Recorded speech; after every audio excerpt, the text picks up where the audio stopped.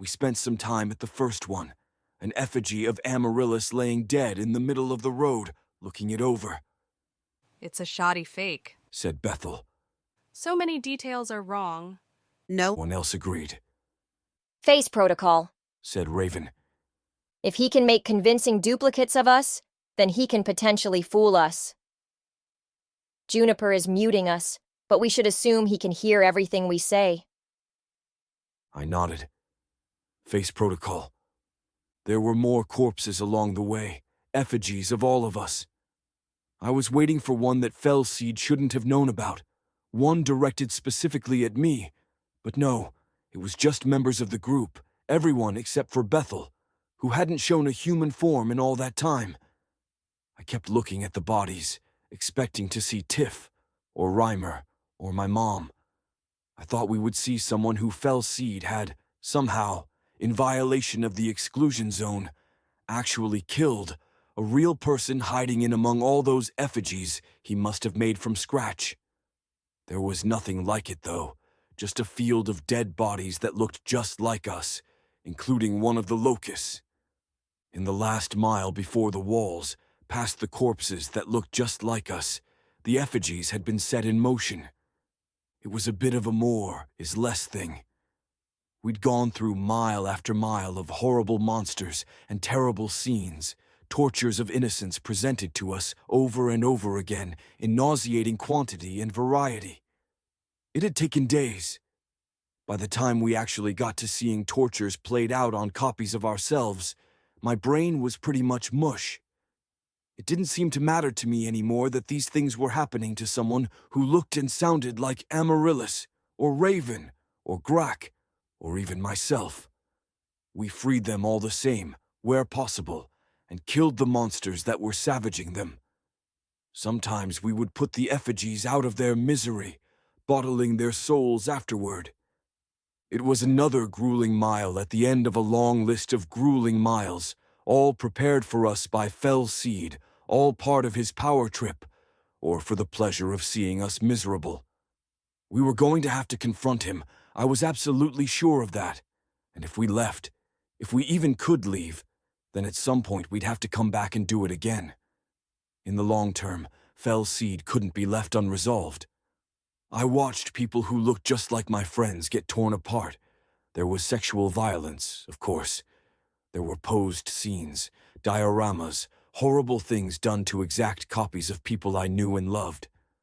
I hated it, and eventually Valencia called for a break. We listened to Valencia. It was in the FSP. We shot at what we could see, delivering death at a distance, with no resistance to speak of. Why'd we stop? Asked Amaryllis. She was still as stoic as ever. I wondered whether she would display some vulnerability once this was over, show some impact that the horrors had on her, but there was nothing, just a glacial coldness. It was wearing on everyone else, except perhaps Bethel, who was a staff and had no face for me to read. Raven was sagging slightly, Grack looked morose, and even the locust moved with a bowed head. Little Pallida, in contrast, seemed to be burning with an anger she'd been keeping up for nearly the whole time we'd been walking down this forsaken road. Valencia was doing the best of us, but I didn't know whether that was because she was projecting calm or because she'd seen more horrors than the rest of us. We stopped because tensions are high, said Valencia. We need to air them. Better to do it now. Go ahead, said Amaryllis. Juniper was going to ask Bethel whether she could sense anything, said Valencia. Bethel was going to reply with biting sarcasm, something to the effect of, "Yes, I just thought I would keep it secret," which would run the risk of escalating a conflict. She said this all dispassionately, as though reading a receipt. Raven is wondering why it's always women, which Juniper feels defensive about, and would deflect on, which would risk escalation of conflict. In fact, Juniper knows why it's always women, which is that he personally finds it more shocking and horrible when bad things happen to women, especially if there's some element of sexuality involved. He recognizes this as being inherently unfair to both women and men. But his efforts to reframe his view of the world have so far failed, and in his opinion, so long as his actions don't reflect that bias too badly, he's not going to worry about it. There's some unresolved guilt there, though. Wow, I said. Valencia looked between us. I think that's all that needs to be said right now. It would be easier if I could see all your faces. We all wore helmets and were as close to hermetically sealed as we could be, sometimes with Entad support. I had a small Entad marble in my mouth that made it so I didn't have to breathe, while Grak had an Entad ring whose microportal could deliver air, water, or even food to him. Are we good to go? Asked Amaryllis. Wait, Said Valencia. Grak, I'm fine. he said. he's not fine. Said Valencia.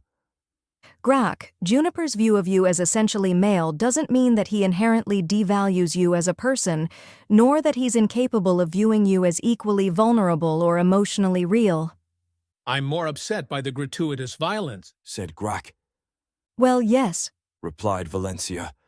but I'm trying to help with the sinking feelings you have that I can actually help with. Your particular mindset leads you to look for excuses to be unworthy in the eyes of others. Juniper's misogyny. Hang on a minute, I said. Let me finish. Snapped Valencia. Juniper's misogyny cuts both ways. He views you as being stronger and more self-reliant than he would if he viewed you as being strictly female. He trusts you more to be on your own, to protect the group, to serve your function. Can I have a moment to defend myself? I asked. Of course. Nodded Valencia. Or I could defend you if you prefer. Sure, I said. She was going quickly through everything, and there was something a little amusing about it, like she was speed-running conversations that she was hoping would help. I wondered whether that humor was intentional, and decided that it probably was. I needed something, anything, that was remotely light. Little Pallida had turned into a ball of rage, Generally speaking, it doesn't cause problems. said Valencia. It's all a product of your Midwestern upbringing. You understand and acknowledge that. You've killed your share of women, not letting their gender stop you. At the same time, you've never balked at a woman being in charge, never shunned the protection offered by a woman, never shown discomfort at a woman being better than you in manly ways, your wife being the primary example here, and to the extent you have a worldview which is tainted by these lessons you've learned early in life, you generally haven't let it infect your thinking about the people close to you, nor your thinking about society at large. What we're seeing here, horrors partially built by you, were built because they are visceral and base. I still felt uncomfortable at what she'd said, but it was as good a defense as I would have given, and I wasn't actually in the mood for an argument about the purity of my mind or heart. She was right, after all. Dead women made me uncomfortable in a way dead men didn't, and that was at a sub-intellectual level. I didn't really agree that it was misogyny, but Tiff and I had discussed it before, and in her view, there was probably some other, less loaded word to use. We should get moving. Said Amaryllis. Ever onward, against the dark. That was a joke in ill taste. Said Valencia, holding up a hand in Raven's direction. We're all ready for this to be over. Let's keep the bitter humor to a minimum. We pressed on, killing our body doubles, destroying the dioramas that had been set up for us, and trying to keep our minds off it. Little Pallida had stopped cracking jokes a long while back, not because it was inappropriate, not because no one was laughing, but because it seemed like it was all getting to her. She'd shared some of her own traumas with us, usually in a crude, mocking way. She would imply that we were soft, weak creatures since we had never been dumped, still living, into a mass grave, or been sold into slavery, or on and on. She wasn't totally over the cumulative trauma she'd suffered her various times being 12 years old. That was clear. The city of 1,000 brides was circled by an enormous wall, and a particularly useless one given that Fell Seed was entirely capable of killing anything within 100 miles. Anything that he couldn't kill wouldn't have been stopped by a fucking wall, that was for sure. The front gate was open a crack, and I imagined that the whole thing had been built while we were on our way over, the gate, at least, if not the wall itself. The whole purpose of that front gate seemed to be the enormous doors upon which were nailed effigies, one of each of us. They were all nude, as nearly everything had been so far, and there was writing below each of them. Bethel read it first, to examine it for suspected mimetic content, and then I took a read of my own. It was name-calling, nothing more, and none of it was particularly true to each of us, nothing that cut straight to our hearts at our smallest insecurities. We walked through the city, and though we saw various traces of inhabitation, there were no more monsters, no women, nothing but a straight path to the palace. The palace. Chapter 230. The Palace. Chapter by Alexander Wales, Cthulhu Jepson. See the end of the chapter for notes. Felseed's palace wasn't biological in nature, not built with bricks of bone and beams of muscle. In the session I'd run, that had been improvisation on the part of the players, a suggestion that I ran with because it was better than what I had thought up on my own. There was a red carpet laid out for us, and it very much appeared to be actual carpet rather than bits of tongue or something. I'm worried about how far down the FSP we are, said Raven. We're into contingencies on contingencies, and we don't actually have a good plan to beat Felseed, not if he's as unbeatable as promised. I can see the doorway, said Bethel. It's down deep and highly structured. Juniper, you'll need to confirm with star magic once we're there. Is there a lock? Asked Pallida. Because if there's not, you can stick me in with the comatose chicks. I'm not even an actual member of this party. Unclear if there's a lock, said Bethel. but it does seem like what we're here for. The FSP says to go see Felseed, I said, glancing at Amaryllis. But I'm not sure that's wise. Every time we've tried to circumvent his will, he's pulled out the big guns, said Amaryllis. There's a good chance that if we try to go there without the final showdown, he'll void bomb us or something worse. You're engaging in religious thinking, said Valencia. I won't say that it's wrong, but you have this idea in your head of an all-powerful God who will do what he wants regardless of what you think, feel, or do, and that's impacting how you think about Felseed. Well, so long as I'm not wrong, said Amaryllis. We continued on. We were in Felseed's domain, undoubtedly under his watchful eye, compelled to walk this path by the implication of overwhelming violence. There was a grim inevitability to it. We all knew there was a good chance we were walking to our deaths, or that someone would die. There was no grand plan for defeating Felseed, because the level he existed on, at least in my mind, was one where clever tricks and last-minute solutions simply didn't work. We had those tricks. We would try them, but I had no faith in them. There was nothing clearly and obviously good about anything we were walking in with. I looked over at the locust. She barely fit within the hall. There was a faint disgust on her face, but it was hard to read her expressions in the best of circumstances. I wished that we'd gotten some armor for her or something, but I doubted that she'd have deigned to wear it. If Bethel couldn't overpower Felseed, then the locust was our next best shot. Felseed cheated, or at least was expected to, and the locust had cheats of her own. It took us some time to get to the throne room, in part because the palace was huge, in part because we weren't rushing it. When we opened the final set of doors, Felseed was sitting there on his enormous gilded throne, propping his head up with one hand.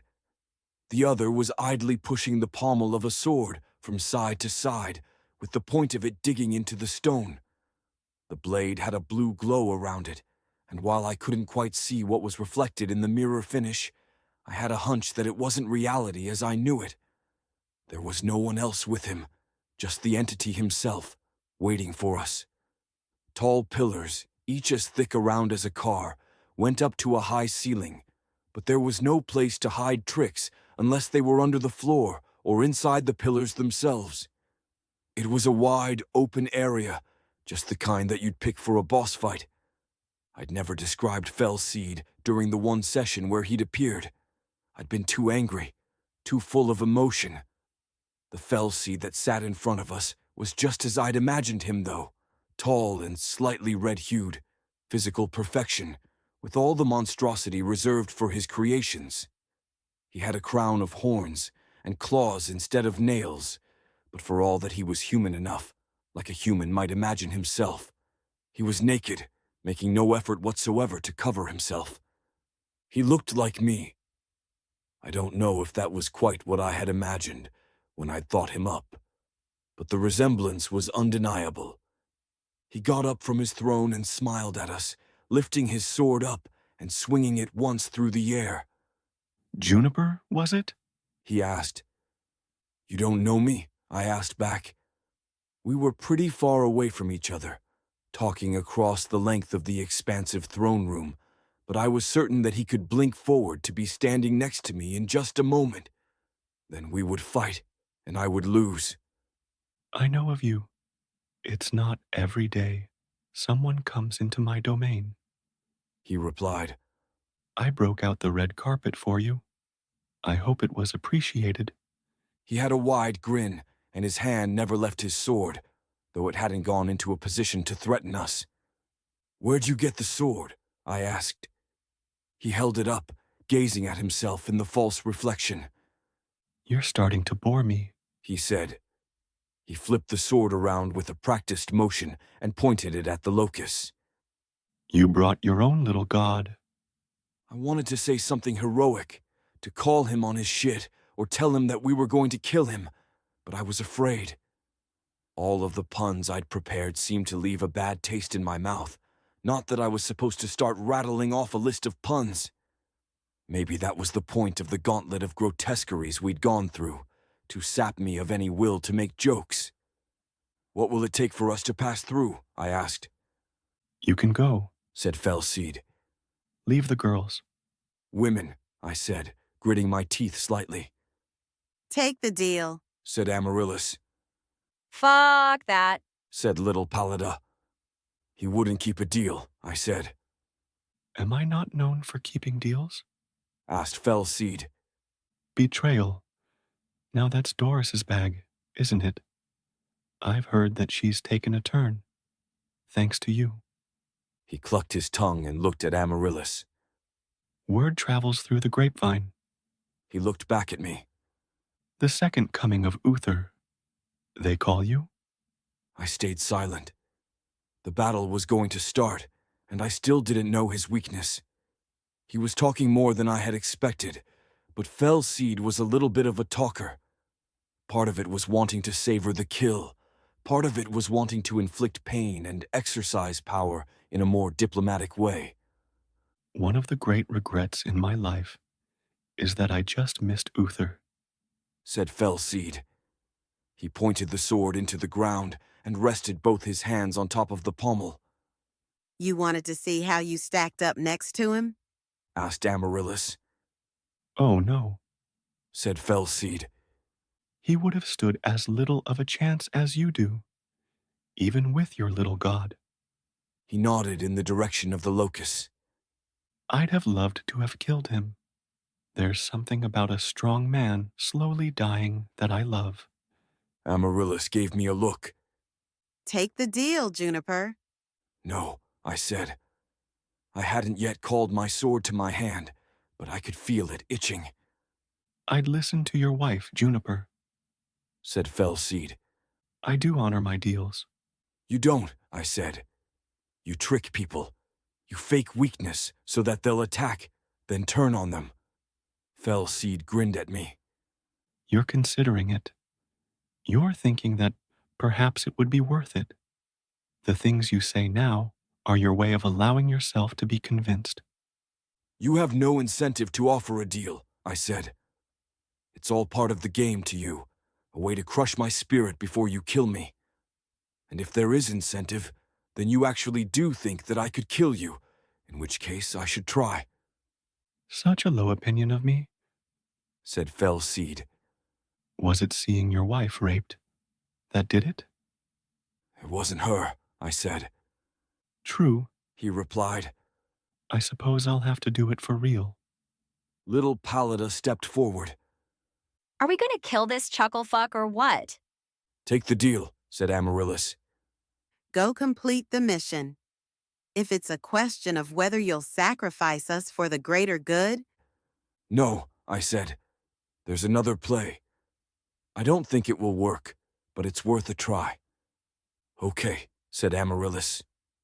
I knew that there were plenty of grenades she was willing to jump on, and being repeatedly violated by Fell Seed, even incubating his monstrosities, was something she would do without question, if she thought that it would get us to the good ending. Of course, she was missing that any world where that happened wouldn't be the good ending. There's something you need to understand about the nature of the world, I said. We're all here at the pleasure of a higher power. Here to, I thought back on the 32 miles of gore we'd walked through. Here to live, to have fun, to be entertainment of some kind. It's all got to come to an end, though. All that time that Uther has been alive, and the few months that I've been here, all of that is the point of this world. The deal is this. If you let us through, then I'll make sure you have a life in the remade world. He stared at me for a moment. The attack came at the speed of light. The only way I would have been able to block or dodge was if I had some kind of precognitive ability. Instead, the sword bounced off Grak's ward, and Fellseed flashed back to where he was. Just testing. He said, smiling. Fancy warding. I was confident that he could get through. Maybe he could change the Entad signature of the Vorpal blade, or maybe he could make something ward-proof, or maybe he'd just use something that Grak couldn't ward against. He had void weapons, lots of them, and my guess was that he had a gun or bomb hidden somewhere, just in case he needed it. If he could move with that speed, it almost didn't matter. it looks like we're going to have to fight. Said Amaryllis. Oh, it won't be much of a fight. Replied Fellseed. He attacked again, slow and languid by the standards of the speed he'd used earlier, and I had just enough time to pull out a unicorn bone and start burning it. I could feel the weight of the Vorpal blade as it struck Grak's ward, the sheer energy of it, and the ward fell to pieces, broken apart at its natural joints. The second attack followed the first, not from the sword, but from Fellseed himself, firing off pieces of himself at us, wriggling bits of finger and flapping pieces of flesh. I sent out a sterilizing blast of fire, a combination of fire magic to kickstart oxidation and rune magic to raise the temperature. But while it killed the projectiles, it was fruitless. The air was undoubtedly full of spores, and we were all sealed as much as we possibly could be. Raven opened up a specially prepared book, blasting him with every high-powered meme we had, and he didn't so much as blink. I attacked back, my sword in my hand, with a thought. I had swapped the reflection sword for something with a bit more brute strength, one that was magically sharpened, capable of passing straight through almost any armor. It didn't seem to work on Fellseed, though, as his biology was strange enough that whatever heuristics the sword was using didn't count as armor. Instead, it just took a chip from the skin over his hardened muscles, which regrew in an instant. He killed Raven, gripping her force field helm and twisting it all the way around, not seeming to feel any resistance. Pallida was next, her ward shattered by the Vorpal blade. She was grabbed around the torso by a long tentacle and dashed against one of the pillars, sheared in half by the force. In my mind's eye, I recalled seeing the same thing on my first day in Erb, a girl hitting the side of a dumpster. Bethel sprang forward, out of Valencia's grip, turned to cloth, and wrapped herself around the Vorpal blade. It took a moment to realize that I knew that Entad, though I'd never seen it used before. It was the dress that Zinnia had used to wrap up Raven so they could make their escape. Wrapping completely around the sword would have allowed Bethel to use the power, but she went a step further, eating it entirely, then zipping away, having deprived Fellseed of his weapon. I wasn't able to process it all in the moment. Everything was happening in fractions of seconds, Grak doing something with his wards, Probably an annihilation attack. Valencia bounding away to a safe distance, Amaryllis moving to flank. We'd trained and practiced together, but there was no real way to prepare for Felseed, not even if we'd assumed he was limited in his abilities. I dropped my own sword, and Bethel zipped to my hand in the form of a sword, a moment of uncomfortability at holding her quickly washed away. Short of a nuclear weapon or antimatter rune bomb, I was fairly sure that Bethel was the most powerful weapon of destruction on Erb, and unlike Onion's stupidly powerful sword, she wasn't limited to one effect at a time. When I sliced Bethel through the air, there was a crackle of ripped molecules and a gout of plasma, the combined effects of who knew what powers ripping the very air apart. I was faster, holding Bethel, stronger and more sure of myself, with what felt like a minor ability to see things before they happened. Time was slowed to 1/10 its usual speed, and when the blade made contact, time seemed to stop. I gave over a part of myself, only a sliver. Critical hit. When I struck Felseed, he exploded outward, torn apart at the seams, pieces of limbs and fingers flying backward and clattering against the walls, bones slipping free of their surrounding muscles, all of his pieces wetly slapping around. For a moment, just a moment, I thought maybe that had actually worked. There was no message of defeat. The doors behind us were slammed open, and Felseed was standing there, as though he hadn't just been killed. Let's try that again, shall we? He grinned. I let go of the timeline and looped backward just as he was ripping through Amaryllis. I felt fatigued even with the timeline restarted, reduced by what the Vorpal sword had taken from me. Of course, blasting him apart hadn't actually killed him. The being we'd seen was just an avatar. But if that hadn't worked, hadn't even bought us a reprieve, I had no idea what would. The second attempt went like the first, with no sign that Felseed was doing anything differently, no awareness that time was looping. The Vorpal blade struck against Grax's ward, breaking it, and I didn't bother trying to counter his biological attack when he made it. Instead, I called to Bethel, shouting for her to avoid the sword, to pick us up instead. She did as she was instructed, zipping around the room, with Valencia gone in an instant. Then Raven, who just avoided having her head twisted off, Amaryllis, Polita, Grack, and finally myself. The last thing I saw was the Locust, which was just standing there, watching, as she had been the entire time, not lifting a finger to help us, but also not the focus of Felseed's attention.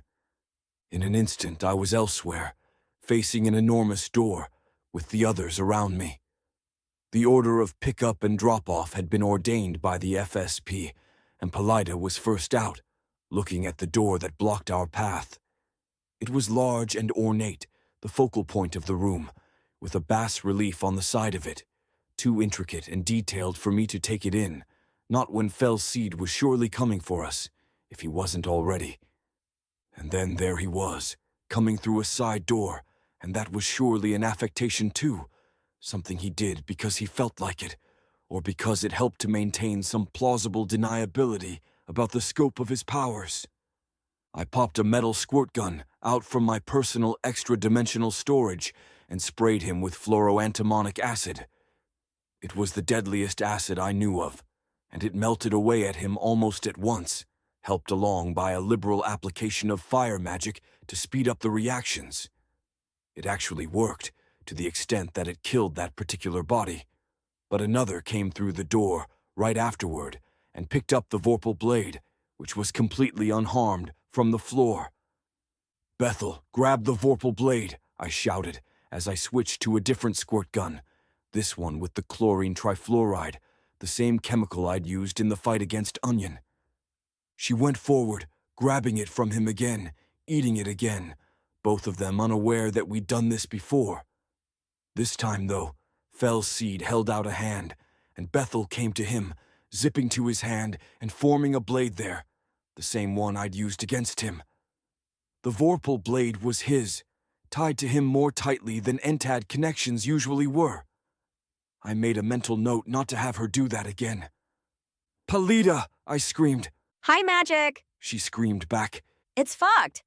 I glanced over and saw Grak there, trying to work his own magic to get us through the door, but I had no way to gauge whether or not he was anywhere close. If it needed star magic, then I was going to have to be the one to do it, and it might take hours, because star magic was glacially slow. Dilation would help, but my ability to hold the timeline was waning, and I made a judgment call, letting it loop back again. Even if we got through the door, what good was that going to do us? Fell Seed could simply follow, unless he was prohibited by whatever force of the universe was responsible for exclusion zones. The Warden, presumably, if there really was a pantheon. It was our only hope, though. "Door break," I called out. "Backing around." Bethel grabbed Grak and Palida, scooping them up as Grak's primary ward fell apart, then disappearing in a brief flash of light as she used one of her short-range movement options. 10 seconds wasn't enough, but that was as far as I could stretch the time loop and still have time for a sentence of info dump. And even then, I wasn't entirely sure that I could survive 10 seconds toe-to-toe with Fell Seed. I blasted him with vibration magic, a single pulse that used up almost all my breath, but it wasn't strong enough to do anything but push him back and blast off most of his skin. I aimed a volley of gem magic at him, and it struck him squarely in the head, but I didn't even know if that was where his brain was, if he had a brain. I had so much magic, but so little of it was at the power level I wanted it to be. Raven stepped in to follow up on one of my attacks, slicing with her blade of stopped time, and to my surprise, she cleaved right through him, cutting him from his collarbone right down to his hip. Her seafoam green orbs sprang to life around her head, and as his body fell, she was already turning to the door, launching one of them squarely at him. He made no attempt at dodging, and when the orb burned a hole straight through the center of his chest, he collapsed to the floor, only for another of him to step into the room right afterward. He was smiling at us, not seeming to mind the deaths. He was playing with us, but that was fine, because it was buying us time for the doorbreak team to figure something out. The seconds seemed to be going by like minutes. Raven's second orb burned straight through another of his bodies, which again collapsed to the floor. When yet another body stepped through the door, she fired off the third and final orb, but this time he held up his hand, and though it shouldn't have been remotely possible, he caught it. He smiled at us for a second, enjoying it, and then flicked it back at Raven. It traveled at triple the speed it had gone at him with, straight through Raven's head, leaving a gaping hole where the center of her face had been. It was down to me, Valencia, and Amaryllis. I didn't know how many seconds we had left before the doorbreak team would be back, but I was already feeling the strain on the loop, and the bone didn't have much power left in it. We had more of them, but we were making no progress, finding no weaknesses. All that was happening was that I was getting an ever-lengthening list of things that didn't work, and different ways he could and would blatantly cheat. The Locust still hadn't done anything. Amaryllis had heard my instruction to the doorbreak team, and she moved in Fellseed's way as soon as Raven dropped. She was sacrificing herself, at least in this one instance, so that I might be able to hear the answer. She was decked out in entids, and when Fellseed attacked, she exploded into a cloud of flower petals, forming back up into herself behind him, then attacking with a sword that flashed with lightning when it struck him. Black smoke rose from his body, but it didn't kill him, and he whipped around to face her, catching her in the head with a furious right hook that smashed against her personal ward and knocked her off balance, even with her stilling it. His second attack followed right after, and this time the wards didn't seem to matter to him, because he wrapped a thick flap of flesh around her midsection and started to squeeze. She should have been able to stop it, or just ignore it. She had all kinds of defenses, and no way did I accept that mere flesh was strong enough to defeat her, but Fellseed didn't play by the rules. He squeezed tight, and her midsection gave way, causing her top half to topple down to the ground with a splatter of viscera. Bethel returned to us, crashing up through the floor, and spat out a sentence so fast that I almost had trouble following. Door locked, triple protection, high magic, password or key. I reset the loop for a final time, dropping the bone as soon as I did, then pulling another one from the same extra-dimensional space.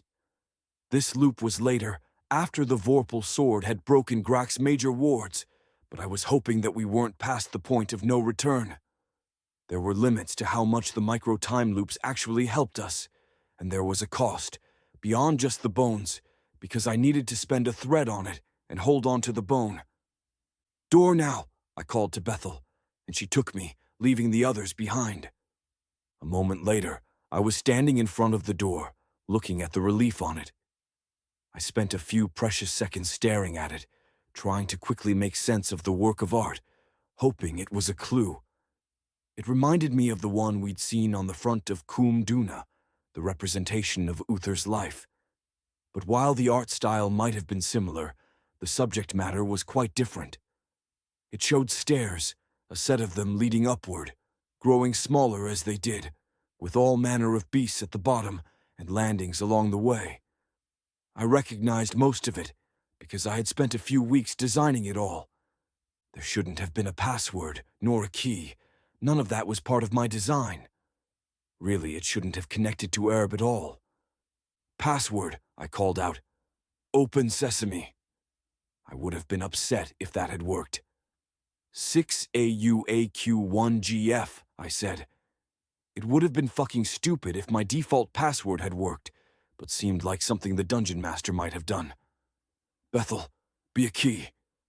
There was a moment of hesitation, but she zipped forward all the same, attacking the door, trying to find some hidden crevice she could wedge herself into. The Any blade could be used as a key, and Bethel had both that ability and others. But there was no obvious keyhole, no place you could even put a key. It was likely that she'd done this in the other timeline, and given that the old loop had ended, she should have the memories. But as I watched her probe, it was clear she had no better idea what she was supposed to be doing than I did. They would have already tried void weapons to break through, and if they weren't mentioning them, then they'd been found wanting. I racked my brain trying to think about what the key would be, what keys I had heard of, what passwords I had heard, things from earlier that there could be a callback to, some clever or extremely unclever way of solving the riddle. I thought about the teleportation key, which Amaryllis had, and resolved to get that in the next go-around. I called out a few variations on the key ring that we'd used before. I thought briefly about the achievement. A key for 7 locks, but the phrase seemed meaningless in this context. Had this door been here in Uther's time? How had he managed to open it? It felt like there was something I was missing, some hint or clue. Or maybe it was a joke, or a pun, or a fucking anagram, and I just wasn't in the right mindset to latch onto it. Fell Seed appeared at the doorway, holding the heads of my companions by their hair, their bodies missing. He himself was drenched in blood and smiling.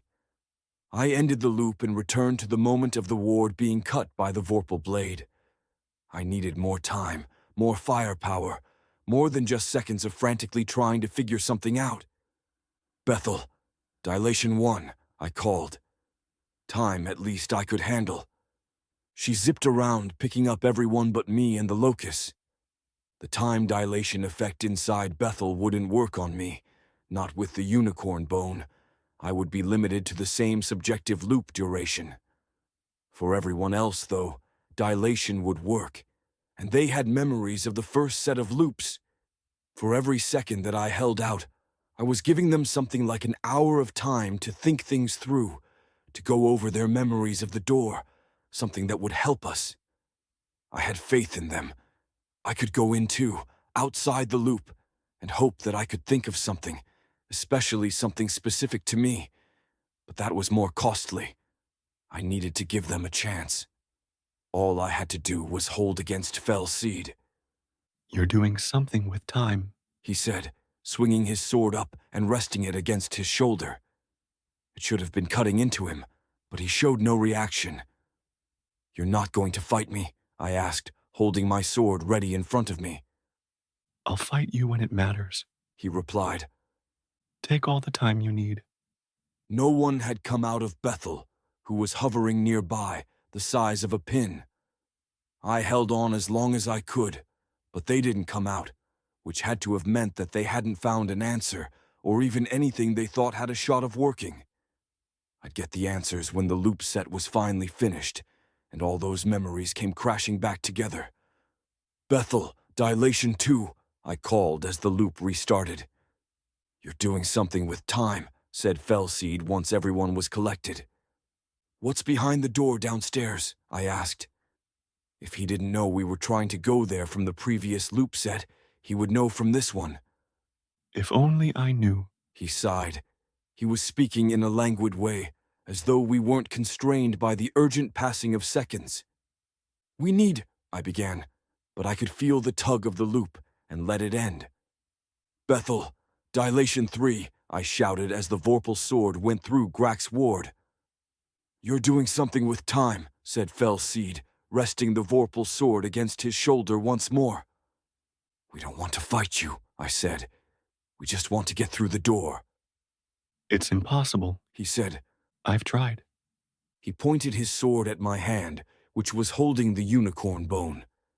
As soon as you're done with that, I'm chopping your arm off. I didn't acknowledge him. There wasn't any point. I was hoping that the repeated loops were actually helping things, that some progress was being made, but as the seconds burned away, I was losing hope. If they had something, they would be trying it. Grack had gotten a good look at the door in the previous loop set. Pallida had touched it. There had to be something. But we were here, stalled out, and Fellseed was going to kill us. The loop reset, and I ended it again, as soon as I could, right as the Vorpal blade was going through Grack's ward. I was already pulling a third unicorn bone from extra-dimensional space when Fellseed's sword flicked forward, thrown, and sliced off my arm at the shoulder. I'd tried to still the attack, but that had done nothing, either because of the blade, or something Fellseed had done, or just because it was a cheat. Amaryllis, sit rep, I called. Door break. She called out to the team, and Bethel began the same series of pickups and drop-offs that she'd done before. I was thankful for the FSP, which we were far down, because at least some of this had been mapped out ahead of time. Every fucking loop we'd had, someone die, and my arm had been chopped off, along with my access to the relevant extra-dimensional space. If there was a plan, I didn't know it. The loops were safe, and we were now well outside of them. Fellseed reached out for Raven, likely hoping to twist her head off again. I moved in, using blood magic to stop the flow of blood from my left arm, and moved to hack at the muscular appendage he was reaching for her with, but I was too late. That was when the locust, finally, stepped in. I'd never thought of deer as being biting animals, but the locust brought her mouth down on Fellseed's appendage, then pulled with a power that I hadn't thought she had. The appendage ripped apart, crumpling, and Raven cut away what remained on her. The locust faced down Fellseed for a moment, who was rapidly regrowing what he'd lost. He was Sand's sword, which he'd thrown to take my arm off, but I didn't think that made him substantially less dangerous. The locust just didn't look particularly threatening, even with her large size. Her fur momentarily glowed, and then she opened her mouth to let out a gout of lightning as thick as my arm. When it hit Fellseed, he instantly vaporized, in a way that I was pretty sure wouldn't have happened with real lightning, but I wasn't about to complain. Sit rep, I said to Amaryllis as we all turned to face the door. There are things to try. Said Amaryllis. Retreat is one of them. Retreat, I asked. The locust stepped forward to meet Fellseed, and they wrestled together for a moment, with him trying to grapple her. He managed to get on her back, away from her head, and her fur stood up on end. I was worried for her, but the fur shot out like long spikes, lancing straight through him in hundreds of places, and he fell to the ground as another body came in through the door. The locust had a long scratch on her flank, and as good as she'd done, I was sure she was going to be worn down over time, The door needs parts. said Amaryllis, yelling over the sound of the fight. Raven had moved to join, fearless despite how many deaths she'd experienced. It needs Polida, Grack, star magic, but something else as well. A key we don't have, a password we don't know. I prepared a dictionary attack, but Fell Seed had gotten tossed off the locus and towards us, and I ducked beneath him as he twisted around in the air with inhuman grace. I blasted him with vibration magic to get him away, then followed it up by bringing out some of the acid again, which had worked well enough the first time. From the sounds behind me, though, he'd elected to stop playing around and was no longer pretending that he was limited to one avatar at a time. They were streaming into the room, dogpiling the locusts, and Raven was in among them, hacking away at them. But it was only a matter of time before she got killed again, this time for good. Bethel returned to us and unceremoniously dumped out Grack and Pallida, both of whom were heavily bleeding. Something had happened to Pallida's eye, and Grack wasn't moving. "Sit rep," I called. Nothing. Pallida screamed. No fucking time. Bethel had joined the fight and was letting loose. Wherever she passed, Fell Seed's bodies died, sliced apart with precision cuts, burnt out by lasers, electrocuted, or simply blasted. She moved over to the locus, freeing it, and saved Raven's life. I looked to Amaryllis and saw her giving me a tense stare. Retreat was on her mind, but I didn't know what that would accomplish. Even if we were allowed to leave, the door would still be there. And if it needed all of us and something else, if it needed time, then we just weren't going to be able to do it. We had to kill Fell Seed, and we had no way of doing that. He had no weaknesses. He just hadn't been built with them. "Full retreat," I yelled, feeling in the pit of my stomach the weight of those words. All this for nothing, nothing gained, barely anything learned. Bethel zipped through, grabbing Valencia, Amaryllis, and Grack, storing them away. But as she moved to Raven, Fell Seed reached out and grabbed her out of the air. Never mind that she should have been too fast for him. She struggled against him, deploying all the tools at her disposal, but he was finally showing how much of his weakness was a lie. The cuts barely penetrated his skin, which healed instantly anyhow. The burns she inflicted were gone in a moment, leaving nothing but smoke in the air. She tried to grow, and he squeezed tight around her, tight enough that I started to hear things break or pop, which should have been impossible, except that he was cheating, making his flesh stronger than inviolability. Left with no other options, she disappeared entirely. Fell Seed went after me, moving faster than before, no longer holding back enough that I stood any chance. I unleashed what I had, tried to shoot him with the acid, but he regenerated through it, as I'd always known he could. From the corner of my eye, I saw the locust disappear, and then reappear, teleporting over to first Pallida, then Raven, blinking in and out of existence, taking them with her. Had the locust understood the call to retreat? I hoped so, because she was my only way out unless Bethel came back. The locust appeared in front of me, and I reached out with my one remaining hand. She was battered and beaten, bleeding from all kinds of wounds, and 2 of her 6 eyes were a bloody mess. Fell Seed grabbed my wrist and yanked me to the side, away from the locust. There were maybe a dozen of him running around, and lots more corpses lying on the ground. The locust suffered another attack, then disappeared, blinking back into existence next to me.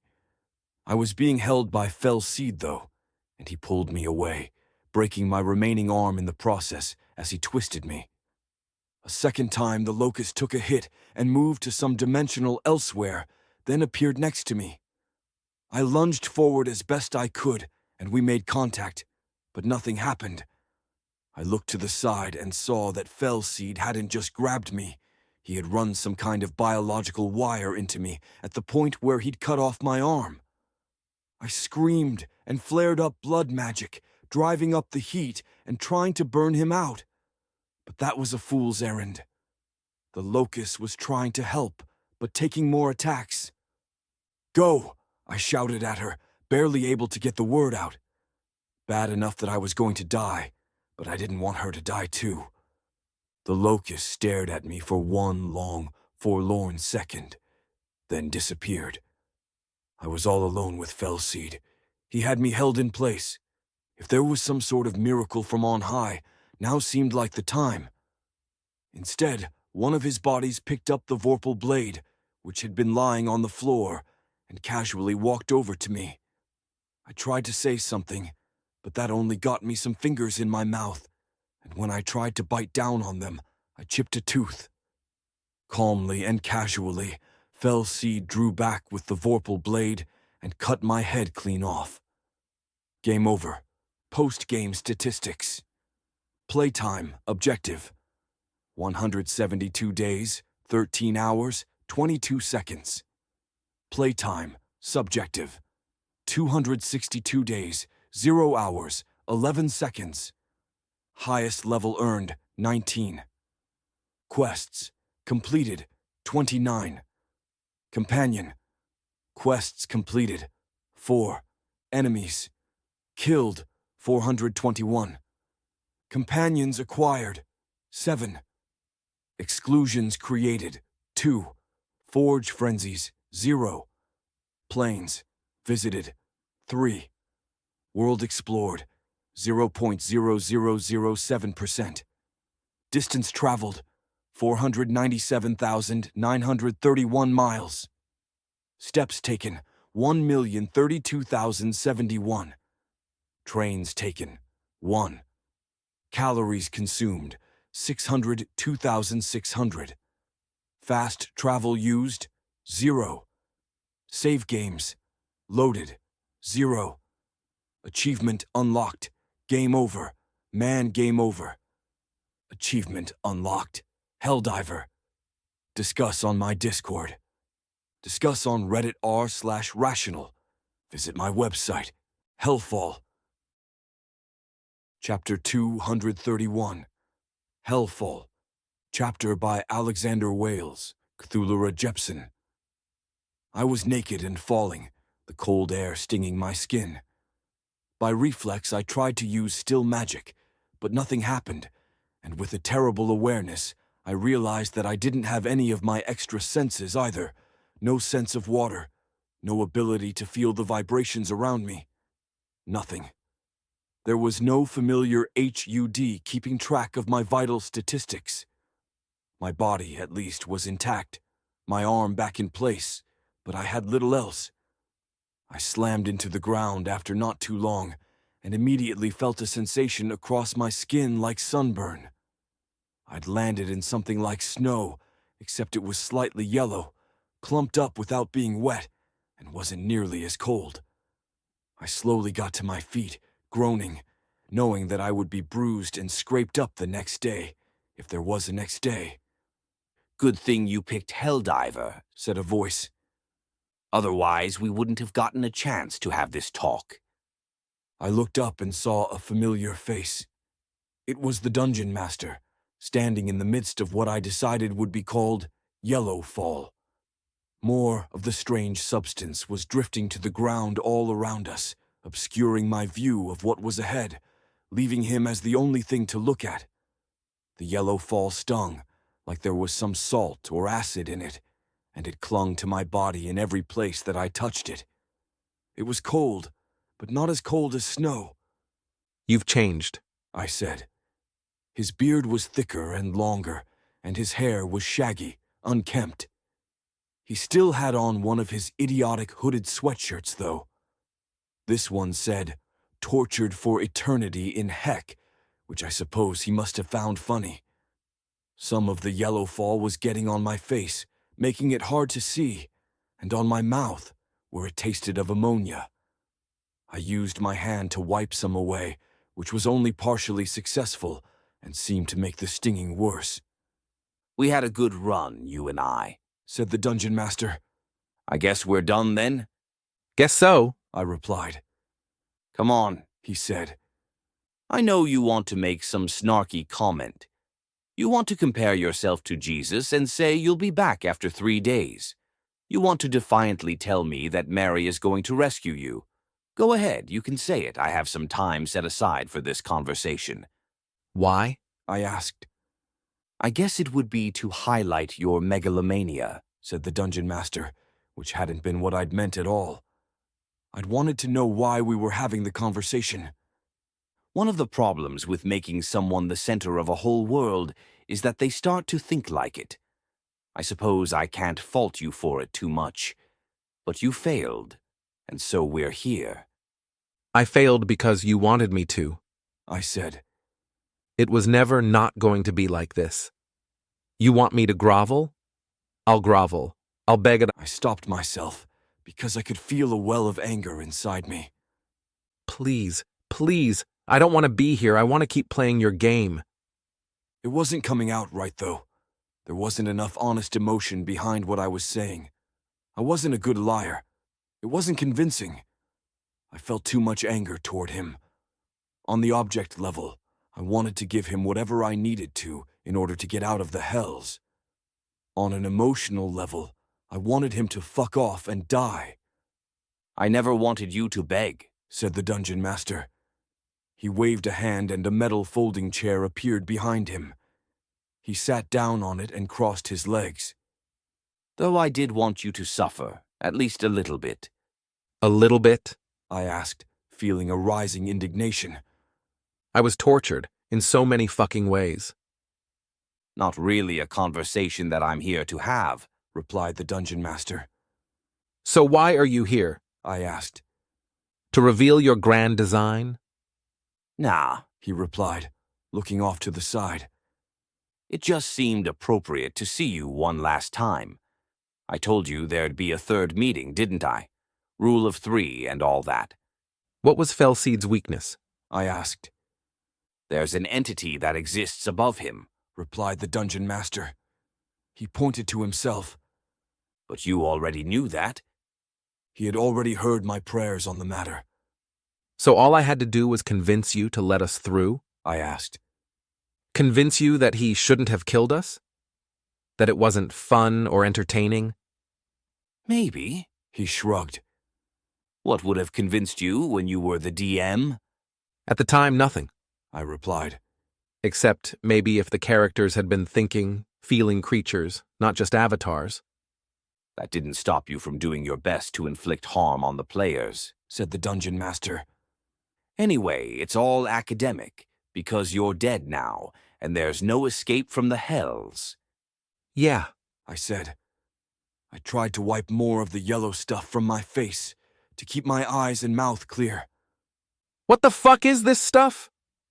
Oh, I have no idea, he replied. I only spent any time on 2 of the hells, Alpha and Omega, and had the architect handle the rest. He looked around.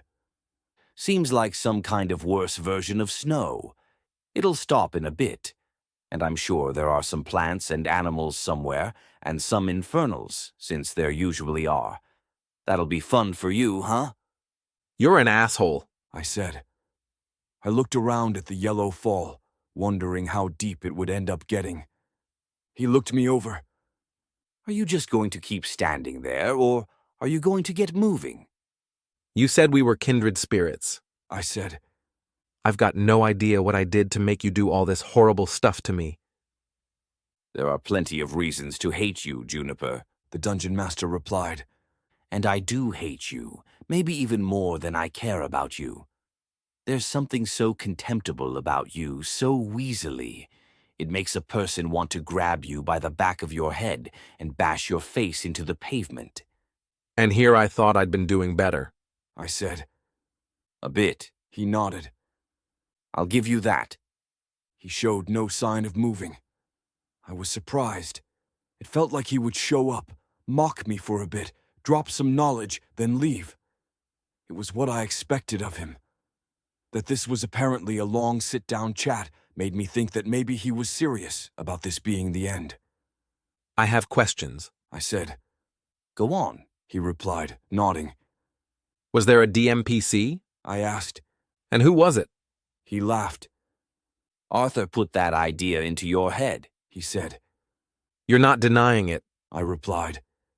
Did I sometimes take control of people or put on an infallible disguise? He asked. Oh, certainly. I was never anyone close to you, though. There was no need. You know the rules, and so do I. A DMPC is there to fill a role in the party that they were lacking, but they're also meant to coast along, to not interfere, to have no grand moments of their own. There was never a need for that, with you. And with Uther? I asked. Arthur, the dungeon master replied, regarding me with cold eyes. I'll admit to making some mistakes with Arthur. I wasn't thinking clearly. Vervain, I said. He was a DMPC. Arthur wasn't like you, replied the dungeon master. He didn't want to go on an adventure. He didn't want to fight. On Earth, he would have lived a relatively simple life, would probably have gone to law school and worked in some boring part of the legal sector, might have found a wife and had some children, watched the usual movies and television, gone on a few vacations. He was a thinker, in some respects, like you, but he wasn't much of a dreamer. It made coming to Erb difficult for him. Of course, some of the mistake was in not pushing him right away, but he would have collapsed, I could see that. Early on, I gave him so many opportunities, so many chances for adventure, so many clarion calls to do something about the Dark King and his armies. What he latched onto instead was a theater troupe. He frowned. He noticed that he was special. He noticed that he was getting in shape faster than he should have, that he could handle a sword with ease, or bounce back from injuries. But he didn't do anything with it. In his mind, he thought that the Dark King's reign would end on its own, and he could be with the sprightly girl he'd met in the troupe. There was a bit of a love triangle, not my original intention, but there because he refused to make a move. I hated it, the dungeon master continued. He had seemed destined for greatness. I mean, he was. I had made that destiny for him, all kinds of powers ready to be awakened, all kinds of opportunities, and my will on his side.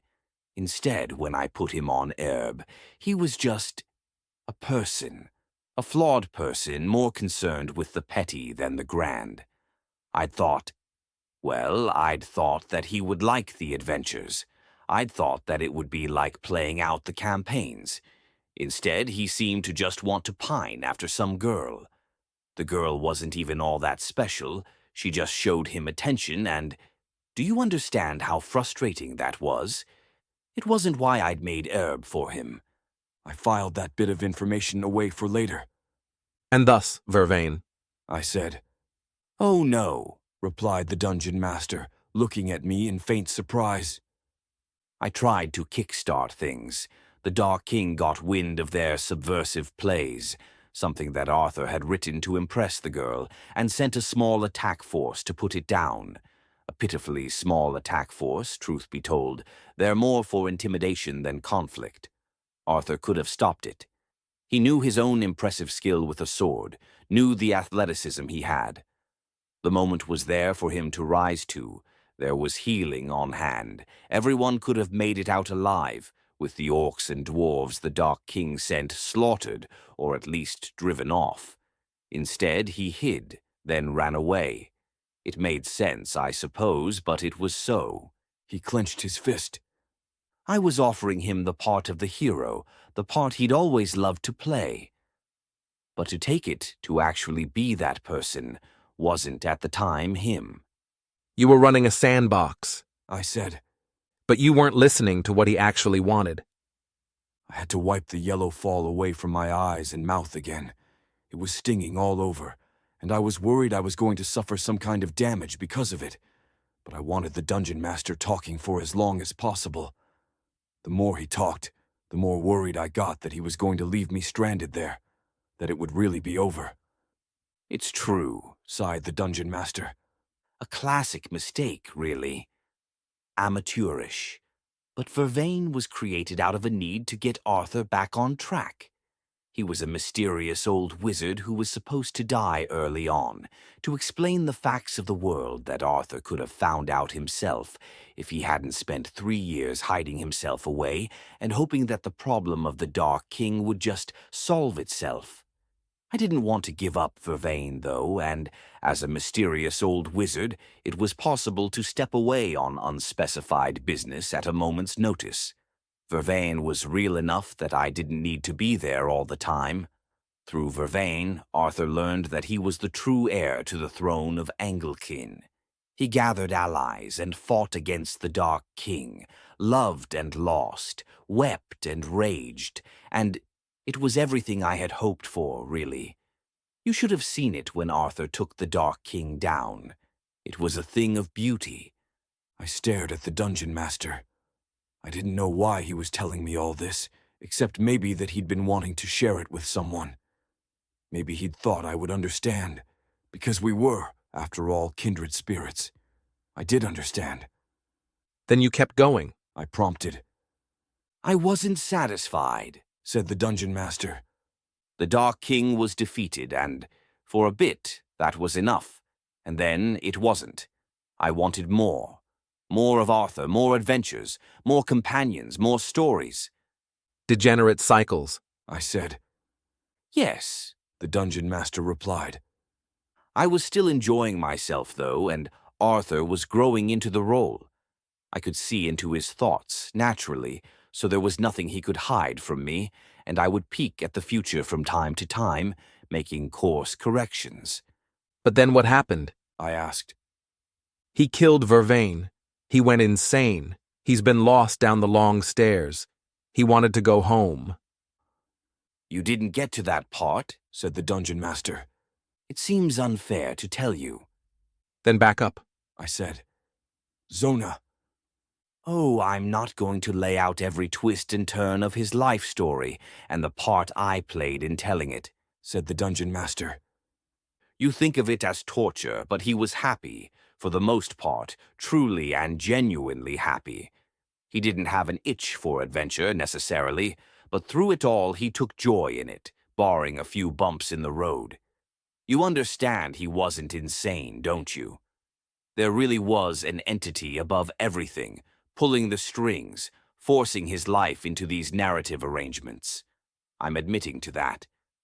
Though I did step away from the wheel a few times, especially in the later decades, letting the adventures happen without me. And as for everything else, I suppose it will have to remain a mystery, because you didn't get there on your own. I fucking tried, I said. We fought like hell against Fellseed. We tried to get past your door, down the long stairs ourselves. You can't say that was my fault. Fellseed fucking cheated. I mean, I figured he would, but he did cheat. Look, if Arthur was something to you, I can understand making a world for him, setting him up on adventures, acting out fantasies. But why me? You don't even like me. Meh, he said, turning away. Does it matter? Feels like it does, I said. Or am I going to get tortured in heck for an eternity without even knowing why? That's what everyone else gets, he replied. He stood up, and his metal folding chair vanished. I have regrets about how things have gone with you too, he said. But I guess it's all over. Ta-ta. Wait! I shouted, and to my faint surprise, he stopped and looked at me, arching an eyebrow. Second round against Fellseed if I get there. You'll make it a fair fight? He regarded me for a moment, then tilted his head slightly and vanished. I stopped for a moment, staring at where he had been. He hadn't even left any footprints. Say psych right now, I said. The joke felt weak coming from my lips, and it didn't make me feel better. Come on, this can't be it. There was just the sound of my own heavy breathing and the sting of the yellow fall. I had always thought there was a decent chance I would end up in the hells. I had ticked the Helldiver option, after all. Even beyond that, the catabasis was a central part of the hero's journey. It was one of the most clearly identified parts in Hero with a Thousand Faces, and you could find examples in Sumerian, Greek, Egyptian, Roman, Norse, Buddhist, Christian, It was probably easier to list mythologies that didn't feature a hero having a trip to the underworld at some point or another. We had, of course, talked about it. It hadn't been a part of the FSP, but we'd had conversations earlier, making at least the skeleton of a plan. In theory, Said Amaryllis. if one of us dies and Val is still alive, she might be able to find us. She doesn't have proper eyes into the hells, but she could kill her way around and hope to kill someone who had seen you. If you're high enough, we could use inferno scopes, and we might have a chance of finding you if we knew where you died. I also think the inferno scope restriction can probably be overcome, given how simple of a device the inferno scope is, but that would take time and some engineering challenges. Which hell you enter is semi-random, distributed on a bell curve that's centered on the upper end, but the actual location has a fairly tight, if complicated, correspondence. So Val would know where to start looking. It would be a massive security risk, but not as massive as one of us getting caught and tortured for information. And from there, I asked. we have no way to pull someone from the hells. We have no way to leave the hells if we find ourselves there. If we had either of those things, I'd have already used them to bring Fen back to life. It had been an obsession of mine for quite a while, but had never gone anywhere. There were stories, but none of them panned out, It's impossible. said Raven. Flatly impossible. I nodded. I know, I said. Death is permanent. The hells are permanent. Everyone says, I couldn't help but let a touch of sarcasm creep into my voice. Everyone had said that going to Earth was impossible too, What about the locust? asked Grak. even if she had more power. I said. This was before the expansion of her domain. It's not something that a locus is ever on record as having done. That doesn't necessarily mean a whole lot, but it's hard to imagine that we would be able to coerce or convince her, or just have the locust do it on her own. I mean, right? Infernals can travel to Herb. Said Raven. Part of our work at the library was stopping them. Imps and lesser infernals can even do it without terribly much effort, but they're poorly adapted and can wind up worse off than if they'd stayed in their mild hell. The Apocalypse Demon was one notable example. So what stops the same thing from working on a person? I asked. Power and risk. Said Amaryllis. Risk, because to open up a portal for people would mean also opening up one for infernals. Power, because the reason infernals don't do it all the time is that it's incredibly fucking difficult, even if you have a society of billions devoting whatever resources they have to the problem. Even then, it might not work. Said Raven. There's some indication that people can't pass back into the real world at all. There's something having to do with changes in the soul. Souls don't decay or degrade in the hells. People regenerate beyond what's possible on Erb, and there's the principle of planar disjunction. The phrase rang a bell. Falatir mentioned it. I said. Only in passing, though. He said that the soul was incapable of crossing the planar boundary. I never really understood the implication of that, and at the time, we had more pressing issues. The theories were never fully baked, Said Raven. and the scholars were wiped out, along with a lot of the research. The basics I understood, at least. Entads and certain magics could access the soul, but that didn't match what could be observed in the hells of the same test subject. There was an Entad that could access a specific slice of a person's memories, but it wouldn't grab their memories that should have been generated in the hells. There were some other experiments that showed the same. It's possible that the soul that exists in the hells isn't like the souls that exist on Erb. That might have some unfortunate implications for trying to get a soul out of the hells. Why is Falatir the solution to every problem? Asked Grak. It's a funny joke. I said. Hilarious, We'll work on it. said Amaryllis. I'll put some clones towards it, talk to the goblins, see what can be done, but I'm not even remotely hopeful.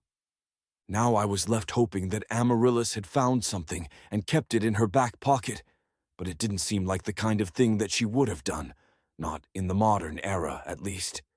If she'd made it out, which I desperately hoped she had, maybe she would figure something out. Who knew how long that would take, though?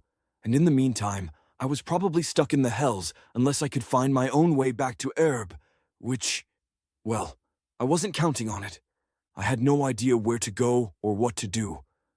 With the yellow fall, it was hard to see more than 100 feet away from me, and all the directions seemed to be the same, except maybe for some slight changes in elevation, if they were searching for me with infernoscopes or Valencia. But there were lots of hells to search and ground to cover. For Valencia to find me would require some kind of infernal to see me, and I wanted to put that off for as long as possible. To get myself noticed by an infernoscope, it would be best to write something on the ground, but with all the yellow fall that wouldn't work, since it would be covered in just a moment. I was naked. The yellow fall stung and was leaving my skin red where it touched. I could barely see anything. I closed my eyes for 3 seconds, and no interface showed up.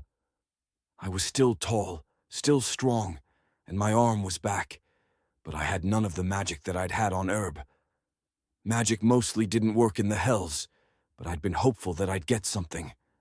I tentatively tried to summon the Tung Spirit Blade. I'd never really put in enough time with it, not when there were so many other skills to work on, but I'd been able to summon it on a few occasions. It was supposed to work in the hells. That was one of the reasons that the Tung had spent so much time and effort on something that was outclassed by a steel sword in most ways. After a few seconds of effort, I was able to make it appear in my hand. The other thing to check was spirit, but that didn't seem to function in the hells. The pain I was feeling was enough to let me know that the modifications I'd done had been undone when my transition happened. I took a few deep breaths to calm myself and went to work meditating on the spirit blade. Bladebound and the rest of the pseudo-magics worked in the hells, and I was going to take every advantage that I could get. With the spirit blade bound, which took some time, I was able to summon and dismiss it with a little more ease, and having it in hand meant that at least I had something. I picked a direction and trudged forward. The yellow fall clumped up until it was an inch thick on my feet, slowing me down. It was coating my hair and getting all over my body, caking on, and while it was possible to wipe away, there was always residue left. After an hour of slow movement in what was probably the wrong direction, if there could be said to be a right direction, the yellow fall started to let up. I wiped more of the crud away from my face and tried to peer out through bleary eyes to see what was on the horizon. To my left I saw a structure, one that I might have gone straight past if the yellow fall had kept up. There were spindly trees next to it, their limbs caked in yellow fall, and the whole thing had a crudeness to it, built of jagged chunks of something, with a roof that was caked in yet more yellow fall, like some bastard version of snow, almost looking like Play-Doh. I stared at it for a moment, trying to decide. I was somewhere in the upper hells, at a guess, a place where the infernals weren't terribly powerful. I'd been able to make it an hour or more without being horribly mutilated, so that was something. But even in the lowest hells, it was usually possible to have a bit of a grace period, at least from what I'd read. It was definitely horrible, don't get me wrong, but most of the horribleness came from the infernals, who used the natural environment to inflict their tortures. I hadn't met one yet, and wasn't looking forward to when I did. I was still tall and strong, and while I had no magic and none of the usual tools, there was a good chance that I could take on a very low-level infernal, especially with the spirit blade. I went for it, trying to keep low to the ground. I had no idea what kind of tech level to expect in this hell, what kind of amenities they would have, and who I would find in there. If there was an infernal, there was a chance that I could overpower it, possibly even trap it, then hide out, or figure out a way to make a message that could be seen from an infernoscope. There were stories of people doing things like that, though they only tended to work in the short term, and it wasn't like you could carve out a good life in even one of the upper hells. Eventually, you'd get caught in routine sweeps, or the major powers of the hell would learn about you, or something, and then you'd get captured and become part of the mortal economy, with the right to torture you sold to the highest bidder, your suffering commodified and utilized. In the short term, though, it was a halfway decent plan, assuming that I was able to temporarily take down an infernal while naked, using the spirit blade and nothing else. As I passed by the spindly trees, I could feel them sucking at my skin, like they were trying to rip off pieces from a distance. I made my way around them, keeping my distance. With the yellow fall basically stopped, it seemed like things were starting to wake up and shake some of it off, and I saw crimson bushes pushing their way up through the yellow fall, spreading out red leaves as they did so. There was no sun in the sky, just a slightly dull ambient light, which made me wonder what any of this stuff was feeding on. As I got closer, I saw more buildings off in the distance, maybe a football field away, and only 2 of them. I decided to avoid them, at least for the time being. The house itself, if it was a house, was made of jagged bits of metal, each bit of metal a foot or so across, all sharp edges, stuck together with a mustard yellow mortar I assumed had something to do with the yellow fall. There were bits of the spindly trees used in the construction too, sparingly with evidence that the wrist-thick trunks had been straightened out, cut to length, and bound together. There were no windows, and only a single door, which was made of a heavy metal and had no obvious handhold. I waited beside it, wiping off as much of the yellow fall as I could, hoping that something would change. In the distance, I heard an unearthly scream, long and high-pitched.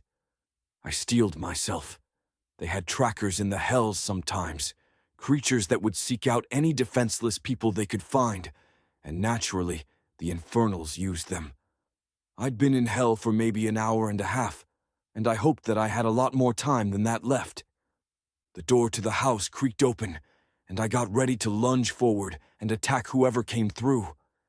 Infernals came in all shapes and sizes, and fighting one while naked didn't appeal to me in the slightest, but it seemed like a necessity. I needed clothes at the very least, something to keep the yellow fall off me, and I needed a place to stay while I waited for rescue, or at least for Valencia to get a bead on me. Instead of an infernal, it was a man. He was dressed in simple, ill-fitting clothes and carrying a bucket that was filled with something thick and brown. He didn't see me, maybe because he was intently looking at the yellow fall in front of him. As I watched him, I realized how broken and beaten he was, not just in the downcast eyes and grim expression, but scars and wounds wherever his skin was showing. He was missing fingers, and something was wrong with his eye. His hair was messy, with scars going through it. With a grimace, he stepped out, barefoot, into the yellow fall, carrying his bucket with him. I waited until the door closed to approach him. "Hey," I said. "Hey!" He turned around and looked at me with wide eyes, slop coming out of his bucket. "Zuha'a?" he asked, though I could only assume it was a question. His eyes kept going to my spirit blade, which was held at my side. "Do you speak English?" I asked. "Biha aku iwa areni oma?" he asked. I tried the languages I knew, Groglir, Gimb, even Kinda, which so far as I knew was a dead language. That I still knew those languages was another sign that while the game system was gone, the changes it had made to me persisted. There was no telling where he was from, nor how long he'd been down here. I didn't even know if this place had days or years. For all I knew, he'd been there for centuries, maybe even millennia.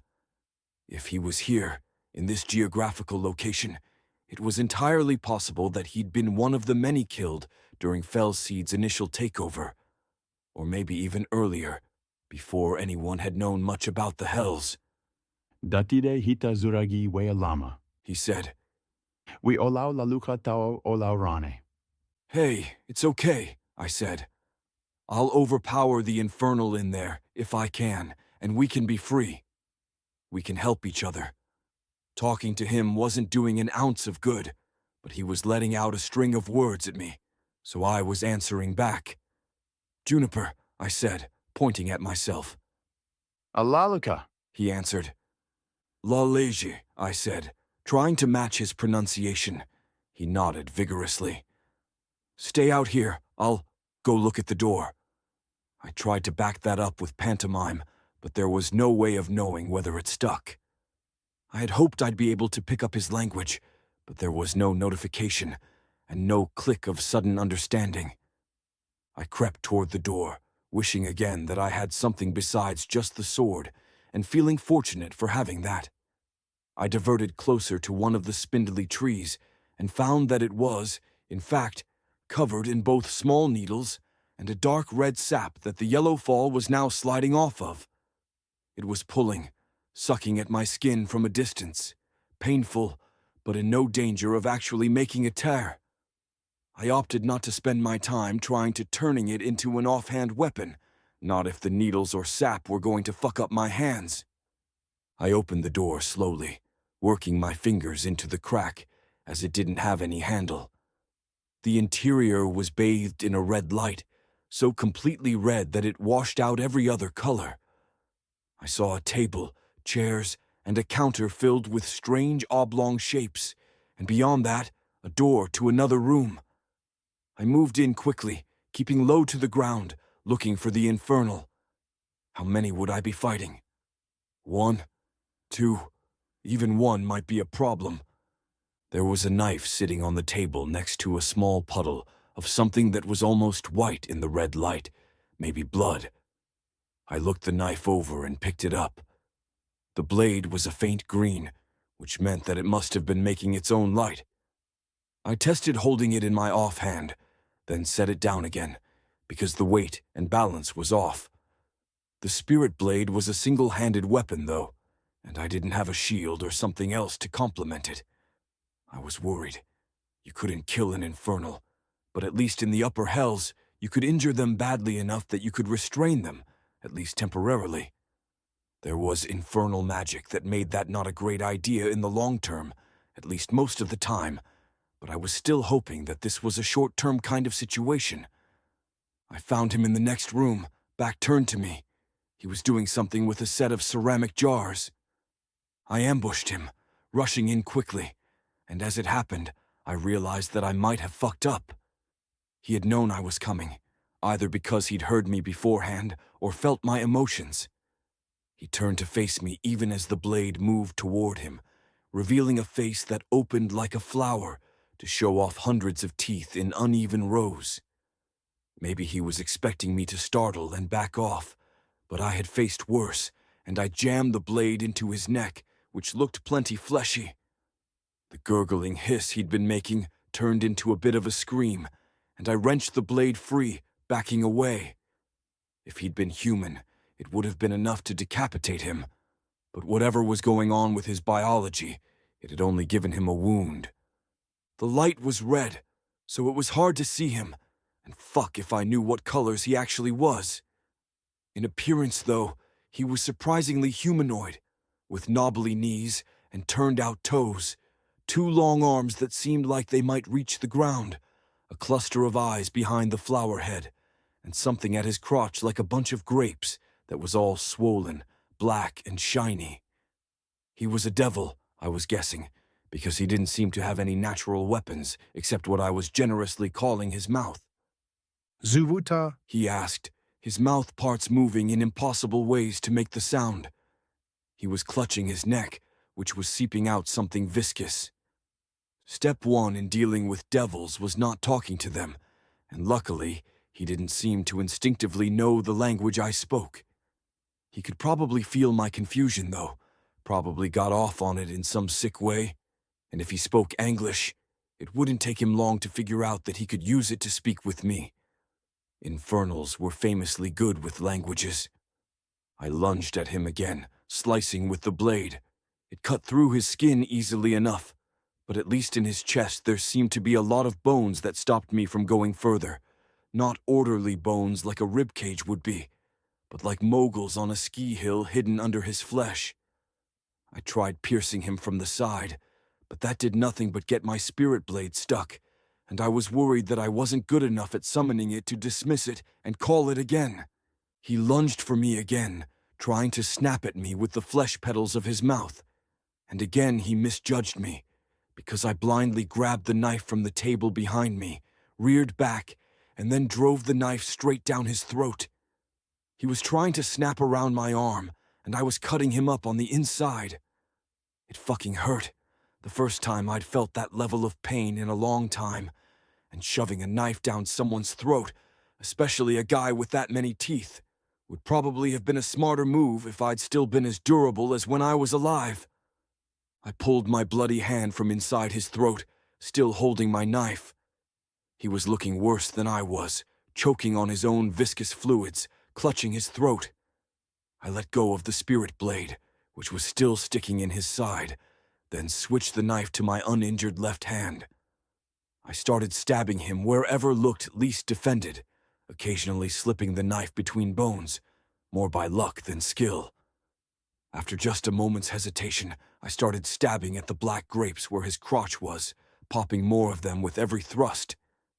They were juicy, bursting with a liquid that smelled so bad I almost stopped.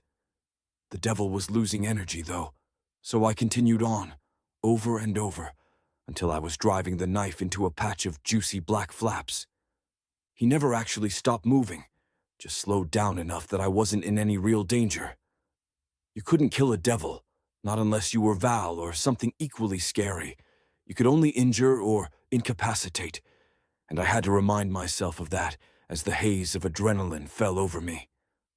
I tried to break his arms, but they were beyond what strength I could bring to bear, especially as I was without clothes. The resistance of the infernals to incapacitation varied wildly across the hells, and in this particular hell, it seemed that relatively rapid regeneration was combined with a nearly indestructible skeleton and joints that were stronger than anything I could bring to bear, even once I'd retrieved my spirit blade. He was down, but I would have to keep up the assault. There would be no way to leave him alone for any period of time, not unless I could tie him down and bury him, and there were probably some kind of defenses against that, even if they were slow defenses. My arm was bleeding heavily, and I was feeling the blood loss. I was still totally naked, without any tools but the spirit blade and a very small knife. The hells usually came with some level of regeneration, but the upper hells had less of it, and I wasn't sure that I was actually going to make it. If you died in hell, you ended up in a lower hell, and as a general rule, lower hells were worse. It was also probably not where they expected to find me. I laid the devil out on the floor, then flipped the table over and pressed it down on top of him, before piling as much junk as I could on top of it. I didn't think it would hold him for long, but I didn't have many other options. I wondered how long it would take either Valencia or someone with an infernoscope to find me. There was a chance they wouldn't save me. Valencia could kill the infernals around me, but doing that would send up a red flag to the infernals, and keeping the secret of so many deaths contained. Well, I didn't know that it was impossible, but it would be difficult. There had been other buildings in the distance, and I assumed that they had infernals of their own, but it also seemed like we were in the middle of nowhere. If the party could find me somehow, then maybe it would be safe to kill those infernals. Eventually, though, someone would come out to this place, either attempting to track me or trying to get in contact with someone they expected. Maybe that would be fine, in the short term, days, not weeks. That would still leave me stranded in the hells, though, with no way home. I picked the knife back up from the floor and walked to the front door, peeking through the cracks slightly to see whether the guy I'd seen before was still there. He had vanished. I didn't know how long it would take the devil to come fully back to life, nor whether it would be able to move the weight on top of him, but I couldn't just hole up in there indefinitely. I went through the house as quickly as I could, eventually finding a cloak that I could wear and some pants that I couldn't fit into. There wasn't much in the way of clothing, just another cloak that seemed sized for the infernal, and I put it on as well. I tore off a leg of the pants and wrapped it around my arm, which was already clotting. I looked for something to wash up with, but eventually settled for wiping off as much yellow fall as I could with what was left of the pants. I stepped outside, looking in the direction of the other buildings. The remainder of the yellow fall had cleared, and I could see that I was in a valley of some kind, though there was no river. At the tops of the hills were more buildings, and I wondered how many had infernals inside them. Probably a lot. That didn't bode well for me, especially not with how comparatively badly that first fight had gone. With the blood loss, I wasn't sure that I could win another.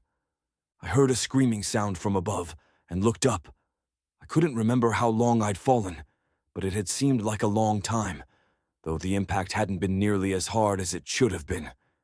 Instinctively, I expected it to be another person falling, and I could vaguely see the shape.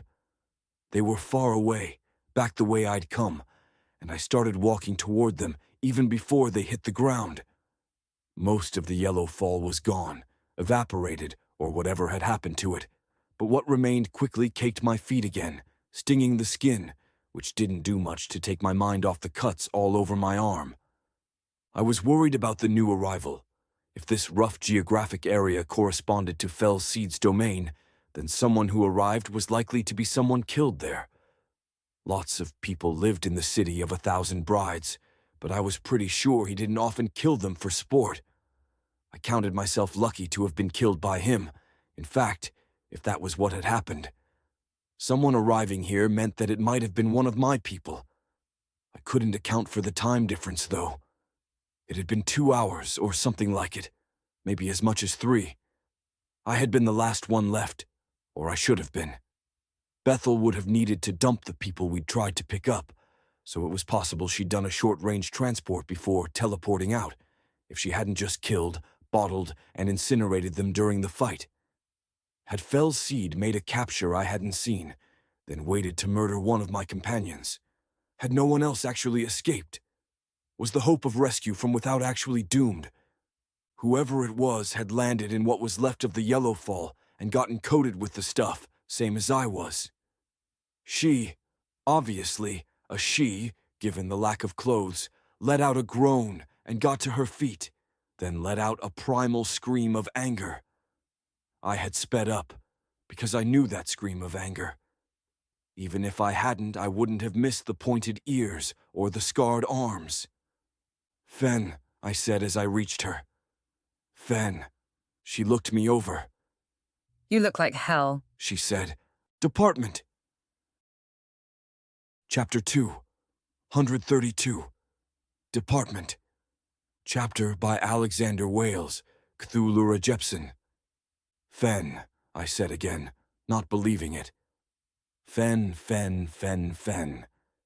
She looked exactly like I remembered her, minus the yellow fall all over her and the grim expression. If infernals had illusion or shape-shifting power, I might have questioned whether she was real. But outside of some unknown and powerful magic, always a remote possibility, the only explanation was that it was really her. I guess I should get the I told you so's out of the way before we get tortured for all eternity, said Fen. She pointed a finger at me. We should never have gone in for a meeting with those assholes. I stared at her.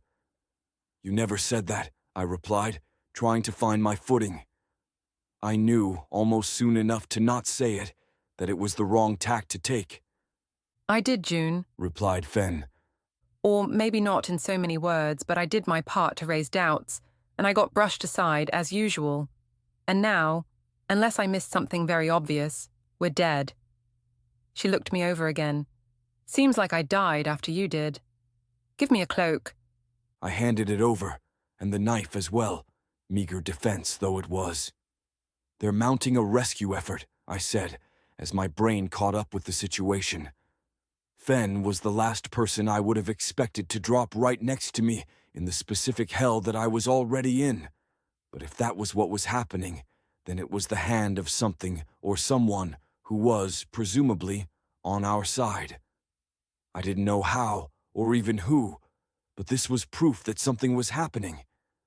The last I checked, the bottle containing Fenn's soul had been in Sable, but Amaryllis took it out whenever she went into the time chamber so that it wouldn't run down faster. That had been at my request, just in case. A rescue effort? Asked Fenn, still walking through the snow. Fucking who? Because I'm pretty sure I watched us get our asses handed to us. We're not stacked on allies. You missed some stuff, I said. They'll be looking for us with inferno scopes, I think. Or maybe they already know where we are, but... I stopped where I was, looking after her. Where the fuck are you going? She stopped and turned to me. I never wanted to end up in the hells, she said. Really, really never. That said, I'm a clever girl, and I thought about it some, and I decided that if it ever happened, probably because someone royally fucked up, or I pushed the limits one too many times, I would have a plan. I would go do my best to find a cozy little hole somewhere, bury myself deep, and go as long as possible before the infernals got their hooks into me. She turned back and began trudging again. Amaryllis is going to rescue us, I shouted. It won't be another, I don't know, half hour, less. I had very little confidence in that estimate. Fenn turned back to me. Juniper, I know you have a fuckload of faith in her, and I do too, but she's a fucking teenager. And besides that, I watched her get fucking drowned out just before we died. If she's alive, how's she going to manage a rescue from the hells in a half hour? We didn't die there, I said. Fenn, against those guys, we didn't die. It was only you. I'm sorry. It's been, I don't know, months. Fenn stared at me. Did you seriously plan a rescue mission to grab me from the hells? She asked. Her eyes had gone wide. No, I said, wishing that I had, if it turned out that there had been a way to do it. I died fighting Felseed. She stared at me some more. If you keep talking, is this going to get more confusing or less confusing? She asked. Also, what happened to your arm? Stuck it in a devil's mouth, I said, glancing down at where the blood-soaked pant leg was painfully stuck to me. Not actually important, I don't think. Like I said, there's some kind of rescue effort going on up top. That's the only reason you'd be here right now. I died and you bottled me, said Fenn, staring at me. And then, months later, you went to go fight Felseed because you're obsessed with getting Uther back and you died. So, someone took the bottle with my soul in it and dumped it on the ground, and that's why I'm here. Probably, I said. It seems plausible. I heard a howl from in the distance, long and guttural. Fenn and I stared in the direction it came from. How'd we end up in the same hell? Asked Fenn. In the same place in the same hell? Captain Blue in the bottle had a method, I said. Some way of injecting souls right where he wanted them to go, perfected as a means to sell souls to the infernals. Which means, I frowned, trying to think. Wait, why? She lowered her voice. The zombie guy? Asked Fenn. A dragon made us, I said. Can you give me a second to think? We've literally got eternity, said Fenn. She looked in the direction of the howl. Or about 5 minutes until we get captured. There's a rescue attempt, I said. Or there should be. Unless they sent you here to help me, and they don't actually have a way out. If they were using soul injection, that means that it's been a while, enough time for them to come up with a plan. You think they'd just casually come up with a plan to do something that no one in history has ever done? Asked Fenn. No one we know of, I said. No one who's publicized it. We might not be the first, though. So you're saying we can't split up? She asked. I can't find my own corner of this hell. I have to be with you. I raised my hands, trying to verbalize my confusion. That's the part of being in hell that you don't like, I asked. The fact that you're with me. Don't make me sound like a child, Fenn replied, folding her arms. She had started moving again, away from the howling, but it was hard to go very fast, and probably a bad idea given how likely we would be to step on something nasty. I specifically, and on multiple occasions, asked that if I died, my soul would be bottled up until it went to oblivion. And now I'm here, and you're saying that this is all part of some plan. I'm not saying that, I said. I have no idea, Fen. I died, and me dying wasn't in our planning document. I'm just saying, if they did find some way to get me out of the hells, then obviously they would use it on other people as well, if that were possible. If it comes to people that Amaryllis wants brought back to life, you and I are at the top of the list. And who else is dead? Asked Fen. Who else should we be looking for? I said, trying to think. Gemma, I guess. She had been bottled, though. The fox? Asked Fen. Was she part of the team? Yeah, I said. Pallida was too, and Heshnel, at least for a bit. Pallida died, but is back already. Fuck, said Fen. You said it had only been what, a few months? Yeah, I said. Hard to track time, since I've been in and out of a time chamber. Seems like you got a lot done, said Fen. She cocked her head to the side. Which of the girls are you sleeping with? Again, we heard the howl off in the distance. It seemed closer than before. Maybe we should do something about that, I said, summoning my spirit blade to my hand. I looked around for a better weapon for Fen. The paring knife wasn't quite worthless in a fight, but it was close. If I'd fought a devil, I didn't like my chances against a demon. Stop avoiding the question, said Fen. Really? I asked. You understand that we probably need to stick together, right? That we also probably need to avoid dying? If we die, we go down to another hell, and there's no guarantee that we go down to the same hell. We don't know what form the rescue is going to take. You know I'm smart, right? Asked Fen. Maybe not a genius, maybe not even that smart, but I'm not a dumb baby moron you need to explain everything to. I understand. I understood the first time you said it. I'm sticking with you. I also don't know how you expect to outrun whatever that thing is, or how we're going to fight it given that we're both basically naked. So why don't you just tell me who you're fucking, and we rip off the Band-Aid while we wait to be mauled to death by something we can only hope is as puny as a wolf? I tried to understand where she was coming from. For her, it was a few days after we'd broken up, and less than an hour after the fight where she'd been killed. It made no sense to focus on the personal stuff, but I was doing my best to understand where she was coming from, and maybe it felt more real to her, or at least like it was easier to focus on than what she was assuming was a lifetime of being abused by infernals. Amaryllis and I got married, I said. Lucky guy, sighed Fen. She was still looking at me as we trudged forward. Whom else? I resisted the urge to correct her use of whom, which I knew she had done just to needle me and divert me from the conversation. It was classic Fen, even, or especially, in the middle of a serious conversation. Even or especially when we were both nearly naked and walking through hell, while something that was hopefully just a kind of wolf was howling and getting closer. Bethel got handsy with me, I said. Wait, said Fen. It took her a moment. No shit. No, I said.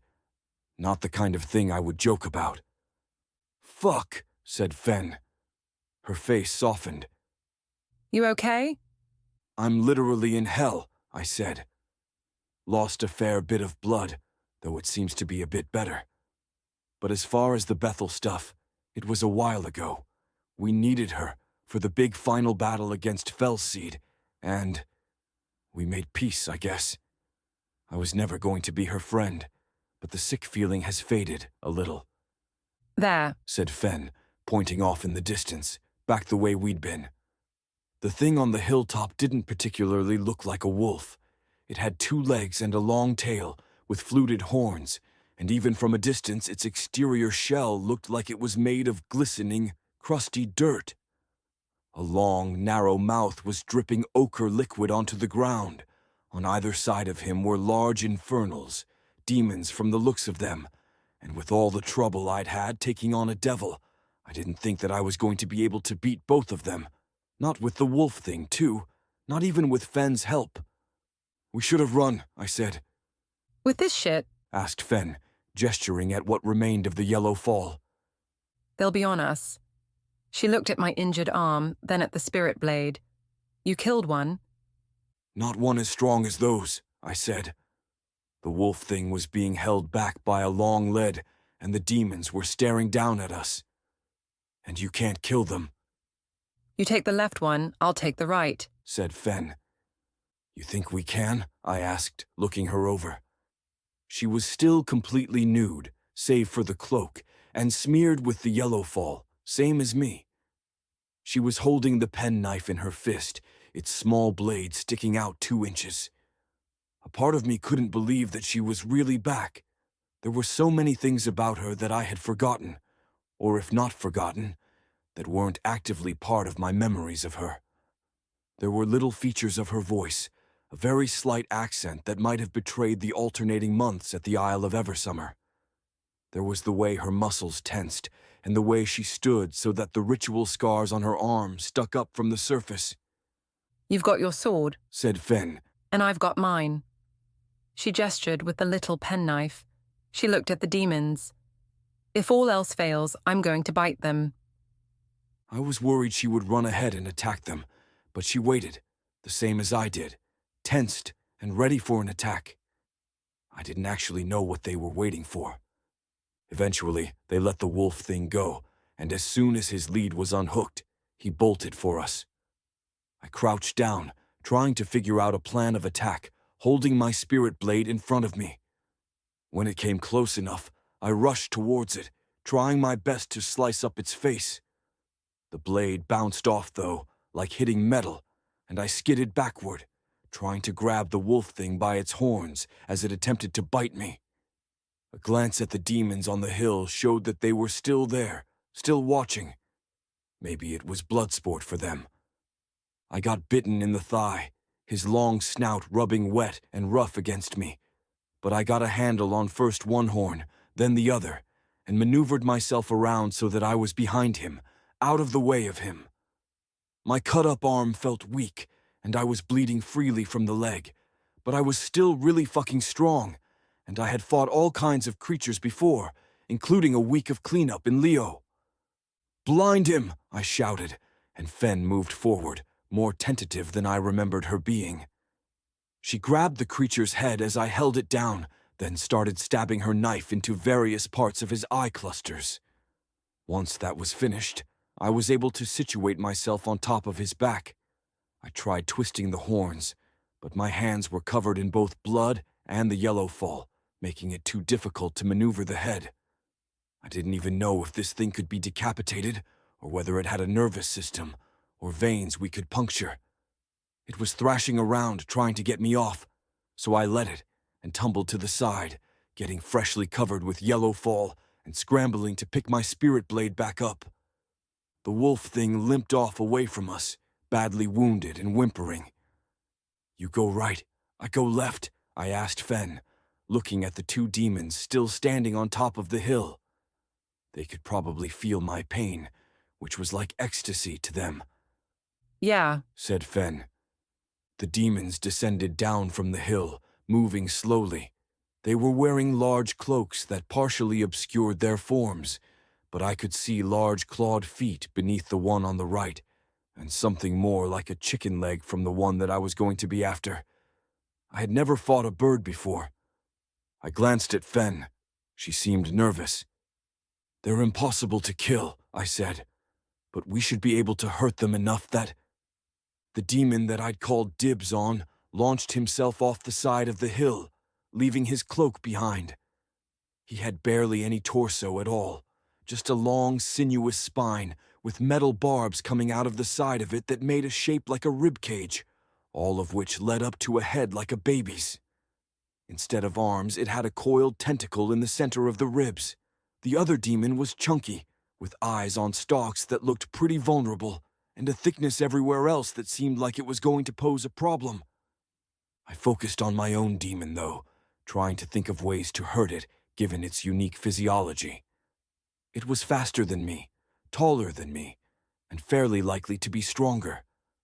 The tentacle in the center of its chest looked vulnerable, like a prehensile tongue, but it was coiled up in there and behind sharp bits of metal. When he got within 5 feet of me, I held the spirit blade in front of me, waiting for an opening. The plan was to stab the tentacle and hope that I didn't get too sliced up in the process. Whatever healing factor the hell provided, the one good upside, and only there to make the tortures endless, it didn't seem to work very fast. I lunged forward, and while I got my blade through the sharp bits of metal, I did nothing but give the tentacle a nick. Worse, the metal bars had a substantial difference from ribs, which was that they could move independently of each other. They clamped down on the blade so hard that it felt like it was going to break, and I lost my grip. The metal ribs opened up, save for the ones that held the spirit blade, and the tentacle snaked out. It was longer than I'd thought, long enough to wrap around my neck and start squeezing the life from me. I'd known that demons were strong and exceptional fighters, but I hadn't been prepared to have my ass handed to me quite so quickly. I tried kicking, hoping to bend one of the chicken legs the wrong way, and I had my hands free. But punching the appendage around my neck seemed to do nothing, and it was cutting off my blood flow. I never really gave up, but at a certain point my body stopped cooperating. I looked over at Fen, and for a horrified second thought that she was dead, but it was an overreaction, because there was still some life left in her. Infernals didn't kill people if it could at all be helped. We were valuable, so rare and precious that these two finding us would be like a person back on Earth coming across a stack of gold bars. I blacked out, and when I woke up, I was in a room with much better furnishing than the house I'd been in before. For the most part, it was all the same materials, but they were put together much more competently.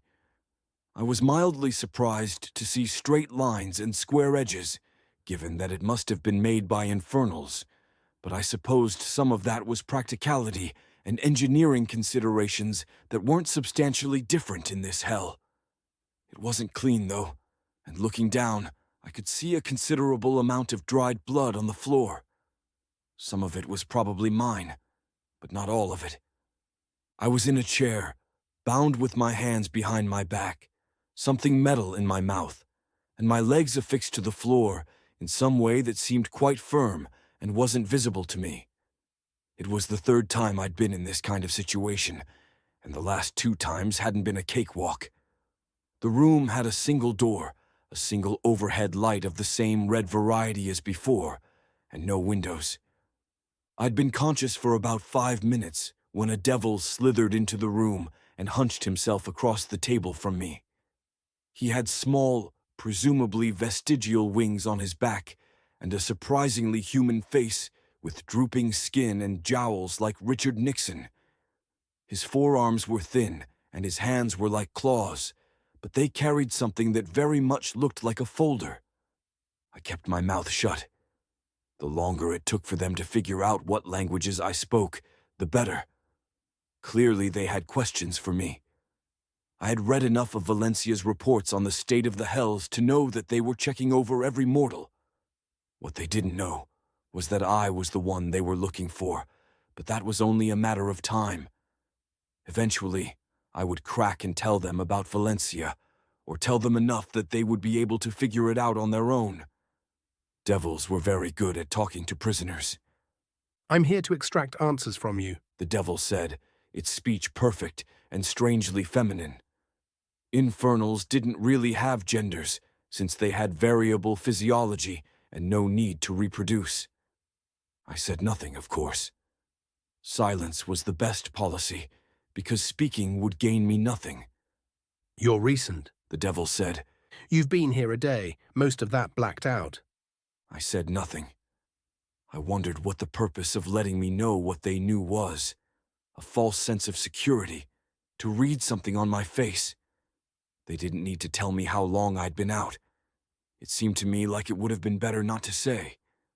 Of course, it was also perfectly possible that it was a lie, You have a connection to the killings. said the infernal. How and why is unknown for now. Speak and be spared. I couldn't speak, not with the metal thing in my mouth. I wondered why that was there, if they wanted information from me. As though reading my mind, the devil moved around the table to me and undid a clasp that allowed it to pull the metal bit from my mouth. I contemplated trying to bite off and swallow my tongue, but I didn't particularly think that would work, and most likely the devil would just end up giving me a rapid and unpleasant tracheotomy to keep me from dying. Besides, Fen had probably been brought in with me, and I wanted us to stay in the same hell, You are here for an eternity, said the devil. Your spirit is not yet broken. You understand that it will break in time. This is as inevitable as your death itself. And when your spirit is broken, still you will continue on, without even the comfort of insanity or catatonia. Okay, I said. I don't really see how saying that helps you. As yet, my spirit is not broken, Tell me what you were doing in the Fell Seed exclusion zone. said the devil. I was sorely tempted to quip, or at least be flippant, but I stayed quiet because speaking gave me no advantage. Saying, I'm not answering any questions without a lawyer, or I know my rights, I'm entitled to a phone call, would have been fucking hilarious, though, You think that there's a chance of rescue. said the devil, his beady eyes watching me. You think that this is false, the reality of your eternity here. Where's the woman I was with? I asked. I was measuring my words carefully, trying not to give anything away. It was pretty clear that the infernal was doing its best to cold read me. But in order to cold read someone, it's best if you test them, give them small scraps of information that they can respond to, and I was hoping to get the better of the deal, It's unusual for mortals to know each other, said the devil. even if they died at the same time, which you didn't. You know something about the killings. Said the devil. There's some unknown power, and you know enough to think that it will save you. It doesn't work like that, or it does, and you know more than I've been told, or more than has been revealed. Okay, I said. Sure. And those people, the ones responsible for the murder of hundreds, if not thousands of infernals, they're watching this right now. It occurred to me that the devil could probably tell when I was lying. I wasn't a very good liar. Or if they're not, then they'll be able to get a report from me at some point in the future, because as you said, I'm here for eternity. You think that I have some relation to the weapon that's been killing infernals, and you locked me up. Do you think that's wise? You want to offer me a deal. The devil nodded. You would not honor the deal. You hate me and would not spare my life. I would, I said. I've spared the lives of people I hate. The devil stared at me for a moment, possibly weighing things. It was hard to say. What will you do once I release you? It asked. Nothing, I said. I'll hang tight in here for now. You'll tell me some vital details, and then I'll work out a way to get my friend out of wherever she's being held. The devil nodded, then went over to where I was sitting and began undoing the restraints, but it took some time. I didn't know whether this was a part of my plan or his, which worried me. Still, devils weren't exactly known for their fanatical loyalty. What does your weapon need in order to kill? Asked the devil. I'm not going to answer that, I said. How do you deliver it instructions? Asked the devil, rubbing its hands together. I'm not going to answer that either, I said. You cannot instruct it unless they're watching you by infernoscope, said the devil. How will you tell them not to kill me? Oh, I said. I'd thought that it was trying to pump me for information, or that releasing me had been part of the interrogation, and maybe it was, but that was a very valid point. There is a chance that I will die from the weapon, said the devil. Even if you keep your end of the bargain. Yes, I said. I guess that's for you to weigh. In the meantime, we don't have to go anywhere. When are you expected to report to your superiors about the interrogation? My superior is 15 hells away, replied the devil, rubbing its hands together even more. I have complete authority. And where are we? I asked. By Anglish accounting, this is the 78th hell, replied the devil. We are in the seam of Scars, south of the Putrid Pass, a small city of some 80,000 infernals and 1,000 mortals. The city is called Rezia Kilmeros. The devil tapped its small claws together. This does not help you in any way. No, I said. Probably it doesn't. Tell me something that does help me. And remember, I'm here for an eternity, and eventually the people with the weapon are going to find me. Better that I'm able to communicate with them so that they don't just lay waste and get you caught in the middle of it.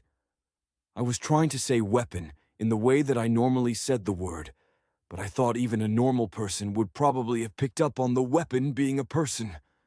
I was talking too much, but fuck, I had him on the ropes, didn't I? I really did have an all-powerful weapon, one which he wouldn't have asked about if it wasn't still steadily and randomly killing infernals. The whole plan to keep Valencia as unknown as possible was for her to kill a whole lot, using the time chamber to sleep so they wouldn't know she needed sleep. Thousands might have been on the low side. You are in a fortress of the prime Lokan, Thyrakir, weaver of tongues, said the devil.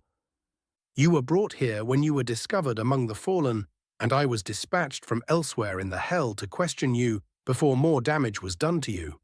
Your companion is still blood-choked, waiting for my attentions in the other room.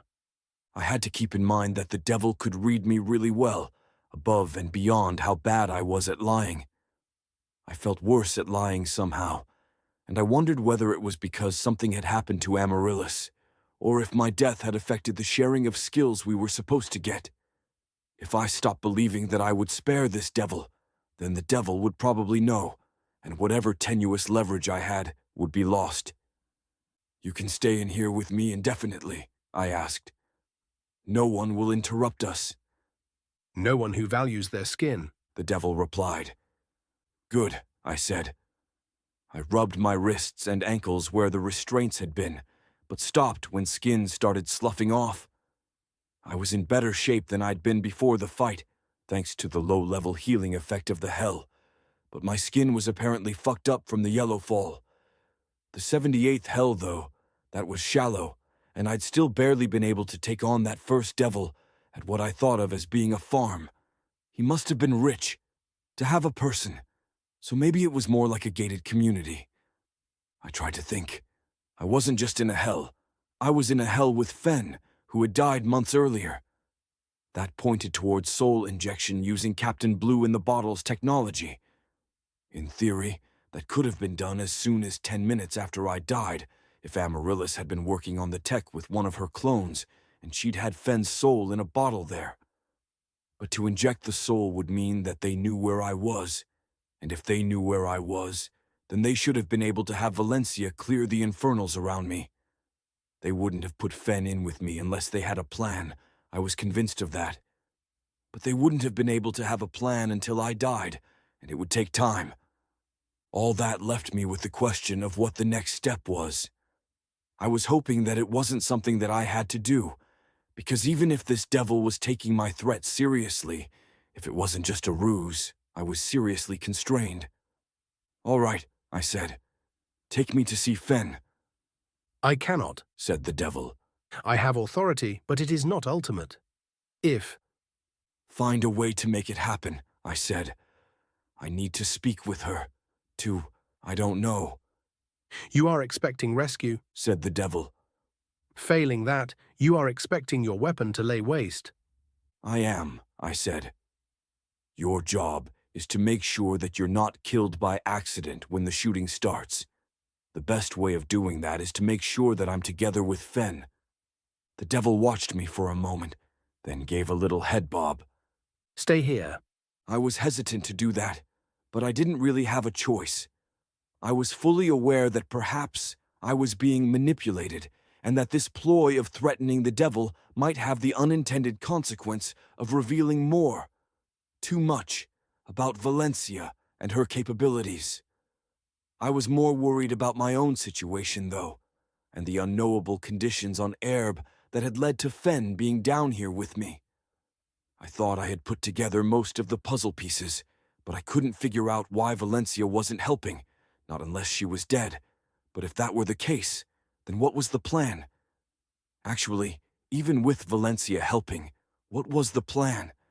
It wasn't like trying to pull someone from the hells was a new problem, but to my knowledge, it had never been done successfully, and I had searched after Fen died, spent my time reading the literature, even talked to some of the librarians about it when I was there.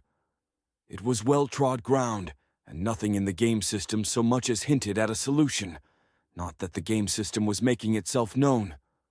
The parts of my skin where the yellow fall had been were now red, which meant virtually everywhere, given that I'd fallen in the stuff and then trudged through it while it was falling.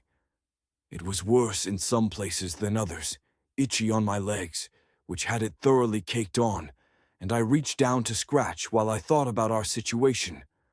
I stopped as soon as I realized that was a bad idea. Beneath the layers of skin I'd accidentally removed, it was wet and red, stinging against the open air. I was astonished by how high in the hells we were, given how terrible it already was. The devil, whose name I hadn't gotten and didn't care about, came back into the room, carting Fen on a dolly. He closed the door tightly behind him, then took something off from around her neck and undid the rest of her restraints. The devil watched her, and me. "How long is it going to take?" I asked. "It is painful for me to be around you," said the devil. "Hope, courage, and relief are anathema for a devil." "I know that," I said. I also didn't care. "I need to stay here," it said. "It is necessary for me to be in this room so they do not understand what has happened. Neither of you can leave, even under my supervision. They would see through you in an instant." "But you could convince them," I said. "Convince them that I only thought I was in control of things." The devil gave a non-committal bob of its head. "We," said Fen. "We got our asses handed to us, didn't we?" She was blinking and looking around until her eyes fixed on the devil. "The fuck is going on?" "I told this devil we weren't going to kill him," I said. "They know that we have a method of killing infernals, and that the weapon would, ultimately, listen to me if I begged for a reprieve." Fen watched me for a moment, then nodded. "There is no escape from the hells," said the devil. "Yeah?" asked Fen. "Then I guess we'll just have to set up a little villa somewhere around here, get weighted on hand and foot, and murder anything that comes within 20 miles of us." "The power does not work on beasts or magic," the devil said. It was a probing statement, said not because he thought it was true, but because he wanted to see what we would reveal in our expressions. "Is this fucking guy threatening us?" asked Fen, looking at me. "That, and gathering information," I said. "Our leverage over him is limited, and he's planning for the future. Best way out of getting permanently obliterated for right now is for him to do the unpleasant work of listening to us, but I'm guessing that as an interrogator, he's got plenty of experience with that." "Huh?" asked Fen. "Interrogators can't just rely on torture and tricks," I said.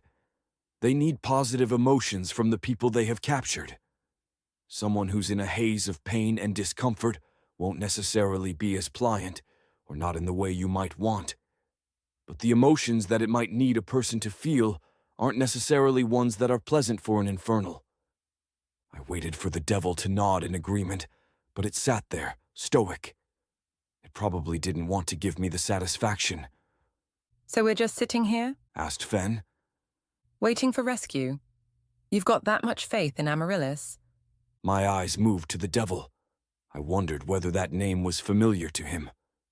So far as he'd told me, he was someone high up in the infernal hierarchy, tasked with this interrogation because it was important. There were a buttload of infernals, something like 2.5 trillion of them, but most weren't actually part of any grand organization, either commoners who had no mortals of their own, or part of a small fiefdom in one way or another, answerable to each other only through threats of force or occasional taxes, but not actually unified in any real way. "I do," I said, turning back to Fen. "She wouldn't have put you down here with me unless she had a damn good plan." She cares too much about you for that.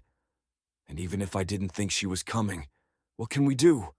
We're stuck down here, unless there's some secret way out of the hells that the infernals have kept hidden for 30,000 years. Given that Arab has had infernoscopes trained on the hells for a long time, it seems like we would have found it. Infernoscopes don't go all the way down, said Fen, crossing her arms. Okay, I asked, shrugging. I'm just saying, if you have a plan that you like better, let me know, and we can implement it. But we want to be highly visible and findable on the infernoscopes, if they don't have eyes on us already. We're in a room with no windows, said Fen. Not very visible. Infernoscopes could look inside walls, but it was hinky work, and she was right. You're right, I said.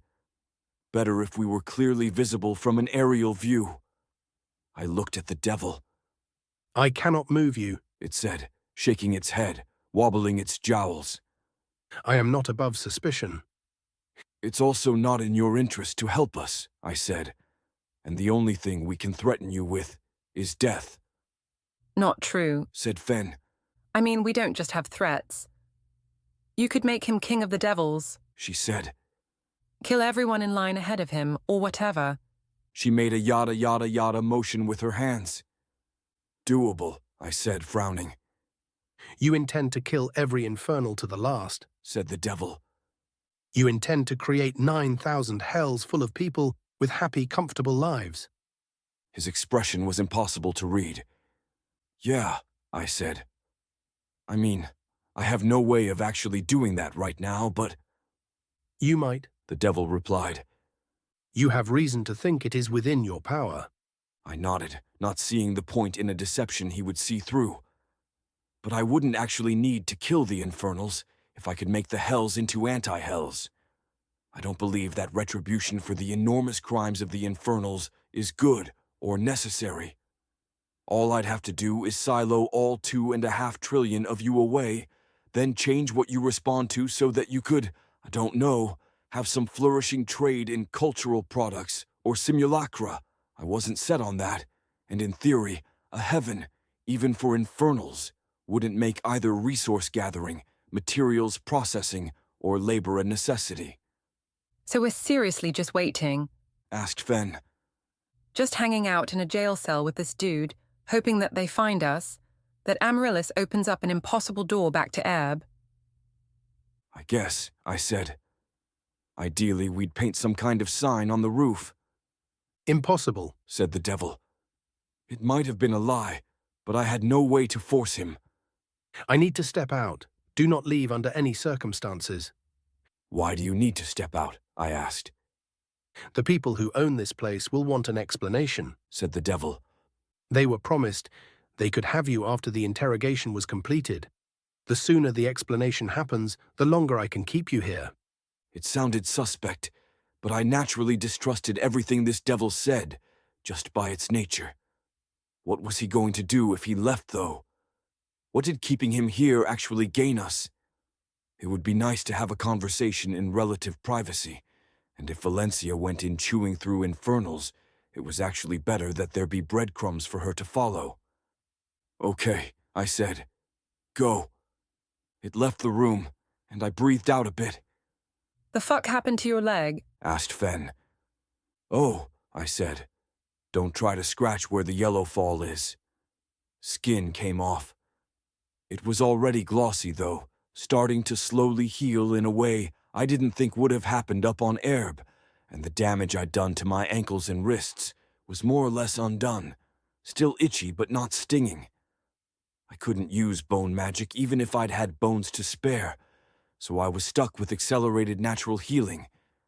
It was the first time in a long time that an injury couldn't just be wiped away with a thought. Fuck, said Fen. Do you want the chair? I asked, standing up. It's probably marginally more comfortable than the floor. Sure, she said. We traded places, and I sat down on the floor. You were not kidding when you said marginal, she said after a moment. I mean, they are infernals, I replied. The less comfortable we are, the more comfortable they are. No clothes, she said, looking down at herself, then at me. Not the sexy kind of nudity, though, I said. And I guess they wouldn't have all that much reason to have lots of human or elf clothes around. Suppose not, replied Fen. She ran her tongue over her teeth. I guess at some point I'm going to need you to tell me everything I missed. Sure, I said. I drummed my fingers against the floor. Were you thinking now? Not like we're doing anything else, she said. You can give me the short version. Punch up the boring parts, please. Explain how you went from mourning my death to literally marrying Mary in like 2 months. It was a sham marriage at first, I said. I thought for a minute. There was some boring shit with Angelson about our supposed crimes, and the best way out of it was to get married in the middle of a court session. I asked for a trial by combat, which was a whole thing. But after... Wait, said Fen. Did you fight Onion? Yeah, I said. Then it turns out that Hyacinth was... Sorry, said Fen. Onion Pendraig, the greatest swordsman alive, survivor of 2 separate trials by adversity, and the leader of the host. That Onion. That Onion, I nodded. Using Bethel as one of your entads? Asked Fen. Oh, I said. No. We were on the outs. Shit, said Fen. Right. Was that... bad? Which? I asked. Things with Bethel or fighting Onion? Whichever you want to talk about, I guess, said Fen. I sighed, trying to think. Fighting Onion was... I don't know, I said. I was nervous as hell, but I also hated him, and it felt like the fight went on forever. He had a ridiculous sword that could copy the powers of other swords, and an armor that kept bringing him back to life, and I had to break out a lot of tricks of my own.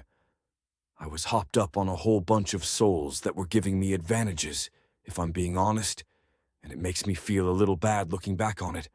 I loved it. I loved the mastery, the dominance. I loved clowning on him, the close calls, coming out on top. Raven talked to me afterward, saying that it wasn't the kind of thing that Uther would have done, that he would have approached it with grace and dignity. I tend to agree. Raven, said Fen. Meaning, Uther's knight, that Raven. That Raven, I nodded. I guess you never met her. Weird to think about. She, looks just like Maddie. Older, though, I guess. Not just because she's an L. A bit morose, kind of humorless. I don't think you'd like her very much. We get along, though, in our way. Onion was one of my favorite guys, said Fen. Huh. Favorite. Why? I asked. I thought you had a healthy hatred for nobility. Yeah, but you probably heard the stories about him, she said. I mean, I assume you talked to him enough to know his whole deal before you killed him. That wonderful fucker would go up to people, spit in their face, then murder them when they tried to fight him. I really envied that. I frowned. I read your letter, by the way, I said. Letter? She asked. The one you wrote for if you died, I asked. Amaryllis gave it to me, once she knew I would accept that you really were dead. Ah, said Fen. I'm going to be honest. That was so long ago that I've got no idea what was in it. Maybe some sappy stuff about wanting to be your girlfriend forever. Which, looking back... I meant more stuff about you trying to be a better person, I said. Hearing you talk about Onion, that maybe you being a better person seems a bit more aspirational than I was thinking. Ah, said Fen. You know, good thought. She nodded, then leaned forward onto the table, spreading out so she was flopped down against it. She looked at the door, as if weighing whether it was worth getting into, but we clearly had time. Onion was a fantasy, I guess. I imagined myself as him, in those stories they told. There are stupid fucking pricks all around you. You don't fit in with their uptight shit. You get the better of them through grit and determination. You can see how it would appeal, right? Especially to a teenage version of me. For a woman of a certain age, Onion was... and I hope you'll forgive me, the sexiest thing on two legs. All the prestige and power of a noble, all the rebellious bad boy spirit you could ask for, strong and skilled, just really fuckable. And well hung, they said. Yeah, I said. Now that you say it, I can see your perspective. Not the well-hung bit, I guess. Amaryllis never told you I had a thing for him? Asked Fen. No, I said. I guess she always did know you better than I did, and maybe she knew I was going to end up facing him. Fen shrugged, lifting her shoulders briefly from the table. So you married Mary in order to kill Onion. Raven was, I assume, a companion. We're way out of order, I said. But yes. Before that, I went to a place called the Infinite Library, which had every book ever published. That was not long after you died. Then we went to Leo to get me still magic and vibrational magic, and it turned out to be a ploy by Figaro Finch to get me to look into some conspiracy or something. We didn't figure it out in time, so this giant anti-memetic monster came down from the clouds and killed thousands of people before I murdered it. You fought a kaiju? Asked Fen. Nice. She was still laying across the table. Everything in Angle Sin was after that, I said. Oh, and after the fight with Onion, Hyacinth, if you remember her. We killed her husband! Fen exclaimed, briefly raising a weak fist of triumph. She summoned the cannibal, I said. Fen sat up. No shit. How'd that go? Paper bag over the head, I said. Not before he punched out a dragon and killed hundreds of pendrakes, though. I got all the credit for that somehow. The punching out a dragon, not the killing pendrakes. So you're saying when we get back, we're going to have a pissed-off dragon? Asked Fen. Nope, I said. I killed him. And the other one I smiled at her, feeling a little better, despite all the various pains I was in, and our general circumstances, and the fading horror of Felseed's domain. There was a little part of my brain going, Fen, Fen, Fen. It was helping to distract from the hells, which was part of the point of talking. Rescue was taking longer than I'd thought. Shit, said Fen, raising an eyebrow. So that's why you thought you could take on Felseed? No, I said. No, we thought we could take him on because it felt like, I don't know. We had permission to do it, I guess, or like it wouldn't actually get easier the more we put it off, or the exclusions we were racking up were going to kill the planet. It felt like you'd have to be a fucking moron to think that more power was what was going to do it against Felseed. I still think that's correct. It just didn't pan out. I thought about the ambiguous tilt of the head that the Dungeon Master had given me. Fucking exclusions, said Fen, flopping back down. You said months. How much did I miss? Lots, I said. I've got a ways to go, even with the punched-up stuff. We met Captain Blue in the Bottle, who was producing souls to be sold to the Hells, among other things, and we met Doris Finch, who actually wasn't so bad. I was a gold mage for a bit, and smashed my way through a few exclusions on the basis of raw might. I met a god, but he was useless. I try to think. I missed you a lot. Even with how we ended things, or maybe because of that, it felt like I had been dealt a devastating blow, or like I was never going to recover. You had this whole thing about me not putting you on a pedestal, and I tried my best, but it was sometimes hard to remember. It's been 2 hours for me, said Fen. So, glad to know I was missed and all that, but I feel like I never actually left. And all of a sudden, you're hooking up with Mary. Is that the thing that gets to you the most? I asked. Not me killing 2 dragons? It's easier to focus on the stuff with Mary, said Fen. Easier to grapple with something you saw coming a mile away. Did you fuck Valencia? No, I said. Grok, she asked. No, I replied, rolling my eyes. Jesus, to think that I actually wanted you back. I feel like there's something you're leaving out, and I'm going to get it out of you, said Fen. Truly, this is your personal hell. Was it Solace? Please tell me it wasn't Solace. Not unless she was Old Lady Solace. She was never an old lady, I said. She felt like an old lady, being my point. Said Fen. Like an old lady who was up for anything, and that wasn't a no. No, I said. Oh, wait. I have bad news. A change of subject, I see, said Fen, grinning at me. Guilty, I replied, holding up my hand. Do you want the bad news or not? Oh, I love bad news, said Fen. Pile it on, please. Skin magic got excluded, I said. Fen stared at me. What the fuck? She asked. Scars, too. She gestured to her arms. Scars, too, I nodded. She let out a little laugh. Oh man, that's going to piss off some elves. Maybe, I shrugged. I haven't really had much interaction with the elves at all, which I think is for the best. Oh, I did visit Celestar, though. Fen rolled her eyes, then looked at me. You actually visited Celestar? Yup, I said. While I was a gold mage. I think you could tell me just about anything and I would believe it, said Fen. Seems like you saved all the wild times for after I was dead, though. I said. I had sex with the locusts. Fen laughed, then looked at me, then laughed some more. I gave her a faint smile, and then that set her off again, until she was clutching her sides and rocking from back and forth.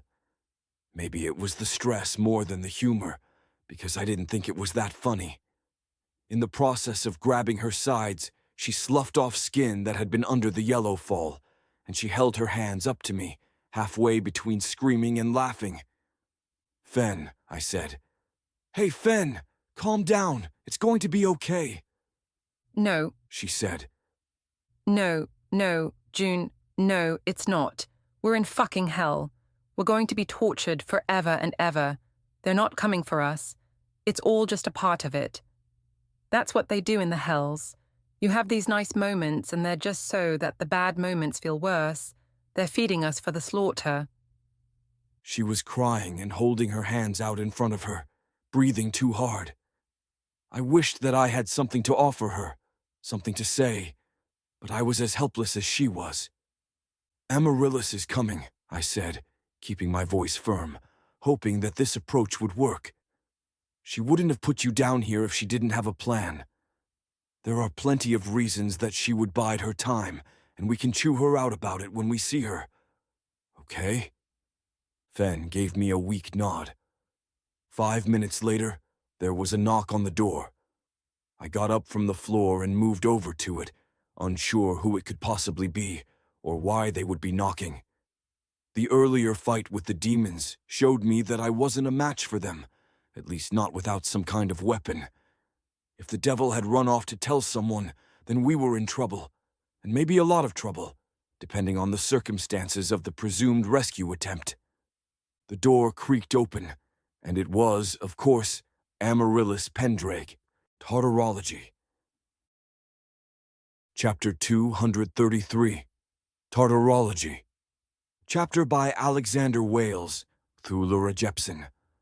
She was dressed in a cloak and simple clothes, barefoot, but she held a spirit blade in one hand and looked set and determined, as she often did. She slipped into the room before I could say anything, in part because I had no idea what I was going to say, and she dismissed the spirit blade before looking us over. All right, she said. We're light on time and things topside have gone south. She turned to me. Juniper, it's been nearly 3 years. Shit, I said. My questions can wait. She'd said we were short on time. Good, she replied. She looked at Fen. Are you okay? Because I have a big ask coming. Does it get me out of the hells? She asked. Probably, said Amaryllis. Ideally, we'd have had another year of planning. I'm going to lay out the plan and its constraints, and I'll take questions at the end. How'd you get in here? Asked Fen. I don't really have time for your horse shit, said Amaryllis. I love you, and I've missed you, but shut your fucking mouth Ask only mission-critical questions and then do exactly as I say, because there's a good chance that things are going to get fucked. She wasn't this prickly when I was on herb, said Fen. She looked at me. I'm sure it's a coincidence that she also got married to you in the meantime. She looked back at Amaryllis. Sorry, that was the last time. She made a motion like she was locking her mouth and throwing away the key. There's a way back to Erb from within the hells, said Amaryllis. It was extraordinarily difficult to find, and we'd wanted to use other methods, but there were some last-minute problems. Unfortunately, our method is sitting at the very bottom of the hells, in the Omega Hell. Our weapon can provide cover, and we have an array of infernoscopes to help monitor our descent in order to facilitate, but odds are we're not going to be able to do this quietly. The plan is for each of us to kill ourselves as many times as it takes to get to the Omega Hell, then take conveyance to the fortress of the Gilded Behir. Depending on the specifics of the fall, that's going to be some ways away. When you get to the Omega Hell, someone will be inserted to help you. From there, we'll break into the armory where the magical construct is and make our return to Erb. This will be easy because every infernal in a 20-mile radius around us is going to be killed, and it will be difficult because there are other deterrents. It's also unclear how quickly we can go about suiciding our way down to the Omega Hell. Now, any mission-critical questions? What's the best way for us to kill ourselves? I asked. The hells are variable, and if we wind up in hell 8,999, we should be virtually immortal. If the weapons crew is on top of things, there won't be demons to kill us, and they probably wouldn't anyway. Destroying the brain usually works, said Amaryllis. Which hell you go to is random, a curve centered on roughly 400 hells below, meaning an average of 22 suicides to bottom out. The lower ones will be more difficult because blood loss or even major shock won't kill you. Find something extremely heavy and squish your head. That should work.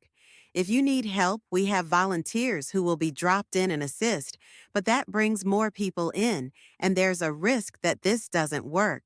The spirit blade will stop being effective at a certain distance down, and it won't be equally ineffective for every hell because regeneration and resilience rules are different. She was speaking quickly and precisely. I wondered what was going on topside, but it wasn't mission critical, so I kept my mouth shut. Why the time pressure? Asked Fen. The short version is that it took us time to find Juniper, said Amaryllis, grimacing. Once we did, we scanned the area and found that word had somehow already gotten out. Not just within the hell, but through all the hells, to a level that we couldn't contain. They didn't know much, but virtually our only method of interacting with the hells is killing infernals, and doing that puts us at risk. The infernals have had 3 years to put their systems in place, and they've gotten better at using methods that can survive our attacks.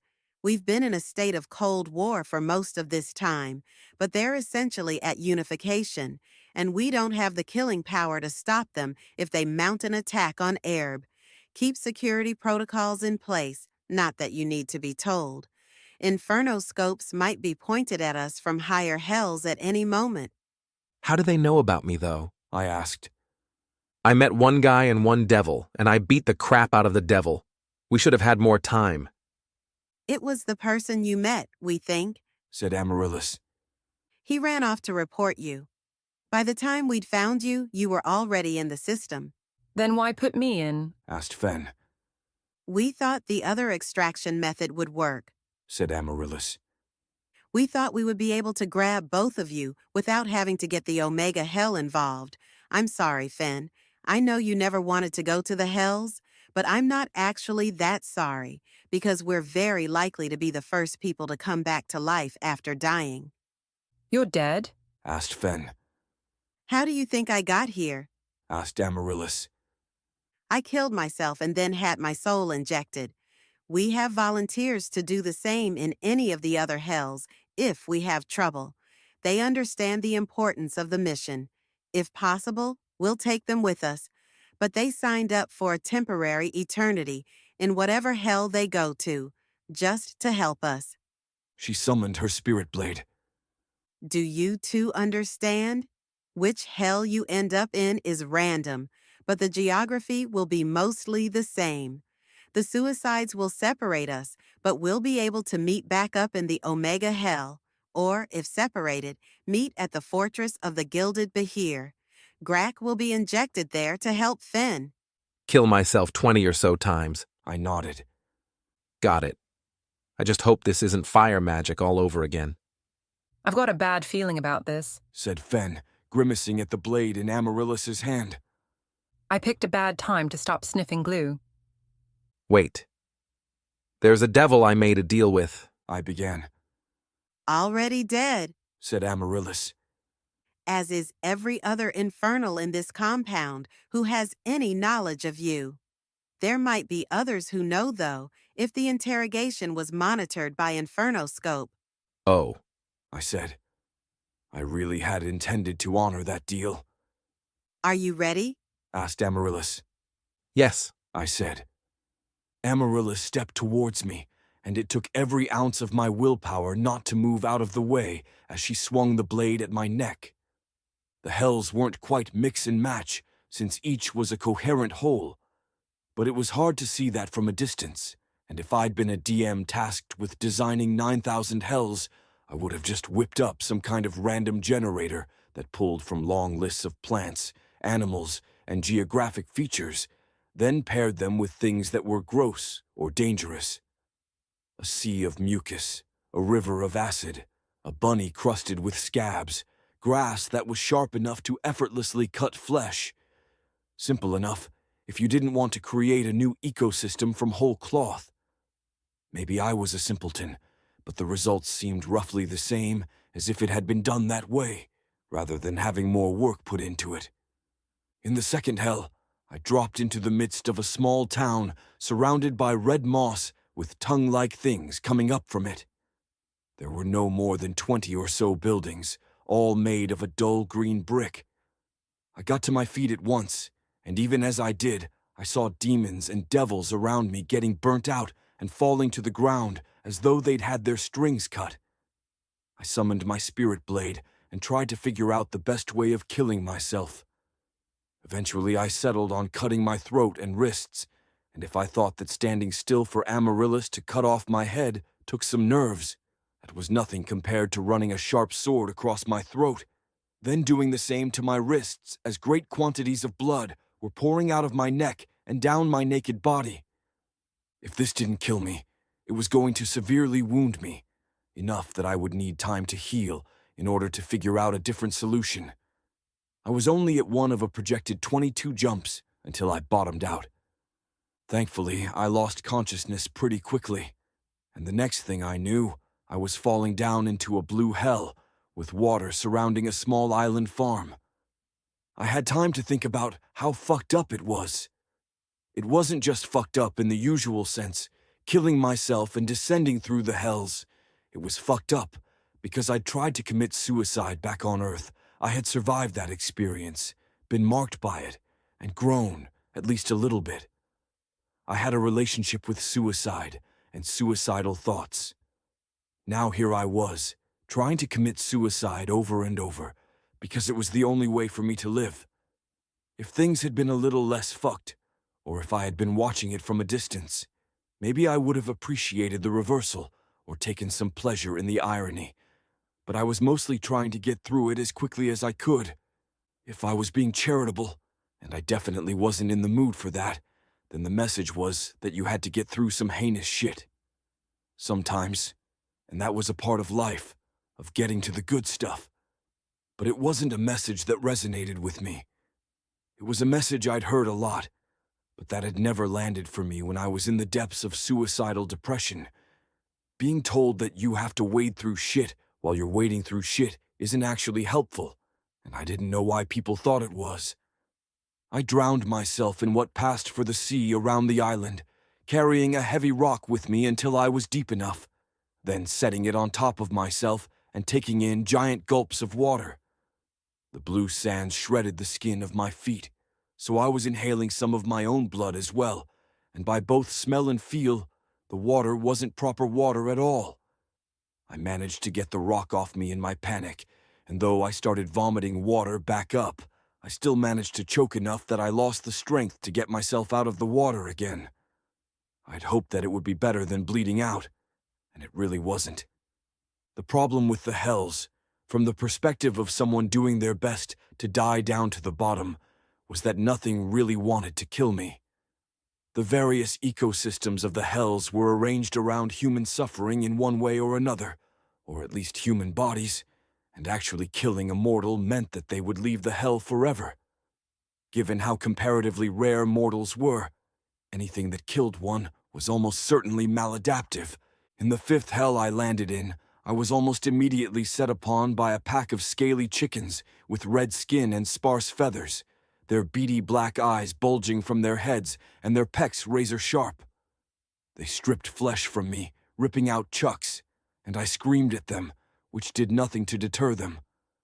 I summoned the spirit blade and cut at them, injuring a few, but not enough, and a sword wasn't the kind of weapon you wanted for killing small things that were low to the ground. After I'd bled out enough to get weak and fall down, the chicken things slowed their attack, not wanting to kill me, whether that was through instinct or a conscious choice on their part. I was worried that I wasn't going to be able to stand, but after 3 attempts I lunged to my feet and looked around. The chicken things were still there, backing away from me so they wouldn't get hurt, but staying close enough that they could nip at me, ripping away more flesh as they did. I had dropped my spirit blade and was feeling weak, which gave me trouble summoning it again. I stumbled forward, blood streaming down from all over me, until I got to a building that was close by. There were 3 infernal corpses in there, clustered around an elf that was strung up in some kind of horrible device that was holding him still. He was screaming and crying, and I briefly thought about trying to save him, but I had lost a lot of blood, and the chicken things had followed me in. There were torture implements on the table, and I grabbed the sharpest-looking one, then stabbed myself in the throat as many times as I could before losing strength and falling down. In the 9th hell I landed in, there was nothing and nobody around. It was a vast expanse of rock, looking like it had been worn away into interesting shapes by strong winds, but without any evidence of those winds. I summoned the spirit blade and cut at my wrists, but they didn't bleed. Whatever the rules of this hell were, they didn't allow blood to flow from a body. I didn't know what I was going to do, because there was no water to drown myself in, and nothing that it seemed like I could drop on myself to crush my head. Eventually, I set my eyes on a cliff and started climbing towards it. I was halfway down the hells, though, or should have been somewhere close to that. And while it was hot enough that I was dripping with sweat and the rocks were rough enough to scrape skin, I could tell that the regeneration factor had really been ramped up. I wasn't sure that a fall from 100 feet up would actually kill me. I set it to myself to try anyway, and began climbing the cliff face. It was hard going with no shoes on, and I scraped myself up on the rocks, but a minor scrape would evaporate away in a minute or so. Getting to the top of the cliff took me 20 minutes, and at the end of it I took a brief look at the view of this wide, windswept, and seemingly empty place, then looked down at the rocks below, trying to figure out the best place to land in order to ensure my death. I steeled myself, then ran forward, jumping to get myself as much height and distance as possible, then transitioning into a swan dive with my head pointed straight at the sharpest rocks I'd seen. I didn't think it was perfect, but the death was almost instant. In the 13th hell I went through, the regeneration factor worked differently, which I learned when I tried to push the spirit blade through my neck. Instead of piercing, though, it painfully pushed into the skin, which stretched to accommodate it. A quick test after that showed that I wasn't able to pierce my skin at all, though it was still plenty painful to try. It was the kind of thing that I'd have seen as a boon, if it weren't stopping me from completing the mission, and if it weren't a part of how this particular hell allowed people to be indefinitely tortured. Of course, the regeneration and resilience worked differently in each of the hells, but this was an extreme case, and I wished that we'd had time to go through a plan for the different scenarios. Eventually, after a half hour of walking, I found a small town where Valencia had already killed the Infernals, and after a brief conversation with a mortal who spoke English for once, I was able to convince her to kill me, which was done via something approximating a blast furnace. In the 17th hell, something must have misfired, because the Infernals I almost immediately found myself around didn't drop dead as soon as I looked at them. Valencia was shepherding the three of us down, assisted by an array of infernoscopes and a team of people, and I waited on them to find me as the hungry Infernals turned toward me, feeling my fear and pain. They began trying to grab me and take me, each of them fighting for itself, hoping to get this prize that had fallen directly into their lap. They tore me apart, ripping off my arms, then tearing me apart at my waist, before finally there was only my head left, being carried like a football by a powerful demon. I could still feel every part of me, all of which was still being scrambled over, and I could still see, still think, even torn completely apart. Another demon clashed with the demon carrying me, and my head went tumbling to the ground, where it was crushed and trampled on until even the absurd resilience granted by the hell failed. I took a break in the 18th hell, or at least as much of a break as I could take. I didn't know how far down I was, but I hoped I was getting close.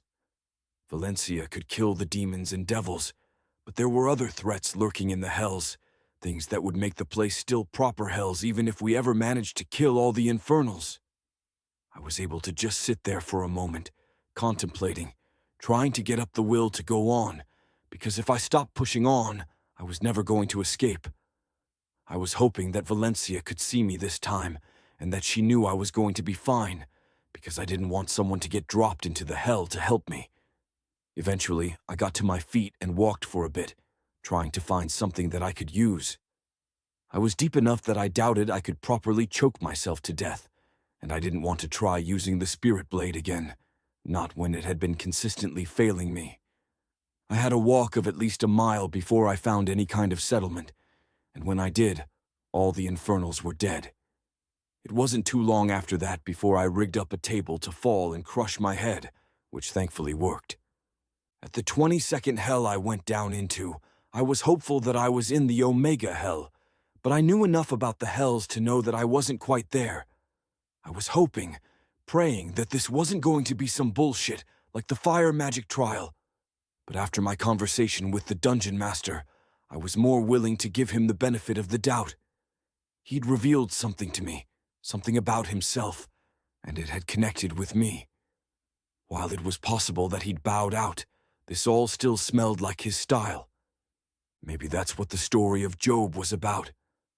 But Job liked his God, and I didn't particularly like mine, even if we were kindred spirits. If you ever get stuck in the hells, The Commoner's Guide to Being Stuck in the Hells, which bears only a satirical relationship to the series of beginner books, recommends that you do your best to stay where you are, get captured by an infernal, and be a kept mortal. What you didn't want was to be a single mortal held by multiple infernals who would trade you around, milking you for every last ounce of suffering that you were worth. The best place to become a kept mortal is the Omega Hell, because it's the only place in the hells where there's a large supply of souls and infernals powerful enough to keep them. Kept mortals were ones that lived relatively decent lives and were allowed to slowly build up hope and lose their calluses, which made the torture all the sweeter.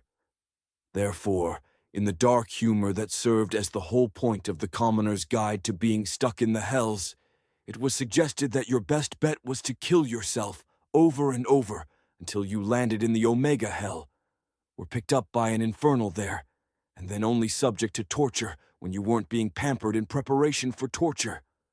Or maybe you would end up as one of the famed nerve mats, stretched out so that every inch of your nervous system could be individually tortured. They offered some advice, as well, in their style of dry humor, which was mostly their chance to give a long list of all the horrible ways there were to die in the hells. Still, I thought that I could probably write a serious version, one for someone in a position like my own, not that there were many. Finding civilization was a good start, as was staying as whole and intact as possible until you found a method of execution. Of course, the whole finding civilization thing probably wouldn't have worked for anyone else, given that Valencia was eliminating infernals left and right. But for me it was handy, because the infernals had all kinds of things on hand artfully to bring a person just to the brink of death. It took some time, but eventually I escaped using one of those implements, stripping out my entire nervous system until my brain itself was being pulled apart. And then, for what had seemed like a fairly long journey of killing myself 21 times in a row, it was suddenly over, and the doomed sun of the Omega Hell was above me, instantly starting to flay my skin from my body.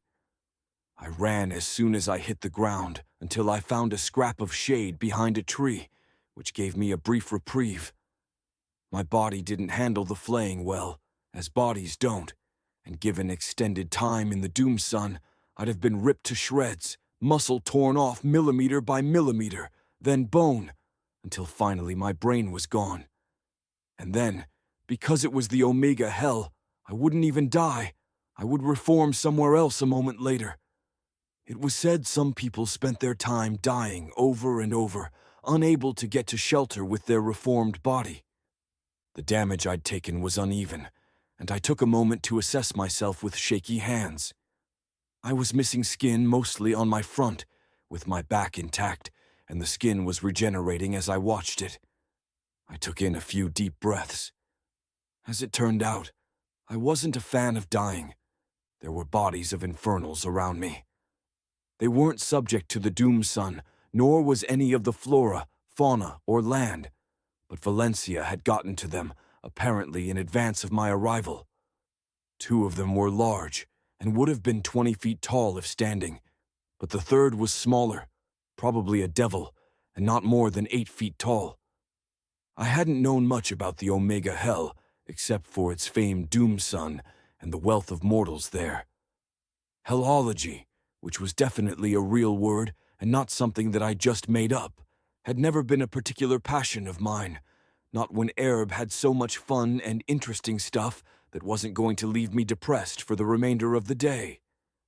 Given the swollen red doom sun, I had expected it to be warmer, but no, it was nearly freezing, meaning that even if I could stay in the shade, there was a good chance my body would slow down and die.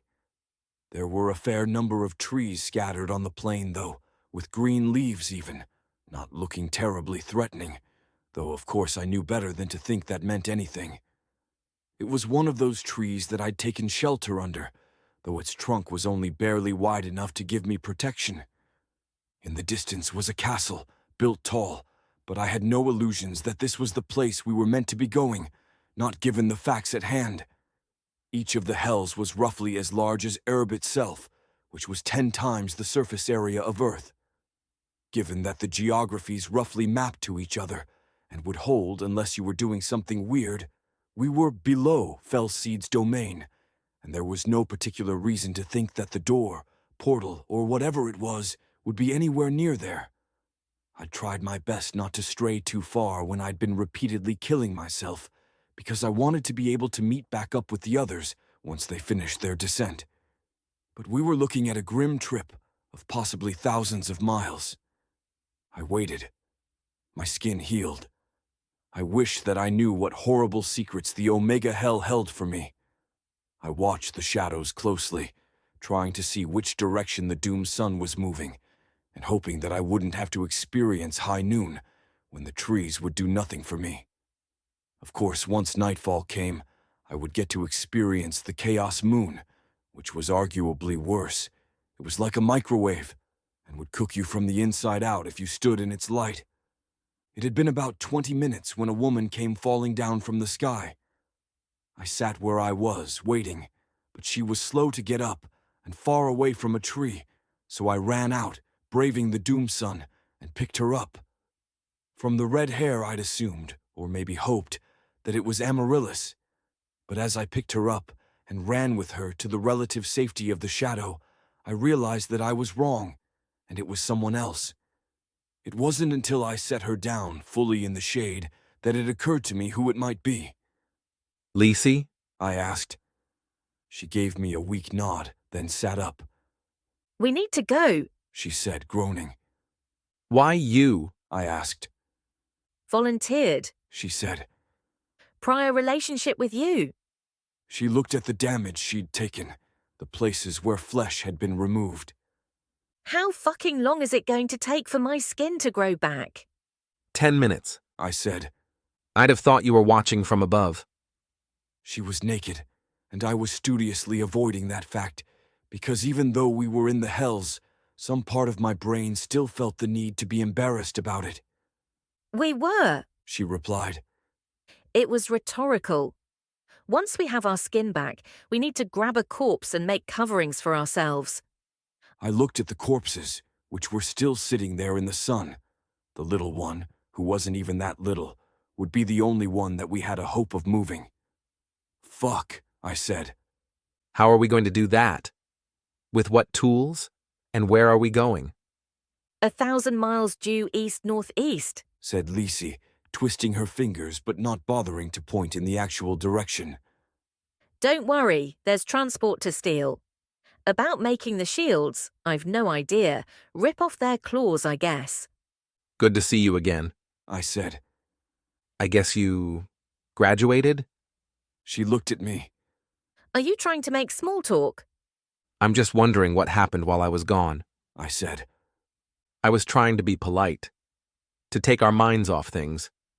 I got fast-tracked. Said Lisi, watching her skin slowly grow back.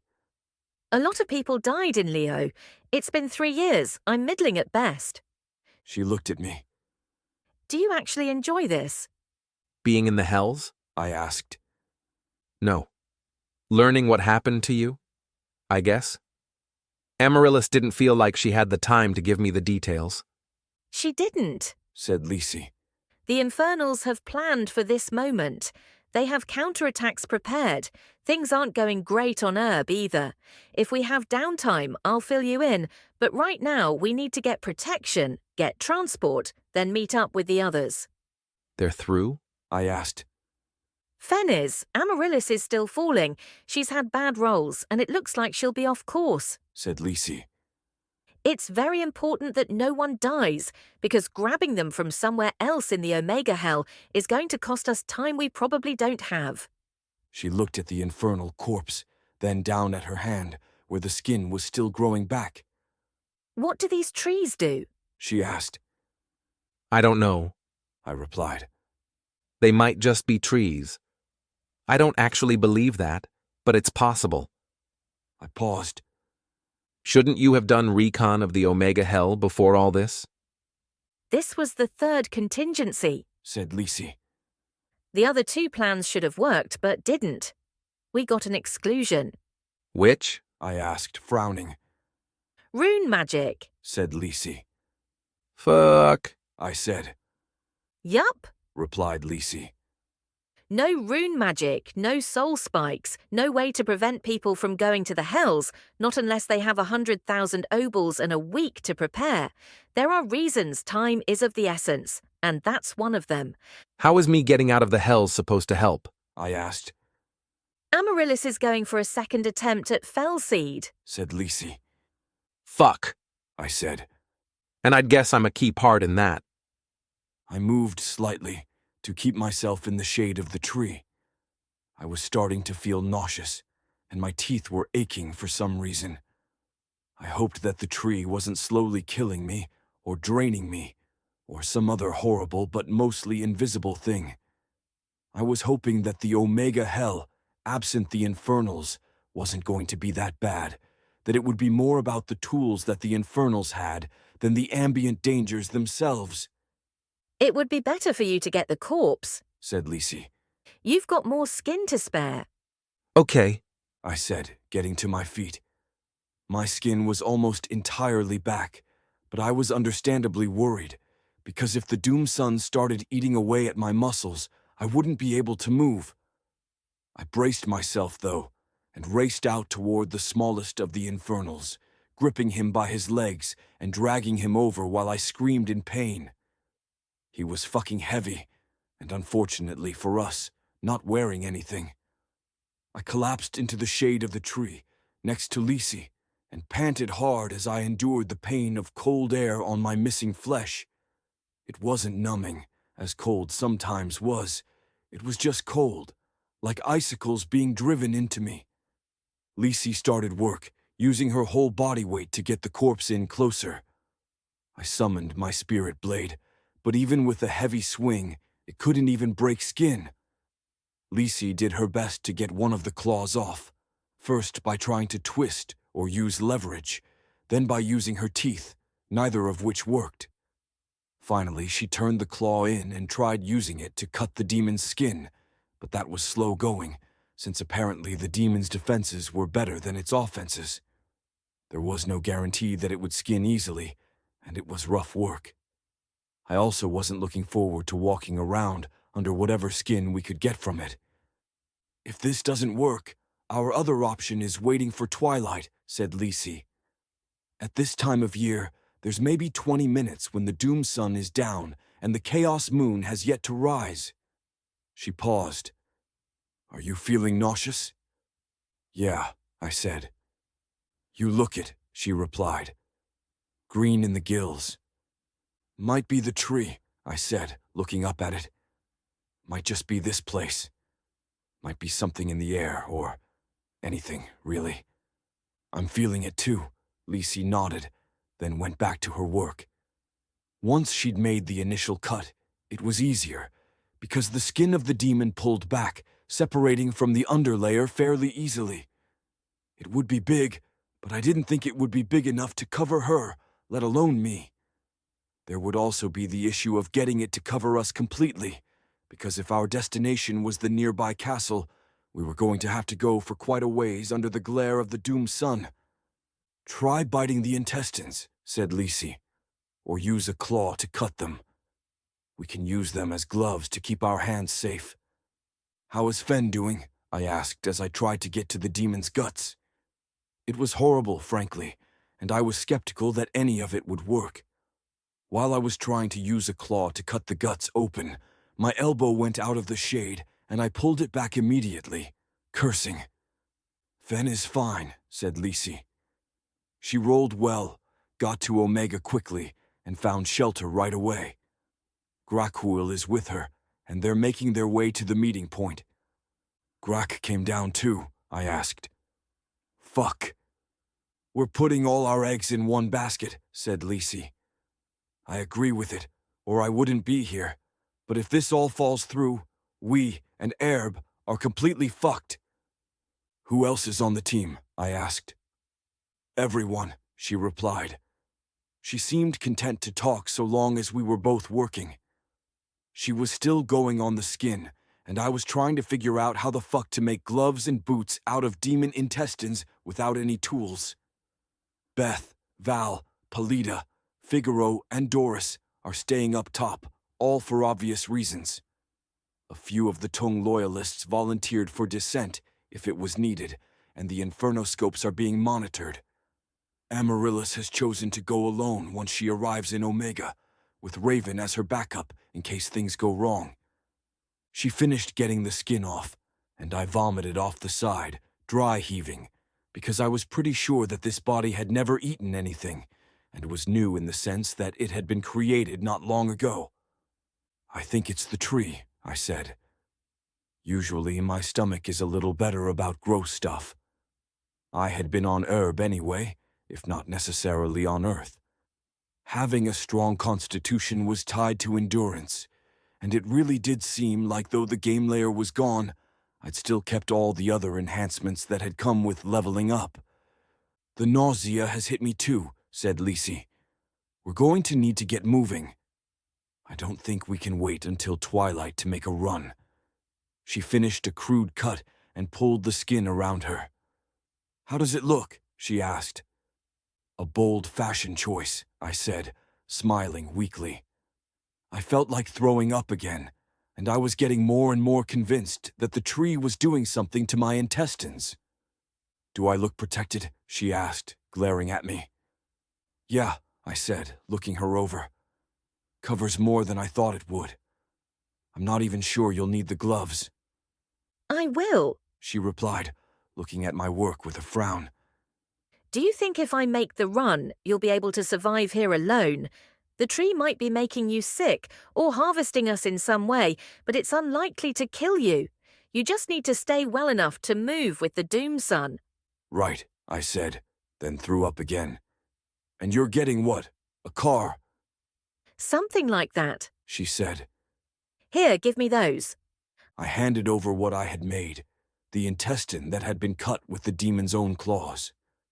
Without hesitation, she slipped the pieces over her feet and hands.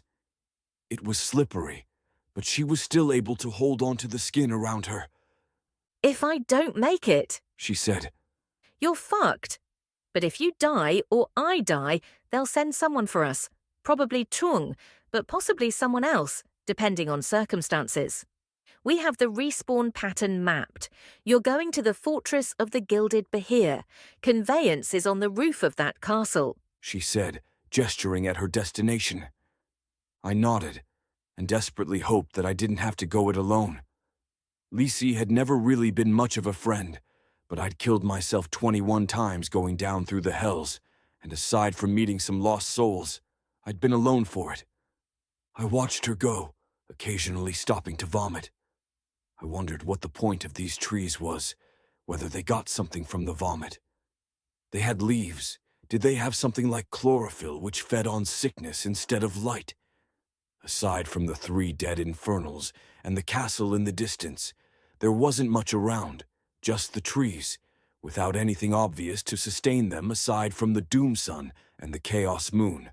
It was entirely possible that they were nocturnal, and once night came, they would turn into something more horrible. I was praying that I didn't get a chance to figure out what. Lisi trudged on, moving low and slow, with her devil skin wrapped around her, protecting her from the doom sun. The castle wasn't even that far away, almost close enough that I thought I could make the run while under the effects of the doom sun as it stripped my skin and later flesh and bone. But with how sick and cold I was feeling, I was probably overestimating myself. I shivered somewhat, then threw up again, losing my balance for a moment and momentarily slipping a hand out of the shade. I yanked it back with just the top few layers of skin removed. Lisi got to the castle and, with some effort, opened the large front door, slipping inside and out of view. The road, if you could call it that, was crude, but the castle itself was well made, with large bricks of regular size that bespoke a developed civilization. From what I knew of the Omega Hell, it was the place where the richest and most powerful of the Infernals were, and they had been adopting human inventions and advancements in the wake of Uther's technological crusades on Aerb. Lisi had said that they had conveyance, and I was wondering what the horrible twist was, because there had to be a horrible twist. An hour passed, and then a second. Lisi and I hadn't discussed how long I should wait before assuming that she wouldn't return, but I was throwing up every 5 minutes or so like clockwork, and the cold was really starting to get to me. By my best guess, it would be twilight in another half hour, but with where the doom sun was positioned, it would be behind the castle, affording me extra time where I could walk and still be in shade. I was feeling quite ill, but the illness, like the cold, seemed to have peaked at a certain level of horribleness that still allowed me to move and have the occasional scattered thought. As soon as the doom sun was behind the castle, I set off, crawling at first, then staggering to my feet and stumbling forward. The sickness started to fade as soon as I was beyond the trees, but the last little bit of it stayed with me. With the doom sun down, the cold was getting worse, and I was still completely naked. I also hadn't eaten at all, nor drank anything, not that there were things to eat or drink. I was feeling weak and helpless, and it did occur to me that if Lisi had run into trouble, I was probably going to run into the same trouble. The Infernals would all be dead. Valencia would have seen to that. But there were plenty of other things that could be in a compound like this. There were things you'd put in a compound like this if you wanted to defend it against people who could kill you from a distance, either out of deterrence or spite.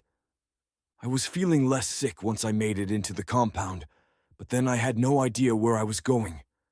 The infernals in this hell were taller, some of them twice as tall as a person, or more, and the hallways and rooms were built to accommodate. There didn't seem to be anyone there, or at least, there were no sounds. I was moving slowly and feeling not better, actually, but less bad. I continued to pad my way down the large corridors, trying to find some sign of Lisi. When I saw the trail of blood, my heart dropped, and I started running, knowing that whatever had happened, it had likely happened hours ago. I found her in a compound, torn apart into several pieces, with no sign of what had done it. She'd been completely decapitated, and some kind of creature had mauled her head, gouging out her eyes and tearing the flesh from her face until only a nose hole and bright white teeth remained. Her body was elsewhere, spread out in a pool of her blood, with her limbs separated. One of them looked like it had been thrown against a wall hard enough to shatter the brick there. I was on my guard, trying to listen as best I could with my stupid non-enhanced senses, so I just about shit myself when I heard a wet smacking sound. It was Lisi. Her mouth was moving, not capable of making sounds. It took me a bit to realize that she was still alive. Once I did, and having no better options, I gathered up the pieces of her and placed them back together in approximately the right spots. I had been decapitated in one of the hells and lived through it for at least a little bit, but with so much damage, I'd known the Omega Hell was bad and that you could survive an incredible amount of punishment, all of which you'd feel at full force. When I'd looked at what had happened to her, it hadn't immediately occurred to me that she could still be living. It was slow going, watching her regenerate. I moved her, partway through, into what was probably a small closet. Then I closed up the door and pushed whatever I could in front of it. I was worried that it wouldn't work, but the various bits of her began to reconnect, with veins and tendons wriggling out of her and flopping back and forth like a worm coming out of the ground after a big rain. It was 20 minutes before she could speak again, though she had some false starts of wet gurgling before that. They evacuated or tried to, she said. Probably got killed. Left behind, that thing. It played with me, then left, flew up and away. She coughed up a gob of clotted blood and wiped her mouth with the back of her hand. Fuck. We should go then, I said. If the ride is still here. Lisi nodded and ran her fingers through what was left of her hair. She was shaking, badly. Fuck. Give me a minute. Take your time, I said. No, she replied. We don't want to be the hold-up. She held her hand out in front of her, willing it to stop, but it kept shaking, and she clenched her hand into a fist. She said. I've been watching the hells, looking at them, learning about them, preparing. We didn't think that we'd have to go with the Omega plan, but here we are. I knew it would be brutal. She held out her hand again, and it was still shaking, and this time she glared at it like it was a traitor. Most of her nose had grown back. It's hard to die in this hell, but it's easy to stop moving. I was out of the fight right away. I wasn't doing much thinking, just a blinding wall of pain. On Herb, you'd pass out or go insane, but here you get kept intact enough that they can go on almost indefinitely. Maybe there was a moment when I hoped I'd be thrown into the glare of the doom sun so that I could die. Yeah, I said, frowning. There are people who live here, Juniper, said Lisi. Even before the rune magic exclusion, which is now, I don't know, 2 days old. But now that it's happened, now that we made it happen by trying some things that weren't meant to be tried, there are 3 people dying every second, and they're coming here, or places that aren't all that much better. Yeah, I said, letting out a soft sigh. I don't want to sit around because my stupid fucking hands won't stop shaking, she said. She held her hand out again, and this time, by sheer force of will, she was able to keep it steady. Come on, let's go. Let's figure out a way to save this miserable world. I helped her to her feet and followed her as she made her way through the castle. She seemed to know where she was going, and I had to wonder how long she had been in here, looking around, before that thing had struck. I was hoping that it was gone, and I asked questions, which she answered in clipped tones. It had been as large as a horse, with huge claws and long, leathery wings, blisteringly fast, except when it took off into the sky. I might have scared it, she thought, or maybe it had just decided that it had had its fill. It was something of a pet to the infernals, or a guard dog, but not one that was willing to stick around if they might come back. Here, said Lisi, pushing open one of the large doors after we'd gone up 2 flights of stairs. Sitting on a large landing was a sophisticated contraption with clean lines and 4 blades on top. It was a motherfucking helicopter. Heck if I know. Chapter 2, 134. Heck if I know. Chapter by Alexander Wales, Cthulhu Jepson. make the pun. Said Lisi. The what? I asked. The pun, Said Lisi, looking at me with distaste. Oh, I said, it's a helicopter. It was only kind of a helicopter, but the basics of its flight were more or less right. The helicopter my dad had used to teach me the basics had been an R-22, and it would suffice to say that the helicopter had somewhat different controls, with everything written in a language I didn't read. The seat was too large for me, but it was adjustable, because infernals came in all shapes and sizes. When I looked closely at the parts, including the helicopter blades, I could see that they were nothing at all like earth, or air, for that matter, sometimes including bits and pieces that looked organic. The function seemed right, though, and as I tested various aspects of it, sticking my head out and talking to Lisi, I identified which flaps were moving, marking each of the levers. Eventually, our time for experimentation was up, and we had to get moving, because the Chaos Moon was rising. "You're sure this glass is safe?" I asked, briefly touching the glass of the cockpit. "The moonlight won't get through," I'm sure. replied Lisi. They use this for transporting people. She gestured to the open area in the back. It would be useless for that if they're precious mortals cooked from the inside out. "Okay," I said. We should get going. She said. We have a mission. "I know," I said. I turned the power on and heard an engine behind me roar to life. I wondered how much of the similarities were convergence and how many were the machinations of the dungeon master, but it didn't really bear thinking about.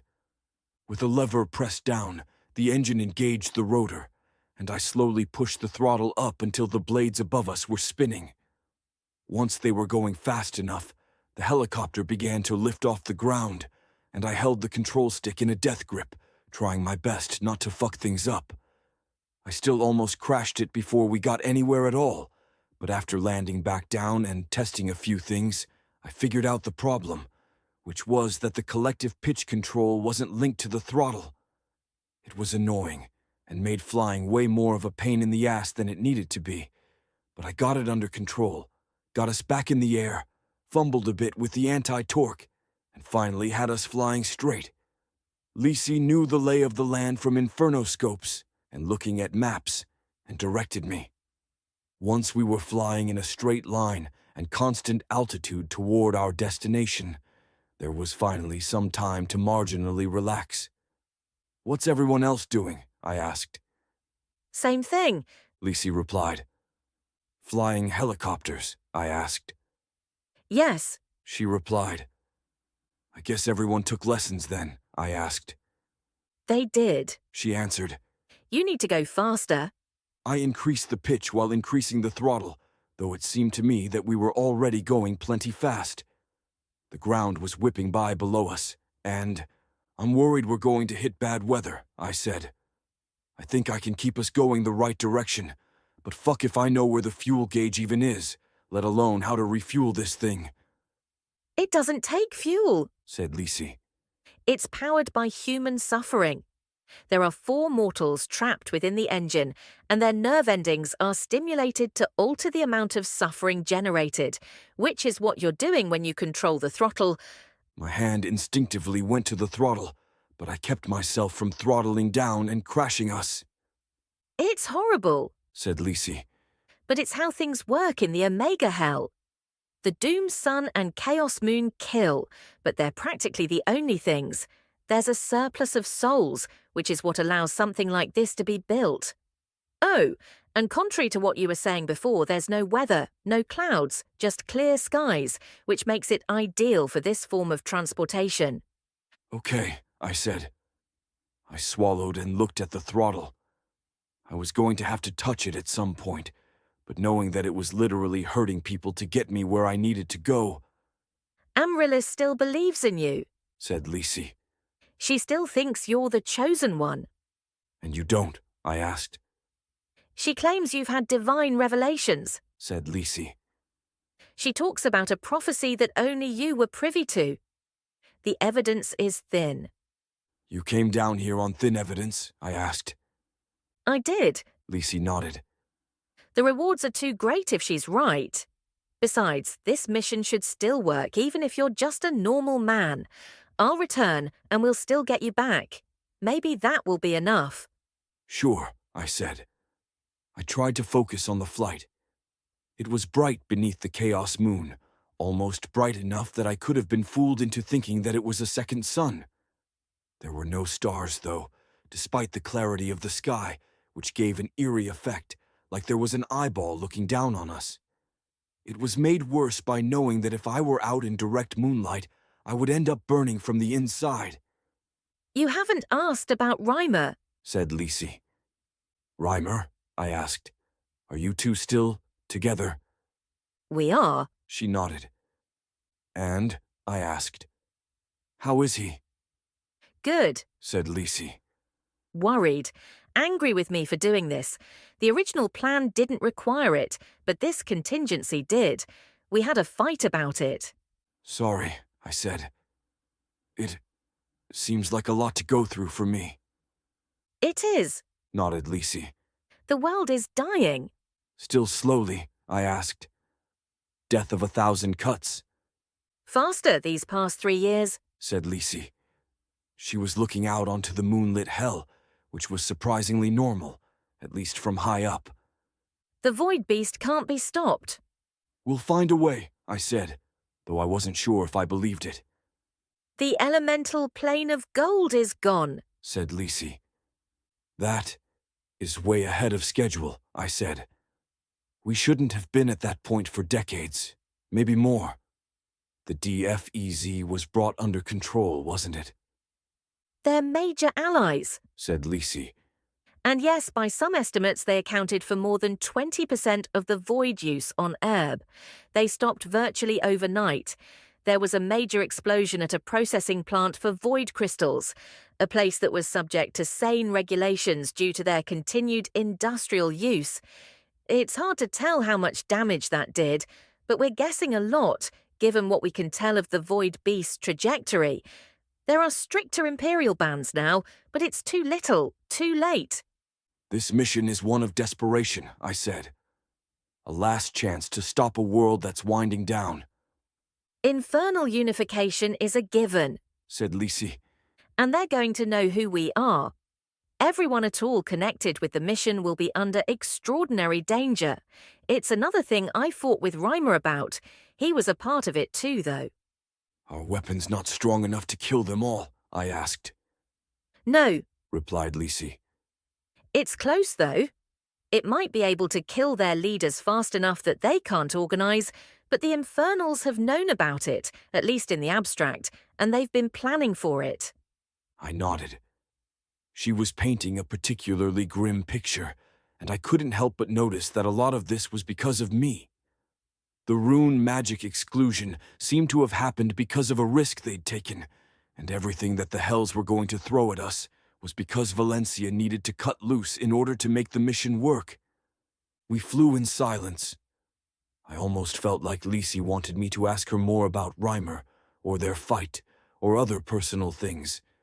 But I didn't know Lisi all that well, especially not after 3 years or so had passed. The Lisi I knew would have been direct with me, but maybe Reimer had slightly softened her edges if they were still together after all this time. The flight took 10 hours, and by the end of it, I was feeling incredibly claustrophobic, thirsty, hungry, and dirty. By the time we got to the fortress of the Gilded Behir, the Chaos Moon was setting and the Doom Sun was rising once more. Landing was an ordeal, and a part of me wanted to just jump out and smash into the ground, where I would naturally regenerate. But I did my best to land the helicopter, which was done with a lot of damage to the skids and a cracking sound that made me think it was probably not a great idea for us to take off again. We covered ourselves as completely as we could, then got out and went through a rooftop door. Fen and Grak were waiting for us inside. "Fen," I said, "you made it." They were dressed in the same kinds of cloaks we were, shapeless things that hung loosely on the body and offered only basic protection. Grak's was tied up so that it didn't drag on the ground. She nodded, then looked at Lisi. Discount Amaryllis? She asked. "She's dating Reimer," I said. Wait, Reimer is on Ab? Asked Fen. "Oh," I said. "Yeah, forgot to mention that. There are ex-spies of everyone." Tiff? Asked Fen, raising an eyebrow. I'm married to Reimer, actually, said Lisi. All that can wait. We need to make plans. Have you located the artifact? We just arrived, said Grak. We saw your helicopter coming in and came to meet you. How are you doing? I asked him, using Groglear. I hoped, that would encourage him to be more forthcoming. Fine, he replied, also in Groglear. I'm sorry for the trouble, I said. I know that dying is probably complicated for you. Is there a reason that I'm not supposed to hear this? Asked Fen. I held up a hand and hoped that she would understand that it was a polite request. He watched me for a moment. I did not enjoy watching you kill yourself, he finally said. It brought up uncomfortable feelings. I know, I said. For me too. It wasn't the same intended outcome, but it was attached to the same feelings. He nodded. Sorry I was gone, I said. Sorry that it didn't work out. That I couldn't be there for you. We need to get moving, said Lisi, apparently losing her patience for this. Find the artifact, prepare for the arrival of Amaryllis, then get it done. You can talk when we're back and dilated. She's right, said Grak. Follow me. We have already done the scouting. He set off down the hallways of this huge place, moving swiftly. We're not that far away. Everyone here should be dead, and we have inside information. He gave me a look. So far as we've been able to determine, before today, all they knew is that someone was killing them at random intervals and in random locations. That's changed. They were alerted by what happened in locations that correspond to Felseed's zone. My arrival, I asked. The arrival of many, said Grak. He glanced at Lisi, then turned back to focus on where he was walking. When you were lost in Felseed's domain, we searched the hells for you but could not find you. Eventually, we determined that it was probable that you were either alive or bottled. The bomb took care of both possibilities. How big a bomb? I asked. There's a smoking crater where the city of 1,000 brides used to be, said Lisi. So we sent thousands of people to the hells? I asked. More? Well, we didn't do that because you've been gone for 3 years, said Lisi. But yes, it made it hard to find you. By the time we did, information was already flowing and nearly impossible to stop. Allowing the interrogation was a calculated risk so that we could find out how much they knew. Antimatter rune bomb? I asked. Yes, said Lisi. And you weren't worried about the door? I asked. That you would permanently sever the connection to the long stairs? We tried to get through that door, said Grak. I was not worried about its integrity. We were more worried about exclusion, said Lisi. Which is what happened. Rune magic is fucked. asked Fen, Isn't that kind of bad? It's a disaster. said Grak. The connection to the long stairs still exists. Doris could still get a faint trace of Uther. He came to a stop. We're here. We'd reached a large metal door, one with heavy locks and obvious magic on it, the kind I generally hated, with purple runes all over the place and lines hovering away from the surface. Can you break through this? I asked. I know the password. Said Grak. Ningyamupshung dinde schnafe fuchsing. He said the lines carefully and deliberately, and I wondered how long he'd practiced them. These bastards don't use two-factor, huh? I asked, as the lines retracted and the runes spun around. Information security in the Hells is lacking, said Grak. What the fuck? Said Fen as the doors opened up, and I was a little puzzled by that, because really, who would be surprised by seeing a 100-foot-tall portal made out of thousands of bodies wired together? Let me guess, I said. It runs on human suffering. No, said Lisi. From what we know, it runs on cognition. They could have used infernals, but humans were easier and more pleasurable to work with. The origins of it are complicated, though... She stepped into the large room and moved over to a console, which had a number of dials and levers on it. To get to the actual portal required ascending a full flight of stairs, one which had been built in the oversized way that the rest of the place had. Please tell me we don't need someone to stay down here and control this thing, I said. It has two ends, said Lisi. If it's working on this end, then it should fire when the other end connects. And we control the other end, I hope? I asked. There's not some ongoing operation there that I should be aware of. No, said Lisi. It's in the DFEZ. And we control some part of the DFEZ? Asked Fen. The whole thing, said Grak. There are no holdouts. Blood god Doris, I asked. It's not a shit show. Utopia would be overstating it, said Grak. But it is pleasant and clean. Huh, I said. Who or what is blood god Doris? Asked Fen. She sounds like either someone I really want to meet or really never want to meet. Long story, I said. And I apparently don't know the ending to it. Good to go, said Lisi, who had been doing something with the controls. Someone go stand in the center of the ring and we can test it. They should be monitoring us. She gave a brief wave to an imagined person above us. I suppose you made some advancement in infernoscopes while I was gone, I asked. No, said Lisi. You just didn't know everything. Star magic augmentation, said Grak. It was classified. I looked over to Fen, wondering how she was handling this, and saw that she'd already taken off toward the stairs. Fen? I asked. Getting the fuck out of here while I can, she said. See you on the other side. I've got shit to catch up on. Better to have someone to test this before us, Lisi said under her breath, quiet enough that Fen didn't hear. She looked over at me. 10 minutes between resets. I don't understand why they did this, I said, looking at the portal. I don't understand how, but I accept it. But the why, does it work on infernals? No, replied Grak. It fails. Only mortals. But in theory, now that we're here, we can resurrect more people, I said.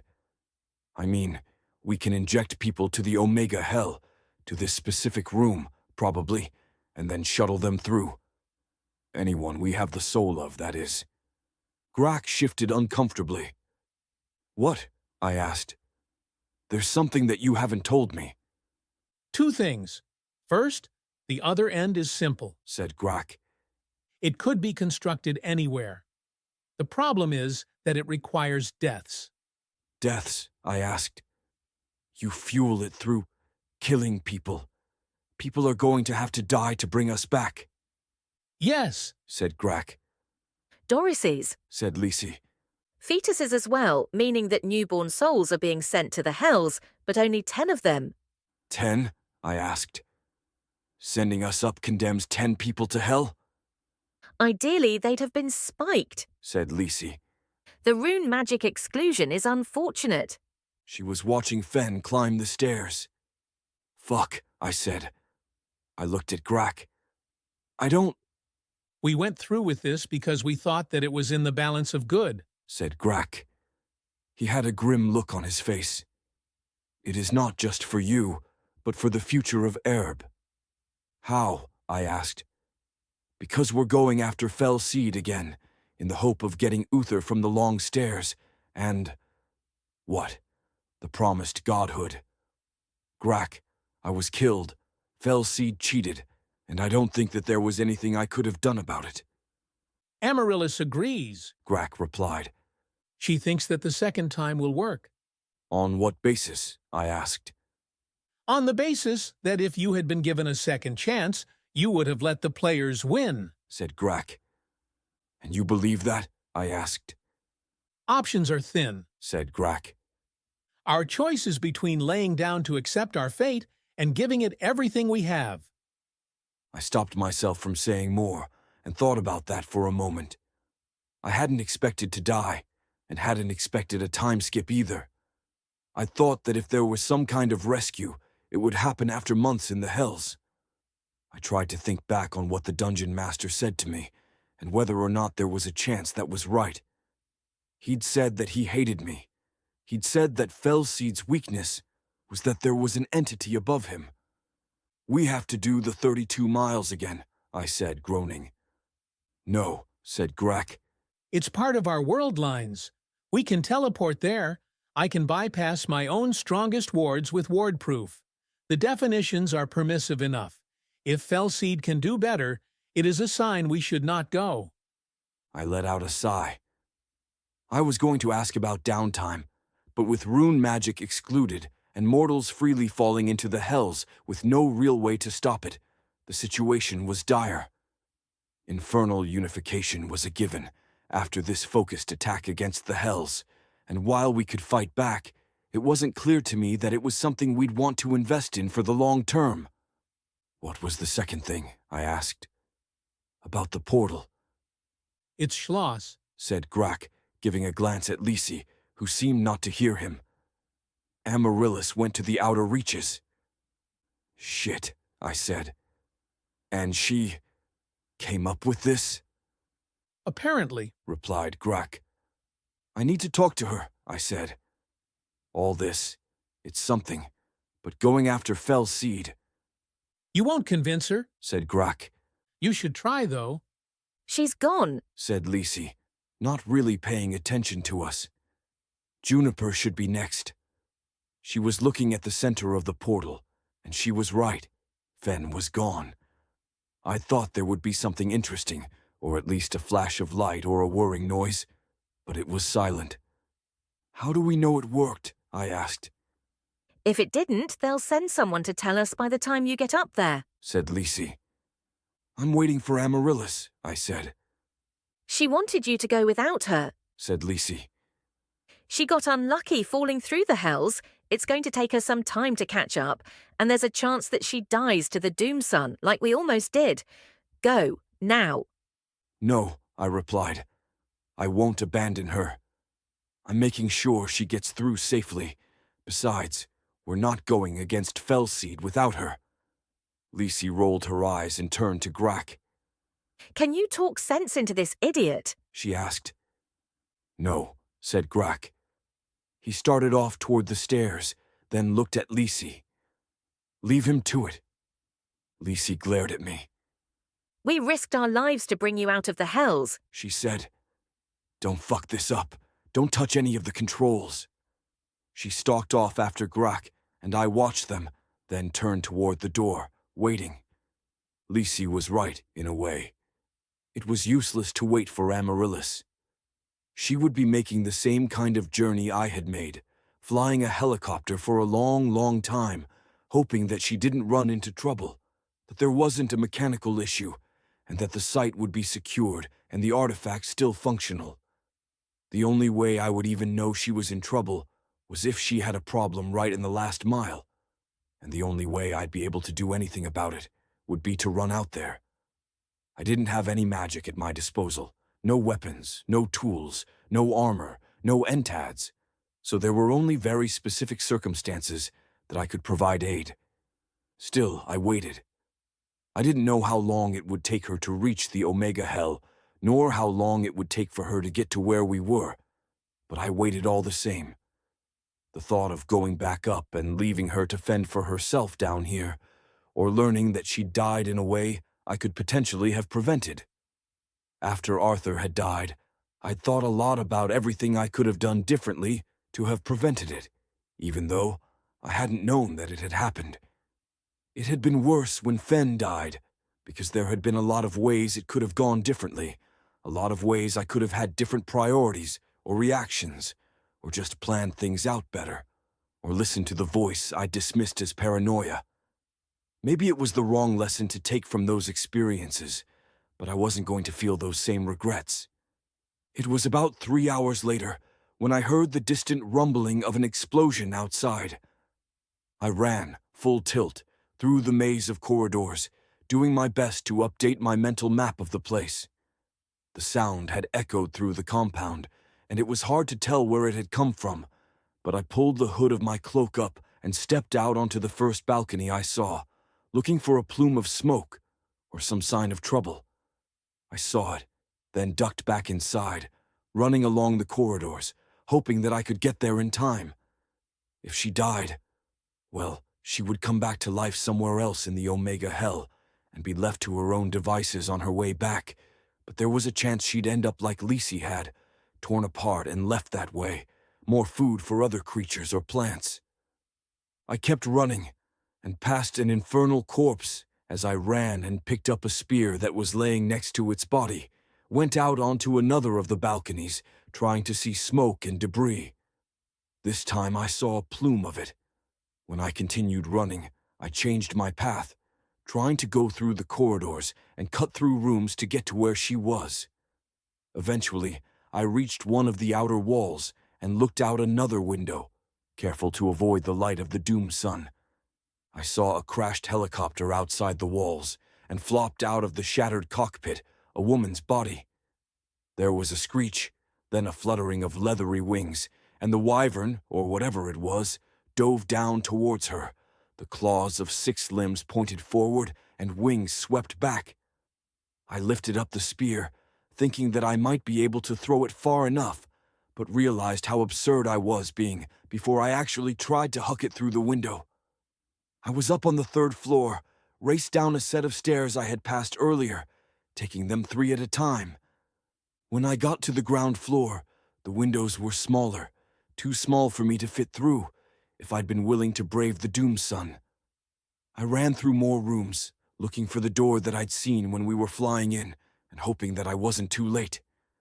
If it was the same thing that had gotten Lisi, and I had no idea whether it was, then it was going to rip her apart and spread her out, and it was going to do that in the doom sun, which would kill her after not all that long. Based on how tough to get through the infernal had been, I had no idea whether the spear I was carrying and the strength with which I could throw it would be enough to drive it away. I kicked open the door, careful to stay out of the doom sun, lined up my shot at the flying creature, then hucked the spear as hard as I could. It went high, over both the creature and the helicopter, but to my surprise, it returned to my hand, glowing faintly green. I threw it again, adjusting my aim, and it sailed through the air, striking the creature right through the torso. It let out a loud shriek from a mouth with too many parts, violently shook its claws, spreading amaryllis all over the place, then launched itself into the air with the spear still stuck in it. I don't know what it had planned to do next, but the spear inside it glowed a bright green. Then the whole thing, spear and creature, exploded in a rain of gore across the surroundings. A second later, the spear reappeared in my hand. "Fuck," I said, glad that it didn't seem like we were fighting any actual infernals. Or rather, we were fighting them, but fucking them so completely that none would ever know what had happened or get within visual range of us. I tossed the spear to the side. I ran out, even as the blood and gore were still raining down, and grabbed the various pieces of Amaryllis, or at least the ones I could see.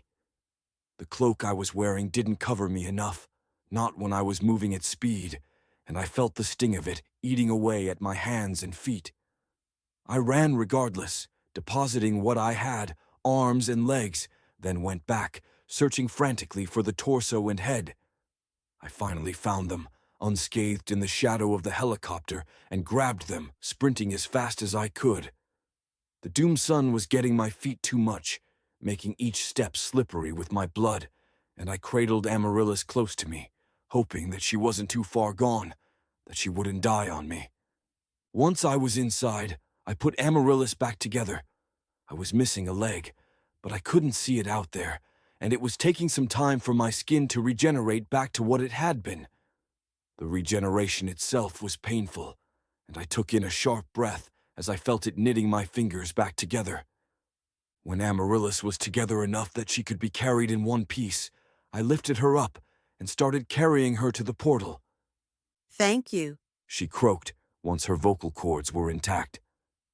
Come on, I said. Let's get the hell out of here. I sent Amaryllis first, though she tried to fight me about it.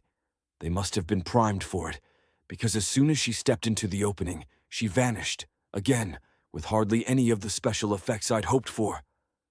I had some time to look at the portal, and all the bodies that were arranged to make it up. There were all kinds of species, connected by wires in their brains, and at the center of it, hidden from the base but very visible once I'd gone up the stairs, was a gilded staff decked out in gems. They didn't have entads in the hells, or at least weren't supposed to. I wondered about its provenance and how it had been schlossed in. I didn't have too much time to wonder, though, because the machine activated for me, and I was back on Erb. Interval. Chapter 2, 135. Interval. Chapter by Alexander Wales, Cthulhu Rejepson. Back on Erb, I was pulled from a large machine, one surrounded on all sides by death. It was a huge auditorium, one that looked similar to the portal I'd just left, but laid on its side. Instead of a wide variety of different mortal species, there were Doruses, each of them with their brains hooked together with long wires, though with a sophistication and rigidity that hadn't been there in the version that was in the hells. There were also 10 bubbles, each of them painted black to disguise what was inside, and from the small glass bottles attached to each, I thought it likely that the original intent had been to harvest the souls shortly after whatever mechanism inside killed them. It was horrifying, but in a much more industrial way than things had been horrifying up to this particular point. I hadn't seen the worst of the hells, though. Never got near one of the large-scale farms where people were stapled to trees or had their skin endlessly stripped from their bodies. The infernals had died without me seeing all that many of them, so I was spared the worst of it. And before, that had been Fellseed. Debrief or decompress? Amaryllis asked me. I looked at the women next to her, who were checking me over and putting a robe on me. I hadn't recognized it right away, but they were both Doruses. They didn't look how I thought of Doruses as looking. They didn't have weariness lining their faces or the same signs of embedded despair. They were clean, put together, and well-fed. Are you debriefing me, or am I debriefing you? I asked after a bit. I'd be giving you a debrief, said Amaryllis. I have to warn you, it would be dilated and inside Bethel. Fen, I said. I need to talk to Fen. We did in the hells, but it wasn't enough time with her. Amaryllis, you brought her back. I didn't think it was possible. Amaryllis nodded. It wasn't. I'll give the two of you time together, in Bethel, maximum dilation, like we did with Fellseed. A few days in a few minutes. Fellseed wasn't that long ago for me, I said. 63 hours, said Amaryllis. That's approximately how long it's been since we lost rune magic. Understood, I said. Send me in whenever you're ready then. Close your eyes for 3 seconds, she asked. I did. No game menu appeared. Nothing. Magic is back, though, I know. said Amaryllis. I feel it too, which means that symbiosis is back. She nodded to the Dorises, We're checking you over. said Amaryllis. She had her arms folded and was watching me. All right, I said. Your body in the Omega Hell was altered. She said. The hells by their nature alter people. This isn't the same body you used to have. Let me know right away if anything feels wrong to you, either mentally or physically. Pain modifications got undone, I said. Anything else? Asked Amaryllis. I'll take a look, I said. I would guess you're ready to put me down. Amaryllis nodded. I did the check, as requested. Everything was where I left it, minus the pain modifications. The hack that I'd imported to get the outer reaches to stick was still there, as was the other hack to make sure I didn't go crazy with the rush of leveling up, and I had my meme protections as well. I reported that back to Amaryllis, which caused her to let out a bit of tension. Good. She said. I don't suppose I get super regeneration powers, given this is an Omega Hell body, I asked. Or resistance to going insane or catatonic from pain. No to the regeneration, said Amaryllis. It's a property of the hell, not your body. The other stuff we haven't had a chance to test. And won't, right? I asked. Like we won't be torturing someone to the point of insanity to see if that still works. No, said Amaryllis. It might come up in the wild, though, given what we're about to do. She hesitated. Decompress, she said, nodding to me. We're leaving for Fellseed tomorrow at the latest. I just got done with Fellseed, I said. We lost the first round, and we'll win the second, said Amaryllis. We have the teleportation key.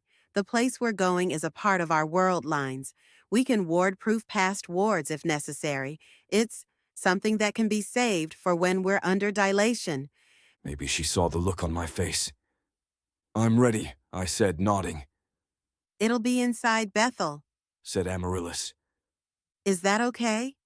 Yeah, I said, swallowing the part of myself that felt uncomfortable with it.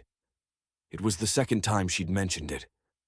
A few days ago, I might have objected, because it was different, using Bethel as a source of comfort and relaxation. Time was tight, though, I could tell that. Without so much as a goodbye, I was standing in a nicely furnished room. The legs of the two couches were black maple, with a brown studded leather on top. Between them was a coffee table of a similar design, one that was nearly overflowing with different kinds of food and drink. Beyond this prepared area, there were other features that I didn't quite understand, because it seemed like they couldn't be real. There was a balcony with open doors, its curtains billowing in a faint wind. It was an ocean scene, with birds in the distance, their calls faint. Doors led to the left and right, into unknown places. Fen was already sitting on one of the couches, dressed in some of her old clothes, khaki short shorts and a tank top. She was smiling at me. It's a real trip, huh? She asked. You've already spent some time dilated, I said, looking her over. Yep, said Fen. Reintegration, Mary called it. Lots of creature comforts, a few movies, some snuggling. It was, it didn't make up for being killed, nor for having to kill myself a half dozen times, or all the bullshit in the hells. But it was nice. Are you? I paused. Are you coming with us to Fellseed? Jesus, she said. You get done with all of that, the fucking doomed son, and you want to throw yourself right at the guy who literally killed you. Want to? No, I said. Have to? Yes. It's the fate of the world. There's a chance that we'll be allowed to win. Or if not strictly allowed to win, then maybe he won't cheat this time. Or won't cheat as much. She shook her head. Mary was talking to me about it. Grack, too. She looked at me. But that's not really what we're here for. You and me, we're here to chill out, relax, maybe watch a movie or two, get in some reading time. Just, decompress. And hey, I'm back, right? Which you're still happy about. Right, I said. I didn't mean to. It means the world to me that you're back, but the mission is just all-consuming. I don't know if Amaryllis told you about what it was like to go into Felseed's domain, what it was like to fight him, but maybe if she didn't, then you shouldn't either, said Fen. Her voice was gentle. Maybe I don't need to hear about all that. She looked me over, searching my face. You're different. Hope so, I said. The me of a few months ago was a total asshole, and I didn't like him. In fact, I disavow anything that I said up until, the start of this conversation. So it should be a clean slate. Fen smiled at me. Fine, she said. Amaryllis explained things, by the way, about you and her, how you're so in love. It does sting, I have to say. Sorry, I said. Don't be sorry, and she said. I was dead, I get it. You and Amaryllis, I can't say that I really get that, but it seems like it was always there, even from the start. You're too similar, if you ask me. You've got that same analytical way of looking at the world, and a kind of detachment. I guess, I said. I've never really thought about it like that. There's a lot to like about her, a lot to admire. Agreed, shrugged Fen. She was always my favorite, no offense. None taken, I replied. Shit, I'd be lucky to find myself in the top half of that list. I also have to say, said Fen, dragging out the sentence longer than necessary. I did proposition her. Who? I asked. Mary? Fen nodded. When you were in the time chamber together? I asked, frowning. In the boundless pit. Oh, no, she said. Like 12 hours ago. She was watching me, and I'm sure I looked more bewildered than anything. In my defense, you were dead and she was a widow, and after the death and mayhem, I felt like I needed a release. Huh, I said. And what did she say? Well, it was really more of a, hey, wouldn't it be funny if we both got naked? I've never been with a woman. Might be nice to try before I died. Just joking. Ha-ha. Kind of thing, said Fen. I mean, she knew I wasn't joking. She brushed me off, though, in a very gentle and understanding way. Huh, I said again. I didn't know you were, Fen shrugged. Any port in a port. I stared at her. Okay, I know you know that's not the expression, but I don't. I paused, trying to collect my thoughts. In your mind, is it that the phrase, any port in a storm, is so obviously a sexual metaphor, with the ship being a penis and a port being a vagina, and the storm being horniness, I guess, that when talking about two women, you feel the need to substitute in port, like two ports mashing against one another? She smiled at me. Sometimes I just say things without really thinking about them, she said. You should try it sometime. You're in a good mood, I said, frowning at her. I don't know, she replied. Maybe it's coming back from the dead that's done it, but I am in a good mood. You know, I can understand why people fake their own deaths and then go listen in on their funerals. When you die, everyone has such a rosy picture of you. It's been 3 years, and they've forgotten all the annoying shit about me. She reached forward to the coffee table and began moving things around, finally pulling out a pack of mochi.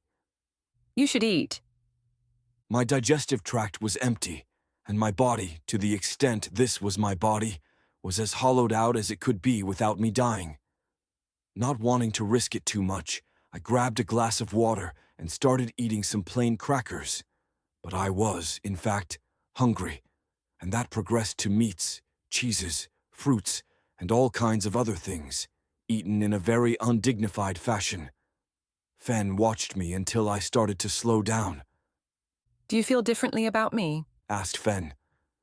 Meaning, differently from the way I felt before you died, after I had a few months to reflect, I asked. Fen nodded. Yeah, I said. Some of that was talking to people about you.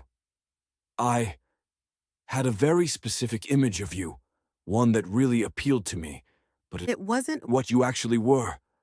I didn't take your attempts at growth seriously, and I ignored you when you tried to contribute to the group in any other way than being comic relief. That's my post-mortem, if you will. Fen sat back and popped a mochi into her mouth, then chewed on it as she watched me. It wasn't a small mochi, so this took some time. And now what? Asked Fen. You've got a better understanding of who I am? You're a changed man? I said. I've been through some stuff, I guess. I don't want to make promises. I will try, though. Fen nodded. All right, good enough for me. Let's go kill Fell Seed then, shall we? I don't know if you're joking right now, I said slowly. It's a joke because it's funny, said Fen. But it's also serious because, yeah, sure, I'll do it. You don't have to, I said. I mean, everyone that was on the initial team, and I don't yet know what the Redux plan is. We were all there for a reason, either against Fellseed himself, or for when we got into the long stairs. I'm a pretty fucking good archer, said Fen. Surely you haven't forgotten that. A lot of that was Twin Soul, no offense, I said. Well, whichever, said Fen. You don't want the world's best archer on your team? I do, I said. But it's more because I selfishly wouldn't want to do it without you, than because I think you'll, and again, no offense, shoot Fellseed through the heart with an arrow. Said Fen, narrowing her eyes at me. I sighed. I mean, I get it, if Twinned Souls is even still there, which it maybe shouldn't be. It is, said Fen. Mary could feel it. She wants to do some testing, but she thinks that everything except the user interface is still there. She lost symbiosis while you were gone, but not Twinned Souls, because of some rules lawyer stuff, or maybe the grace of the dungeon master. Okay, I said. What I was saying was, let's say that you're William Tell, Legolas, and Hawkeye all rolled into one. Even with your bow in hand, these aren't the kinds of problems that can be solved with an arrow. William Tell used a crossbow, said Fen, folding her arms.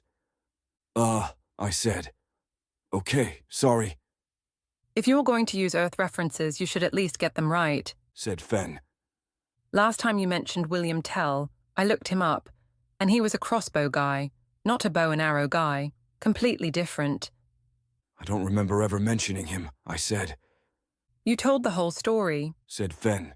Someone said William Tell had to shoot an apple off his son's head, so he pulled out 2 arrows, except they weren't arrows, they were bolts, and then he did the shot perfectly, and the other arrow, except actually a bolt, was revealed to be meant for the guy who told him to take the shot, in case he missed. Well, I sure hope I did a better job of telling that story than you just did, I said, smiling. Fen beamed at me. It was interesting enough for me to go look it up, she said. And yeah, crossbow guy, not bow guy. I also kind of misunderstood the Earth stuff, I said. I mean, your interest in it. That's another thing I think I was going to apologize about. Oh, keep them coming, said Fen. I love apologies. You were trying to connect to me, I said. And trying to figure out where the elements of elven culture came from. It's a way of understanding the world. You had your own interests, which were different from mine. I was too self-absorbed to see it, I guess. Worse, I was too self-absorbed when it came to you, specifically. It might have been more forgivable if it was the same level of self-absorption for everyone else. Oh yeah, said Fen, laying back with her head resting against the couch. That's the stuff. Keep it coming. She let out a small moan. Wow, I said. You know, I'm trying to be emotionally mature here, to make amends, and you're just making me feel like it's not actually appreciated. There was a temptation to laugh with her and blow off all the serious talk. There always had been, with Fen. Sorry, she said, sitting up. You know that I'm not good with this kind of stuff, right? Or did you forget? No, I didn't forget. It's just hard to remember that it was all only a few days ago for you, I said. I looked around in the piles of food and finally found something appealing, a small bar of chocolate. For whatever reason, the table had been stacked with a lot of candy. I could pretend to be emotionally mature if that would help, said Fen. She gave me a grin. Sorry to Juniper, that I'm bad with my feelings. She was using a silly, mocking voice. I use humor as a coping mechanism. I annoy people so that they'll push me away, which lets me blame them for not taking a joke and protects my fragile ego. I try to diffuse things that are serious so that I don't get hurt, Maya. I gave her a skeptical look. See, it's funny because it's true, said Fen. But you're not laughing, which is the sign of a really funny joke. Yeah, I said, letting out a breath.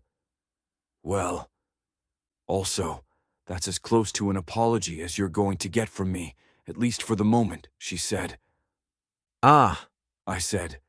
Because you didn't want to see me doing the same expression of orgasmic bliss that you were doing to me? Fen snorted and leaned forward, looking for something to eat. Oh, come on, you know what my expression of orgasmic bliss is like. She looked up. That's probably inappropriate now that you're married. It is, I said. Amaryllis wouldn't mind, but I would mind. Fen probably would too. Damn, said Fen, snapping her fingers. Tell me, is it inappropriate in a good way or a bad way? Be warned that no matter what you say, I'm going to take it the wrong way. Our breakup was a few days ago for you, I said. Something like 4, 5? Sorry, it was a while ago for me. Longer, said Fen. I've been in here, or a place like it, for almost a week. So call it 2 weeks total for me, since the breakup. That's rounding up, though. Then I don't really... I paused. I don't really see what you get out of flirting with me. I like flirting, Fen shrugged. It's fun. Knowing that you're married, that you can't flirt back, that it's inappropriate. You know, it's immature, but that does it for me. And if I politely asked you not to? I asked. Fen rolled her eyes. Valencia talked to me, she said. She explained that I would probably feel some lingering attraction to you, and I would need to not fuck you. Her words? I asked. Approximately, said Fen. She understands me. I mean, even without the devil whispering in her ear, she gets it. I see a bad decision, and my brain goes, oh my, don't mind if I do. There's this allure to the forbidden. It would all be a lot easier if there was someone to rebound with, but there are not a lot of available men in our group. You should have worked on that while I was gone. Grack? I asked. Fen laughed. I'd need to be very drunk to fuck Grack. She leaned forward and lowered her voice. Did you know he doesn't even have a penis? I didn't find that particularly funny, but maybe it was because the dwarves were one of the Urbian species that I was most intimately familiar with. Grack not having a dick was, yes, true, but her saying it out loud felt like it undercut who he was as a person and the trials that his people had gone through. It was nothing against her. It just didn't land right for me. Tough crowd, said Fen. She was watching me and seeing how poorly it had landed with me. It was dumb of me to suggest it, I said. And I know he doesn't have the right kind of energy for you. I suppose, Fen replied. I guess it doesn't matter if the end is coming. Soon we'll beat Felseed, capture Uther, then you'll become some kind of god, and you can just whip me up a new boyfriend to help me soothe my woes. She squinted at me, then waved a hand in my direction. Someone like you, big and strong, but... She waved her hand some more, then flicked her fingers at me, like she was casting a spell. Better. Like me, but better. I nodded. Can do. I mean, you could also go for someone who was completely unlike me. I don't think I'm that great. True, said Fen. But you were a good friend. Are still, I guess, given that you helped pull me out of the hells, though I'm giving Mary most of the credit. She was looking at me. You know, I like the muscles, but a part of me misses the horribly plain Juniper, the one I met back in Silmar City. Simpler times. Yeah, I said. Not actually that much simpler, but yeah. My mind went to the horrible pile of undead, as large as a skyscraper, and the fire team we'd had to kill together. So listen, she said. This has been great, I guess. But part of my mission statement here was to make sure that you weren't suffering from any problems following the whole killing yourself a dozen times thing, or some of the shit in Felseed's zone. So what do you say we clear the table and play some games, or pull out the television, or do something to take our minds off whatever the hell is going on in this great big world that seems to have left both of us a little bit behind? Sure, I said. I'd like that. I went for the television, the better not to think for a bit. I'd been expecting something like the old setup, the one we'd used back in the time chamber, either the prototype made from Earth scraps or the simpler film projector. Instead, it was something that had clearly been made on Erb. It was shit, frankly, by the standards of Earth, but by the standards of having been invented 3 years prior, with a bunch of workarounds to make sure that it wouldn't allow an eldritch entity to mind control people. It was incredibly impressive. It was bulky, a piece of furniture in its own right, but it had a little attachable module that could play cassettes with spooled magnetic tape inside them. Mary thought you would get a kick out of this, said Fen. They started pumping out the televisions, but they needed television stations and shows, so... She slid in one of the cassettes. This is the most popular show on Erb, watched by about 12% of the population. The fuck? I asked. There are televisions in 12% of homes? Or more than that, because surely not everyone was watching this show. That seemed really high, for only 3 years having passed. You'll have to ask her about it, said Fen. Shh, it's starting. The image quality wasn't great, but again, that was by Earth standards. For Erb, it was probably impressive as heck.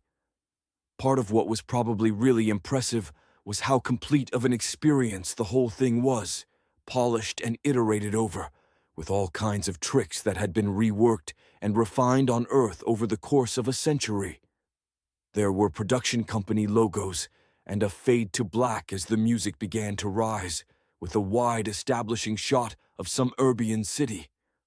I didn't know how long those things had taken to happen on Earth, but here they were, done right away in the first few years of television on Erb. Everything was in full color, and the audio quality was better than I'd heard on Erb's radios or telephones. The establishing shot gave way to a mid-shot of an apartment building, and that in turn led to a shot of 2 people sharing breakfast together at a small table in the middle of an apartment. The woman was Brosh, tall and elegantly dressed, while I guessed that the man was Halund. What is this? I asked. Fen didn't answer me. She was gazing intently at the screen. It was nice to be with her, but I didn't know what I was expecting to get out of this. There would be a punchline, I expected. The idle conversation between the 2 characters was cut short when someone knocked on the door, and the camera moved and panned, showing only the woman and obscuring what was happening by the door. She looked a little bit bored, but then in the course of words being exchanged at the door, her eyes went wide.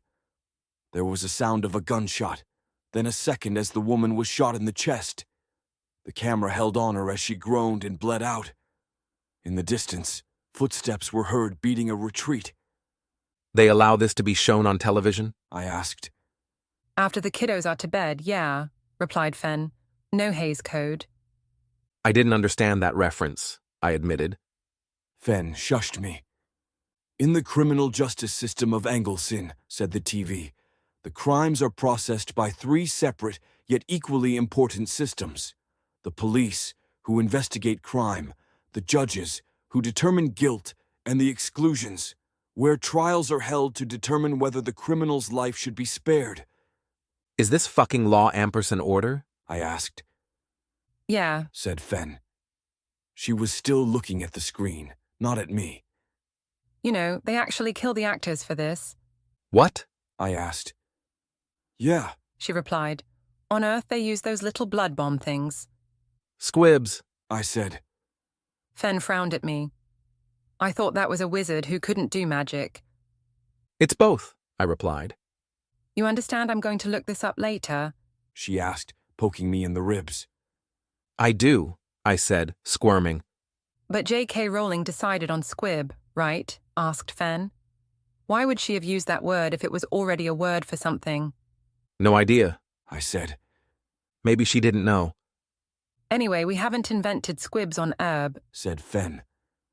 In plays and such, they use trick costumes or something like that, and make a red silk scarf coming out of someone's vest look close enough that the audience gets it. But for a show like Crime and Exclusion, they just have 2 revision mages on set, and the actors agree to be temporarily killed until the cameras stop rolling. That's fucking insane, I said. How do you even put in a performance? Practice, I'd guess. Fen shrugged. Though I think usually they try to make sure the deaths are pretty fast, like that one. And it's not hard to act like you've just been shot when you've just been shot. Wait, I said, watching what was happening on screen. That actress.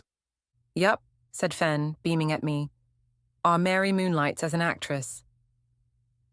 We'd been talking over a lot of the show, but apparently this was the part where the main 2 detectives worked on the case together. Her partner was a guy who had been on screen for quite a lot of what we'd seen, and they both played kind of similar characters, weary and sardonic. They looked around the crime scene for a bit, talked to some witnesses, then went to track down some leads. Fen and I talked through a lot of it. Nah, I've seen 6 episodes of this now, and it's pretty critical of the whole thing, said Fen. It's got our girl's sense of justice and complexity in it. Cops always get the bad guys, though, right? I asked. Nope, said Fen. In one of them, they get the wrong guy. I mean, it's not stated outright, but the actor did a good job in the exclusion part selling the innocence angle. Hey, I said. I still think Beautiful Detective Saves the Day might be a bit of propaganda. I would maybe call it unintentional, but if Mary is behind it, then it's got to be on purpose. For sure, replied Fen. It's our Mary. She's putting herself front and center on almost half of these shows, and she's writing almost all of them. A lot of them are cribbed from Earth, but she controls the televisions, the stations, and the companies that are making the content, so, of course, she's showing what she wants to her 12%. Crime and Exclusion is the best of them, though. It turned out to be a story of revenge. The guy in the apartment at the start, the one who'd got shot, had fucked a corpse, which his species did to reproduce. It was one he'd been allowed to, as it had been donated, but the guy who'd done the shooting hadn't understood that, or maybe just couldn't handle it. The detectives caught him.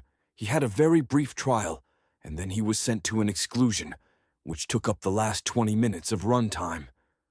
It was less brutal than I thought it would be, especially given the violence of the opening, but it was definitely not what I'd have chosen to watch after having gotten out of the hells. With Fen beside me, though, it wasn't so bad, especially because we were talking over it. We spent quite a bit of time there, snacking on things, talking over taped television, and just generally taking it easy.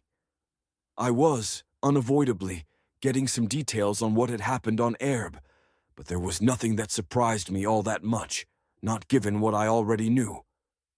You know, maybe I should have gotten pregnant, said Fen. You did?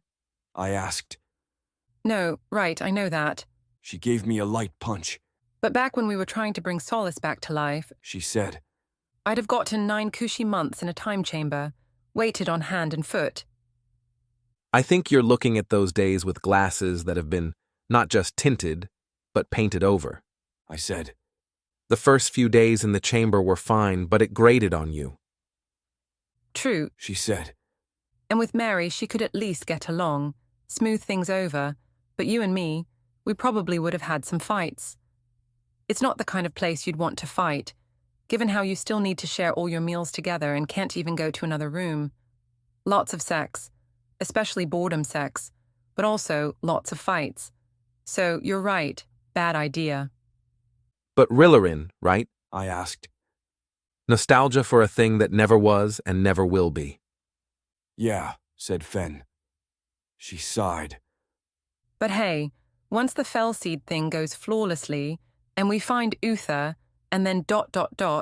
and you become God, you can create an alternate reality where that happened and make it not suck.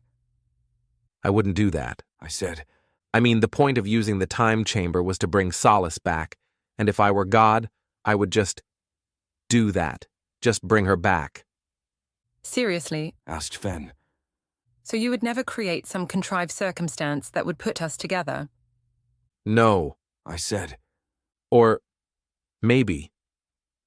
Between things with Fellseed, the Dungeon Master, the Hells, and before that, Invreason and the Locust, I've been thinking about gods a lot, about how I would do things in an ethical way.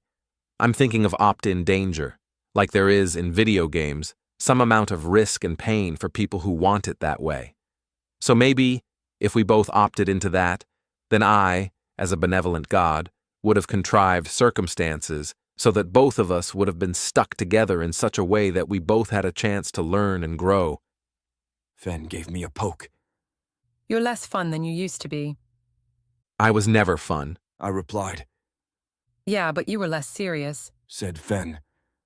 Even now, after a few hours of rest and relaxation, I can feel you vibrating to get back out there. You used to treat actually doing stuff as an unfortunate obligation. It is, I said. All this stuff, it still is an unfortunate obligation, one that I would rather not have, one that I would rather someone else do. But it's my obligation, and if I don't do it, it's not going to be done. You're not worried that it's all a trick? Asked Fen. That you won't open that door or find Uther, and there will just be a little note on yellow legal paper saying that your lost king is in another castle. Sorry, but I don't really want a lot of reasons not to go back there. I said. I don't want to be convinced. To the extent I have that same driving purpose, I want to keep it, because I'm going to need every ounce of willpower to get through Fellseed a second time, not to mention traveling up the long stairs, however far we have to go. No, you're right, said Fen. I shouldn't have said anything. She turned away a little bit. I just wish I had my fuck-off buddy back. Have you tried Polita? I asked. She might be available for that. I mean, she's a thief by trade. Meh, said Fen. New people. She leaned over and rested her head on my shoulder. We were ostensibly watching a talk show, one hosted by Amaryllis. It was okay, though I understood about 0% of the monologue. It was weird and unsettling seeing her mug for the camera, but the studio audience seemed to be laughing. It was nice being with Fen, but the more time we spent together, the more I could see all the old cracks in our relationship. Nothing much had changed for her, and even the trip through the Hells, tough as it had been for all of us, didn't seem like it had particularly caused her to reflect and grow. I hadn't grown, not all that much, but for all that I could see the things that had attracted me to her, it wasn't as appealing anymore. When we were in the time chamber together, or the massive dilation that technically didn't count as a time chamber, Grok gave me a long hug, and I hugged him back, closing my eyes and letting it go on for as long as he needed it, which turned out to be a long time. I missed you, said Grok, pulling away. If I can be blunt, it wasn't enough time for me to miss anyone, I said. I know. He nodded. So, I said. What's new, I guess? Well, he replied, the biggest thing to happen in my life is that I died and returned from the Hells. Yeah, I said. Sorry about that. I volunteered, he said. We were not short on volunteers. I could have let someone else go. I know you have a thing about shirking duty, I said. You know, you don't need to go fight Fellseed with us. I'm giving you an out there. Same goes for the long stairs, if we beat Fellseed and have a chance to go get you. I have a thing about shirking duty, he replied, smiling at me slightly. Now, while I have you, there are some ranks configurations I think you'll find interesting. That was mostly what we did together. Maybe because he was following the mandate of getting me mentally and emotionally ready for Fellseed, or maybe because he felt it was the best way for us to connect. I asked him about his personal life a few times, but was mostly rebuffed.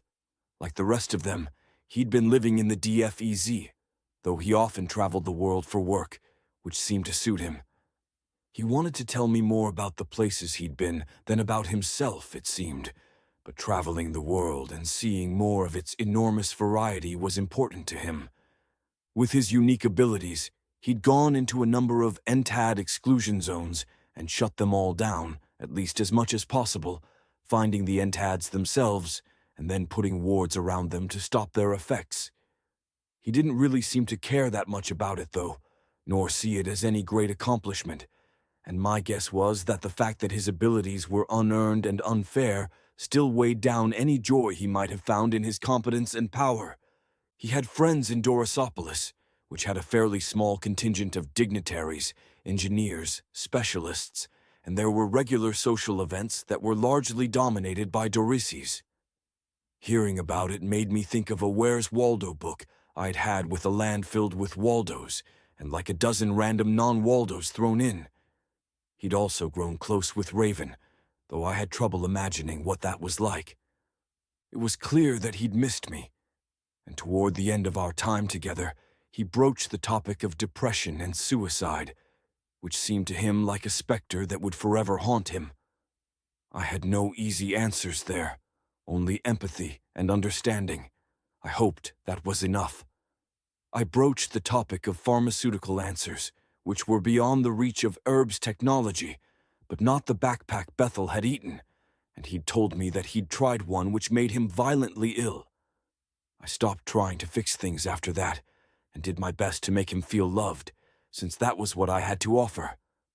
"I'm not coming with you," said Valencia. After a brief hug, it was the first thing she'd said to me. She definitely seemed older, in a way that Amaryllis and Grack mostly hadn't. Maybe it was that she'd had more maturing to do. I understand, I said. "Jorge and I got married," she said.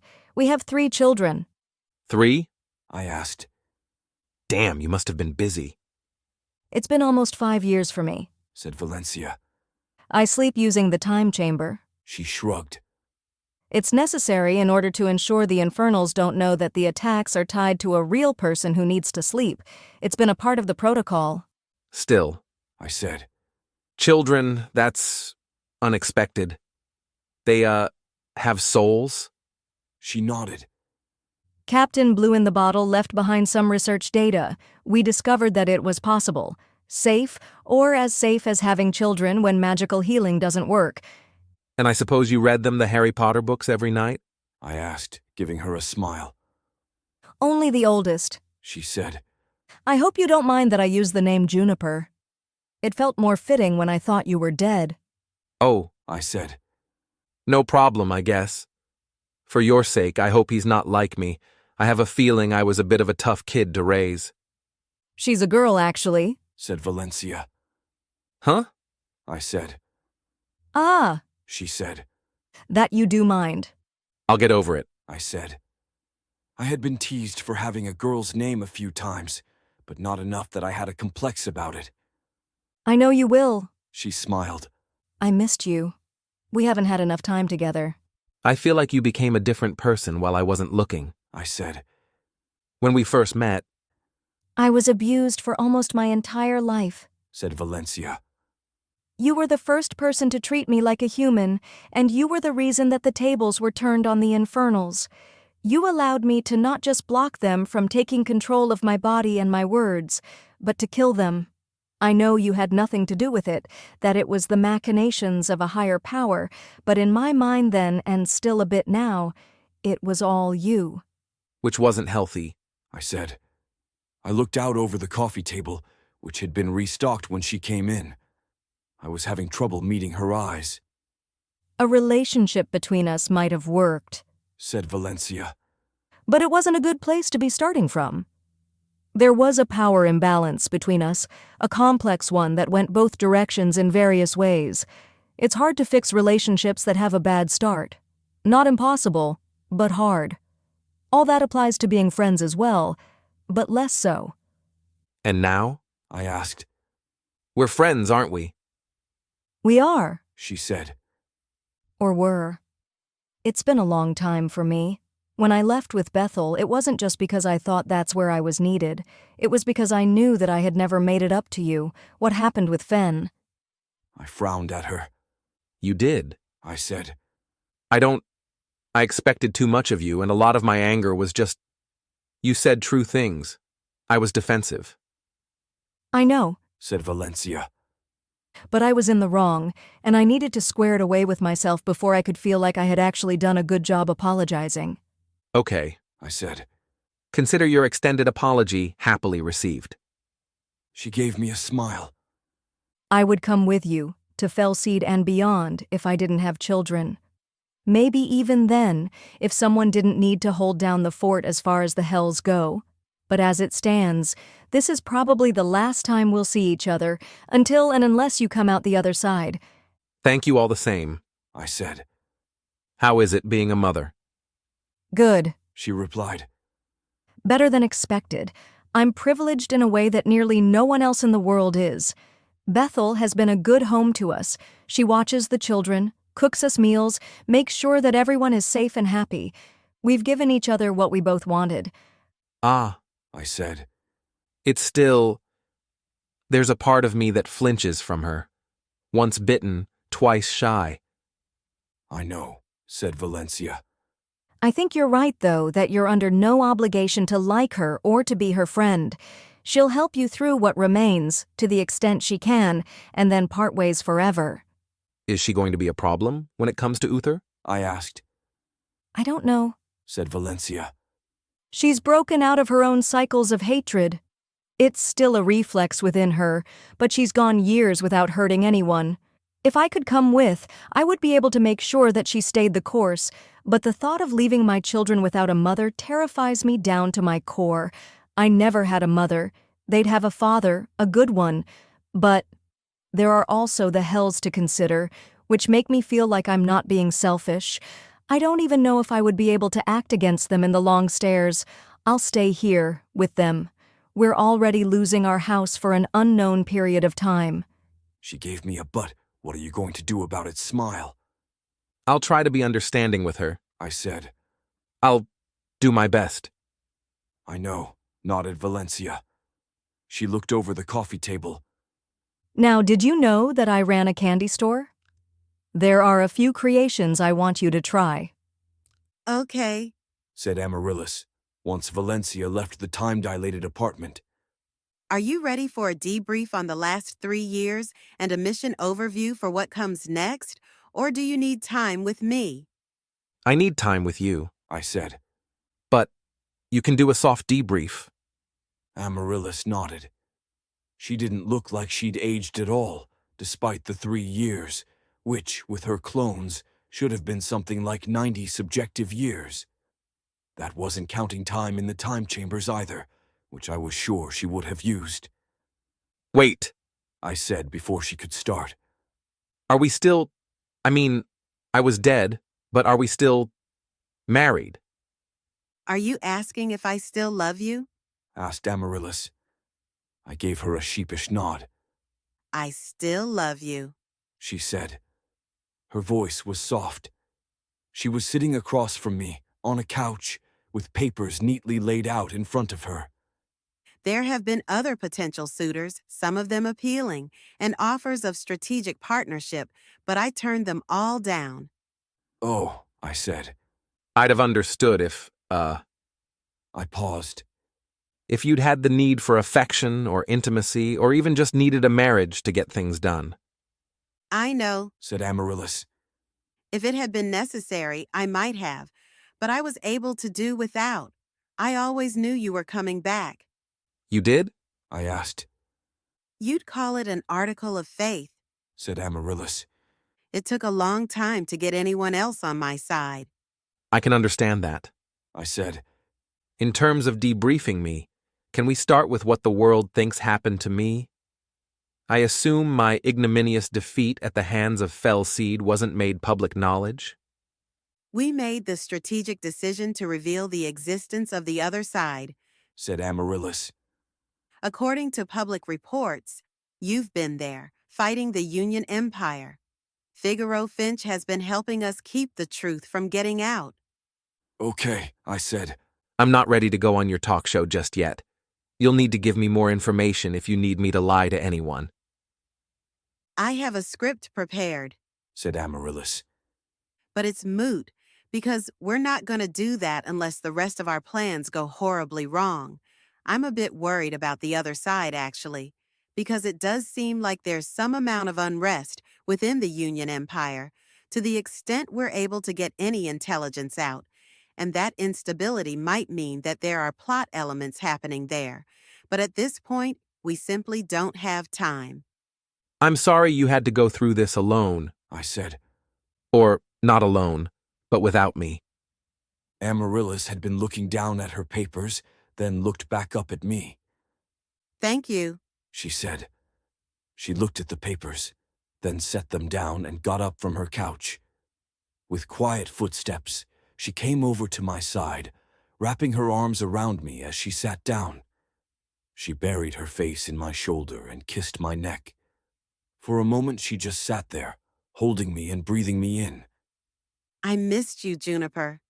I rubbed her back for a bit, and then she moved us so that we were laying together, with her on top of me, her face pressed against my chest.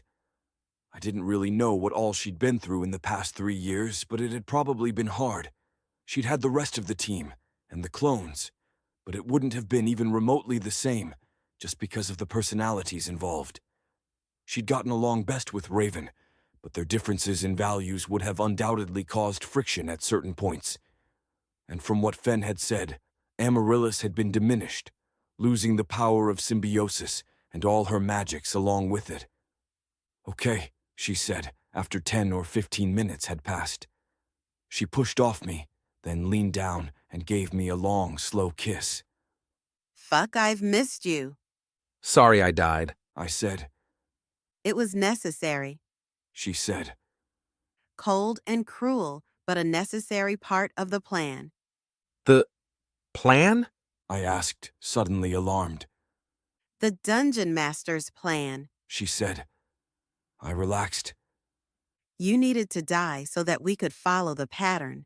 The second time he can give us a fair fight, which we should win. You always talked about the do-over, the new campaign you were making that would correct for the problems of the past. That's what this is.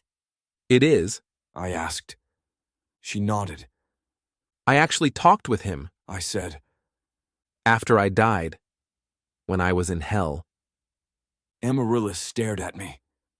And what did he say? She asked. There was something about the way she said that, a kind of breathlessness that made me uncomfortable. He copped to being vervain, said that he hated me, explained some of what he did with Arthur, told me Fellseed's weakness was that Fellseed wasn't actually the Dungeon Master. I paused. I can see in your eyes that you're going to ask me a lot of questions about the precise words, but this was 3 days ago, and I frankly went through a lot after that, so you'll forgive me if I'm just giving you the gist of things. It's vitally important, said Amaryllis.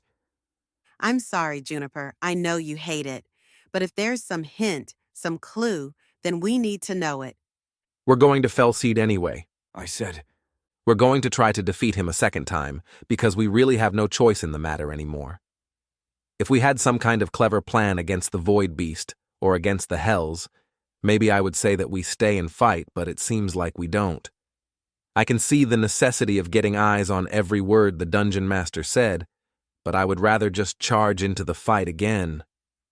Okay, said Amaryllis, relaxing. Okay, I asked. That's not like you. We're following the will of the Dungeon Master, she said. We need to do our due diligence, but I'll let you go over his words on your own, if that's what you prefer. I trust you. Really? I asked. Seriously? I've come to accept that the Dungeon Master doesn't speak to me, said Amaryllis. To the extent anything was designed for me, it was always subordinate to the things that were about you. Ah, I said. That sounds kind of grim. It's reality, she replied. She got up off of me and went back to her own couch, taking a moment to compose herself. Are you ready for the proper debrief? I nodded, and Amaryllis gave me the bullet points of the last 3 years.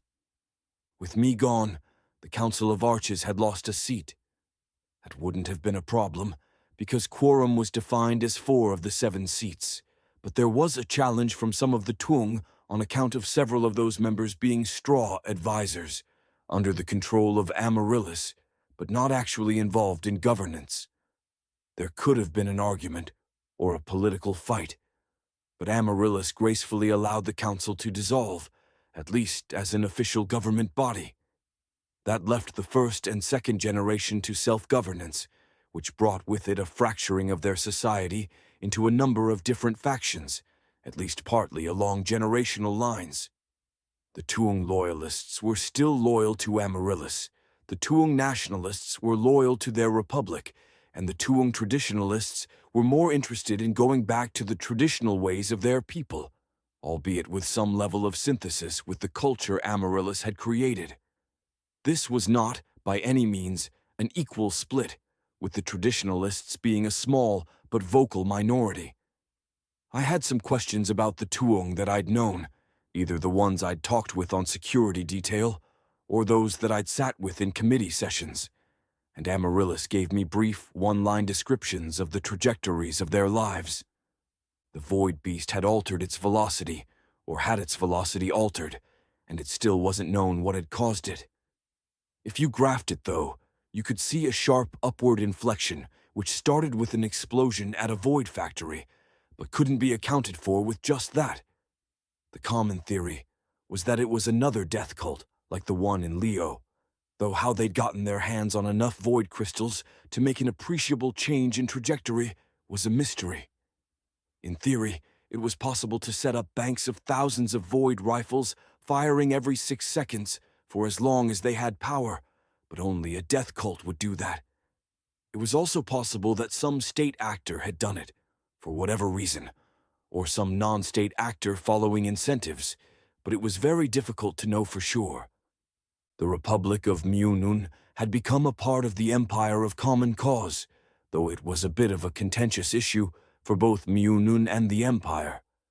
The industrial might of the small nation was undeniable, as was the educated workforce and technological prowess.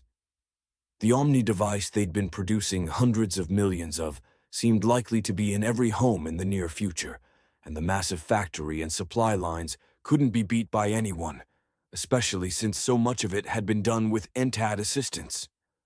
It wasn't just a television, it was a better radio and VCR too, which meant that anyone with disposable income would be clamoring for it. Amaryllis had no official government position within the Republic, but she commanded loyalty, and had personally founded and funded almost every major company, often acting, with her clones, as the entirety of upper management. The Dorises had gotten their collective act together. There were, apparently, a few factors involved in that, but the biggest thing that had happened was that resource scarcity had been virtually eliminated. Grak could, apparently, set up a war that would prevent duplication of a Doris, but not her things, and these had been set up in public places all around the zone, enough so that a Doris could duplicate her possessions once or twice a day.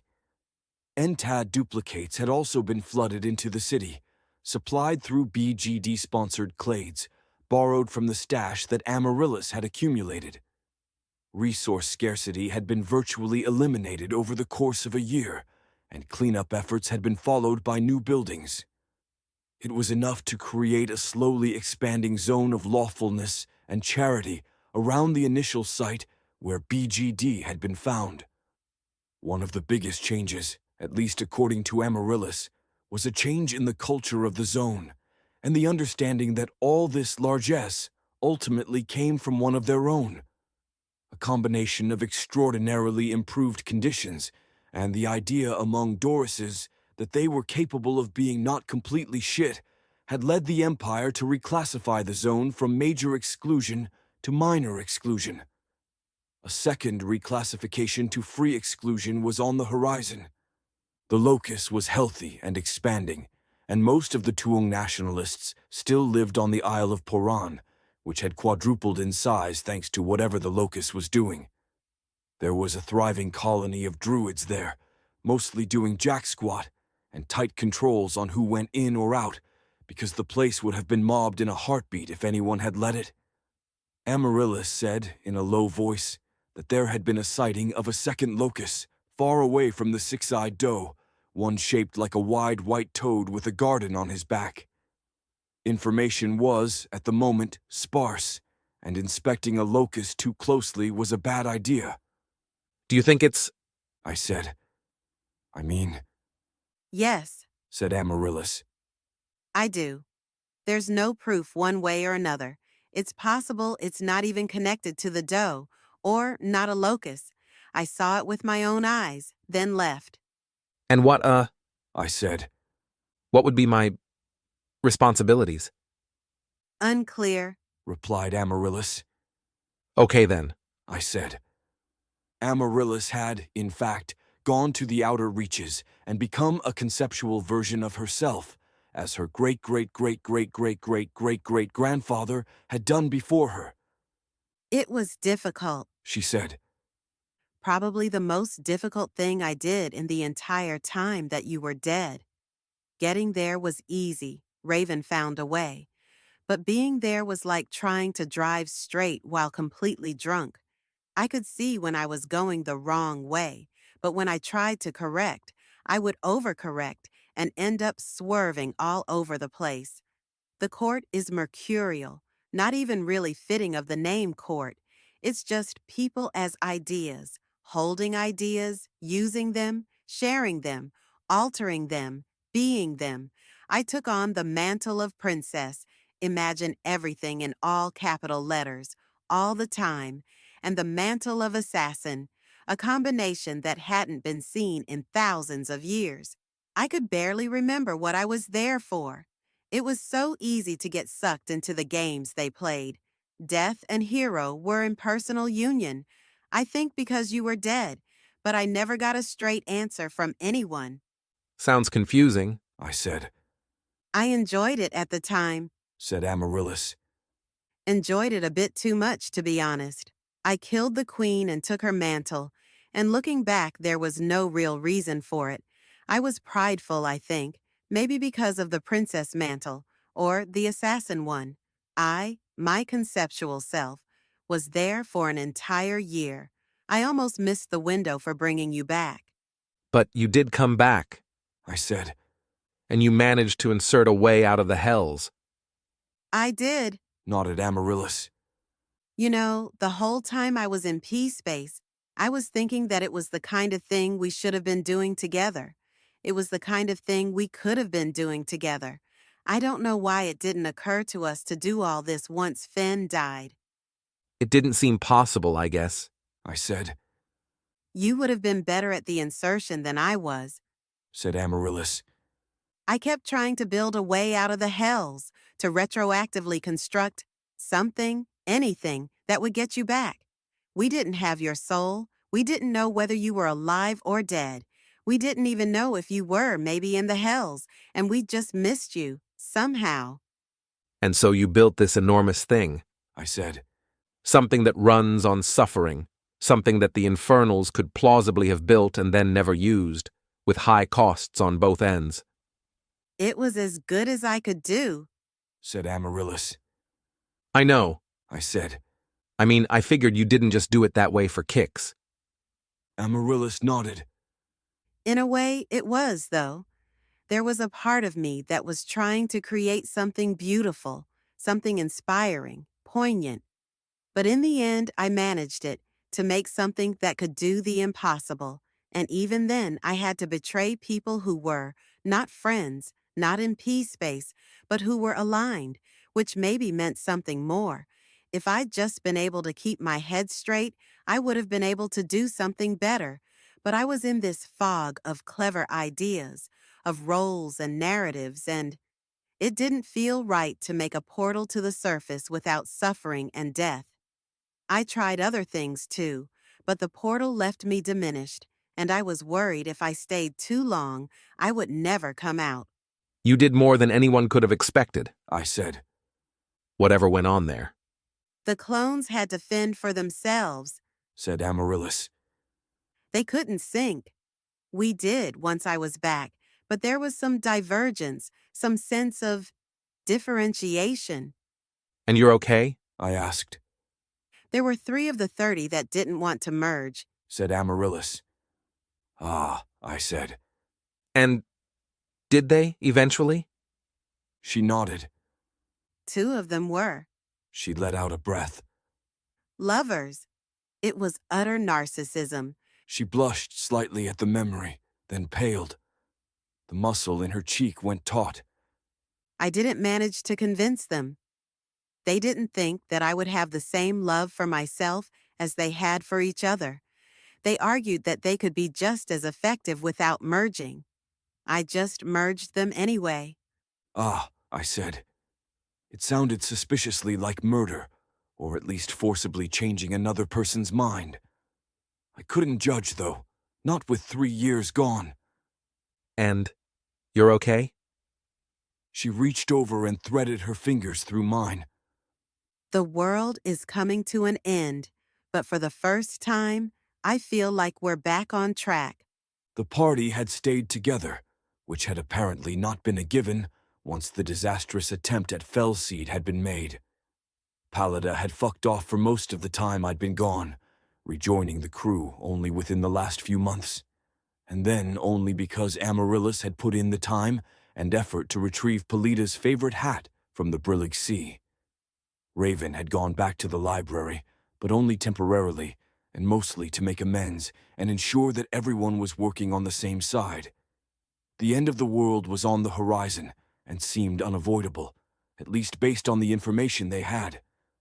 Grok had never left the group, nor threatened to, but he'd had a number of relationships in that time, most of them flings, some of them serious, and Amaryllis had been mildly worried that he would settle down, leaving her without the most powerful warder in the world. I got a lot more from Amaryllis than I'd gotten from Grak, at least about the relationships. Bethel had been brought back into the fold. She was done with being a place for colonies of Tung, done with being a mobile defense platform, and for the most part, done being of any particular use to anyone, except as the best house she could be. The one exception to that was a promise, one made shortly after the whole Fellseed thing had gone sideways, extracted by Amaryllis in what was apparently a heated exchange. Bethel was going to help with a second shot at Fellseed and the long stairs. She felt she owed it to us, and she had unfinished business with Uther, though to hear Amaryllis tell it, that was more about closure. And Valencia, she had the 3 children, of course. She had been a friend to Amaryllis and the others, but not as much of a partner. She wasn't coming with us to go against Fellseed, not when she was so much more vulnerable than we were, and not when she had a family. It was, clearly, not what Amaryllis wanted, but it did mean that Valencia would be on hand to counteract whatever the Infernals were doing. She would also be there remotely, watching in and able to speak through Bethel and a variety of different entities, but it wasn't clear whether that would work in the long stairs. It was odd how differently Amaryllis spoke about Valencia compared to how Valencia talked about herself. She's changed the most, said Amaryllis.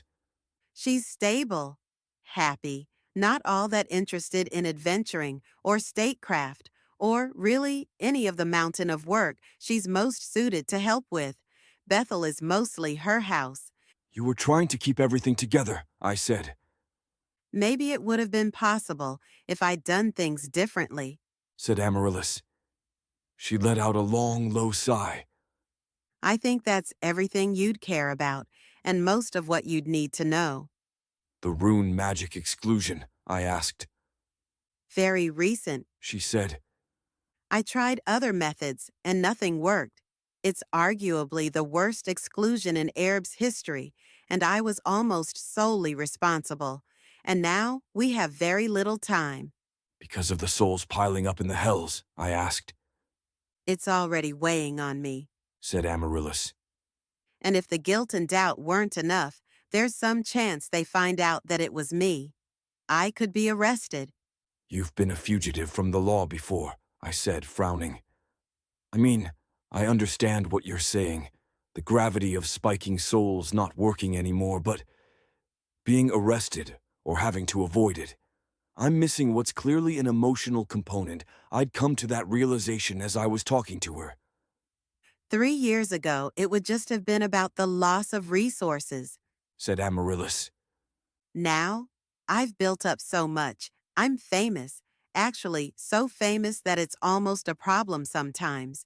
We're at 20% saturation on the Omni, but the reach is far larger than that. I have power, influence, and I'm using it to do real good. She looked me in the eye. I thought about not going for you. Yeah? I asked. The 3-year window was closing. She said. I could extend the window for Finn. There are half a dozen ways to do that. But we didn't have you, and it was only a guess that you'd been bottled. Maybe the 3-year time limit was only imagined if you were still alive, being endlessly tortured by Fell Seed. We didn't know. We still don't know, actually, what the fuck Fell Seed had done with you.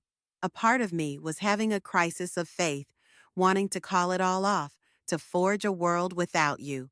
Or at least put it off and hope that we could still execute the plan at a later date. It was attachment speaking, I think, a base desire for the wealth, accomplishment, accolades, and power I'd won. I loved you, I do love you, but I knew that no matter what happened, when I went ahead with the rescue attempt, everything else would irrecoverably shatter. And it did, I nodded. Just worse than you thought. No, Said Amaryllis, shaking her head. Not worse than that worst case. I thought that one of us wouldn't make it back from the hells. I thought maybe it would just be you back in the world, at the expense of everyone and everything else. Oh, I said. That's a huge risk to take. I did wonder why she'd chosen to go when she could have sent someone else, but I was worried about the answer she'd give me. It smelled like narrative thinking. It was a risk, Said Amaryllis. Infernal unification was a bigger risk. If things had gone perfectly, we might have been able to extract you without them noticing. Now, we tried to keep it contained, and we tried to make sure there were decoys, but they have their own investigative teams. They've been working on the project for 3 years now, adapting to this extreme asymmetric warfare, and we've tipped our hand, at least in part. There's a good chance they'll know we can read the minds of the dead. Val can kill them, but we need to know where they are first, and the hells are just too big, with too many infernals, too many teams working in cells, and too much of a risk that they'll breach into Arab and make a beachhead here we won't know about until it's too late. She shook her head. It doesn't matter. None of it matters. We just need to get you to the long stairs. I know, I said. Amaryllis let out a breath. I was hoping you would say that. Come on, we have planning to do. More DACA. Chapter 2, 136. More DACA. Chapter by Alexander Wales, Cthulhu Ray Jepson. See the end of the chapter for notes. The second time was a lot different from the first. For one thing, we weren't flying in, we were teleporting in. For another, we had more experience after that first round and 3 additional years of planning. And this time, there was a chance that the Dungeon Master would elect not to totally fuck us. The one drawback, aside from trying to fight fucking Fellseed, was that we'd lost a fair number of entads. Everything I'd been wearing was gone, left in the FSEZ, and then presumably completely annihilated. I counted us lucky, very lucky that Amaryllis hadn't lost all her inherited entads when she died, since there was no known precedent for what happened when you brought someone back from the dead. There was some kind of entad magic which tracked inheritance, and I wouldn't have blamed it for saying, "Hey, I only recalculate when someone dies or is born. You're shit out of luck.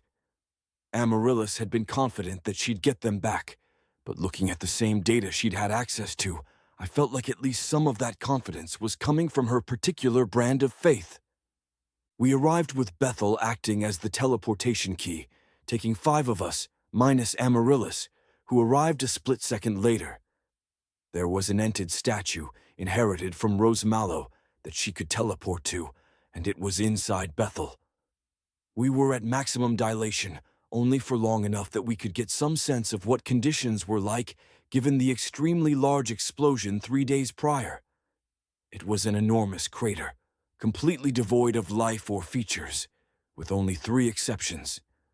The first exception was the door, which was as perfectly intact as ever, untouched by the explosion. The second was a bone-white platform that had been built up from the bottom of the crater, forming a platform some 50 feet around the door. And the third was Fell Seed, standing in front of the door with his hands folded on top of the hilt of the Vorpal blade, which was stuck in the ground.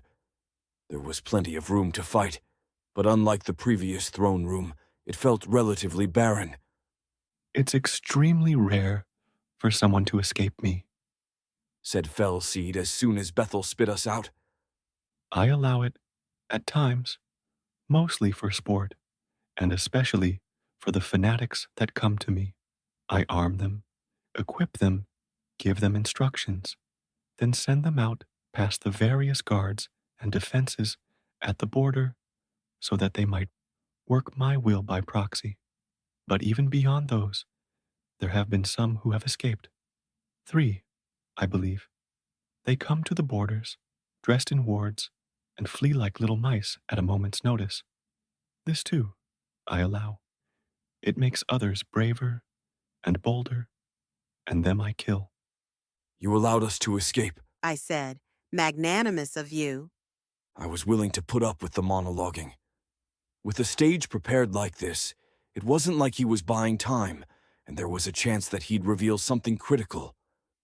No, it was that god you brought with, said Fell Seed. I don't see her about. He craned his neck around, like he could possibly have missed a giant 6-eyed doe. I had talked to the Locust before we'd come, as one of the only things I had done outside of extreme time dilation, but naturally, I hadn't gotten a response to any of my questions, nor a commitment that she would be there for the fight. Fell Seed glared at me. I seem to recall you being here, before the unceremonious explosion of my city. You were in a sorry state. I got better, I said. He knew the answer about what had happened to me over those 3 years, whether I'd been tortured and had the memories erased by a merciful dungeon master, or been bottled in a plan to send me to oblivion, or something else, but I really didn't give a shit. I've never seen someone die twice, said Fell Seed. I'm always forced to bring people to the mere brink of death, as close as I can without killing them, which, as it turns out, is quite close. If I take you apart, will I find out how you returned? No, I said. I was gripping my sword. It was better to let him talk, but it was trying my patience. The deal still stands, said Fell Seed. If you give me all of them, you're allowed through this door. His eyes settled on Fen. And a new one, too. We were planning to just kill you instead, said Amaryllis. That didn't work out so well for you last time, did it? Asked Fell Seed. I wonder what you think has changed. He had the Vorpal blade in front of him. Its tip was embedded in the bone surface, and his fingers danced on the hilt, threatening to pick it up at any moment. The door was behind him. Things have been going badly for the outside world, said Fell Seed. I should have thought that would take some heat from me. Am I really so important? No, I said. You're not. You're just in the way. I gave Fen the signal. She drew in an instant and loosed an arrow, which zipped through the air at impossible speeds, cracking the sound barrier from the sounds of it. Putting that much power into an arrow should have snapped the bow and ripped off her arm, but she was completely fine. Fellseed's head exploded where the arrow struck, more from the shockwave than the arrow itself, and he slumped slightly before starting to regrow. She fired more arrows, and they left her bow one after the other, just slightly slower than a machine gun. Still, he regrew, but I gave it a bit. Fine, it's not working, said Fen in disgust. We'd let her try because it was entirely possible that it might have worked, as the funny kind of joke that the dungeon master seemed fond of. We attacked, coordinated, blasting him with everything we had. His body ripped apart and reformed, burnt and regrew, and through it all he stood there, smiling at us, even as his lips and teeth were being ripped off and broken. Eventually, when it became clear that nothing was working, nothing would be allowed to work, we stopped. I was getting nervous.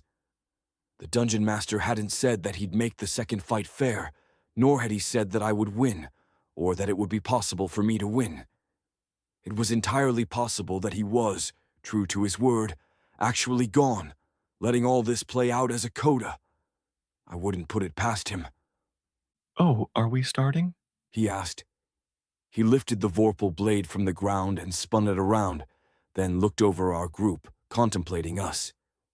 He went after Raven first, leaping through the air, and I used one of our secret weapons, tapping a bone. It wasn't just any bone, though. It was one that I was touching through a star magic construct that had been specially built for exactly that purpose at great expense. The bone belonged to Mome Rath. It was an exhilarating rush of strength and speed, and I moved considerably faster than the wind, sending my sword screaming through the air so fast I was worried it would snap or tear apart.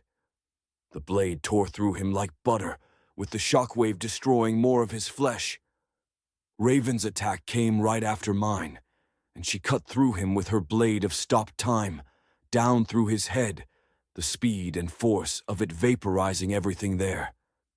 He reformed, of course he did, but it seemed slower, and in the meantime, the door break team of Bethel, Grak, and Palada had moved to the door. It was hard not to notice that the door itself was completely intact, even after being hit with the equivalent of a nuclear blast.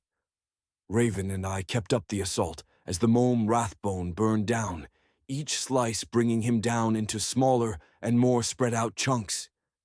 This was just the avatar, but at the same time, the nigh infinite power we were using was from Mome Rath. There was a chance that channeling the power of someone at his level would be enough, conceptually, if not logically. Eventually, the bone burned down, and I began burning a unicorn bone, hoping to give us more time at the door. We didn't need to beat Fellseed. We just needed to get through to the long stairs and leave him behind. I called out the loop number to the doorbreak team, amplifying my voice so they could try different prearranged tactics. The password was going to be the sticking point, but it wasn't clear that Bethel doing a dictionary attack would work, because different kinds of magic had different requirements, and not all of them would allow the words of an entad to count. There might also be a rate limit to password attempts, or any other kind of security feature. We just didn't know, and the last time we'd been there, Grak hadn't been able to gather enough information to say for sure what the constraints were. When Fellseed regrew, he grew back as multiple bodies, each of them having regenerated from a different part of him. It seemed like a cheat, as there was no way to have done that with just biomanipulation, not with how much mass seemed to have come from nowhere, but I supposed it was technically possible if pulling from the bone below us. The copies meant that it would be harder to protect against his attacks. He avoided me and Raven, maybe because he knew there was a second Mome Rath bone for me to burn, and attacked Amaryllis and Fen instead. Fen shot an arrow at a whip of flesh that came her way, and her arrow sliced through, causing it to thump to the ground instead of touching her. She was firing her arrows at full speed, one after the other, seeming never to pause in her motion, and it might have been a thing of beauty if I weren't so worried that she was going to die. Mixed in with the arrows was some of her magic, though Fen hadn't had as much time to train in everything new as we might have liked. Her archery was augmented by magic, and her quiver would never empty, but she was just barely keeping up on defense, and I could see a swirl of passion magic around her, fear driving up the speed of her motion to a blur I could barely follow. Amaryllis was faring worse, perhaps because she was getting the brunt of the attacks. She had the same wide variety of magic, but in most cases it just wasn't strong enough, or only strong enough to let her narrowly escape. The Vorpal blade Flung through the air and sliced her personal wards apart. She took hard hits, one of them nearly sending her off the platform before she could use still magic, but she soldiered on, even after a second hit blasted away part of her armor and took a chunk from her arm. Open flesh, exposed to the air. I was worried that Fell's seed was going to infect her, that we'd get the door open and be forced to leave her behind. Pallida was the first casualty. She'd been frantically working at the lock, trying to figure out something, and I had been too busy trying to protect Amaryllis and Fen to realize that she was a target. The Vorpal blade casually cut her wards, then a fist from Fellseed caught her squarely in the back of her head and continued on, crunching it directly against the door. Bethel shot at Fellseed, hitting him with a supercharged cannonball that blasted flesh apart, then picked up Pallida, tucking her into extra-dimensional space where I hoped she would live. I was worried we would be picked off one by one.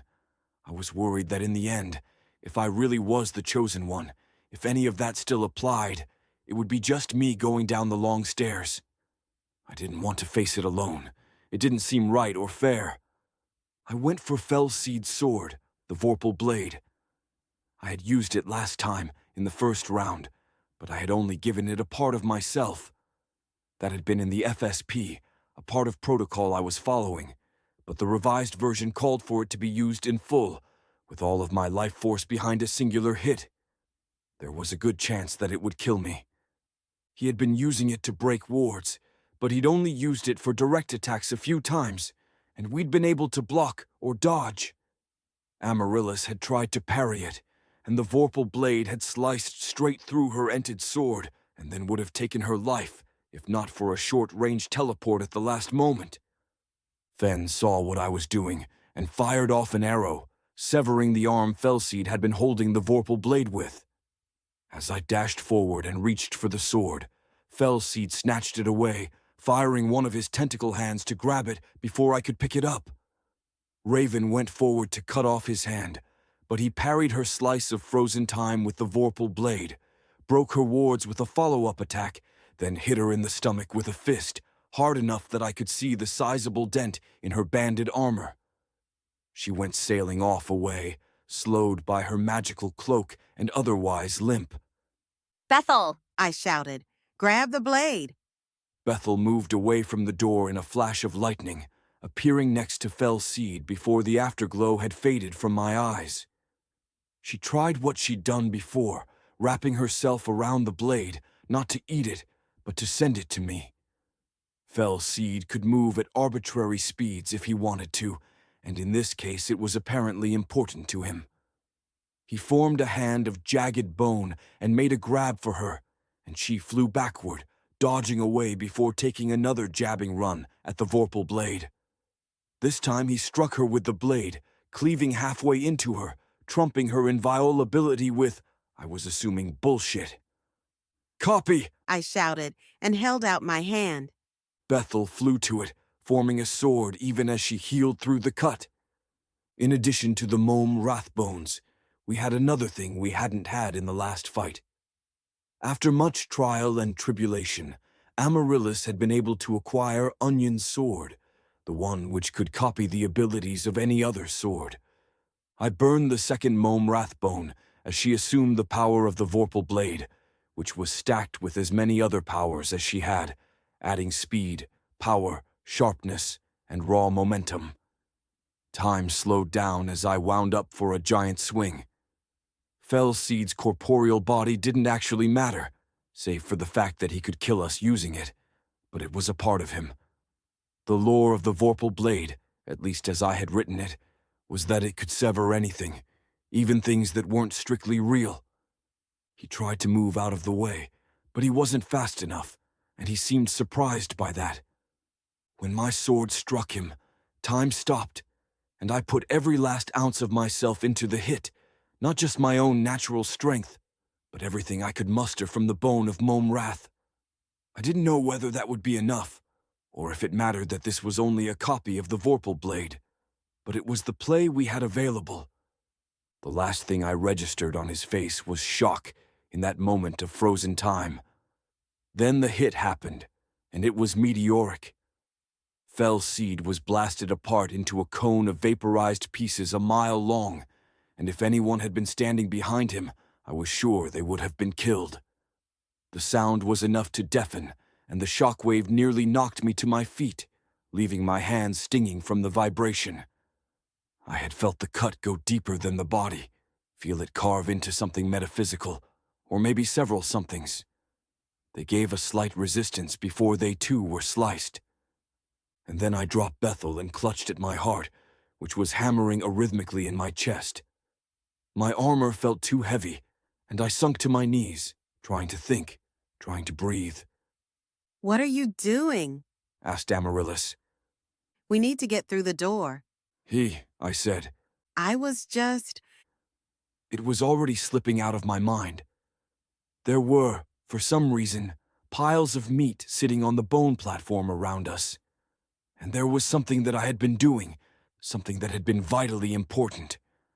Whatever was in my brain that had felt so important moments ago now felt like it had been sliced apart into unrecognizable pieces. What? Asked Fen, still holding her bow taut. She was looking around wildly and not seeing anything to shoot at. She had been shooting at something, but I wasn't sure what. Anti-meme? I said, feeling weak. I had used the Vorpal blade, or at least Bethel copying it, but I couldn't recall on whom. Presumably it was the piles of flesh sitting on the ground, each of them torn to ribbons. The bone platform was marked with a cone of red leading away from me. Next to it there was the Vorpal blade, stuck into the bone and reflecting death, but otherwise inert. Fuck, said Amaryllis. Fuck, we don't need this. We came here with a... She stopped. Grak was still trying to get through the door, and Bethel had resumed her dictionary attack. The anti-meme is enormous. How can you tell? Asked Fen, slowly lowering her bow. We had been in danger. Maybe we were still in danger, but whatever it was, we couldn't sense it and had no knowledge of it. I don't think it's an anti-meme, I said, coughing. Not a proper one. I was feeling incredibly weak, but not dead. In game terms, it felt like I'd hit 0 in every single attribute, but that hadn't killed me. If I could have seen my HUD, my guess was that I was sitting there with a single hit point left. I pointed at the piles of meat. I think that was it. That was the danger. Bethel sidebar, said Amaryllis. Bethel zipped over and Amaryllis disappeared, reappearing slightly later. I groaned and laid down on the ground. What I wanted was to sleep. I'd used the Vorpal blade against something, someone, and it had taken a lot out of me. I had a brain fog to go with it, but that might have been from whatever had happened when the Vorpal blade had made contact with whoever it was. I hoped that it had been the right thing to do, but it was hard to remember. We were in an exclusion zone, one where a lot of innocent people had died. It had been a bad place, before Amaryllis had detonated a bomb there. The bad thing, it was something I had created. I could remember the session too, just not the details. Okay, said Amaryllis. From what I can find and the lack of active combat, I think you killed the entity. The document that we've been working from is called the FSP, and the exclusion zone we're in is referenced as the FSEZ, so I think it's safe to refer to the entity. She gestured at the piles of meat. As FS, there's no surviving name. Okay? I asked. And I hit him hard enough to... What? I looked over at Raven's body. We need to heal her. She has a mild concussion, said Bethel, momentarily appearing in humanish form. It was the first time I'd seen her since I'd come back from the dead. She had changed again, and I couldn't help but notice a resemblance to Valencia. She wasn't cowed and groveling, but had a quiet, unassuming, and professional look. I'll take her. She zipped over, and Raven's body vanished. A few seconds later, Raven popped back out, Something happened. said Raven. I think I killed FS. I said. A bad guy. I was still laid out on the ground, Is he going to be okay? asked Fen, looking at me. She had stored her bow, The FSP is heavily redacted. said Amaryllis. Whatever happened left a hole. There are pages that should have more information and headings left over. Parts are missing, left blank. There are conversations I can't remember all of. With the state of alert over, Grok had stopped what he was doing and gone over to us. Something happened. He said, Anti-mimetic effect, said Amaryllis. but one that appears to have originated from us. She looked at Bethel. You have no idea? Bethel shook her head. The Vorpal blade, she said, looking over to where it was sitting. Valencia suggests that you should pick it up. Me? I asked. I was feeling so weak, barely able to move, but I summoned the necessary scrap of will to get to my feet. Are we sure this won't kill me? Whatever else I'd forgotten, I remembered the Vorpal blade. It was not lightly drawn, No, said Bethel. I didn't understand what I was doing or why, but I went over to the Vorpal blade and picked it up. The effect was slow, but I could feel it. My life force was being returned to me, and the fog gradually lifted from my brain. The Vorpal blade didn't suck at my being like it had before, instead feeling calm and natural in my hand. It had been someone's blade before. He had used it without being drained, but the more I thought about it, the more the thoughts seemed slippery, like something falling through fingers that were desperately trying to grasp it. What was that? I asked, turning to look at Bethel. Valencia believed that having defeated its master, you might become its bearer, said Bethel. I stared at her, hoping that Valencia would get a look of my face by proxy. Fine, I finally said. If it's stupid and it works, then it's still fucking stupid. Valencia had no doubt gotten the idea from the Elder Wand in Harry Potter, Continue the dictionary attack. said Amaryllis. Wait, I said. I was feeling better, but still not completely back to my old self, and I held the Vorpal blade, letting it seep life back into me. I walked over to the door. what's the dumbest password this door can possibly take? You already said password. Said Amaryllis. That was the first thing you tried. Besides, I had plenty of stupid passwords in the dictionary attack, or dumb references. She turned to face the door.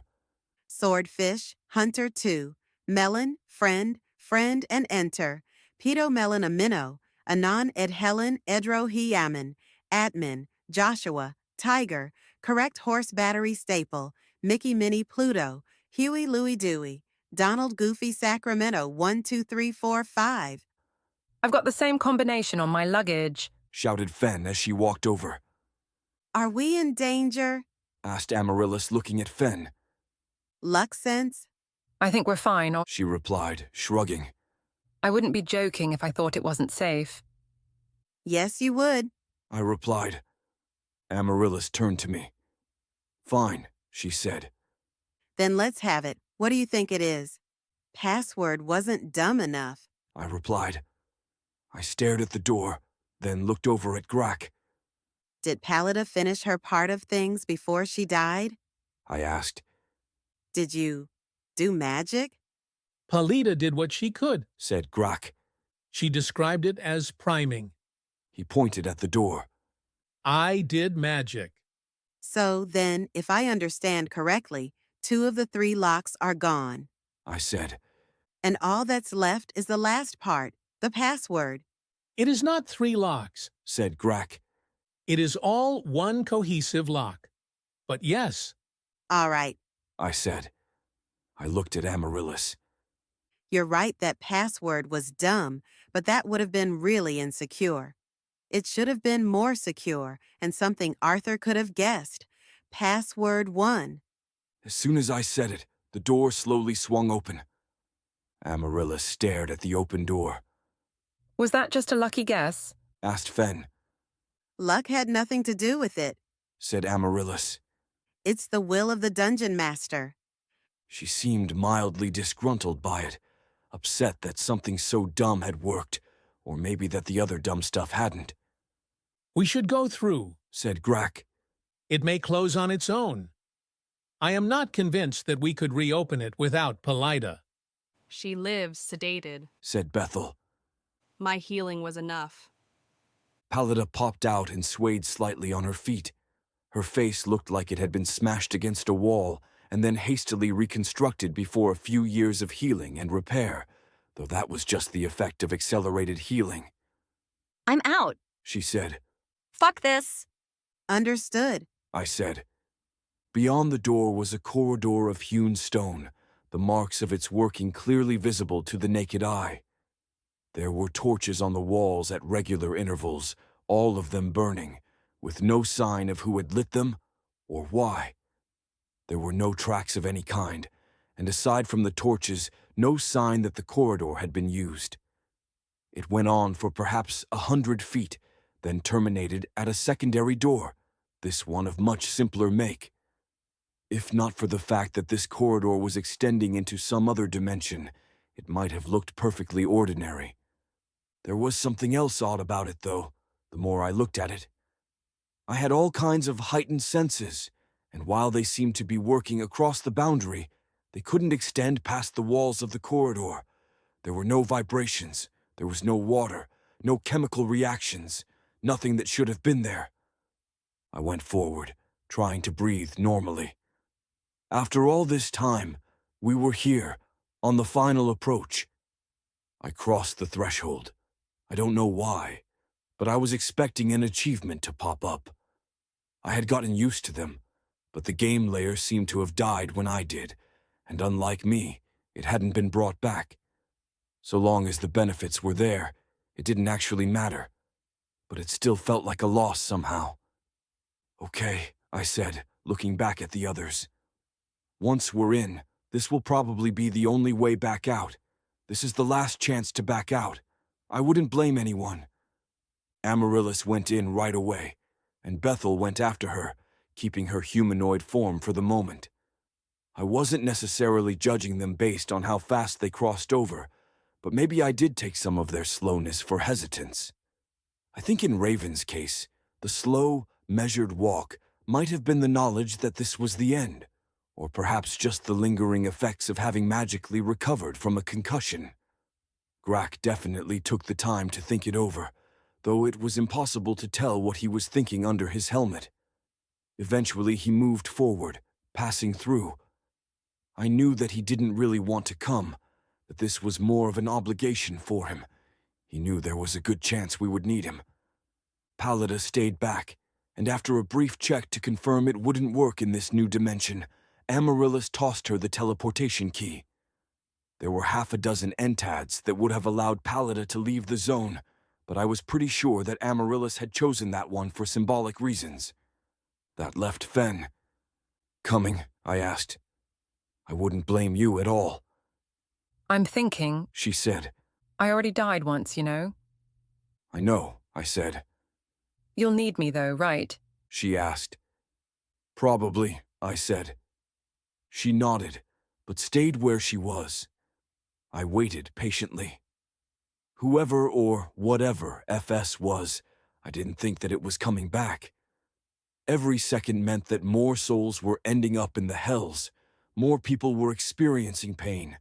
There were things that I could fix, if I had the ability to.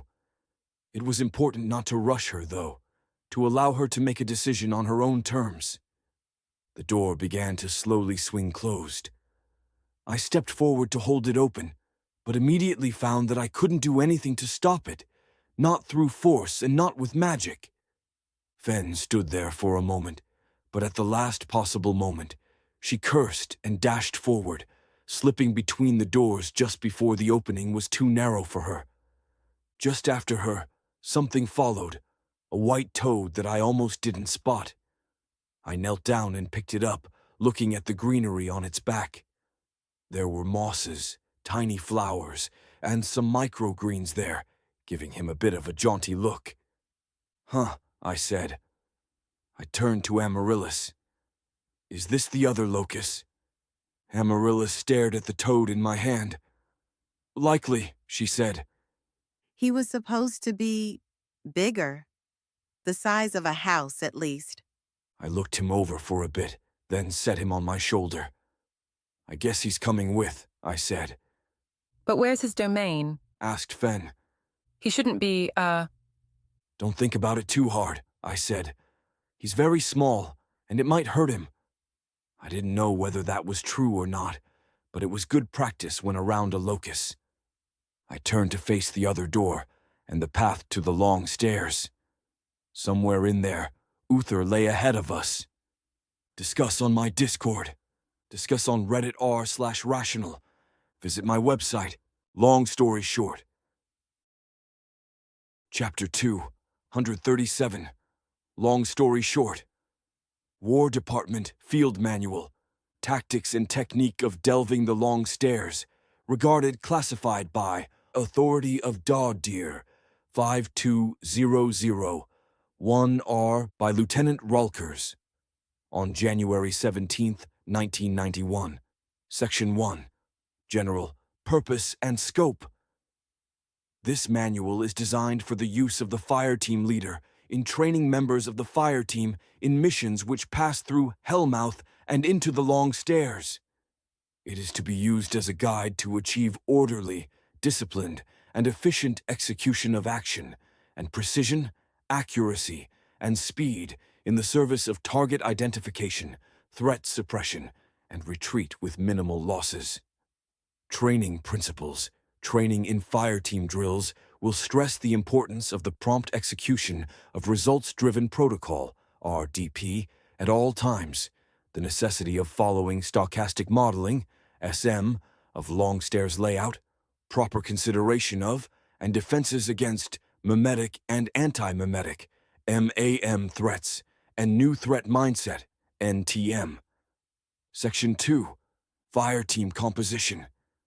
Composition. The fire team should consist of 5 members, a fire team commander, a battle wizard, a medic, and specialist in biological manipulations, hereafter referred to as a medic, a designated artillery unit, and an untrained rookie, hereafter referred to as a rook. The rook's inclusion is part of RDP formations. The fire team commander and designated artillery unit form a front rank, 3 paces in front of the back rank, which consists of the battle wizard to the left of the rook and medic to the right of the rook. Where possible, ranks will be at a close interval, 2 feet. In scenarios where this formation cannot be maintained, such as a narrow corridor, the fire team commander should go first. Supplemental forces. In the event missing personnel are encountered in the long stairs, extra personnel will temporarily join the fire team. Extra personnel will form an additional rank between the normal ranks of the fire team. Movement through the long stairs with more than 5 people is not advised. Equipment. Each fire team will be outfitted with weapons and equipment prior to any mission. Weapons and equipment with LSP designations will be assigned to team members only after proper training and analysis.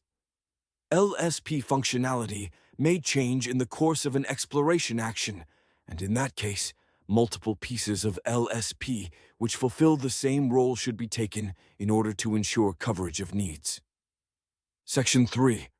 Results. Driven protocol. Definitions. Results-driven protocols are created by the War Department through consultation with rigorous data analysis of fire team actions over hundreds of exploration actions, delves. For a list of specific results-driven protocols, see the current RDP document. Individual RDP are given RDP designators. Protocol, results-driven protocols are expected to be followed without deviation or question. Fire team members who fail to follow RDP are subject to immediate extermination at the discretion of the fire team commander. If the fire team commander fails to follow RDP, he may be put on immediate leave by the medic. RDP are often given without explanation, and it is often the case that no explanation is known to the War Department. Classification. Some RDP are classified and known only to the fire team commander or specific members of the fire team. Collection. After-action reports are a vital part of developing new RDP. All fire team members are obligated to provide full, complete, and honest accounts of the event of any exploration action. Delve. Section 4. Mapping and stochastic modeling. Definitions. The long stairs consists of a series of rooms and doors. Every room has at least one door, and every door leads to another room. The connections between rooms and doors are not consistent. Connections between rooms cannot be locked or held open. See LSP number 0019. The long stairs cannot be mapped, but the randomness of the long stairs can be predicted. Stochastic modeling. Analysis of doors and rooms can allow for prediction of subsequent doors and rooms in a traversal. Stochastic modeling, SM, is the primary method of long stairs navigation. Once the fire team is past Hellmouth, determining location is impossible, but it is still possible to determine which direction is most likely to produce movement across probability distributions. Maps. Both the fire team commander and the medic are tasked with consultation of maps provided by the War Department. Maps should be verified at regular intervals for contamination from memetic or anti-memetic MAM threats using standard protocols. Observations of rooms should be made whenever they are cleared. Rooms. Rooms range in size from 100 square feet to 600,000 square feet. Rooms have between 1 and 48 doors. Rooms are typically one floor, but those with up to 10 stories have been observed. All numbers are currently known upper bounds. Rooms may contain sentience, entities, and/or entity items. Landings. Landings are special areas of the long stairs consisting of multiple rooms and open areas that do not show the same variability as the rest of the long stairs. All known landings are inhabited. All landings require special protocols. The current number of known landings is 4, but this is a lower bound. Distance. The concept of distance is incoherent in the long stairs. Instead, the metrics of probability are used. Areas where doors are less probable to lead to Hellmouth are considerably more dangerous and more likely to be populated with phenomena, entities, and sentience of a higher threat level. Section 5. Phenomena, entities, and sentience. Phenomena contrary to established understanding of the world, exist within the long stairs. These phenomena can be divided into pervasive phenomena, PP, those which exist through the long stairs, and individual phenomena, IP, those which are present only in specific rooms or items. Phenomena are given LSP designators. Some phenomena cannot or should not be recorded. Entities. Entities are the primary hostile found within the long stairs and the primary cause of mission failure and/or casualties. Entities vary greatly in size, number, and abilities. Entities are given LSE designators. Unknown entities should be approached with extreme caution. Some entities cannot or should not be recorded. Sentience. Sentience are any entity within the long stairs which thinks like a human, including humans. Known varieties of sentience are given a sentient class SC. Individual sentience are given LSS designators. Sentients are often found moving between rooms of the long stairs.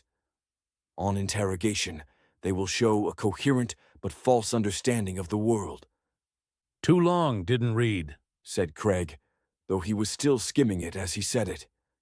How long did this take? Asked Arthur, looking over the document. He looked up at me. Are we supposed to follow this? Not really, no, I said. I was thinking I'd mention stuff when it came up. And I'm not going to actually make a list of 1,000 entities or phenomena or rules, because I'm not insane, I'm confused about RDP. said Craig, staring down at the paper. Remote desktop protocol? Asked Reimer. It's basically a long list of things that you have to do in certain cases, I said, ignoring him. Even if it makes no sense, and maybe even if it doesn't make sense to the people who made the protocol. Example? Sure, example. Asked Craig. Okay, I said. The War Department's been sending in fire teams since pretty much the beginning of this whole thing, after a few other things didn't work. They've been taking in after-action reports, making lists of rooms, doors, entities, sentience, whatever. Mortality rates are fucking terrible, but it's the most exciting thing that the military has ever seen, and some seriously powerful magic can be pulled from the long stairs, so they're fine making the whole thing a mass grave if they have to. Anyway, one day, some guy is sitting around looking at these reports, and he notices something he's noticed before, which is a fire team seeing a white mouse and killing it. Why'd they kill it? Asked Arthur. He was always good about asking the questions I obviously wanted asked. Because they were spooked, I said. Or they were worried it was going to turn into a monster and eat them or something. Hard to say. So he looks at this other report he'd seen, which says, basically, the same thing. That the team saw a white mouse and immediately killed it.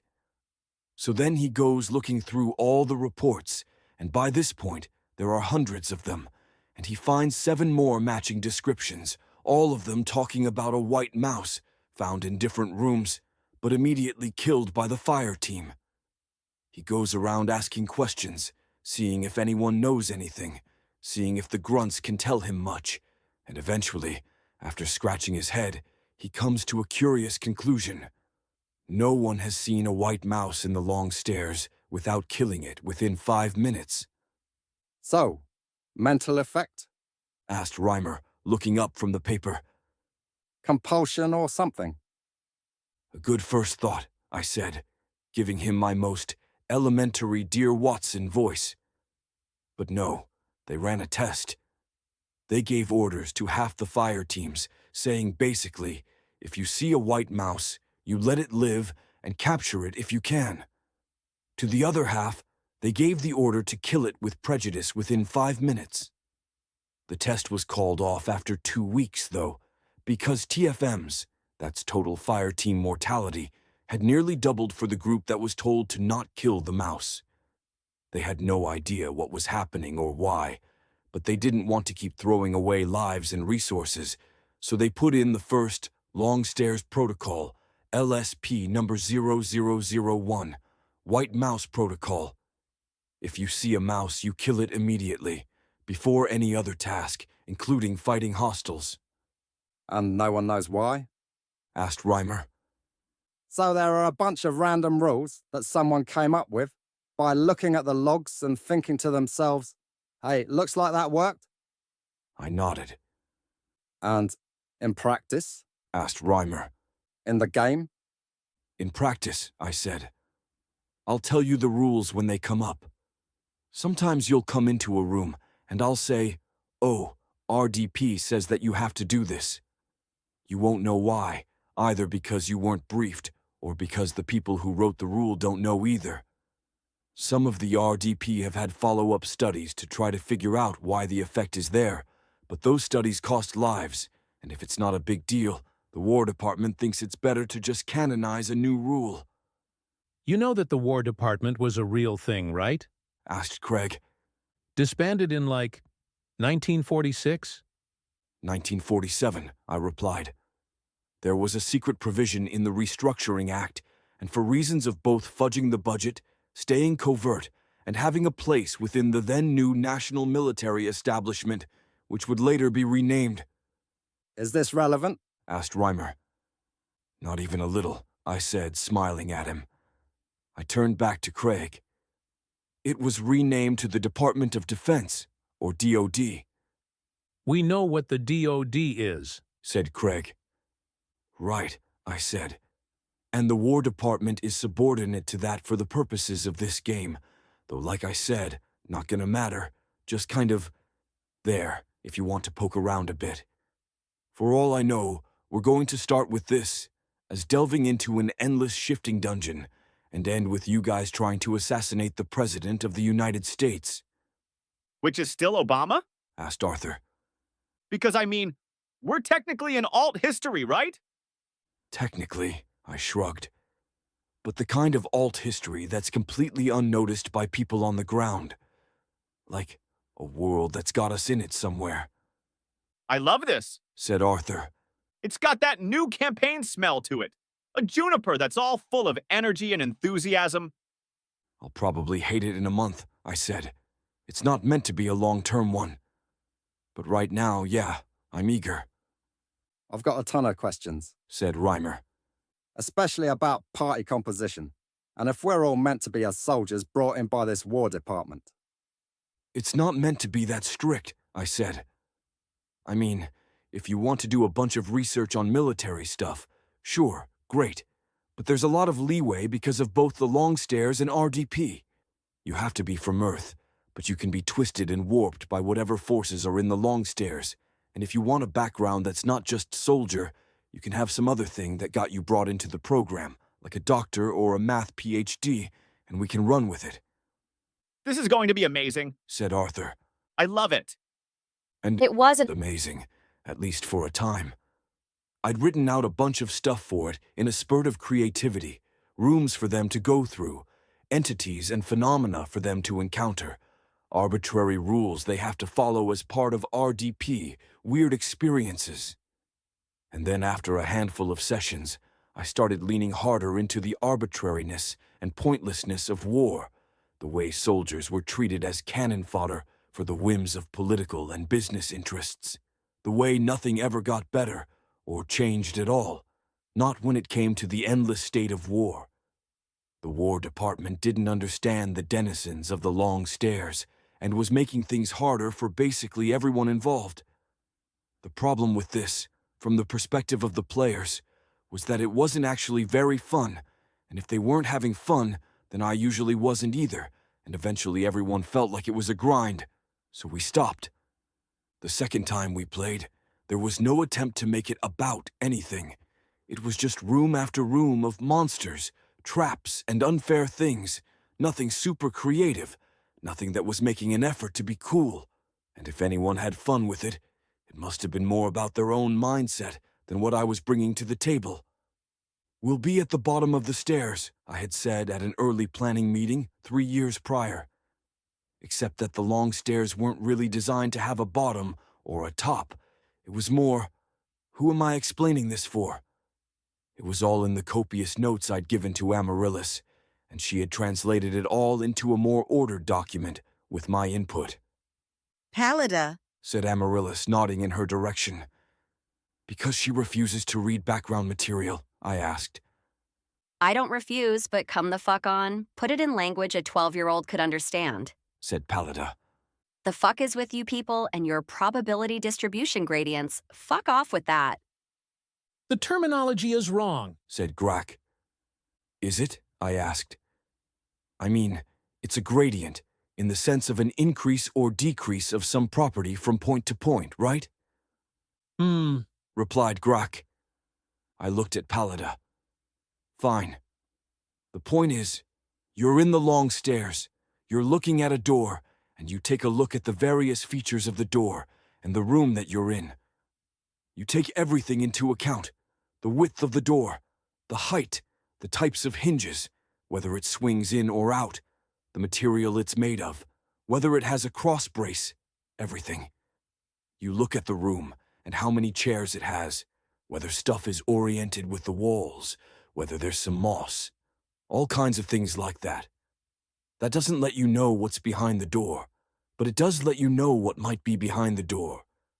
You've got a list of options with probabilities listed next to them.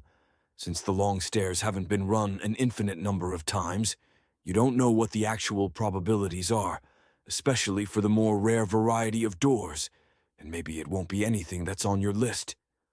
I took a breath. Navigation, then.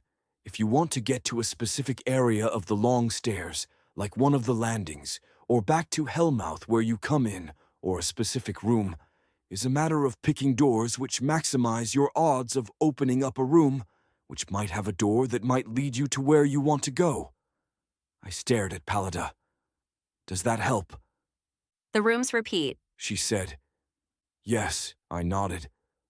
But also not.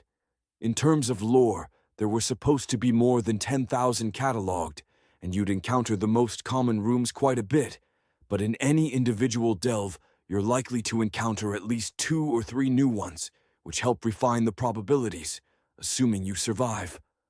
When I ran it, I actually wrote a little script that would go through different rooms, doors, and scenarios.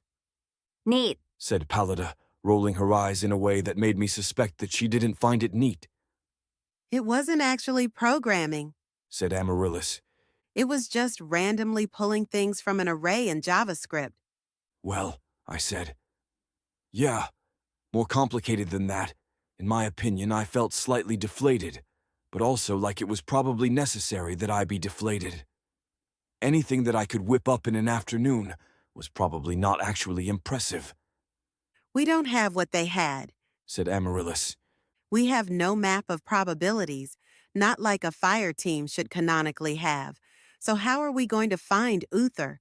How are we even going to navigate? We have the uniform of an American soldier, I said.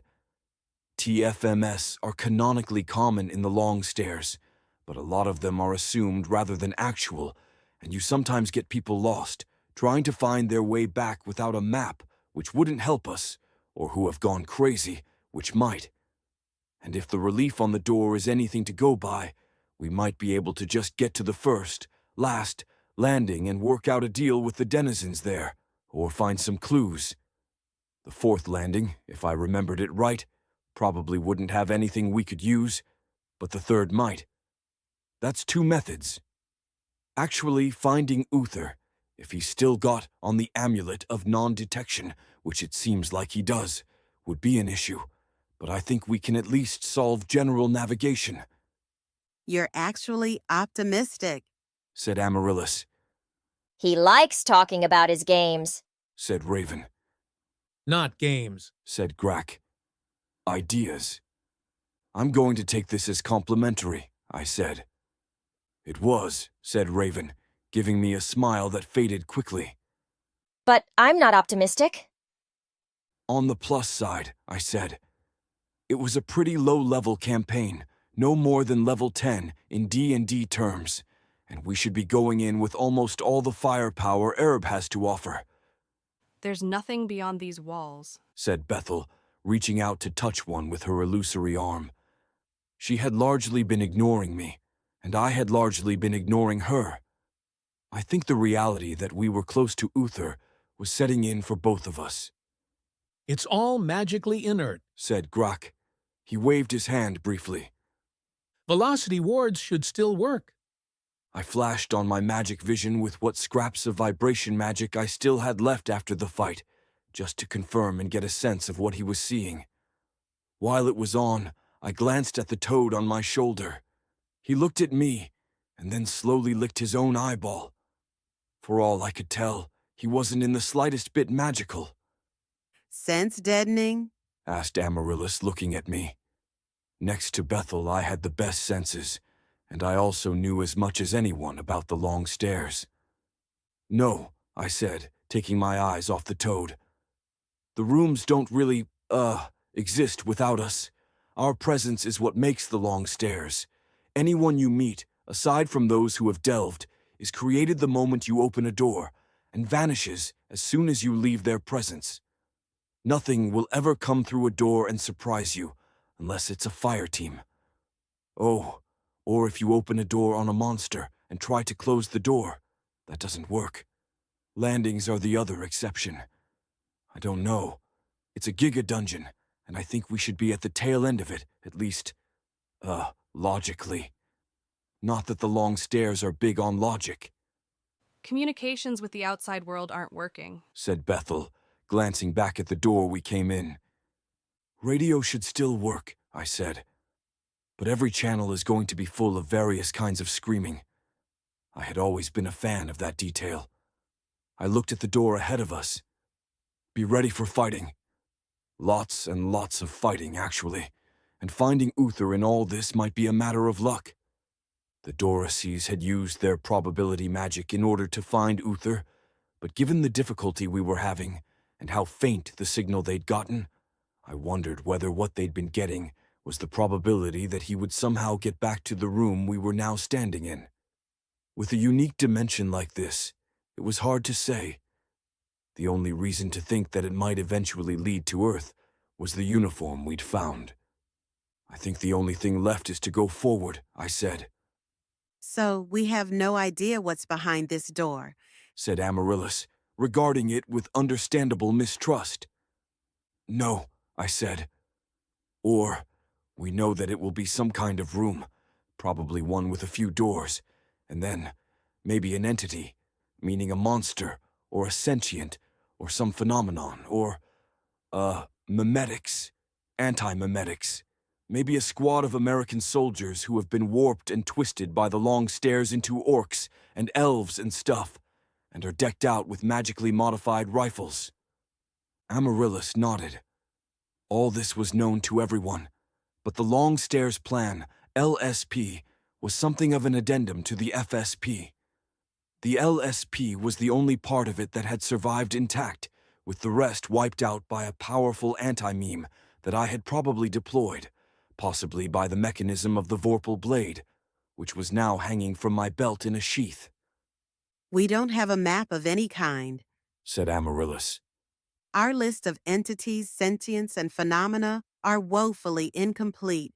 We have very limited RDP, and Reimer never played any of it, so this is all coming by way of Juniper's memories, and even then, it might not match. FS and the door were supposed to be the hard part, weren't they? Asked Fen. I mean, the thinking, in the thingy, was that we would breeze through. I did not, and would never put it like that, said Amaryllis. She looked around. Is everyone ready for Phase 2? Not in the slightest, said Fen, smiling at her. Ready, said Grack. The inability to see beyond the walls is unsettling. Kind of normal, though, right? I asked. I mean, in terms of how walls work. He nodded. We need to make sure we don't go past him, said Raven. She was staring at the door. Well, no sense waiting, I said, striding forward to the door. I was going ahead, if no one else was. I placed my hand on the door, and Bethel came up beside me, looking human. Though we'd been avoiding each other, I had been getting used to her presence, at least a little bit. She had been in most of the meetings, though we hadn't been social, and obviously we'd gone through some combat and movement together during whatever had led up to the events that ended with me in hell. Still, there was a part of me that didn't trust her, that thought her being reformed was all an act, or even if it wasn't an act, that people couldn't actually change. It wasn't the kind of tension that I really wanted to be carrying into this, but I had done my part in trying to make sure we could have the necessary working relationship. We were going to have a talk before we found Uther. I put all that aside and opened the door, my primary sword at the ready, and the Vorpal blade as backup. Bethel blasted the thing in the room down to a cinder before I could even get a good look. What was that? I asked, blinking away the afterimage of lancing fire. This, said Bethel, holding out a hand to display an illusion. She'd done something to the image quality, making it see-through and with some artifacts, which I thought was probably to make clear that she was showing something that she'd seen. It was a monster of some kind, one with a thick skull plate and enormous tusks. His red hide was dotted with little white bumps, making him seem like he was covered with oversized pimples. Okay. I said, stepping into the room. The largest rooms of the long stairs were as big as the biggest aircraft hangars, so by that standard, this one was mid-sized, maybe 100 feet by 50 feet, oriented so that the other end of it was the long way away from us. It had a high ceiling and thick sandstone columns to give the ceiling support, and as I walked in, I saw doors placed at regular intervals on the side walls. There was no light, but that which was provided by Bethel. The floor was made up of millions of tiny stones with a waxy appearance, mostly red, and they formed an imperfect layer above something wet. Which way? Asked Amaryllis.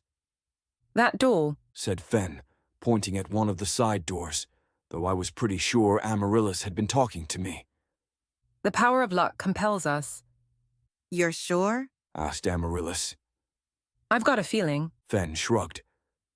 Then we'll go through. I said. I'm going to check how the other doors look, though, just to see if something jogs my memory. It took some time to do that, but a lot of the doors had been randomly generated when I'd been running things, and those had left my memory fairly easily. None of the doors I remembered were in this room. While I was looking around, Grak was making a scan. If Uther was wearing the amulet of non-detection, then he couldn't be detected by almost any means, and the amulet itself was under the same power. You could find it, and its wearer, using second-order effects, or you could do what Grak was doing, which was creating a focused anti-Entad ward that covered the whole room, then rapidly cycling through all Entads, with the second ward conditional on the first, which would ping him if it started working. All of our gear, plus Bethel and all that she contained, had to be excluded. But in theory, we would be able to find the Entad by nullifying it. I had compared it to hitting the scan button on a car radio, and Grak hadn't said that was incorrect. Because wards against a single specific Entad were very cheap, and because Grak was boosted by Entads and also a phenomenal warder, this process could be repeated for up to 100 rooms a day if we didn't also need other warding. When Grak gave the all-clear, we went to the door Fen had picked out. All right, I said. One down, probably like 1,000 left to go. There were, to be clear, a fuckton of rooms. Most of them we didn't spend more than a few minutes in, just long enough for Grak to run a scan and for us to figure out the gimmick, if there was one. It was, in a sense, classic dungeon crawling, without any constraints on it being logical or possible or fitting in with any coherent theme or aesthetic. We went through a mailroom, one with no obvious place for the mail to go to or to have come from, but lots of letters and packages. The packages were all non-magical curios, while the letters were addressed to us, all from dead people speaking their piece. We didn't read them. We went through a wine cellar, which had hundreds of bottles of wine lined up. A quick look at the labels showed that they were written in an alien tongue, but an analysis by Bethel suggested that it probably was wine. We each drank a bit of wine, which was a part of RDP. I gave the tiniest sip to the toad, because I wasn't sure whether he was included as a part of the party. We passed through a very plain 10-foot by 10-foot room, which had 2 doors on each wall and no other features. We went into an enormous treasure room, with gold coins piled up all over the place, big jeweled goblets, amulets, and a treasure chest in the center. Absolutely everything in there, down to the last gold coin, was a mimic, and Bethel killed them all.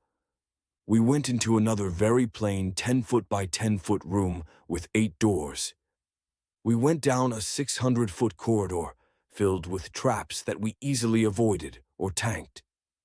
We went through a room that had 6 lizards in separate stained glass tanks, which we left alone. It also had a white mouse, which we killed immediately. We went through a room that had a horrible monstrosity with a dozen clawed arms sticking out from bushy hair. Bethel killed it before it could break free from its shackles and attack us. We went through a room that had a banquet prepared on a long table. According to Bethel, most of it was poisoned, but she picked out a handful of things that seemed like they weren't, and we ate a bit, because it was part of RDP. Again, I fed the toad a tiny scrap. We came to a room with thousands of knives hanging from the high ceiling by threads.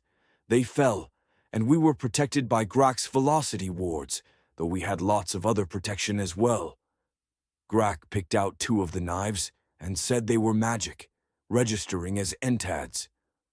One was a simple returning knife, at least so far as we could tell, and the other would teleport into a person's chest if you kept the tip pointed at them for 10 seconds. I had been the one to get the knife in the ribs, and Fen barely apologized at all. We went through those 10 rooms without breaking a sweat. Where there were monsters, Bethel killed them, and following that, Grak would break out his amulet finder. The differences between the rooms were wild, and the whole thing had a feel of being cobbled together without much thought, the kind of thing you'd expect to be spit out of a script written by a teenager and pulled from an array of descriptors and objects. None of them really left an impression. When it was time to pick a door, we went with whatever Fen said, though she didn't seem terribly happy to be relegated to the level of door picker. Just pretend you're on Monty Hall, I said. Jesus dick fucking Christ, Juniper, said Fen, shaking her head. First, I get that you love your Earth references. But second, Monty Hall was a guy who hosted a show called Let's Make a Deal. And third, have you ever even watched an episode? I don't understand how you've seen so much obscure television, I grumbled. Besides, I only know it from the Monty Hall problem. It was on network television for nearly 30 years, said Amaryllis. Hardly obscure. Yeah, see? Asked Fen. Network television, a BC from 1942 to 1973. Read a book, June. None of that was correct, said Amaryllis. Juniper reads books. Said Raven. That he hasn't been focusing on the arcana of Earth television seems like it should be to his credit. Fen raised an eyebrow at that, but said nothing, for which I was grateful. The 11th room had sentience. There were a dozen of them, but not all the same. Half were blue-skinned with legs that seemed to fold back and forth with 6 knees, all dressed in neatly tailored clothing, and blind, or at least without eyes. The other half were tall, pale white, wearing nothing but loincloths, and chained up. As soon as we'd opened the door, they all turned to us, and there was calamitous conversation from them, lots of shouting over each other. The room itself was a corridor, maybe 10 feet across, with only a single door at the other end. The dozen people were between us and it, and we had no way to talk to them, because Amaryllis hadn't been able to buy or steal one of the pterodoc linkages, or similar. They're prisoners, I said. The only question is whether they're justly imprisoned or not, which we're not in a position to judge. This is our first dilemma room, said Amaryllis. I nodded. Does Deep Scan show anything? I asked Bethel. signs of abuse on the tall ones. She said. Abrasions and unnatural breaks in the bones that have now healed. But also, it seems like they ate some of the blue people, going by their stomach contents. Is there any reason not to let them go on their merry way? Asked Fen. Would you let slave traders pass? I asked. I mean, they're not real, said Fen. They were just randomly generated here. They don't have a map, do they? No, said Bethel. The point isn't whether they're real or not, I said. The point of the dilemma rooms and most of the sentient rooms is what you do. It's about you, not them. But, said Raven, what we do is influenced by what we think of them. If we think they're just going to fade out of existence when they close the door behind them, why should that reflect on us? Treat it like it matters, said Amaryllis. They were put in front of us for a reason. We don't have mutually intelligible languages, I said. We can't gather information. I think we have to let them go. They sound like cannibals, said Grak. Technically, it's not cannibalism if it's another species, said Fen. Through all this, the other group was just standing there, talking amongst themselves and sometimes shouting something unintelligible to us. So we let them pass. I said. They looked like they wanted to pass, and there was only one way for them to be going. Unless someone can give me a compelling reason not to. And yes, we are inserting ourselves into their business. And yes, we are treating them like people. Both of those were parts of the overall plan for the long stairs. But it was definitely true that less effort had been put into that side of things, probably because we'd all assumed that FS was the more difficult of the two. We let the people pass, stepping aside for them and ignoring the pleas of the people in chains. I had no idea whether that was the right thing to do or not. Maybe the blue guys were slave traders, or maybe the white guys were criminals, but people being in chains really wasn't enough. Once they were past us, they went out the door we'd come in through, and from there, it was pretty likely we would never see them again. This really doesn't seem intended for us, said Raven. No? I asked. Yeah. Said Fen. It feels like we're wandering through a campaign that really wasn't meant for us. It's uncanny. She shivered a bit. Bethel's just killing everything anyway. It's not a challenge, it's just weird. Weirdness is part of the long stairs vibe, I said. The 14th room we opened was identical to the first room we'd gone in, with the same sandstone columns and the same pimple-skinned creature in the center, which Bethel killed, the same as she had before. All right. Looks like I suck at directions, said Fen. Not necessarily, I said. It's the same room, but it's also not. It's like we were never here, and the doors are different. So, let's say we were trying to maximize probability to get to the nearest landing. Maybe this is the best room to have a chance of getting there, but it didn't spawn the right door the first time. The best route might have been the one that brought us right back here. In theory, anyway. I'm going to feel real bad about leading us if it turns out we're just going in circles, said Fen. Or it could be a misfire, I said. Meaning maybe the most lucky thing is for us to go in circles and never find Uther at all, for certain values of lucky. I do want to find the guy, said Fen. I mean, not on a personal level, since it seems like there's going to be a lot of drama, but sure, I want to find him. What a roaring endorsement of your commitment to the mission, said Amaryllis. We might need a different strategy, said Raven. We can follow Fen's intuition, said Amaryllis. At least for another 10 rooms. The only resource we're spending is time. We're spending risk, I said. Each room is another roll of the dice. Well, not like we actually know how to get out of here, is it? Asked Fen. So we don't really have a choice. We could go faster, said Bethel. I need time to clear, said Grack. We could go faster until we reach something of interest, then double back, said Bethel. That's not how it works, I said.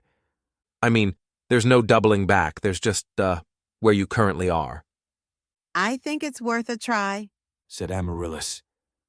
We wouldn't be clearing the rooms, but in theory, if Uther was trapped here, if we're not in an extreme time warp right now, then it should be obvious once we come across whatever trapped him, even if we don't see the man himself. It would mean deviating from the plan, I said, raising an eyebrow.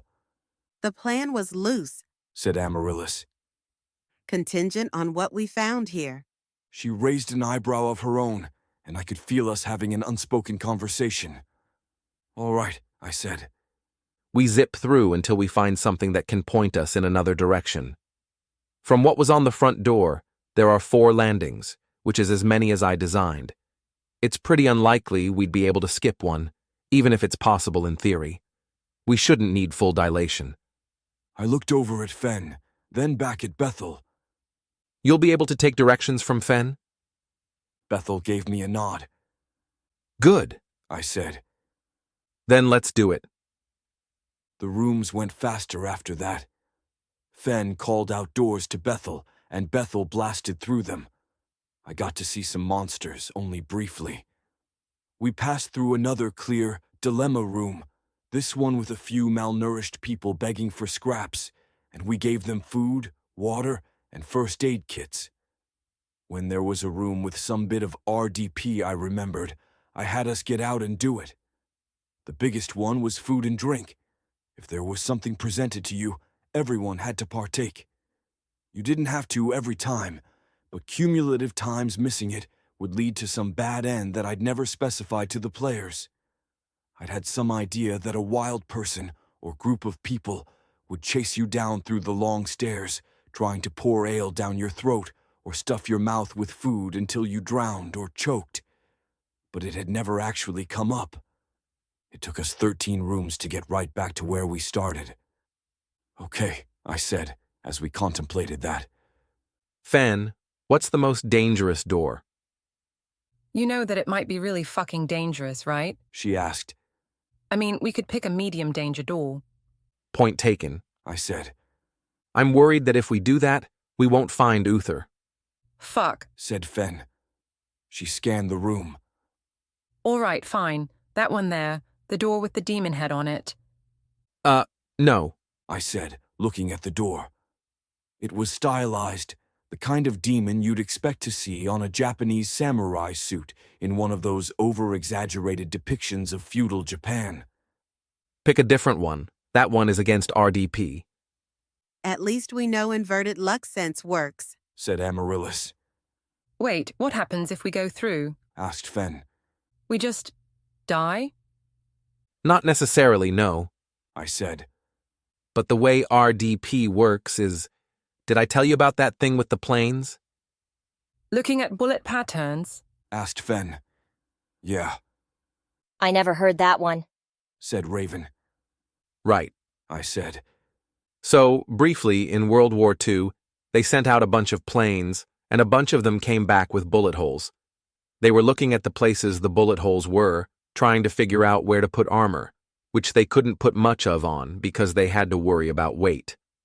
They figured out that instead of having to put armor where the bullet holes were, they needed to put armor where the bullet holes weren't, because those were the places where, if a bullet hit it, the plane just didn't come back at all. I gestured at the door. So that door has been seen before, maybe 100 times, but no one has ever been recorded as going through it, even though statistically you'd think that they had. That door is a spot with no bullet holes on the planes that came back. Except that this is all in your head, said Grack. It's what I know of the long stairs, I said. But yes, all in my head. We'll need to encounter some actual soldiers in order to get an understanding of this interpretation of the long stairs. Sorry. No need to apologize, said Grack. I was clarifying. I nodded. I liked the long stairs, I said. There were some neat ideas in there. So, are we doing the demon door or not? Asked Fen. Because it seems like the kind of thing that might have been able to trap the great and terrible Uther Pendraig. We'll give it more time, I said. I'd like another circuit to see whether or not we're actually going in circles. If we are, we lose an hour, but I think it's worth it. Sure, nodded Amaryllis. Fen gave me a look, but said nothing. Maybe she was thinking that this was how it was now, that I was comfortable dictating our course of action, even after 3 years of being gone. We sailed through the long stairs once more. Raven was keeping notes, but I was desperately hoping that we wouldn't have to make our own map, especially since in the canonical long stairs, every bit of information was won with blood. With Fen guiding us, it took 16 rooms to get back to the beginning, again with a different configuration of doors.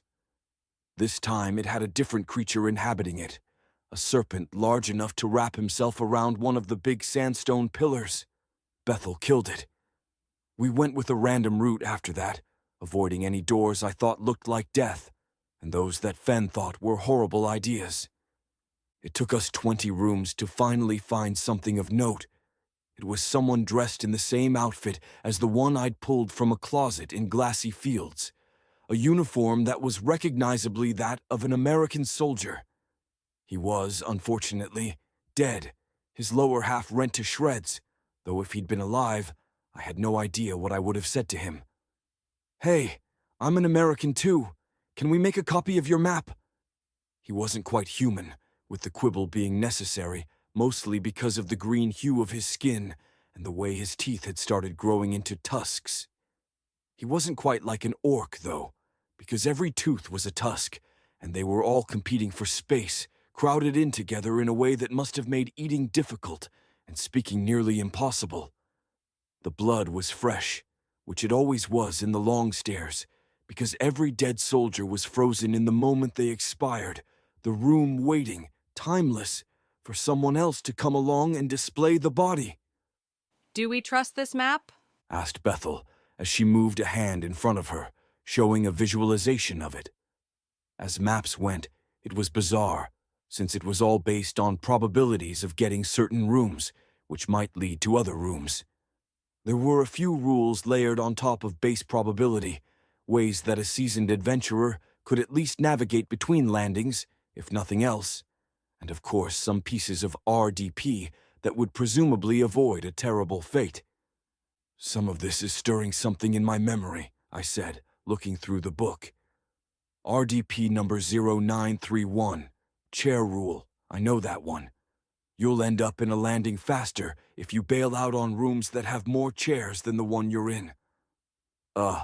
RDP number 0041, compulsory purchase, always buy something if a vendor offers. RDP number 0119, rug rule. All rugs should be rolled up, starting from the short end, before you leave the room, unless there's furniture on them. I looked up. I'm pretty sure I remember writing all these. We'll need to read through it in full, said Amaryllis, rubbing her forehead. So we do trust it? Asked Fen. No, said Amaryllis. but it's not likely to be a serious detriment if we follow every rule. She was technically right, so I held my objections. The memes and anti-memes in the long stairs meant that information could degrade over time, sometimes in serious ways, but based on what we knew, it was unlikely that we would run into problems from following a corrupted rule, if there was one. The dead body was suspect, but it happened in the long stairs from time to time. It was the nature of the TFMS that they had to be assumed, since the base had no way to track anyone once they were past Hellmouth. It was nearly impossible to recover a corpse. We each got our own copy of the information in the book and spent some time reading through it. The clock was ticking back on Erb, but in theory, well, I was still hopeful that godhood was on the table, but the dungeon master hadn't explicitly said so, and the game stuff seemed to be gone for good, even if the benefits remained. Should we have our own rookie? Asked Fen. I mean, should we have brought in someone who knew nothing? Does the toad count? I asked, glancing at the toad. He was still riding on my shoulder and hadn't made a single contribution to the discourse. I expected he took after his mother in that regard. I don't know, said Fen, eyeing the toad. Are we sure it's... I mean, it is a locus, right? Labels, I said, clucking my tongue. Just accept his presence. I didn't actually know if he was my son, because Erb didn't have paternity tests that could work on a locus, but he seemed content to ride on my shoulder. Anyway, about the rookie, we don't really know, I said. We're coming up the long stairs, not down, and what counts as a rookie for us is anyone's guess. Or, my guess is probably better than a generic guess, but no way of knowing, and it would have been hard to get someone almost totally ignorant, then deliver exposition to them when asked, especially because we're not veterans. He didn't come here with a fire team, said Raven. He would have known the rules. So why? I don't know, I said. Maybe he thought that he could blast through everything. Maybe he knew that there would have to be goodbyes. Maybe he was doing his best to dodge the narrative, or he had some kind of plan. It's all guesswork until we actually find him. Which we will, said Raven, nodding. Her face fell a bit as she looked at the next door. We'd been seeing a lot of doors. It might take some time, though. It did, in fact, take a lot of time, and without following Fen's hunches, we had a lot worse luck on the rooms. Bethel was incredibly powerful, stuffed full of hundreds or maybe thousands of entads, and she'd been jailbroken as much as possible by Grak, but there were still limits on her offensive power, and we'd started to run into them. How was an Earth Fire team supposed to take care of these things? Asked Fen, after Bethel had been forced to use another of her foot-thick beams of focused energy on a mini-Godzilla. They were one of the few that used charges. They weren't, I said. Some of the rooms are just meant to kill the whole team, or make them have to shut the door and try to put distance between themselves and the threat.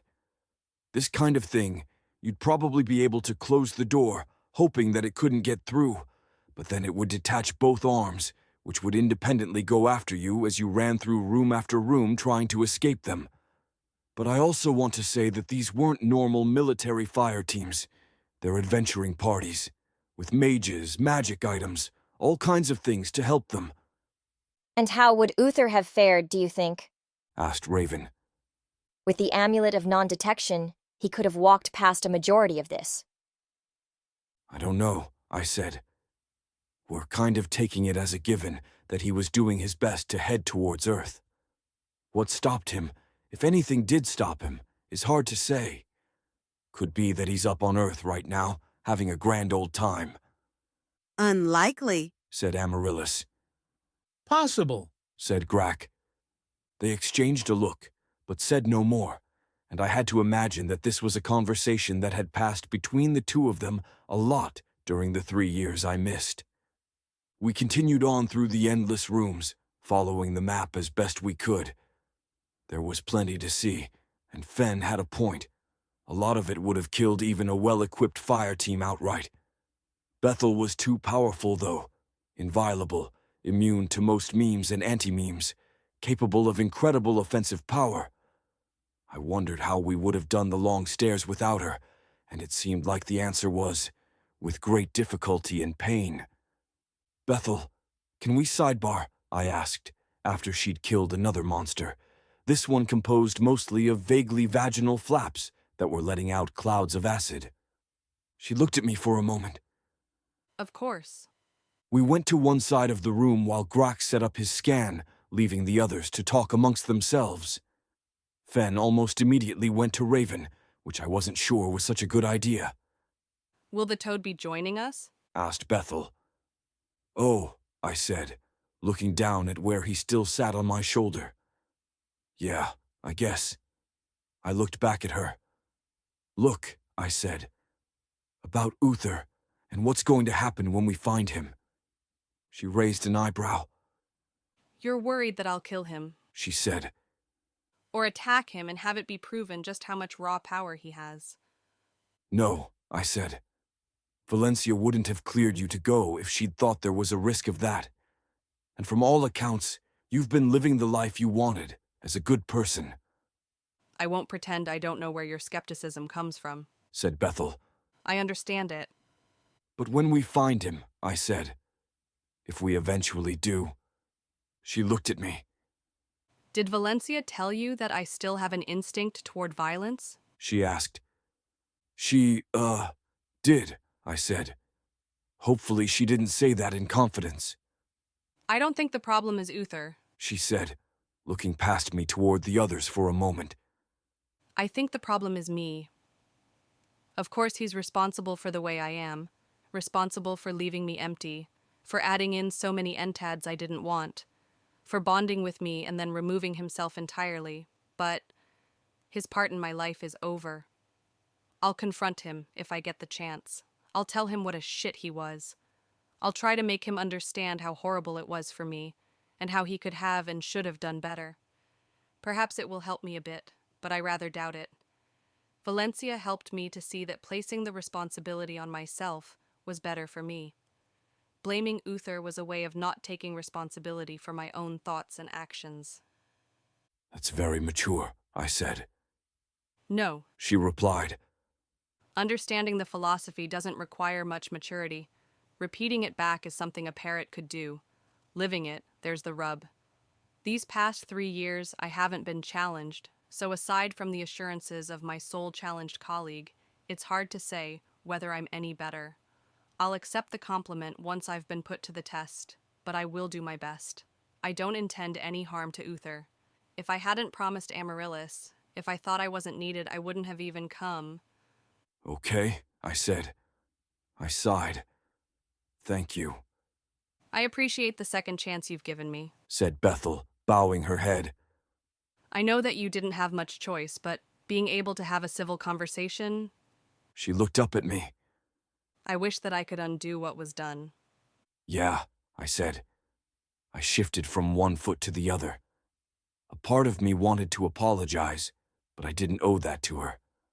I do think he deserves a confrontation from you, I said, changing gears. Maybe even retribution, but at least to be called out, and hopefully, I guess, he would change. I just wanted to make sure that things were in order, I said.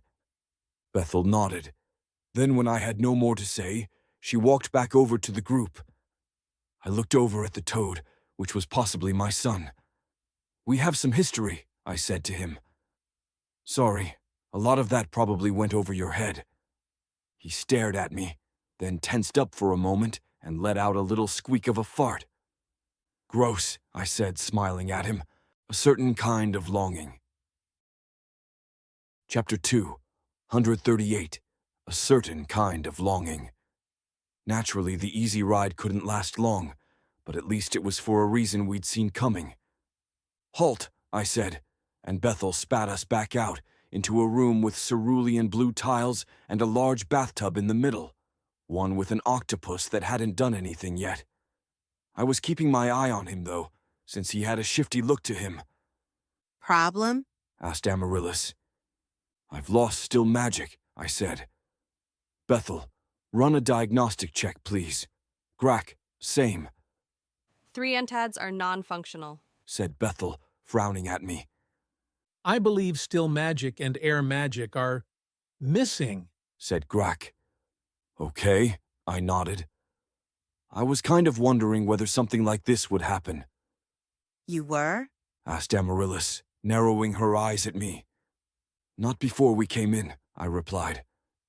But seeing how little true resistance there was, yeah, And what's the theory? she asked. Well, one of the core premises of the long stairs is that it gets worse the further down you go, I said. I mean, it doesn't have a true down, but as you go from room to room, it's less likely that you'll be able to get back to base, so up and down are proxies for whatever you'd call that. You go down, you find better loot, tougher monsters, and have less of a chance of making it back. Things get more magical, and some of those magical things stop working when you bring them up, or they only work past a certain landing, or... We never really did that much with that aspect of the game, because players hate it when they lose items or powers, but it was always meant to be there, just to make sure that there was some kind of incentive to go deep. Otherwise, you'd just sit there next to Hellmouth, opening and closing the front door until you got something good, minimizing danger. That doesn't help me connect the dots, said Amaryllis, still frowning at me. It gets more magical the further down the long stairs you get, I said. We're at the far end, so the further up we go, the less magical it gets. That includes all of the magic that we already have, which is considerable. I was worried the frown would stay etched on her face. It works on the object level, I said, because it's a known quantity of the long stairs. But I think it's also meant to be there on a narrative level, because my guess is we'll be losing powers faster than the dungeon will be getting safe. By the time we reach Hellmouth, if we end up having to go that far, we might be struggling to fight off a band of goblins. Fuck, said Amaryllis.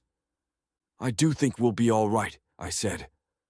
Bows aren't magic, Nodded Fen, No, it's not that. said Amaryllis. It's that I should have seen it coming. I should have figured it out before you, once we were here, or before. I wasn't thinking in terms of structure. I'd considered the possibility of loss of powers, naturally, but not in the context of story shape. This helps things click into place. We could lose warding? Asked Grack. It wasn't often he sounded worried.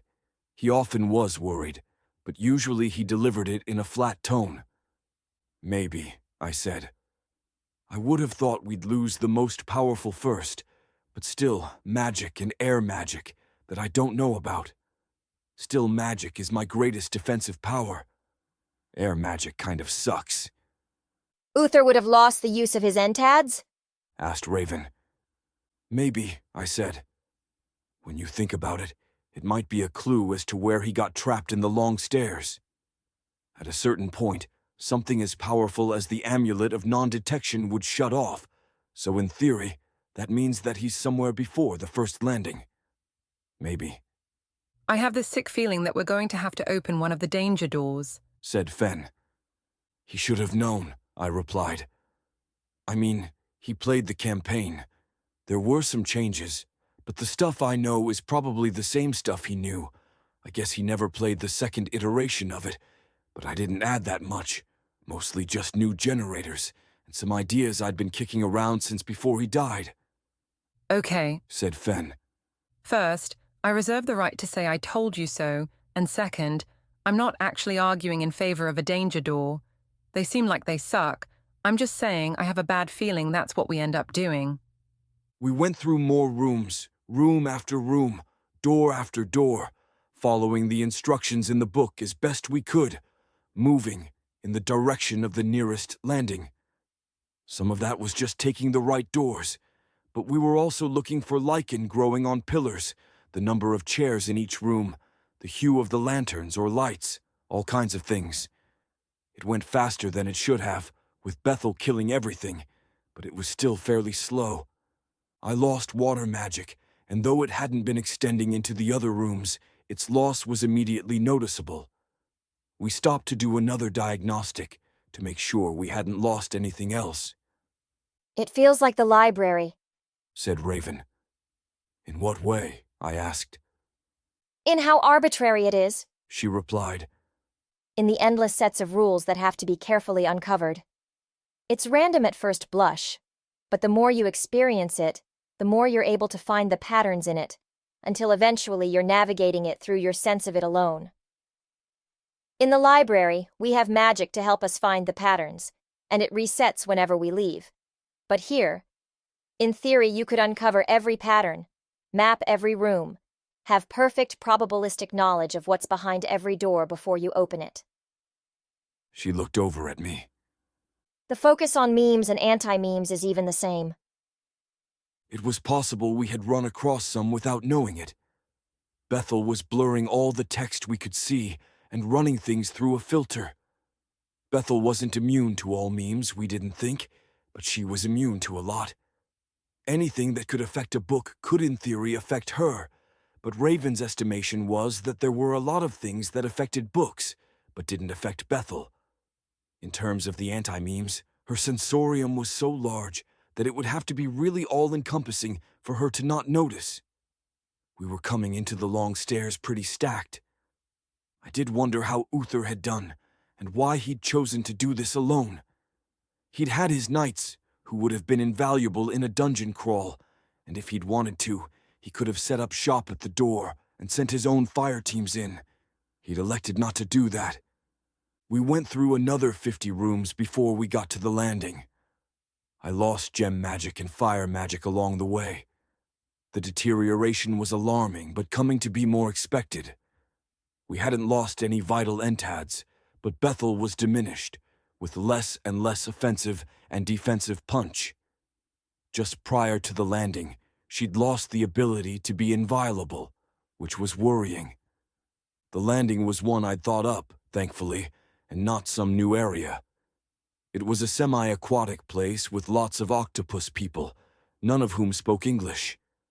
I'd taken a lot of inspiration from what I knew about Asian wet markets, which admittedly wasn't much. As soon as we were through the door, the smell of fish would have smacked me in the face if I was being stupid enough to breathe in particulates. Arrayed before us were lots and lots of colorful stalls, each of them with some kind of aquatic thing in front. I saw mussels, bits of coral, fish, oysters, lampreys, and in a few cases, seaweed. There were other, more exotic things too, some of which might have been from Earth, but weren't recognizable to me. Giant long claws of something, fronds that were still moving, and a creature with suckers trying to escape from its tank. More wares were hung from the sides of the stalls, much of it looking mundane but unrecognizable. I saw wooden-handled bits with squiggly metal pieces sticking out, and it was almost something you'd see on Earth. The wet market wasn't all there was to the landing either. There were coves that the octopus people who ran the stalls called home, places of recreation, all kinds of things. But the wet market was the only place I'd expected players to go, and it had gotten most of the attention. The octopus people weren't anthropomorphic octopuses. They were people made of octopuses, maybe 5 or 10 octopuses each. The original concept had been brain suckers, except that the brain suckers were sucking each other, like some kind of brain sucker orgy that somehow managed to have enough cognition to approximate a person, if you were being generous about what you called a person. We really don't have a universal translator, I asked.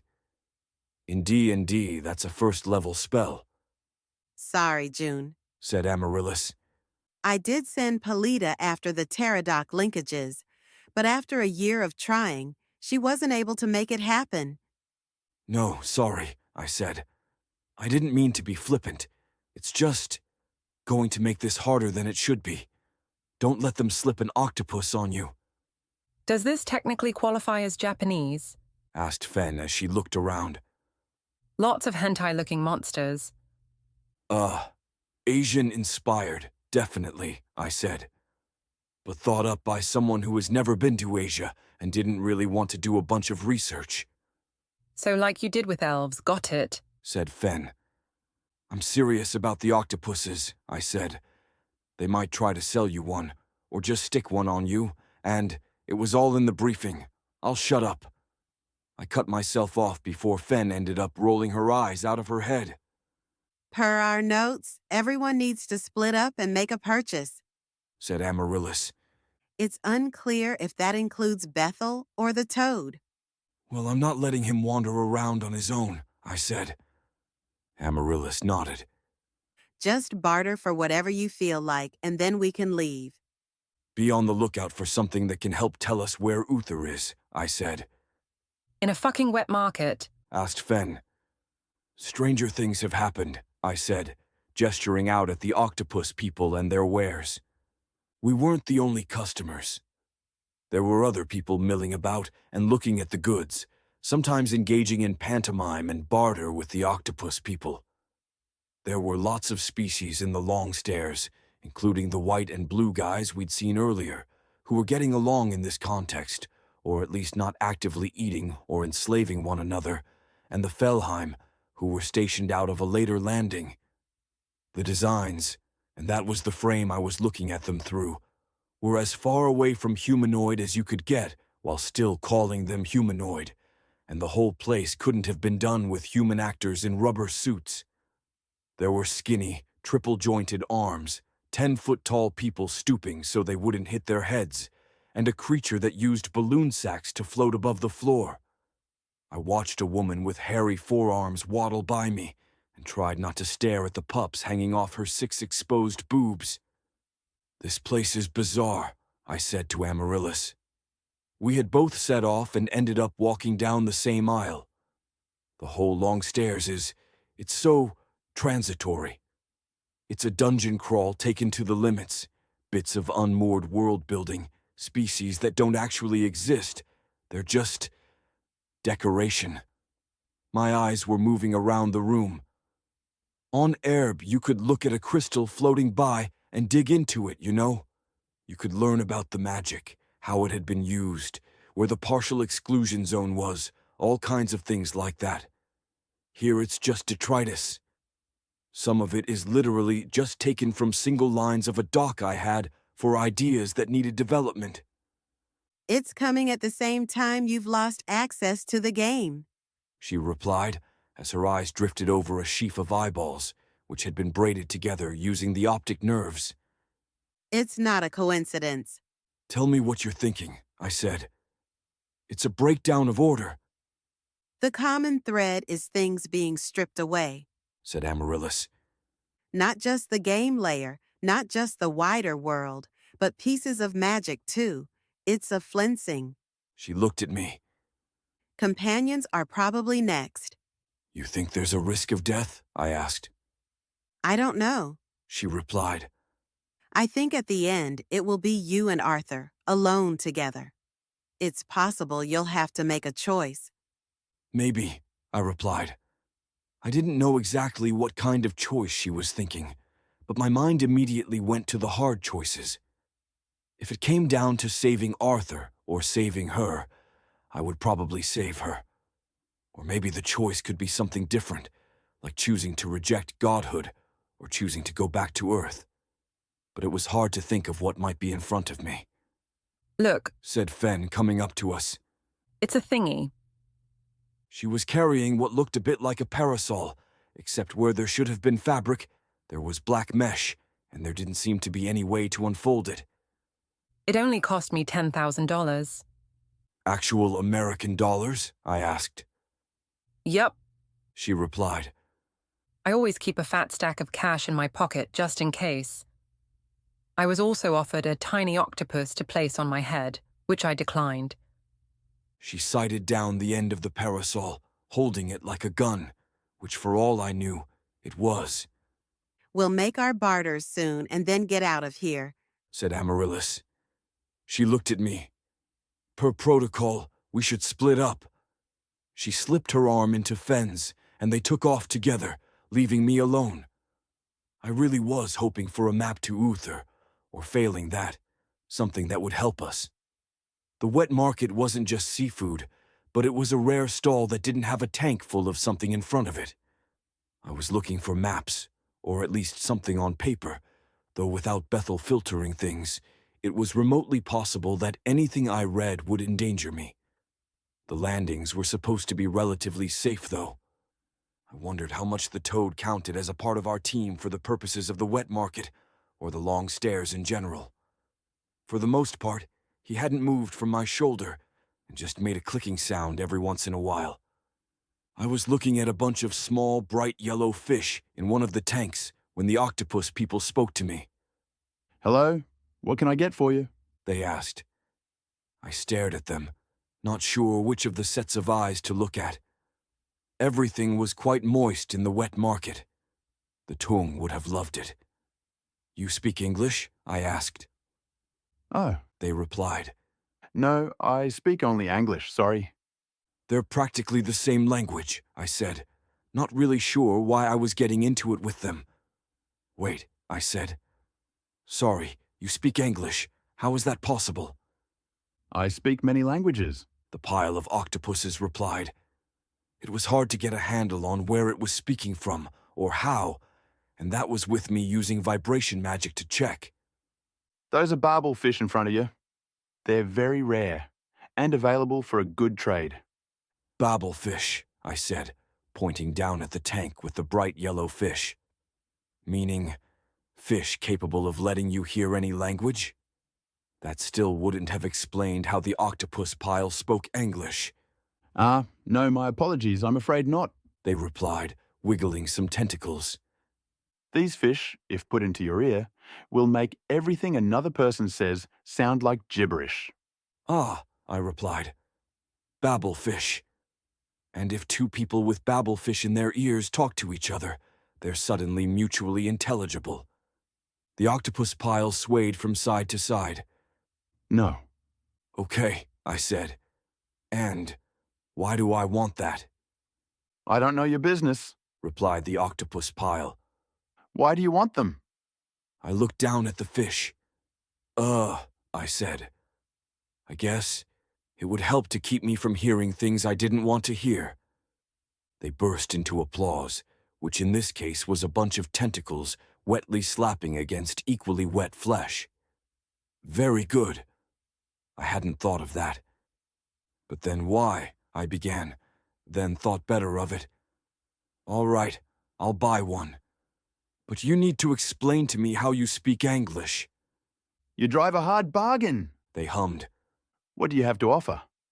I had an extra dimensional space, and I started pulling things from it.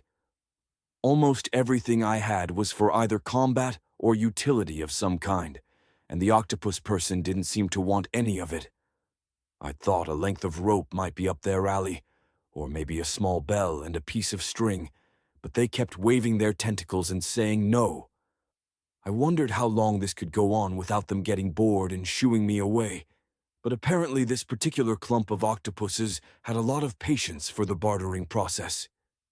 You should offer him a hot dog, said Fen as she approached me. A what? I asked. From the wishes? She asked. Or did you use them all? I stared at her for a bit. I was kind of saving them, I said. Also, I maybe forgot about them a little bit. It was pretty rare for them to come up. I remember you were really intent on hoarding them, nodded Fen. So if you don't want to try using one now, I'd understand. Maybe in the future there will be something you need 97 hot dogs for, and you'll only have 96 hot dog wishes, yeah? I said.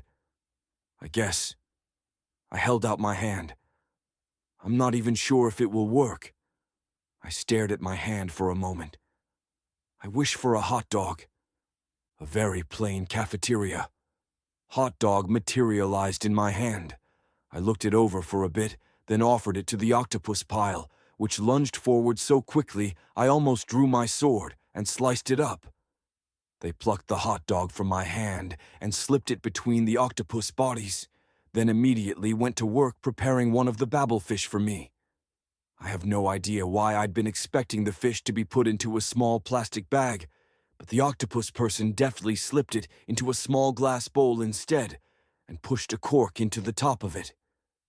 And the other half? I asked. How did you come to learn English? The pile of octopuses wavered slightly. A man came through here some time ago, they said. We plopped onto his head for a bit and learned English from him. You extracted memories from him? I asked. Would he still be able to speak English? The octopus pile wavered. It would come back to him, they said. Describe him, please, I replied. He was a tall man in simple armor, they replied. He carried a sword. He had curly hair that was hard to dig into, and 2 times he had a wife with the legs of a spider. Uther Pendraig, I said, frowning. And his wife? What? Yes, nodded the pile of octopuses. That was his name. He came through here 5 times. Wait, I said. 5 times? Fen was standing beside me, giving the pile of octopuses a skeptical look. All some time apart, they replied, bobbing. How long ago? I asked. Time, they replied, wiggling slightly and flapping their tentacles around. hundreds of years? Are you? I started, then squinted slightly. Immortal? We pass down knowledge. They replied. The better to serve our customers. Huh, I said. So, hundreds of years ago, this guy came through. 5 times? Coming and going. Bobbed the octopus. Years apart. Not always with the woman, but time and... They wiggled and flapped again. All right, I said, casting a glance at Fen. This thing was on Uther's head? Asked Fen. An intentional clue for us, or... what? Unknown, I said. He might have been going through here blind. I can't remember if the landing made it into any of the sessions he played. I turned to the octopus person. Actually, can I have a second fish for another hot dog? It wobbled in what I assumed was confirmation. As soon as I produced another hot dog, it lunged forward and grabbed it again, then produced a second bowl for me. This one is for you, I said, holding the bowl up for the toad on my shoulder and removing the cork to let him see. Without missing a beat, the toad shot his tongue out of his mouth and snatched the small fish up. It took him a bit to eat it, and Fen and I watched him the whole time. You're the last one, said Amaryllis. She was holding a small gilded pen, which seemed like it must have been expensive, or possibly had been traded away for pocket lint. We're all done. She pointed at the bowl. What's that? Babblefish, I said. makes everything into gibberish if you put it in your ear. Also, that creature spoke English, and I think probably sat on Uther's head for a bit. Uther, at the height of his power, would only do that intentionally, said Raven, who had come through the wet market to us. I don't think he was at the height of his power, I said. 5 times through this landing would mean 3 times in total, if he came through both coming and going, which wouldn't necessarily need to happen. Also, they said his wife was with him, or at least someone with spider legs, which really narrows it down. Let me talk to him, said Raven. She went over to the octopus people, and I gave her some space. She might be able to pin down when and in what condition Uther came through here, but I wasn't too hopeful. It would make sense that his last time through wasn't the first, said Amaryllis, nodding. And 3 times through, having set his affairs in order the last time, I can see the attraction. Does it substantially change anything? Asked Bethel. If she'd made a purchase, she'd put it into extra-dimensional storage. No, I said. It's just a piece of the picture, I think. Do we continue on? Asked Bethel. Is he before or after this landing? After, I think. I said. Or at least, naively, I would think after. We need to take that exit then, said Amaryllis, pointing down the wet market to another door. She waited patiently for Raven to finish arguing with the octopus person, though, and when Raven came back over, there was only stony silence. We made our way and moved along, through more doors and more rooms, hoping to find Arthur. I definitely had some questions. We lost more as we went along, and eventually we had to go on foot, because Bethel couldn't keep up the sensory fuckery she'd been using to let us see everything as we rode along. Even if we'd been willing to ride blind, there was a chance that her extra-dimensional powers were going to collapse at some point, and we didn't want to be inside her when that happened. If Warding leaves, said Grack, it may be time for me to turn back. Turn back? I asked. What, by yourself? I'd probably go with him, said Fen. Losing Warding is going to make it a fuckload more difficult to find Uther, and as much as I want to help, I don't plan on dying here. Splitting the party is the wrong move, said Amaryllis. It usually is, I said. Do you really want us to be braving these tunnels with no magic? Asked Fen. Because I have to say, the things that Bethel's been killing for us don't seem like they've been getting all that less hard to kill. They have been, said Bethel. But I'm slowing down. By her estimation, she'd lost 10% of her entads, and most of them had been good ones. She'd been reduced to using razor-sharp telekinesis as her primary form of attack, with only 5 or 6 good backups if that didn't work. We kept following the map, trying to move toward the next landing, mostly for a lack of better options. I wasn't convinced that we would find any clues, and I was worried that we'd lose too much magic. At a certain point, Bethel might not be able to continue. I was also worried that we were going to run into one of the American fire teams that surely had to be moving around the long stairs. Eventually, we came to a problem. The map says to go this way, said Amaryllis, staring at the door. It's against RDP, I said, looking at the Celtic knotwork pattern on the door. Or it should be. But if we don't go through, we might be looking at another 50 rooms or so. I wouldn't think we'd lose more magic doing that, but... I looked at the door. Every room is a risk, and there's a chance we'll end up back at the wet market landing if I read the map right. It's also unclear what happens if we violate this RDP, said Amaryllis, looking through her copy of the notes we'd taken. They give a list of instructions, but don't say what happens when there's a violation. It wasn't the first time she'd mentioned it. I knew she found it frustrating. I turned to Fen. How are we feeling about this door? I asked. She looked at it and flinched. Good, she said. Then why the flinch? I asked. I should have good luck, right? Asked Fen. I should be damned near the luckiest elf that ever lived. I don't know, I said. Maybe. Probably. There's a texture to it, said Fen. You know when you do D and D, you can do wheel, woe, or wheel and woe. Sure, I said. 5th edition auguries work like that. Yeah, said Fen. This is definitely an and kind of situation. Like, we should go in there, but it's a bad time coming, or it's a bad time with a fabulous reward at the end. I nodded, then strode toward the door, with the party trailing after me. Fen's analysis wasn't really the kind of thing that you wanted to hear, but it left me a little hopeful, because at least it was something. The long stairs were huge, infinite, for some senses of the word, and it was possible that we'd need to spend enormous amounts of time looking around before we found the one room we were looking for, if Arthur was even in a single room and not moving around himself. We only assumed that he was stationary, because otherwise, what had he been doing for 500 years? My hand touched the door, and it burst open with a flash of blue sparks. The floor of the room was covered in a green liquid, but I could only tell that it was liquid because I'd kicked a rock forward that disturbed the surface. If not for that, I would have thought that it was a lacquered floor. Above that, there was a broad dome. It was rare to have a circular room, but this one seemed to be. Slowly, I said. I didn't recognize the room, and it wasn't in our abbreviated catalog, not that there was more than a line of shorthand for each of the rooms. We floated on a platform created by Bethel, just above the liquid.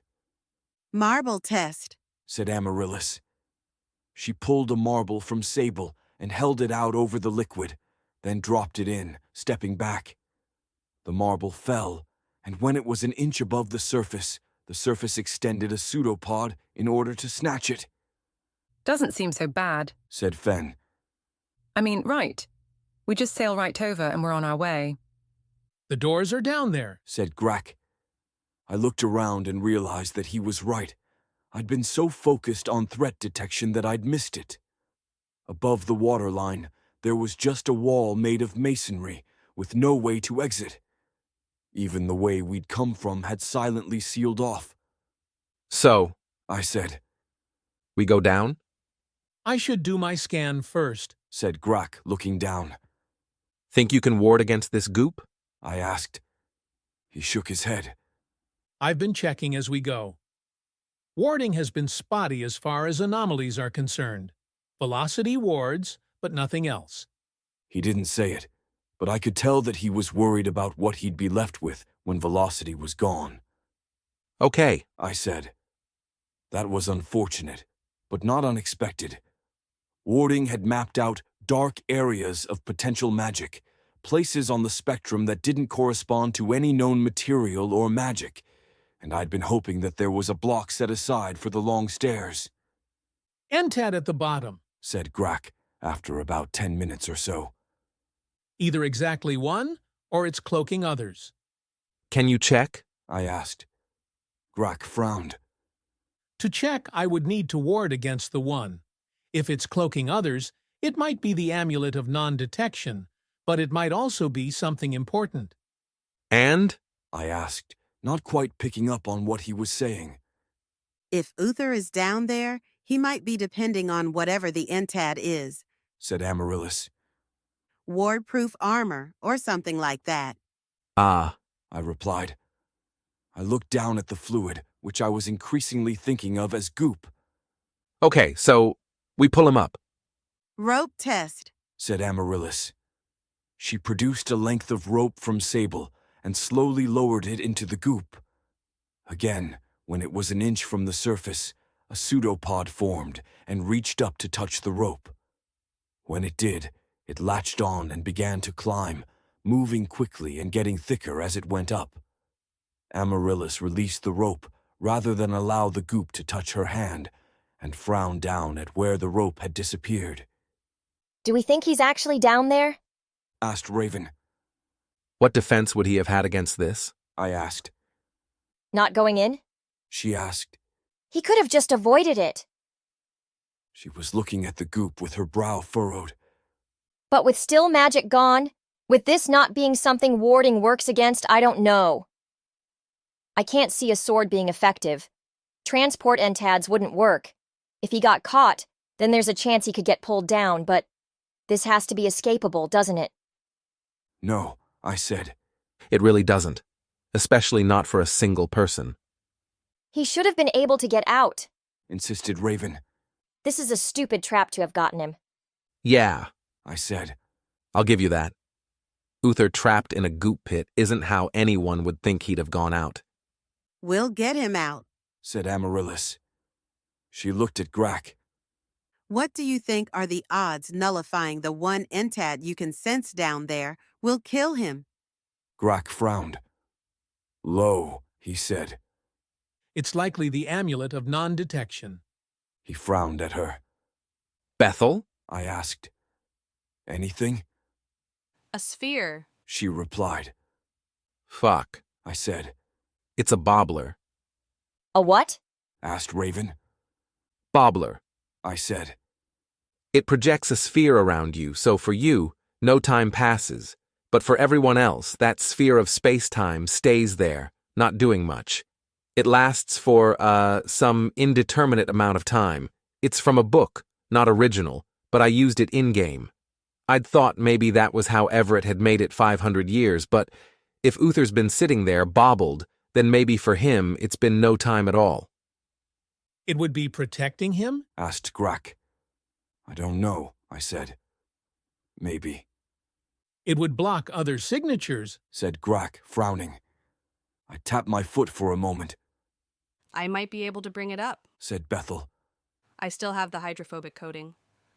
Let me test wards first, said Grack, staring down at the goop with a frown on his face.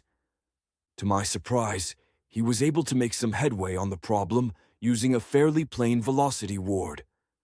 As he explained it, any fluid had some minute movement of the particles within it, and a one-way ward, which was somewhat difficult, would mean that particles would only go in one direction, to the outside of the ward itself. I mentioned Maxwell's demon, and he said that was entirely correct, so I just shut up and watched as the tube he'd made slowly drained. It took an hour before we were able to see the top of the bauble, and more time than that to fully uncover it. The goop couldn't stick to the ward, nor to the bauble, and eventually Bethel was able to lift it up to the floating platform we were standing on. It had a perfect mirror surface, reflecting us. And this thing will open up on its own? Asked Fen. Should, I replied. Unless it's not what I think it is. I pressed my hand against it and felt that it was warm, not by itself, but because it perfectly reflected the heat of my fingers. But for it to open up might take years, so I don't think we want to wait for it. I turned to Grack. Just the one entered there, right? He replied, glaring at his reflection in the bauble. If he still has the amulet, we'll lose track of him once this is popped. He'll be able to see us, said Raven. He'll understand this is a rescue attempt. Do it, I said. A part of me wanted to say that we should get into battle positions, but we weren't planning to fight Uther, and I couldn't fathom why he'd want to fight us, not without talking to us first. My eyes flitted to Bethel, but she'd had a long time with Valencia, and Valencia had cleared her for the mission. Grack created the ward first, then flicked it on, and standing in front of us was nothing, just empty space. I knew that was just the amulet of non-detection, but it was eerie how completely it worked. Uther? I asked, after a moment had passed. He appeared in front of us, removing the amulet from around his neck. He was as I'd seen him in the mirror he'd left for me at Speculation and Scrutiny, older, but still the same. He had dark, curly hair and a full beard shot through with a touch of gray. He looked like a king, and not just because he had a platinum crown bespeckled with precious gems. He was completely decked out in entads, including lots of rings on his fingers and 2 swords of different lengths hanging from his belt. The most striking thing was his armor, though, which looked like pearls of black caviar coating him, and my guess, based on how impractical it looked, was that it was really good. He looked at each of us in turn, but his eyes laid on Raven the longest. Face protocol, Lotus protocol, puppet protocol, he finally said. And I'll need introductions. It's me, I said. Juniper. He looked at me for a moment, taking in my armor and the sheathed swords at my hip. So it would seem, he replied. What was the name of your pet hamster? Mildew, I said, though it took me a moment. The name of the restaurant we used to go to? He asked. I said. The Great Wall. The other one, he said. Ruddles, I said. I was watching him, still not really believing it was him. I racked my brain, trying to think of something I could ask him, something that I hadn't already told the others, or that they couldn't have found out from Earth. It's been 40 years for you, I said. Or more, since we don't know how long you've been in this place, and all the other stuff they say in the legends. I don't want to ask you questions you'll have forgotten the answers to. Ask anyway, he replied. If I don't know, then I don't know. He looked over at Raven and Amaryllis. I assume you taught him the protocols? They did, I said. And I remembered some of them from our games. He regarded me for a moment, then turned to Raven. You know everything then, he said. I'm sorry I didn't tell you sooner. It's okay, Breathed Raven, losing the edge of tension she'd been showing. I understand. Uther turned back to me. The questions, he asked. It will help confirm for you as well as me. Tom, I said. My tongue felt thick in my mouth. Do you remember his character's name in the Knights of the Square Table campaign? Elhart Cloakshield, said Uther after a momentary pause. He was watching me more carefully now. I hadn't picked that campaign by accident.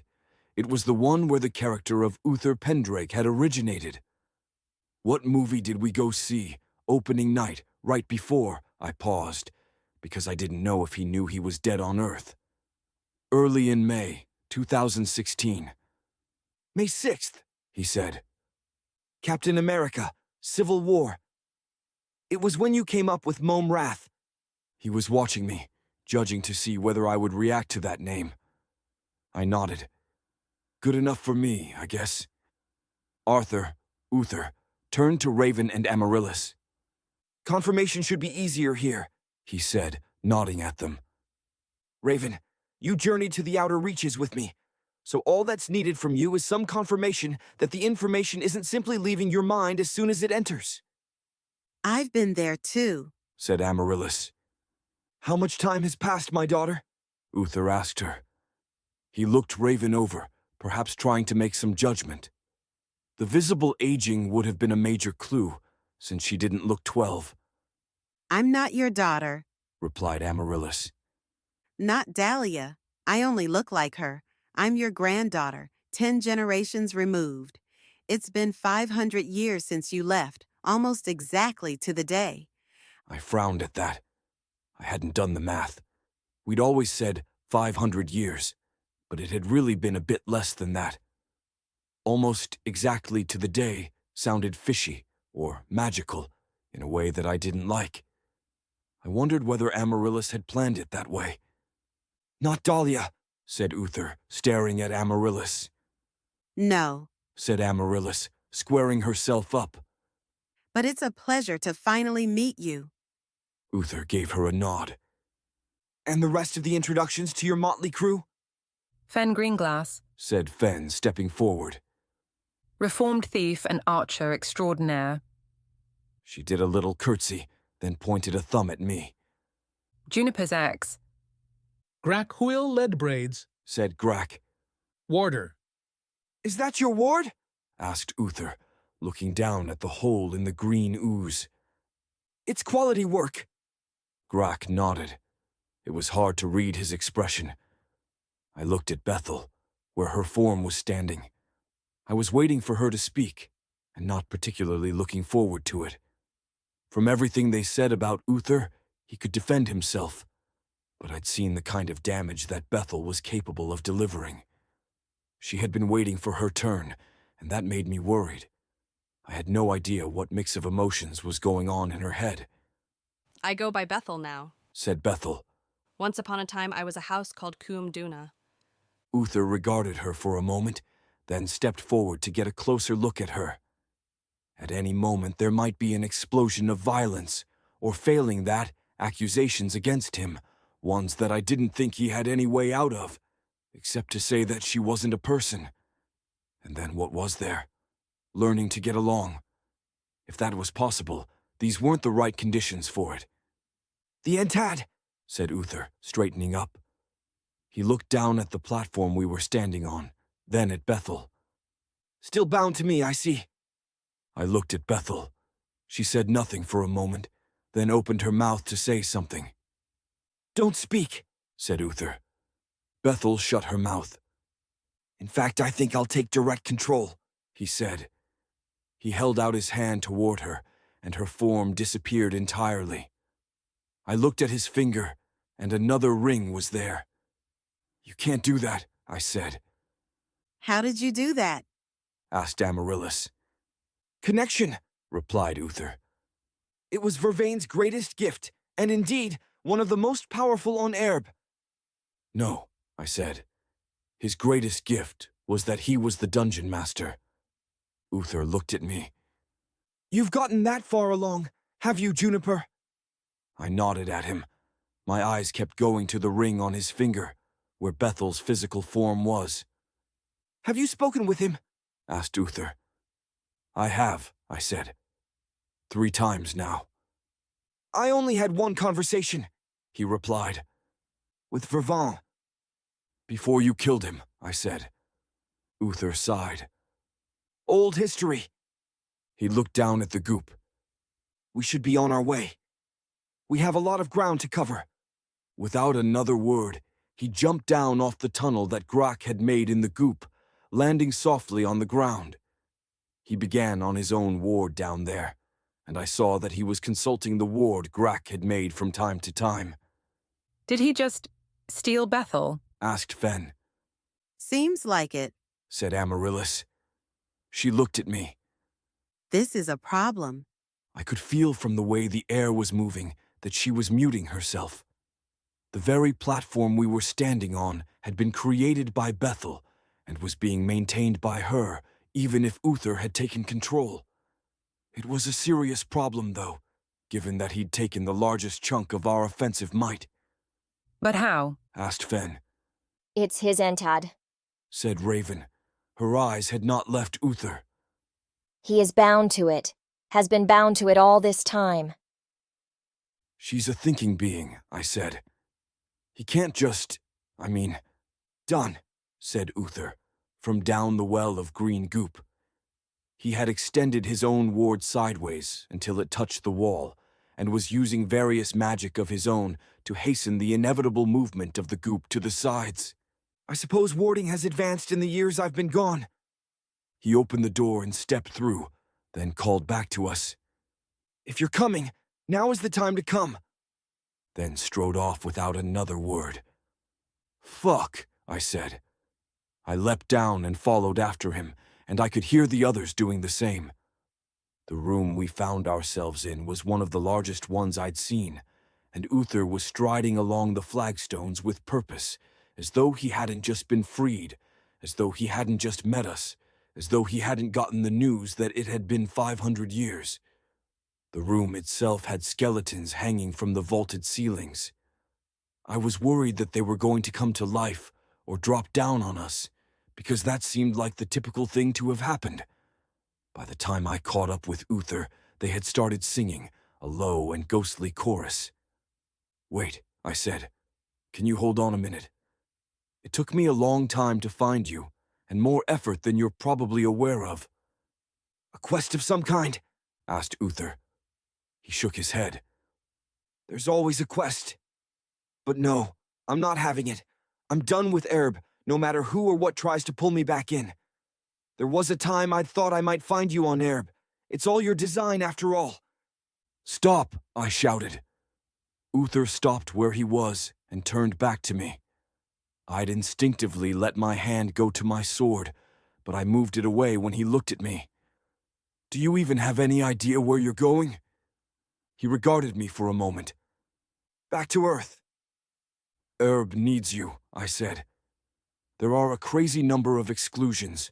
The Void Beast is coming. There's unification in the Hells. Juniper, said Uther. June, is that really you in there? In that body that's no longer your own?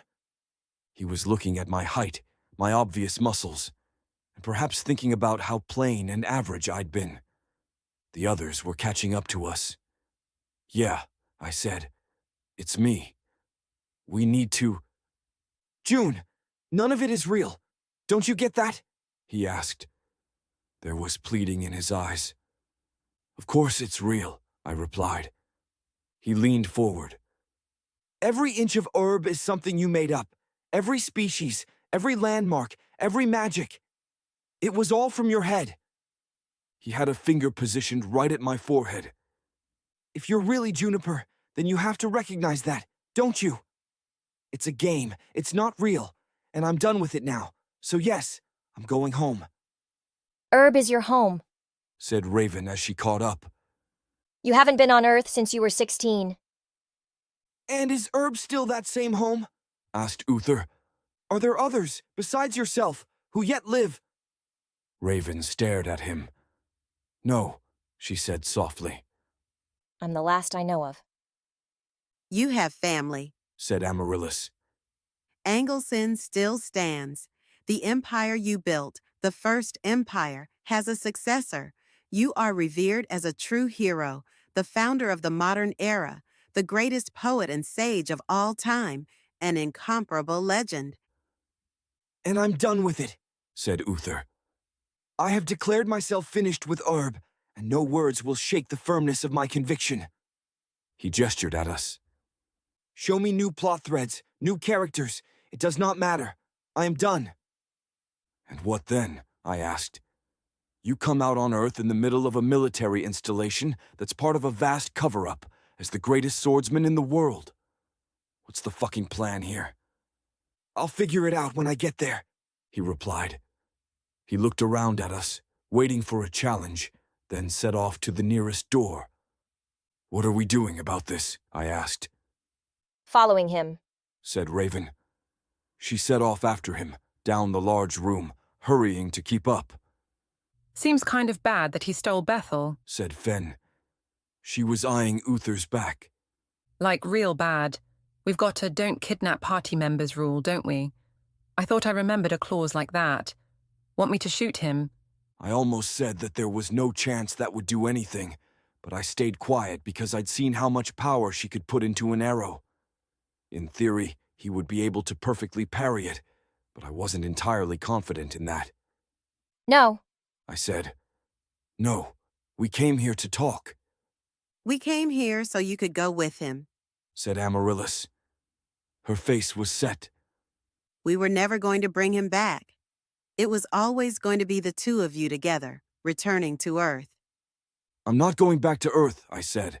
It's not even Earth, for fuck's sake. Then we'll figure something else out, said Amaryllis.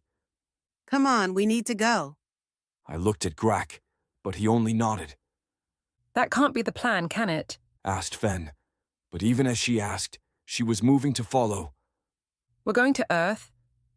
I'm pretty sure when I put my signature on the LSP, there was nothing in there about going to a place where we're going to get vivisected.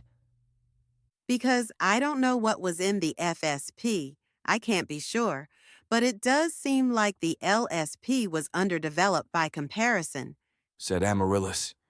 There were just too many unknowns. No one blames you, I said.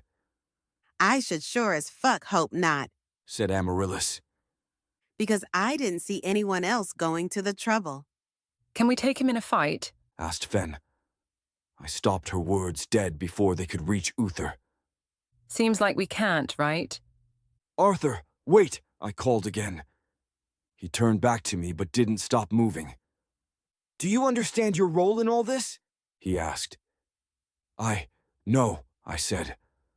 I mean, I don't think I have a role, unless it's just to talk to you, to reconcile. On Earth you were dead. You'd been dead 9 months before I came here. Your role is to stop me, said Uther, ignoring what I'd said. You are a temptation to return to Erb, a temptation to give in to the demands of the narrative. You all are, in your ways. It's the 11th hour, and you represent another call I must refuse. No, I said. He was about to reach the door. Hey, I had my own adventures, my own companions. Maybe you were the chosen one, but I'm the chosen one too. Look at me. Do I look like I did when we were in high school? He finally did stop, then looked at me. No, he said. You don't. He stayed there, looking at me. How long have you been on Erb? Months, I said. I've spent a lot of it in a time chamber. His eyes were watching mine. Has the narrative found you? He asked. It was there right from the start, I said. This, I knew, he would care about. I had an overlay. Messages relayed to me on a HUD, like a video game. He nodded. Well, it's immaterial. He kept walking and touched the door handle. We have a map, I said. I wasn't sure if that was the right thing to say, because if he followed the map, we'd have less time until he got to his destination.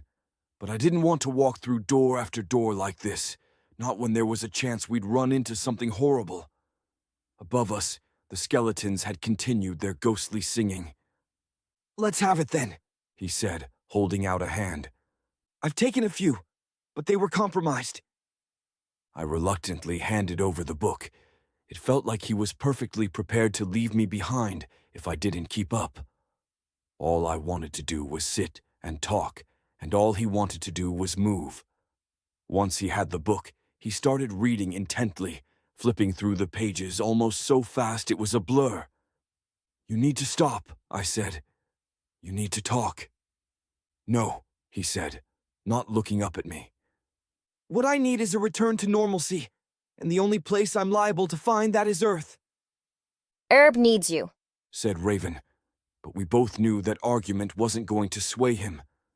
She hadn't left his side, and the way she was standing close to him was like a child trying to get the attention of their parents. Why did you do this? Why did you abandon us? He looked down at her. Erb lasted 500 years without me, he said. And I suppose that there were epic battles in that time, calamities avoided only by the skin of your collective teeth, great sacrifices, exclusions, all of it, and the world still stood. Even if I cared about it. But gods, I don't care about it. How can you say that? Asked Raven. How can you say that the place you've spent your entire adult life meant nothing to you? The place where you met your wife, where you had children, where you made an empire, where you're the poet king? None of it is real, said Uther. None of it. Solipsism, I said. It's not a tenable philosophy. I'm not claiming that nothing is real, replied Uther. I'm only claiming that Erb isn't real, or if it's real, that it's so managed and planned that it might as well not exist. I have seen evidence of the unreality of Erb and spoken to its self-professed god. I was a part of the very creative wellspring of everything which exists on Erb. If it is real, it is meaningless. Therefore, I am going home. No, I said. No, you're not going home. Don't you get that if it's possible to get there from Erb, it can't be Earth? Earth didn't have massive dimensional tunnels. And you have a better solution? Asked Uther, moving closer to me, as though I was meant to answer the challenge of his words with physical might. You have some way of waking up from the nightmare? A way to exit the simulation? I clearly didn't get the same experience as you, I said. Look, can we sit down for a bit and just talk? I'm not going to try to convince you to come back with me. But before you go on this insane trip back to what's clearly not the Earth we came from, maybe I can lay some facts on you, and then you can fuck off to wherever it is you think you're going to go. Okay? 1 hour, tops. He stood there as if he was going to tell me that he couldn't even stomach that, but finally he nodded and sat down on the stone. Very well. Tell your tales. Old sins cast long shadows. Chapter 2, 139. Old sins cast long shadows. I thankfully still had multi-threading. As I spoke to Uther, half of my mind was focused on the ring on his finger. I didn't know what, if anything, to do about Bethel. The entire reason we'd brought her was because of her immense power, and if it had been possible for us to bring that power along and leave Bethel behind, we'd have done that in a heartbeat. In fact, I had tried to figure out some way of doing that, and came up short. I could empathize with Bethel, but I didn't like her, or want to be around her. It felt too possible that she would find some reason to hurt me, that her reform would be revealed as a facade, or that she would just slip, like an addict who has to start over from day one. With all that said, being reduced to a tool, being silenced like that, wasn't what she deserved, especially from the same person responsible for so much pain and suffering in her early life. What she deserved was to be healthy and happy, the same as anyone else, even the worst of them. If Uther was going to do that to her, lock the person away, or make her go dormant, or whatever he'd actually done, I had some moral duty to stop him. I had a sick feeling in the pit of my stomach, the kind I got from seeing something bad happen and allowing it to be someone else's problem. The more I thought about it, the more I was upset by it, shock and confusion giving way to anger and frustration, even as I kept explaining what had happened to me to Uther. I had to skip a lot of stuff, especially because I wasn't just giving an overview of what I'd been up to on Erb, but also what had happened on Earth, and beyond that, the last 500 years of Erb's history. All that, in about an hour, was a big ask, even eliding important details. Above where we sat, there were still the floating skeletons, and they hadn't stopped singing, though they changed their tune every once in a while. So then I get an error message, I said. I can give you the exact line, but I never had any other context, and it was a different presentation from all the other messages that I'd gotten. It happened again months later, when I was exposed to a meme that should have been lethal. I have never had such a thing, said Uther. Never in all my time on Erb. There was never one whiff of anything like that. He sat back slightly. Amaryllis had pulled out chairs partway through to keep us from having to stand. It's not real. The error message? I asked. I mean, I did think about that, but why? Again, I looked down at the ring on his finger. I was going to have to bring it up, to take Bethel back and make him undo what he'd done, but there was no way I could do it by force. I haven't the faintest idea, he replied, though of course I have many guesses. He looked at me and leaned forward, resting his hands on his knees. Proceed. You have 26 minutes left. Oh, come on, said Fen, rolling her eyes. Do you have a problem? He asked. 26 minutes, she said. Like you're in charge of jack shit. Like you're magically timing this down to the second. Come off it, man, it's just... She made a jerking off motion. I'd kind of expected him to laugh, but he only stared her down. He's still king of all Anglesyn, said Raven. Show some respect. Fen gave her a skeptical look. If he wanted my respect, maybe he shouldn't have stolen Bethel. And maybe he shouldn't have gotten stuck in a bunch of slime. He wasn't stuck. It was on purpose, Raven said softly. She looked to Arthur and he gave her a gentle nod.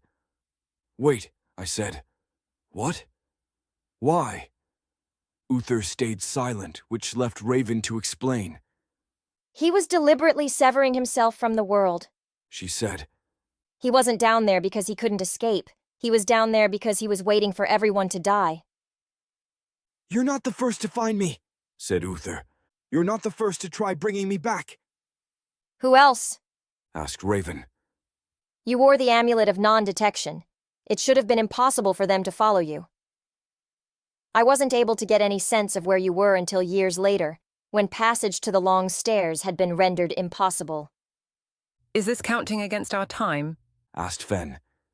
I mean, are we still pretending that it makes any sense whatsoever to have this conversation be timed? I gave her a frown, and that was all the attention anyone paid to her. She didn't like Uther, for a variety of reasons, and she was letting it show a bit too much. I had my own uncomfortable feelings, for different reasons, but I didn't think we'd get anywhere by antagonizing him or calling him a dick, even if he was being a dick. That wasn't including taking Bethel, which went a bit beyond being a dick. "It was my sons, one after another," said Uther. "Zona had known where I was going." "You tried to take her with you," I said. "This wasn't your first time in the long stairs." The pile of octopuses had said as much. "No," he replied. His eyes went to me. "I found this place shortly after I first became king. It was just a door, standing in the middle of a field, completely unassuming. There was a small village near it, and it had become the stuff of local legends, alternately a holy site or something haunted. There was no utility in it, of course, so it was simply a curiosity, a door to nowhere, connected to nothing, and utterly indestructible." He let out a slow breath, and I caught myself becoming enraptured by both the storytelling and the flow of fresh information. The oddest thing about it, from my perspective now, was that there was no particular quest attached to it. No one was fighting over the door. There was nothing coming from it. There was no urgency or promise attached to it. It was just there. It was a mystery, to be sure, but there was nothing that compelled exploration of it, aside from the fact of its existence. He sighed. "There were 3 parts to the lock. I was an accomplished enough warder to manipulate a piece of it, and I brought 42 with me to handle the mechanical aspects, which I hadn't then had cause to learn, but it was the final password that eluded me. I had begun to see bits and pieces of campaigns by that time, most obviously in the form of characters, but occasionally little details I remembered of Juniper's world building.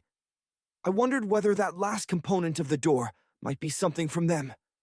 But no, while it was something that acted as a gate that would open only for me, the secret was one that I believe anyone who'd come of age with abundant computers might have guessed." He looked at us. "It was also the first hint that there might be something terrestrial behind those doors." To be clear, said Amaryllis. the password was for you, password 1? He nodded. "The relief on the face of the door was, of course, another clue, but I didn't make the connection that it was the long stairs until I was already in it. I hadn't been properly prepared, and I ended up running at full tilt for quite some time, leaving a trail of monsters behind me. I was violating protocols left and right, not that I could remember them, or trust my memories. Eventually, I found myself in a large room where I could hole up and make a defense, and there ensued a vigorous battle of the kind that I was known for. I survived, lucky, in the way that I often am. I was lost, utterly lost, in one of the most dangerous places I had ever been. I was keeping an eye on Fen from time to time, and she kept giving me knowing looks which read, at least to my eyes, as boy does this guy like to talk. When she caught me looking, she made a yapping motion with her fingers, subtle enough that I was the only one who saw it. She had a bit of a point, though. He'd been the one trying to drag us along, to get where he was going, and now he was sitting there telling us a story. I'd given him the short version of things, a bucket of bullet points that he might want to know, and he was giving me a narrative. I wondered if that was just how he was now, but really it wasn't all that much different from how he'd been when I'd known him in high school. "I tried to be more methodical after that battle," said Uther. "I checked rooms carefully, backing away if they seemed like they contained something I'd have trouble handling. You're not supposed to do that. I'm sure Juniper has told you, but I was hoping that I would escape a penalty. Thankfully, I made it to the first landing, but unfortunately, I ran afoul of one of the creatures there and lost a considerable portion of my faculties, including the ability to speak. I was eventually able to get the parasite off, but I was addled, and I knew that if I tried to recuperate in the landing, I would have more than just one of them to contend with. I soldiered on, not quite recovered, and only 3 rooms later, I came across the Americans." "It was a revelation," said Uther. "I had known that I was in the long stairs, but the idea that it would connect to Earth hadn't even crossed my mind. Why would it? I'd seen nothing of Earth aside from the campaigns, not for a decade, but there they were, with flags on their shoulders, speaking a language that I could place, but which was, unfortunately, unintelligible to me. There were only 3 of them, and one was in a bad way. Looking back, I think it was a medic, a wizard, and their artillery. From what I now know of their tactics, they should have been attempting a return home, and perhaps they were. But unfortunately, we ran across each other. It took them 3 minutes to open fire on me. I hadn't known how my blade would fare against burst fire from a rifle in close quarters, but the ease with which I deflected the bullets was shocking. The wizard, though, he looked at me. Juniper had always described them as terrifying creatures of incredible power, the last resort of raw power for the team, treated with the same awe and respect that you might treat a weapon of mass destruction.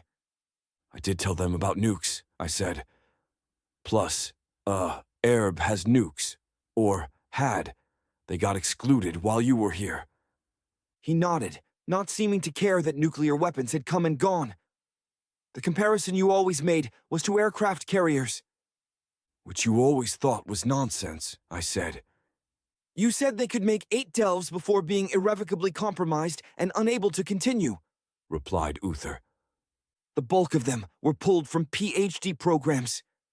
In no way would they be able to match the logistical and economic importance of an aircraft carrier. He'd made the same point back on Earth, and it was a bit shocking to have it regurgitated here, almost perfectly.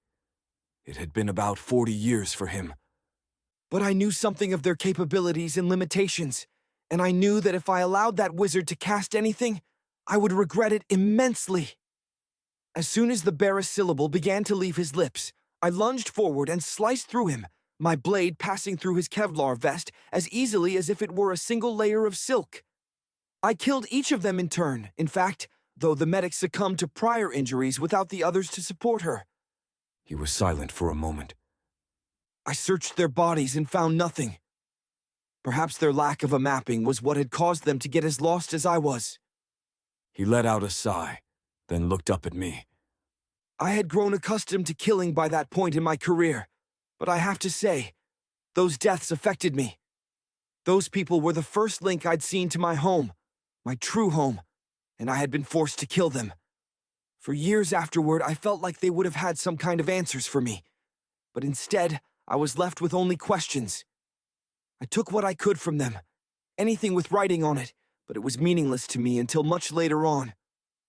Once I'd fought through the damage that the octopus had done to me, I was only able to confirm the date in the outside world.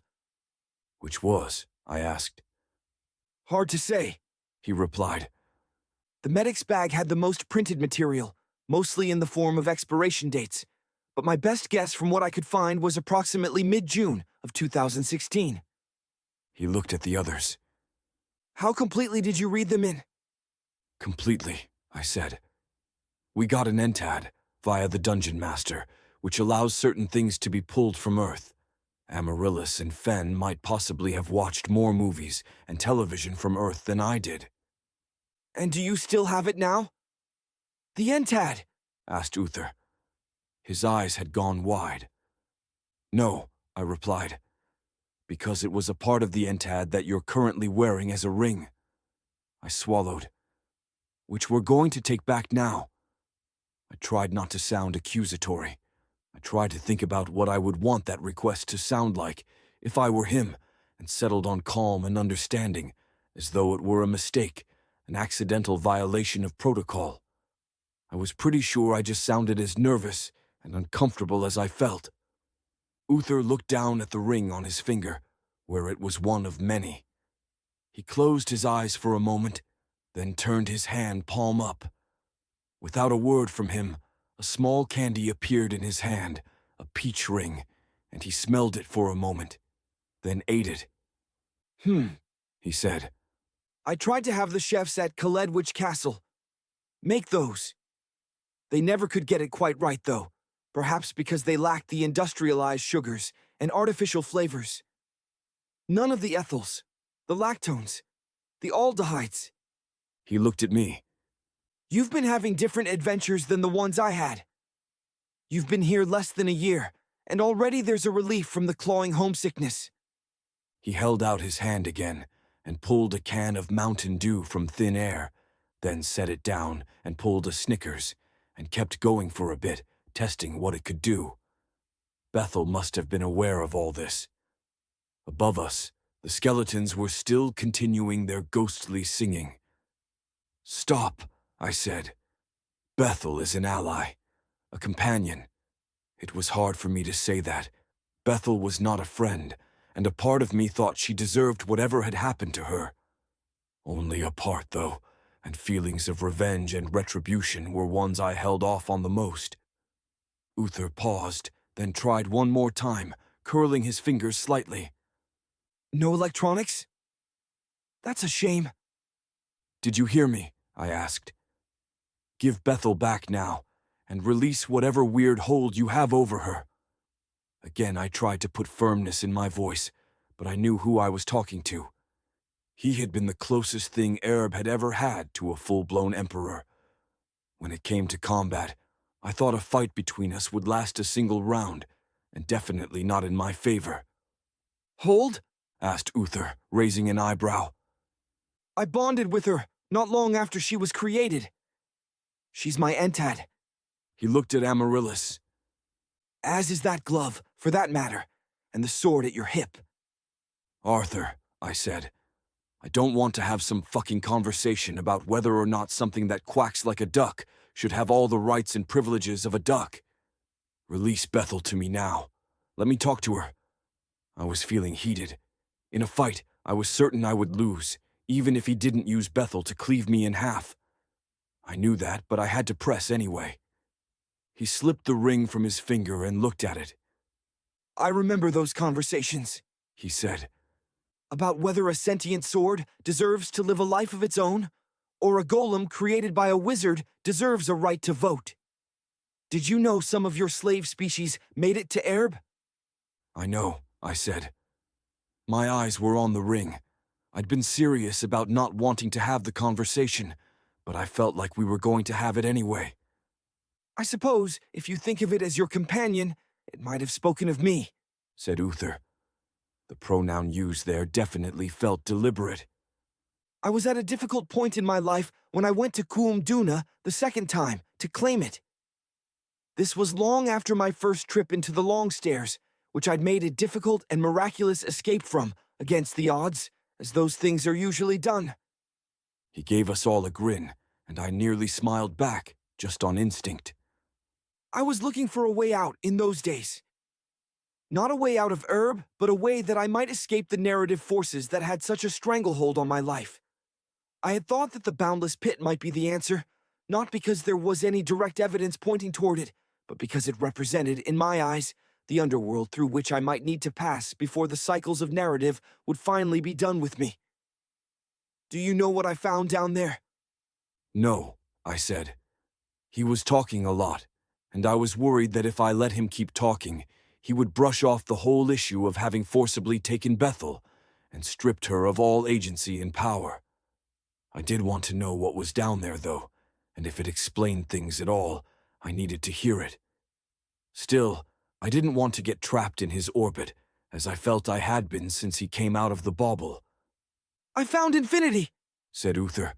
"I found a world without end.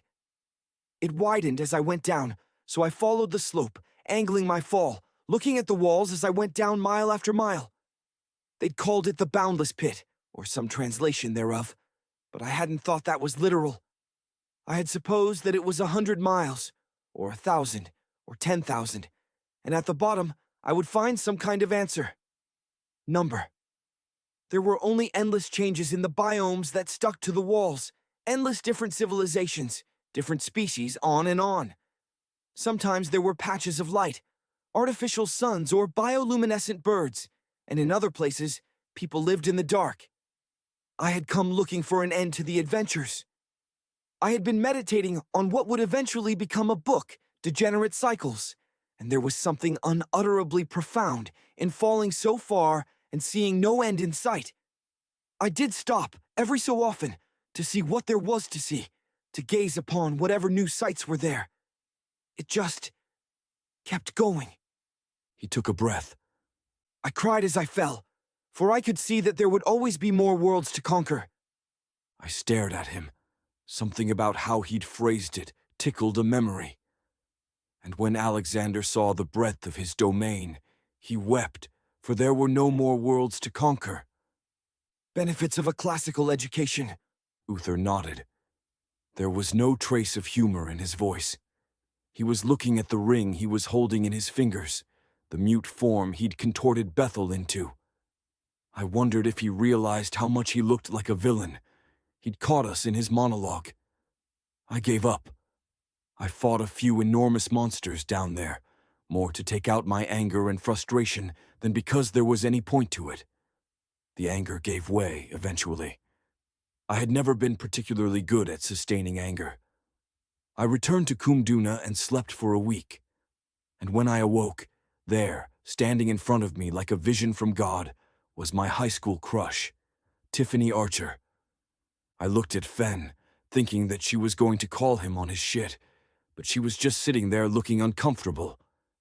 It occurred to me that I didn't just think she would call him on his shit. I thought that she should, or that someone should, and if it wasn't going to be anyone else, it had to be me. And once you figured out that it was the Entad you'd bonded to, you decided to groom and then rape her, I said. Uther closed his fist around the ring, where he'd been focusing his attention, and turned his eyes to me.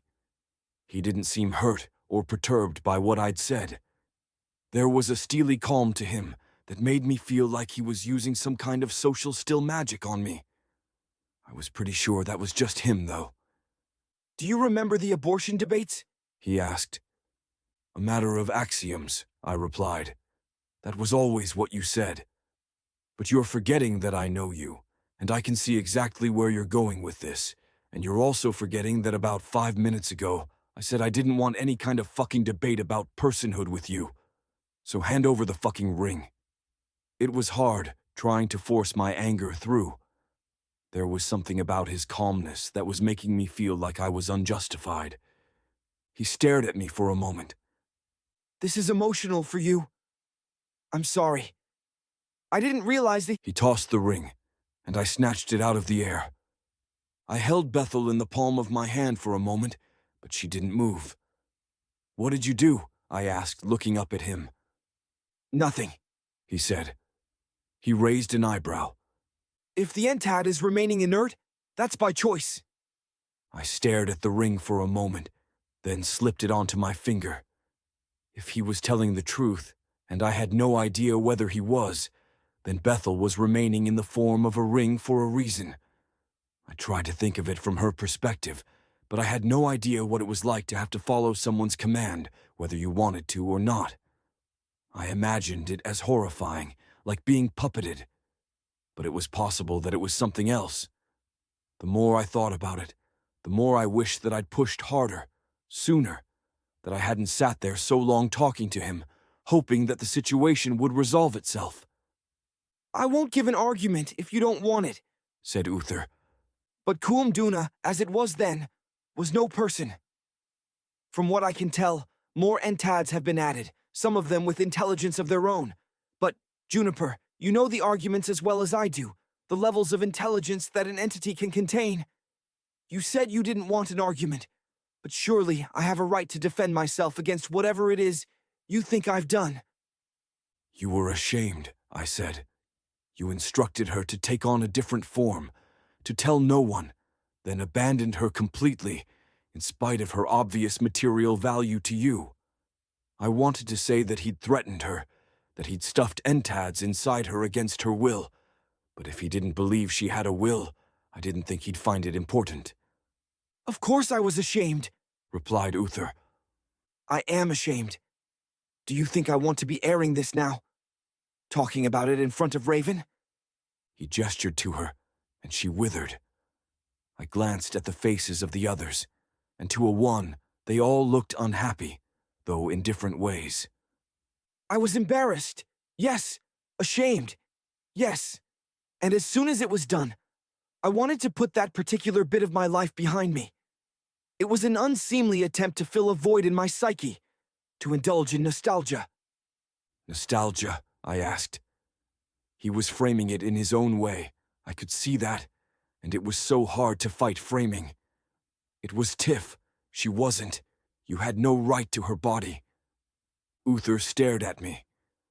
I know that, Juniper, he said. You don't want an argument, which means that we can't litigate this. You want to air your emotional responses. You can finish tossing whatever accusations you'd like at me, but it will have to be while I do my best to return to Earth. Story time has gone on long enough. Do you remember earlier when I asked you if you knew your role? It's just us, I said. There is no role. But if there was, he would be playing the villain. He seemed blind to it. I wondered whether there was any possible frame in which he would have seemed like a hero. It's transparently obvious once you see it, said Uther. You're here to rope me back into a life of adventuring on Herb. Just look at you. He pointed at me. Juniper, my old friend from high school, and the architect of everything on Erb, himself a capable adventurer and probable equal, begging me to come back. He pointed at Grak. A warder here to show me advancements in the state of the art and reveal a new, higher tier of magic. He moved on to Amaryllis. A strong and capable descendant who, by some unknown and intriguing magic, looks exactly like my beloved daughter, ready and willing to take on the role of Dahlia, but without any of the baggage. He stood before Raven. A last companion, a connection to the old life, a font of knowledge. Now an adult. He finally faltered when he got to Fen. Lovable scamp? She asked. Comic relief? She hesitated. Love interest? I was hoping that she'd hesitated, because she wasn't sure whether she should make the joke, but it was extremely hard for me to tell. I'm still figuring out, said Uther. He looked away from her, as if her existence was unimportant. At any rate, it's all so lazy, so hackneyed. And the time skip. Do you know why hack writers do time skips? No, I asked. It's because time skips offer something interesting and new when the plot can't organically accommodate it, he said. It's a cheap way of getting a feeling of newness from a setting that's been milked half to death. He stalked off again, apparently having needed to get all that off his chest. But it is compelling, I said, following after him as he went through the door. Every single thing you listed off, everything you saw, it did affect you. It did grab at you. You're just being bullheaded about it. Maybe he would have said something back, but the room he'd walked into was filled with slate-gray rock creatures that were slowly rising from the ground. In the descriptions of how Uther fought, he was often compared to water, with an economy of motion that made it seem like he was following the path of least resistance between his enemies. They'd said it was like he'd choreographed every fight ahead of time. It was like watching high art, a performance of violence beyond compare. Here, though, in the long stairs, he was taking a different approach, or maybe just dispensing with pomp and circumstance. If I had to compare him to anything, it would have been to a pinball, moving between targets with a flash, his motions visible mostly by the wake of bodies he'd cleaved through. There was a reason for the legends. Are you okay? I sent to Bethel. It took some time for her to reply. No. She finally answered. It's okay if you want to withdraw, I sent, if you need someone to talk to. I can pass you to one of the others, or you can talk to me. Her talking to me was an afterthought. I'd always felt more empathy for her than the others, at least in my estimation. But maybe that was because I was a dumbass who hadn't seen all the warning signs. Even after things had gone south, I'd spent a lot of time trying to see things from her perspective, maybe to my own detriment. Now, with 3 years gone by, I probably knew her least of anyone aside from Fen, but I still wanted to figure her out.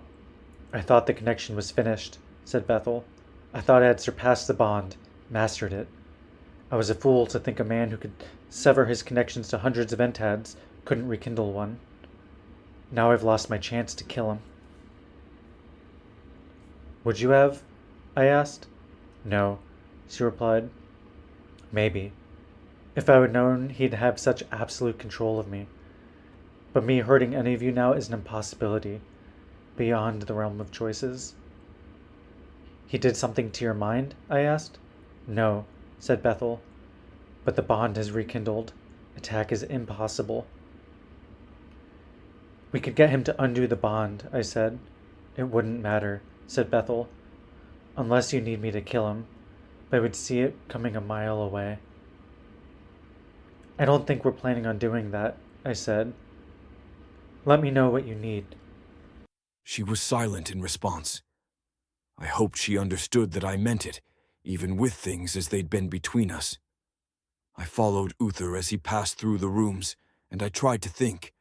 I thought I would probably lose any debate I started with him. He'd been better at talking his way around things when we were in high school, and now he had 40 years on me plus a whole hell of a lot of experience. Maybe it was like debating abortion, where a lot of it came down to immovable axioms. Or maybe we'd uncover some murky gray areas that we could never fully explore without knowing what had been going on with Bethel internally. I was willing to give some credence to the idea that she wasn't fully formed at that point in her life, and unlike a child who had a fullness of life ahead of it, that wasn't the same with Bethel. The whole thing gave me the heebie-jeebies either way, but Uther clearly thought what he'd done was defensible, even if it was shameful.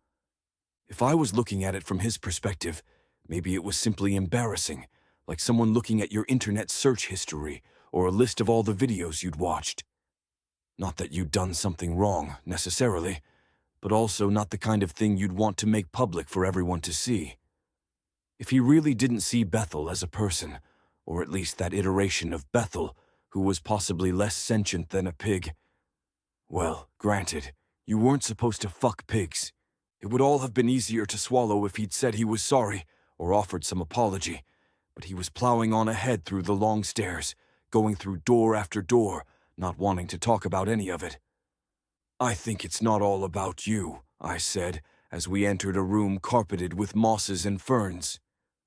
I think it's about me. Oh, I would agree with that, replied Uther. It was obvious enough. It was? I asked. Everything has the stink of juniper on it, said Uther. It's about me, but it's also about you. All this fakeness.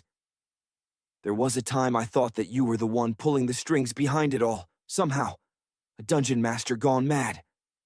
I think it is, I said. Not me personally, but someone with a vested interest in both of us. Someone with my perspective. You were always the one most interested in your worlds, Uther replied. I slept with Maddie, I said.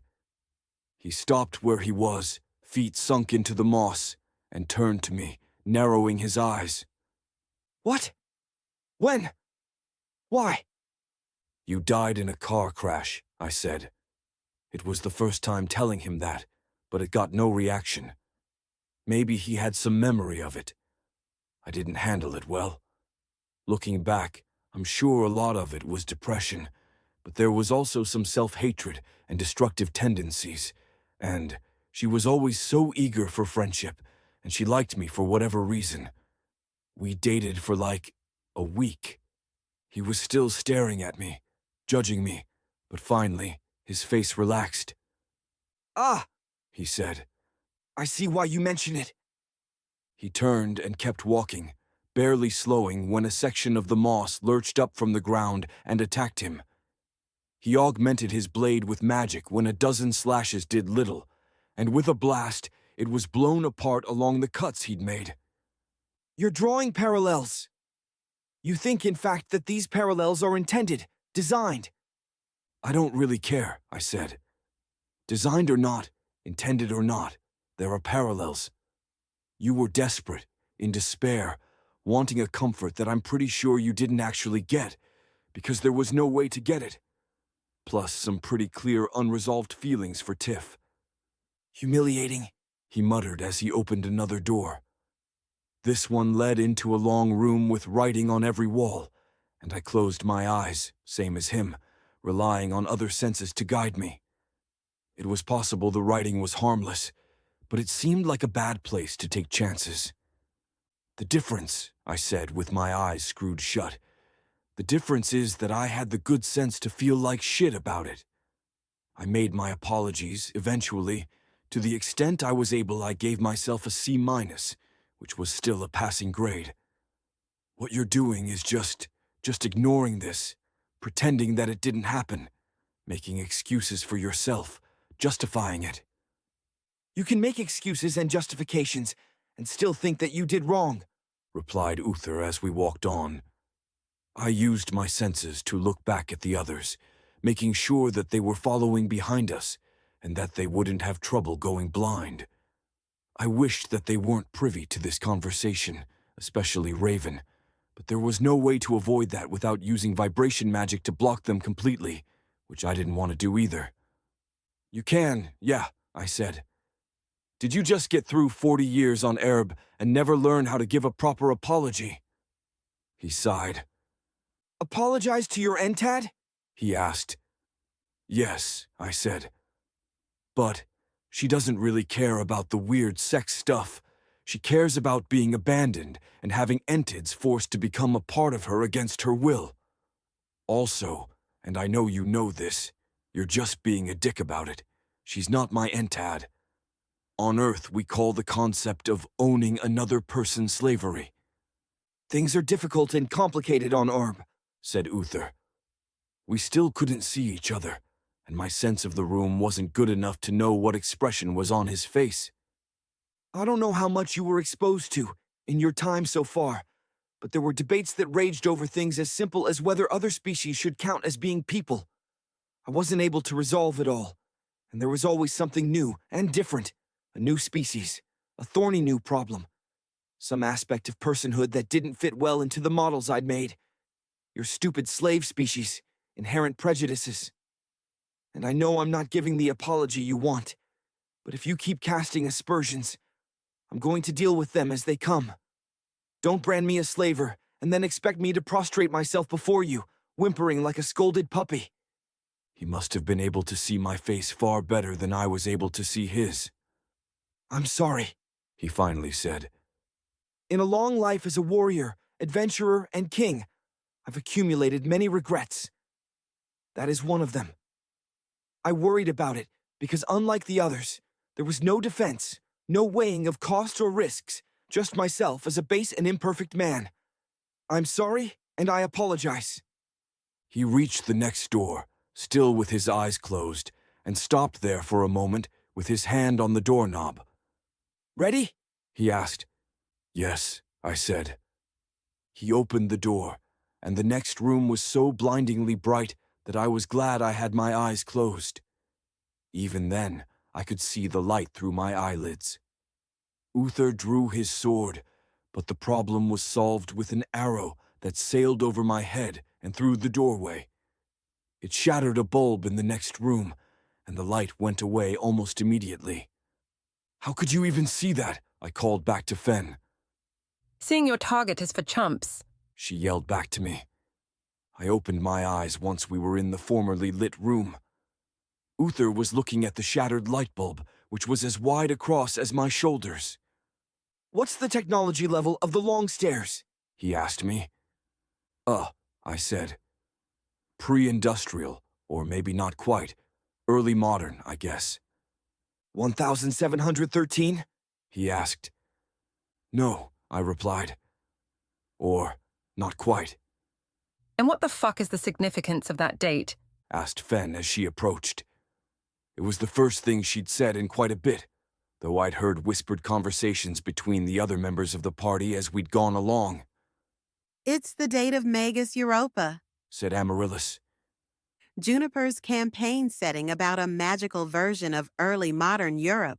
Well, no, I said. I mean, that is the canonical date of the campaign, but it was picked because it marks the end of the War of Spanish Succession with the Treaties of Utrecht, along with the start of one of the golden ages of piracy. But when I was thinking about the long stairs, my only firm thought was that it was pre-electricity and pre-electronics. And yet, replied Uther, here we see what was clearly a light bulb before an arrow smashed through it. Sure, I said. It's odd. Not that odd, though. Long stairs wasn't meant to be one specific time or place. I could see myself throwing in a bank of weird 1960s-era computers just to make things more interesting. I glanced at the toad on my shoulder. Sometimes you make some rules, then you think up exceptions to those rules to keep them from feeling stale or overdone. I like rules with addendums. Maybe, I don't know, the long stairs eventually adjust to all of the people coming in and dying. It sees all of the materials and equipment they have on them and starts adapting, or borrowing, or whatever it is, however it works. Makes it less compelling if the overarching processes are known, though I was being distracted from the issue of Bethel. I was allowing myself to be distracted. What do you need from him? I asked her, using multi-threading. I'm trying to argue on your behalf, but it's difficult to know what you want. I didn't come here to face him down, she replied. I came here for you, and the others, to make sure you don't die. I came here because I made a promise to Amaryllis. I don't need him to say he was sorry or ashamed. If what we know about the long stairs is true, I will slowly die as I'm brought up. All I need is for you to bring me back down again. I frowned at the ring on my finger. Where did your anger go? It wasn't just an idle question. I was seriously concerned that she might have had her mind screwed with. The anger is still there, she replied. The instinct to kill is still there. I have experience with controlling these emotions, understanding where they come from, and why acting on them would be bad. Okay, I said. You can talk to me if you need anything, if there's something you want. The death rate wasn't that bad, replied Uther, back on the other thread. Though, from what I've seen, these long stairs are considerably harder to handle. Because we started at the bottom, I wonder? There was a second run of the campaign, I said. I ran it after you died. 3 times then, said Uther. We played a one-shot for Halloween. Yeah, I guess, I said. There was nothing substantial about it, though. It had a heavier focus on memetics and anti-memetics, said Amaryllis. At least, that was what you told me. Uther looked at her. And you're not Dahlia? No, she replied. I only look like her. I've been to Sidium to visit the places she used to be, hoping that it would unlock something or jog a buried memory, but there was nothing. This was news to me. If there's some secret to it, I don't know it. Perhaps it's just the dungeon master having a bit of fun. I've always wanted to see you in the flesh. You're still the king of Anglesyn, if that means anything to you. I thought that might be the case, replied Uther. And no, it means nothing. There is no argument, no form of persuasion, which could bring me back. They came here, said Raven. She'd come forward to stand beside Uther. Your sons. You put yourself in stasis where you thought no one would be able to find you or get to you, and it was because they'd managed to track you down. He nodded. There was so much you never told me, said Raven. There was so much that went unspoken, so much that you kept to yourself. I was one of your knights. It was supposed to be a meaningful connection. But how could it have been when you stayed silent about everything that truly mattered? You were 12, Uther replied, barely sparing a glance at her. I waited. We waited. After all the words he'd spilled, it felt like a slap in the face to her that this was all he was willing to spare on the subject of why he hadn't told her anything. You were 12, he said again, turning to her. During my time on Herb, I told exactly 4 people the truth of my origins. One of them was a girl I stayed with when I first got here. She died not long after I'd made the grand revelation to her, and wound up in the hells, which were not common knowledge at the time. Perhaps some infernal got the story out of her, but she knew me under my true name, Arthur Blum, rather than any of the pseudonyms I'd used. I was less careful in those days, and for a long time counted myself lucky that I hadn't suffered too greatly for it. When I had my first meeting with Vervin, I told him everything, and he took it in stride, then instructed me to keep it to myself while we figured things out. I told 42 as well. He was the third, but only after we'd been together for quite some time. He faltered for a moment. He was a doppelganger, and quite adept at secrets. The fourth was, of course, my wife, from whom I kept no secrets. He was silent for a moment. If Raven was right, and he'd deliberately flung himself forward in time through use of the bobbler, maybe the enormity of it was finally hitting him.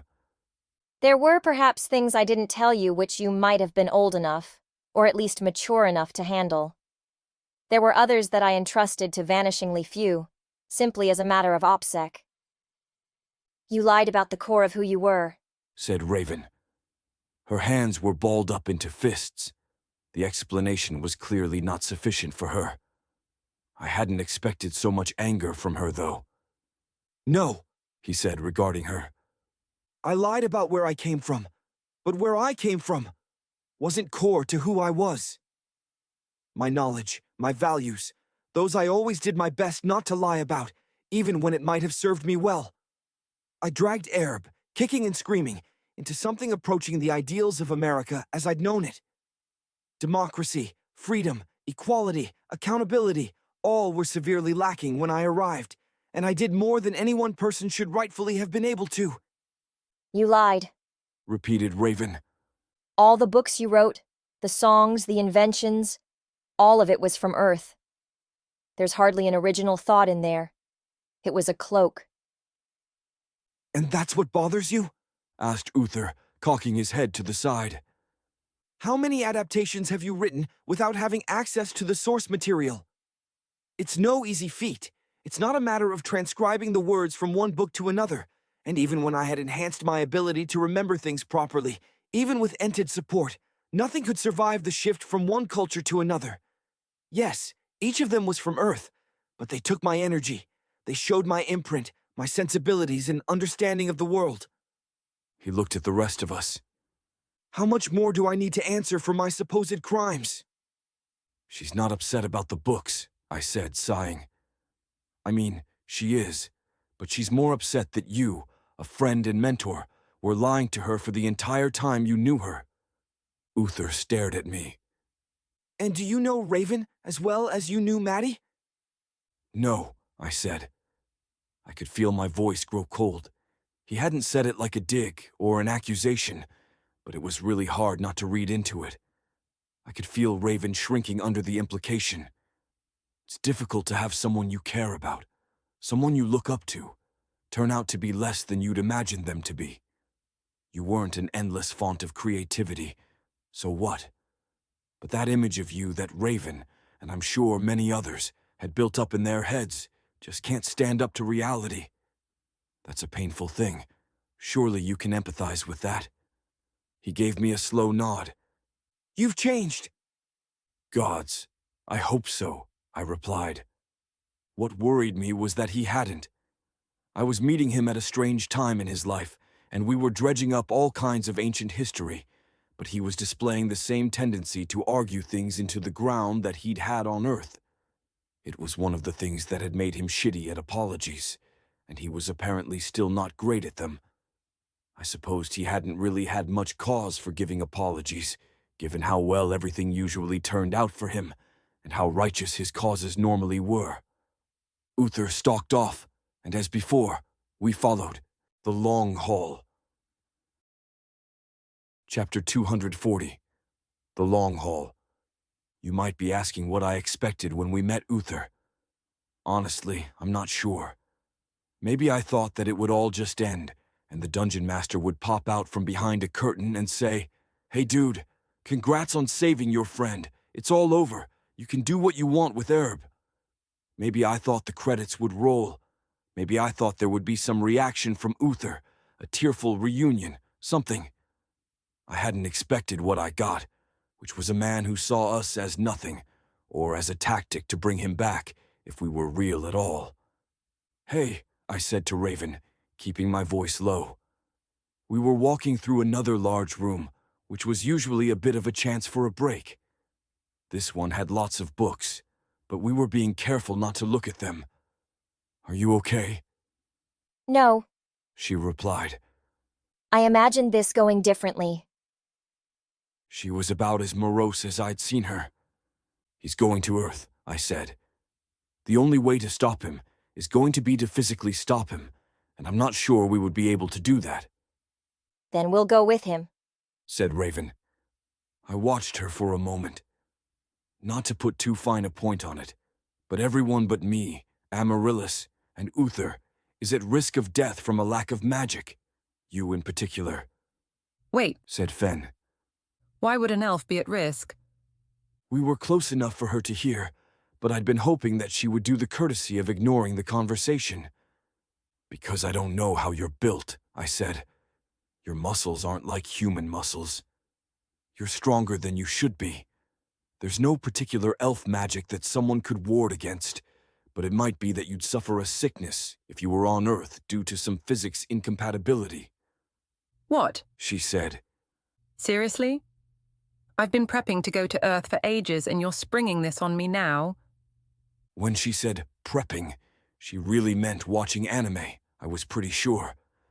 Not that she hadn't had it in her head that she would go there someday, or that she hadn't learnt a lot about Earth with that in mind, but this was the kind of mindset I'd always had toward Fen, which had been a problem in our relationship. Juniper stole the concept from Werner Vinge, said Uther. No, I said. I mean, I was inspired by him, but I didn't steal anything. Yes, you did, Uther replied. The long stairs are a variant on Vinge's zones of thought. The closer to Earth we get, the less permissive the physics are. I wanted to quibble on the word closer, but kept my mouth shut, because there was a coherent concept that was almost like closer. Having a landscape of variable magic isn't something that Vinge came up with. There's loads of prior art. If anything, his application of that variability to science fiction was what was novel. But we're saying that I might get sick and die? Asked Fen. Because I'm not really keen on dying again. You and Grak, yeah, I said. There was a world I built, which we never ended up playing, and I never ended up getting more than half-baked, where the far reaches could only be inhabited by humans. All the magic was toward Oros Olympos, in the center of the world, and the further you got away from it, the less magic was sustained, until eventually you got far enough away that life itself was impossible.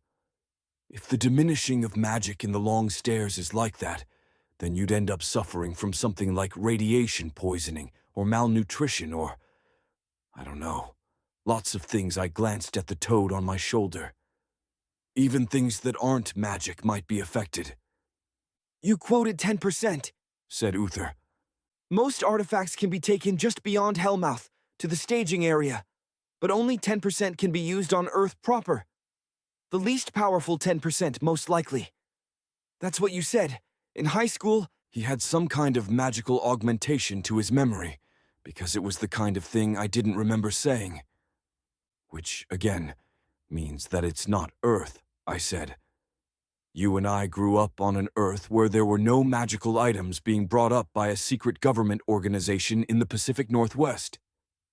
This again? Asked Uther. It's a way back to Earth. The only way back to Earth that I've ever seen even a hint of. I don't want to keep saying it, I said. But I need to understand why you think it's a good idea to even try. Why Earth was worth abandoning Erb for. The second time, said Uther as we walked through the stacks of books. The second time I tried to leave Orb for Earth, I was going to take my wife and children with me. I had an entad to keep the children safe, at least for as long as it kept working, but my wife insisted on being by my side. The lower half of her body had been replaced by an entad of my own creation, with legs like a spider, replacing not just her hips and limbs, but nearly her entire digestive system as well, everything below her ribcage. Without it, she wouldn't have been able to breathe. And what? I asked as we approached the door. You were just hoping that it would keep working. I was, he replied. I was desperate to escape the cycles of adventure. I thought that the establishment of the First Empire would have been enough once the fires had been put out, but it all kept going and showed no signs of stopping. The world was larger than just the kingdom I'd started in, larger than the surrounding continents, enormous in the context of Earth. But even after that, there were the various planes and realms, new spaces to explore and deal with. A whole other side to Erb, with a hostile and resilient empire of its own, always more and more and more. So yes, I was hoping that my wife would be able to make the trip with me, or that we would find some kind of solution to her illness.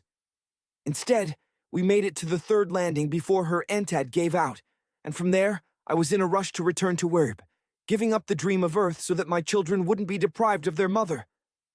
But you did leave them in the end, said Amaryllis. You left them, and all of Erb. Once they were all grown, replied Uther. My sons had grandchildren, who I was often too busy to see, and they had their own concerns, separate from mine. My daughter was an adventurer in her own right, and it was fairly clear that she was going down a different path than I'd gone down. He cast a glance at Amaryllis, but swallowed whatever comparison he was going to make. My wife gave her blessing for me to leave, and my obligation to her was the only one I felt truly bound by. He came to the door and stopped. And that brings us to now. My time on Erb has run its course. I'm being offered a new Erb, one that's 500 years advanced, with all new adventures and problems, a successor empire to wrangle into submission, an Anglesyn court filled with descendants, new technologies, and shades of Earth. I refuse that offer. This is my last adventure. He punctuated that declaration by opening the door.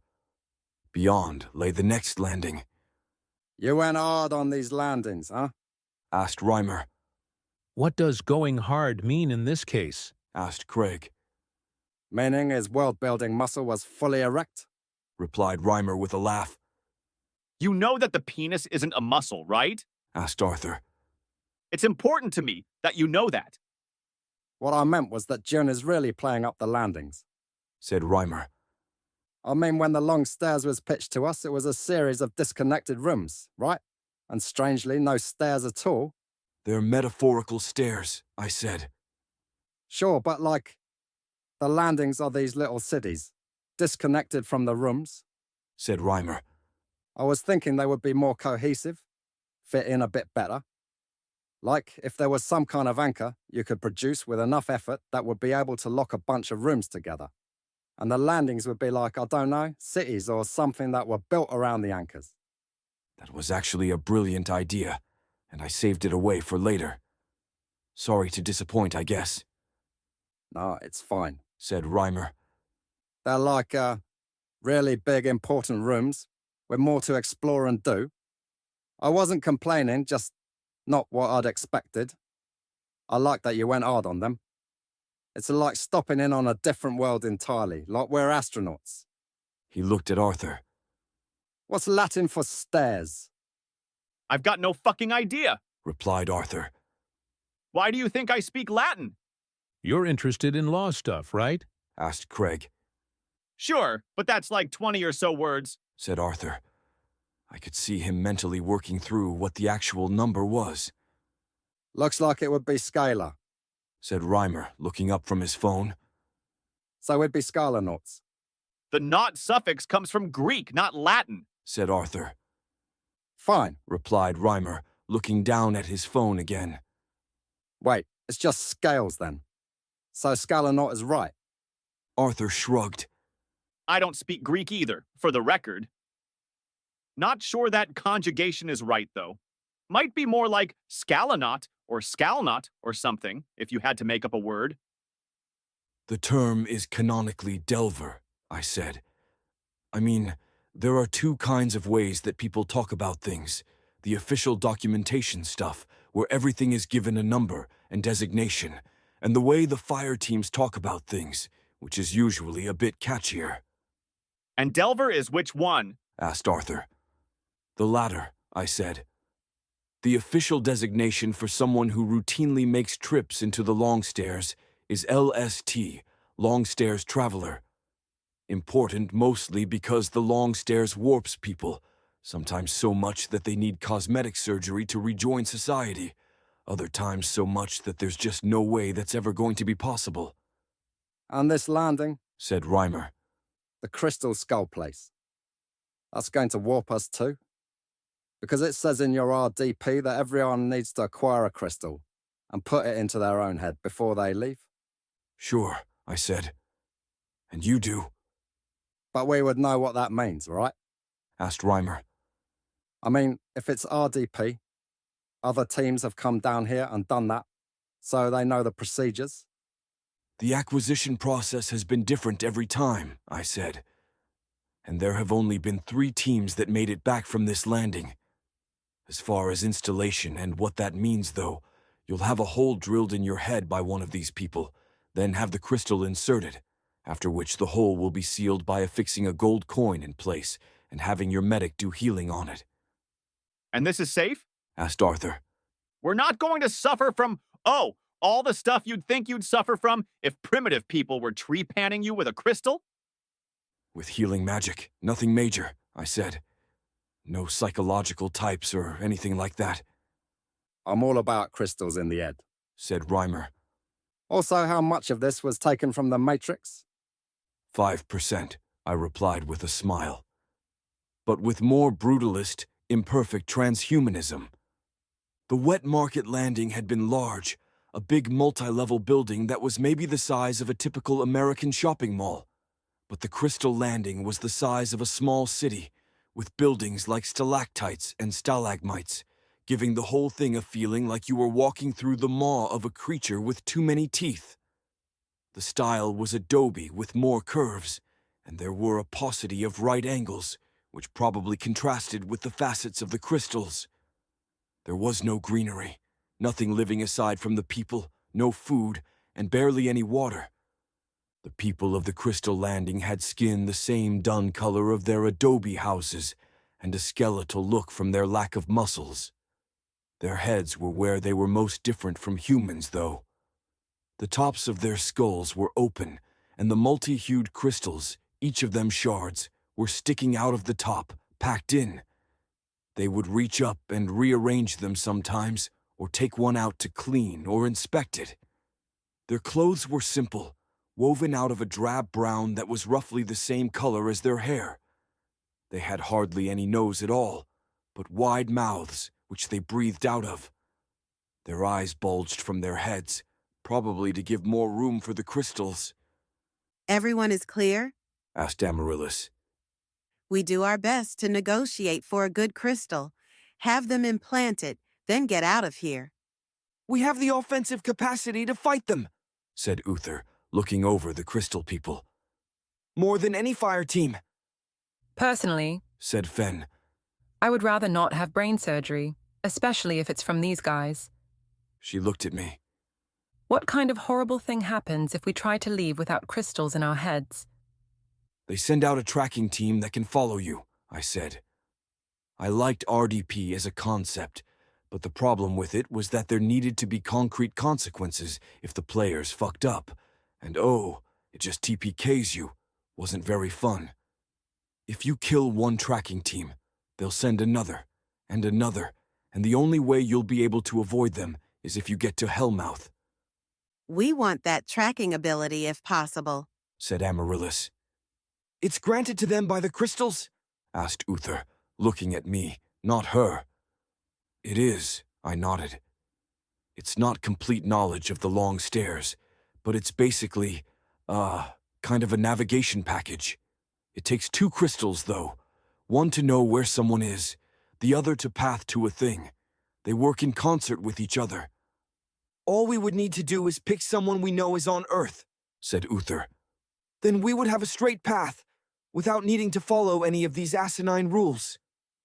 In theory, I said. But we'd need to find one or more of these tracking teams, then get the crystals installed, then hope that Earth is close enough that we can name a person. This was all in the Longstairs plan, at least in skeletal form. There are people named in the mapping book, said Amaryllis. Fair point, I said. I guess that's what we're going for then. I've already been altered by these people once, said Uther, looking out over the city. That's how I became an omniglot. Raven turned to him. You never said.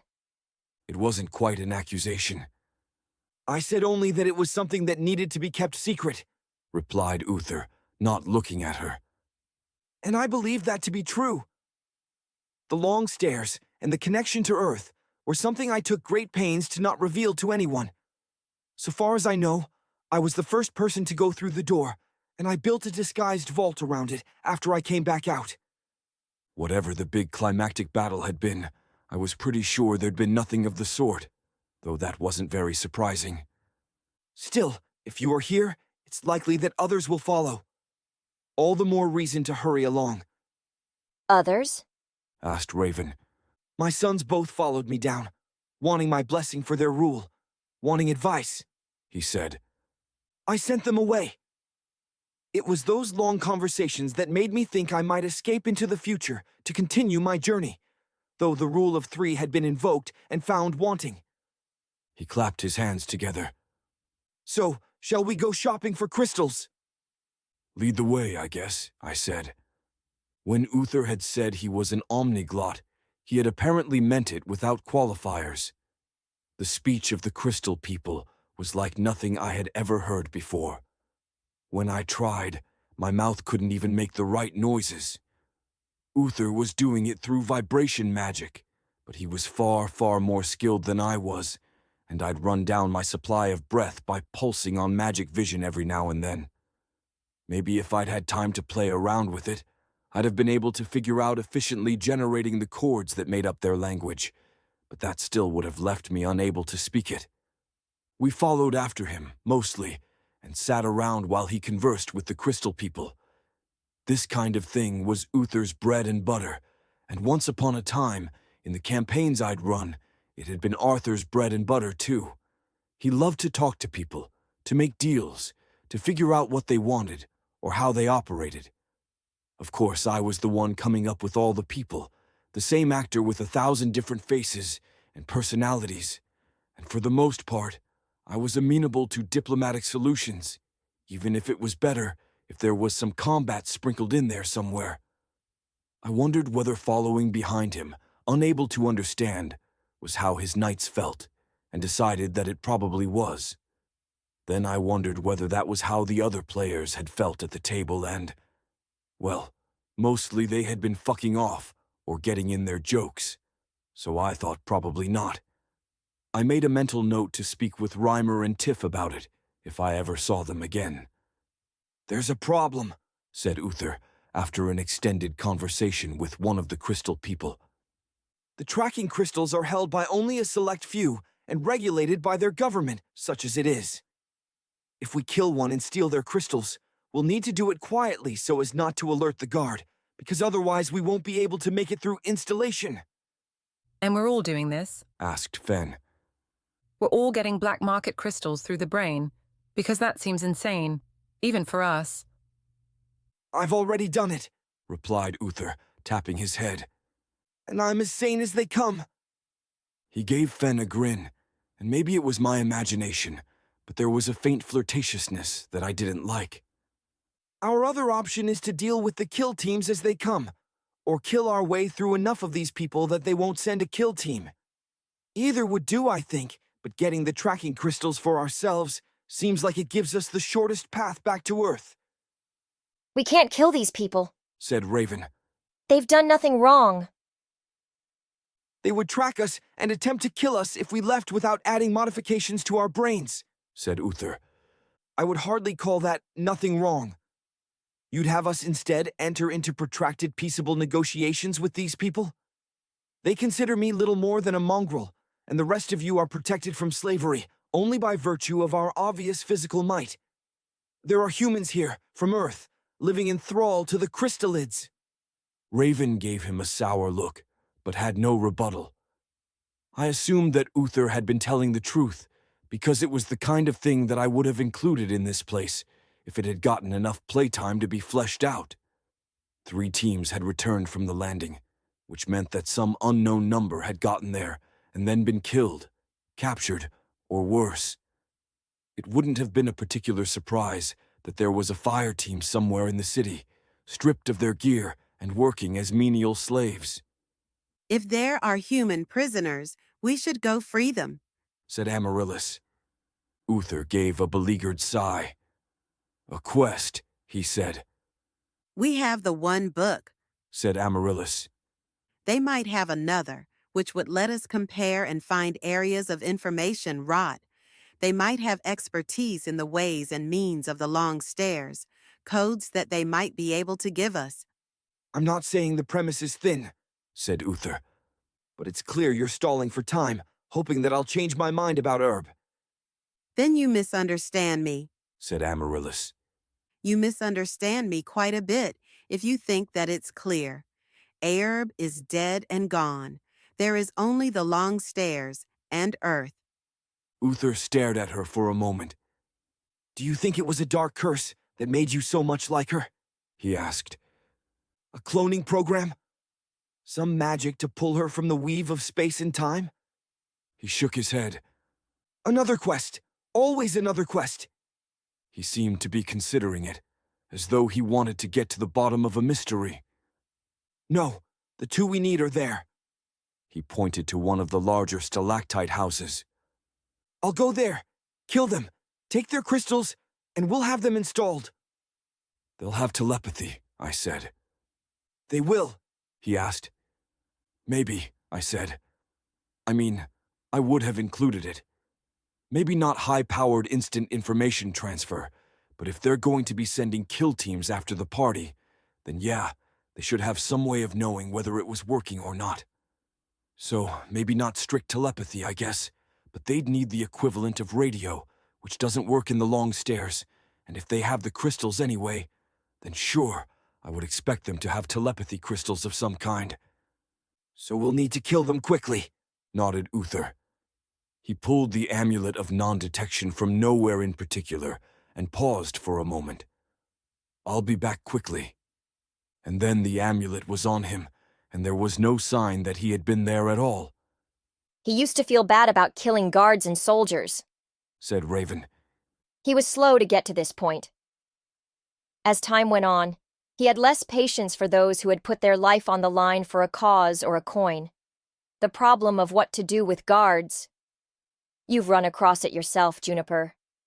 Uther wrote about it in Degenerate Cycles, how the same problem gets revisited from different angles multiple times to show different facets and aspects, until eventually there's nothing left to learn from it, nothing to show, everything drawn from it. And this is what he settled on, I asked. It's the most expedient, replied Amaryllis. Killing goes quickly. He probably wouldn't put it in those terms, but he already doesn't think that any of it is real. The need to be morally upstanding goes away when you think that you're the center of a world which keeps setting up challenges for you. But we agree that's what the world is, don't we? Asked Raven. She turned to me. The Dungeon Master said as much to you.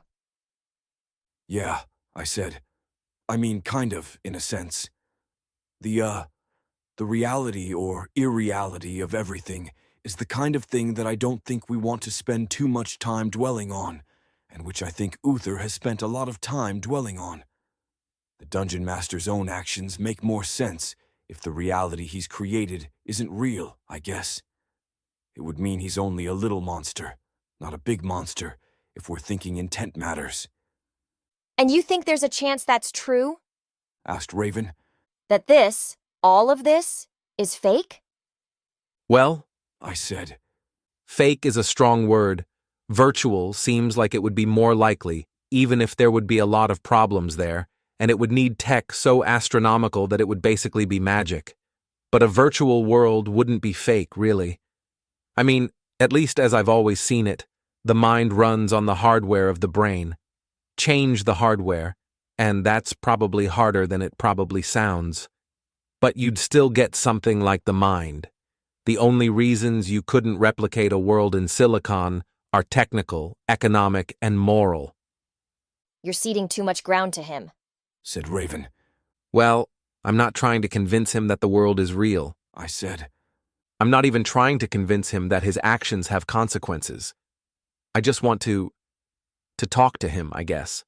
To get him to sit down and to explain things to him, and have him explain back. And that's what you think we're here for? Asked Raven, folding her arms. The world is dying. I'm here for that too, I said. but bringing Uther back to continue his adventures so he can play Atlas with the world on his shoulders for another few decades, I can see how he'd think that was what we showed up for. But I can't imagine that the point of all this was for us to do that to him. Or I can imagine that it was the point. But I don't feel like it's something I'm therefore obligated to do. Bethel appeared beside us, frowning slightly. Then you'll take him to Earth? She asked. Are you okay? Asked Fen. I'll be fine so long as no one inquires after me. Said Bethel, shooting Fen a frosty look. There was some of the old Bethel there, the Bethel who couldn't stand the thought of being seen as weak. It was no surprise that it had resurfaced, given what had happened. I still thought that Uther deserved a punch in the face for it, or some more severe comeuppance. I'll follow him to Earth, I said. Or I'll convince him to come back to Erb. But if I do that, it won't be because I'm trying to convince him that the degenerate cycles are good. It's because I'll have found some way to stop them altogether. And does such a way exist? Asked Uther, who appeared next to us as he took off the amulet. As he did, Bethel vanished. Not yet, no, I said. I'll think of something. We need to discuss how much further we're going in the long stairs, said Grak. To Earth, replied Uther, looking at Grak as though he'd forgotten Grak existed. You are, replied Grak. I do not want to risk going past where warding works. Do you know where that is? Somewhere between here and the next landing, replied Uther. Replied Grak. He looked at me. There are two options. Either I will go with you until warding fails, then return here, or I will stay here while you go ahead. Ah, I said. Second option seems a lot safer for you, so I guess I'm going with that. But, are you sure? I mean, to come all this way and then turn back? Warding is my skill, said Grak. It is my contribution to the team and my ultimate defense against harm. Without it, the risk that I would die rises dramatically. I've sparred with Amaryllis. I'm not the warrior she is, and she pales in comparison to the rest of you. Amaryllis nodded. Okay, I said. If you're sure. I mean, the whole trip is voluntary, always was. I had seen the looks that passed between Amaryllis and Grak, and wished that I had been a snoop and listened in on their conversations. My hunch was that he wasn't just leaving because he thought he was going to be useless. He was leaving because Amaryllis had convinced him that was where the narrative was going.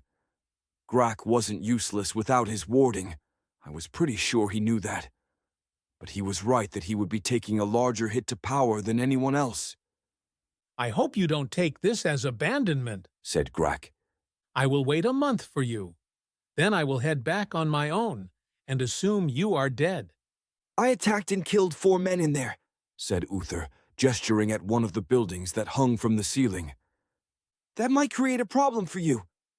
He looked down at the amulet in his hands, then passed the amulet of non-detection to Grak. This is too generous a gift, said Grak, not taking it. It served its function, said Uther. I always make sure not to use any particular trick too many times. Besides, I don't expect it to have much life in it once we go further into the long stairs.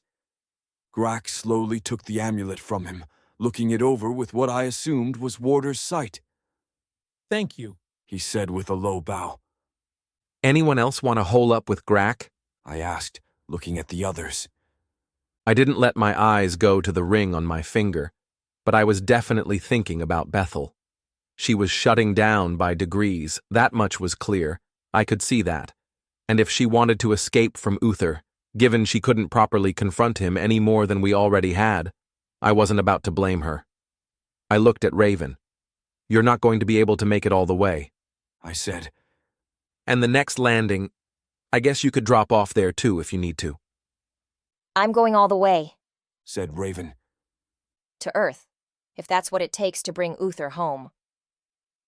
It might kill you, I said. I mean, you could go from living to dead in an instant. I tried not to think too much about what that would look like. Then I'll die. Raven replied. Her eyes burned into my own. Uther, for his part, was looking away, giving the whole conversation some distance, as though it didn't concern him. Fen? I asked. Do you really think so little of me that you think I wouldn't speak up if I didn't want to come? She asked. I'm going to Earth too, unless the going gets tough. Then let's go, said Uther. He held up a handful of crystals. We still need to get these installed. I was, strangely, not very frightened of the whole process. I should have been, and briefly considered that there might be some effect preventing my natural reaction, but I guess I was kind of treating it like a visit to the doctor's office, or the dentist. It wasn't going to be pleasant, but I was putting my faith in the process, the same way I did when the doctor told me to go take some pills. Just like then, it wasn't like I could do my own independent verification, so why worry? A lot of that faith went out the window when I saw the thing that was going to do the surgery. It wasn't a doctor at all, but a bulky arm sprouting up from the center of a round room. Back on Earth, there were surgical robots, and it seemed like maybe it was inspired by one of those. It got narrower along the 10 or so joints until it terminated in fingers that themselves had forks, like a hand with each finger having its own hand. There was a chair right in front of it, and a table of implements that the grotesque hand could reach for. I looked down, at the point where the thing came up from the floor, and it was clear that there was something down there, some larger organism of indeterminate size that was sticking this complicated hand thing through a hole. I couldn't see any eyes, so how it was going to sense me while it was doing the operation was in question. I said. I'd been led into the room by one of the crystal people, with my 2 crystals in hand. Place the crystals on the table and sit down, said a voice from a hole in the wall. It was in perfect English, most likely thanks to the same omniglot crystal that Uther already had in him. So far as I could tell, most of the crystal people seemed to see us as poor unfortunates. I placed the 2 crystals down and sat in the chair, though my nerves were definitely getting to me. We had never actually gotten to this part of things when I'd run the campaign, and they'd only been to the landing once, which was enough to play out all the things I found interesting. The room with the crazy surgery claw seemed familiar, but it was from the first iteration of the campaign, ages ago, and it had never been used. I couldn't remember if I had come up with mechanics for it, but if I had, you wouldn't want to outright kill a player. You wanted to give them a complication of some kind. At its most basic, that would be reduced health, but there were lots of complications you could throw at someone. Or maybe, if the crystals had been hard-won, it would be fine to present them as a kind of boon. I accepted my fate, though. There was a chance that we should have just risked the kill teams, especially with Uther having killed a fair number of the crystal people already. But they would become more of a problem the further up the long stairs we got, and handling them when we were, presumably, just baseline humans might have been a real problem. Besides, this way we'd have a way to make a beeline toward the top, or as much as you could do that in the long stairs. The hand went for the table and hesitated, its fingers moving in midair as it seemed to decide what it was going to do. That wasn't particularly encouraging. Even less encouraging was when the hand went down to the table and began feeling for the tools, touching various handles, which I noticed had little notches on them to differentiate them. The conclusion that the hand was blind was reinforced when it used one of its fingers to feel around in the air until it touched my head, then carefully, gingerly, held my head in place. Another part of the hand picked up a variety of tools from the table, blades and chisels, touching the tips of them briefly to check for sharpness. Anesthetic? I asked. There was no response from whoever was monitoring the procedure. Uther hadn't mentioned any pain, but it was possible it had slipped his mind. I held as still as I possibly could, trying to avoid anything that would cause this device or creature to fuck things up. There was no pain. The sensation was, instead, like someone applying an ice cube to my forehead, cold but not overly so, and then there was some shifting of the skin there, tugging one way and then the other. I was fully conscious for all of it, and saw a piece of my skull, flesh still attached to it, removed and set in place on the work table. The part of the hand that wasn't holding my head picked up one of the crystals, again blindly feeling for it like it had done with the instruments, then inserted it into my head at full speed, like a windmill slam. I felt nothing, but suddenly had the awareness of where Fen was, though it didn't extend much beyond a general directionality and distance. There was some other ability attached to it, allowing me to switch who my target was, but before I could experiment, the second crystal was slammed in next to the first. It didn't seem like there would have been enough room in my head for one of them, let alone two, but there were some kind of space shenanigans going on. The second crystal gave me the path to Fen, detailed down to specific instructions on how to open the door, and it took me a moment to figure out how to shut the blaring information out.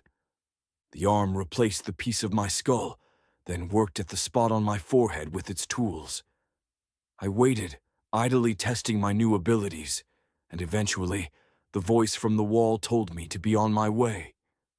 That was surprisingly pleasant, I said, touching the spot on my forehead. There was no sign that anything had happened there. The skin had been repaired, and the bone had been healed.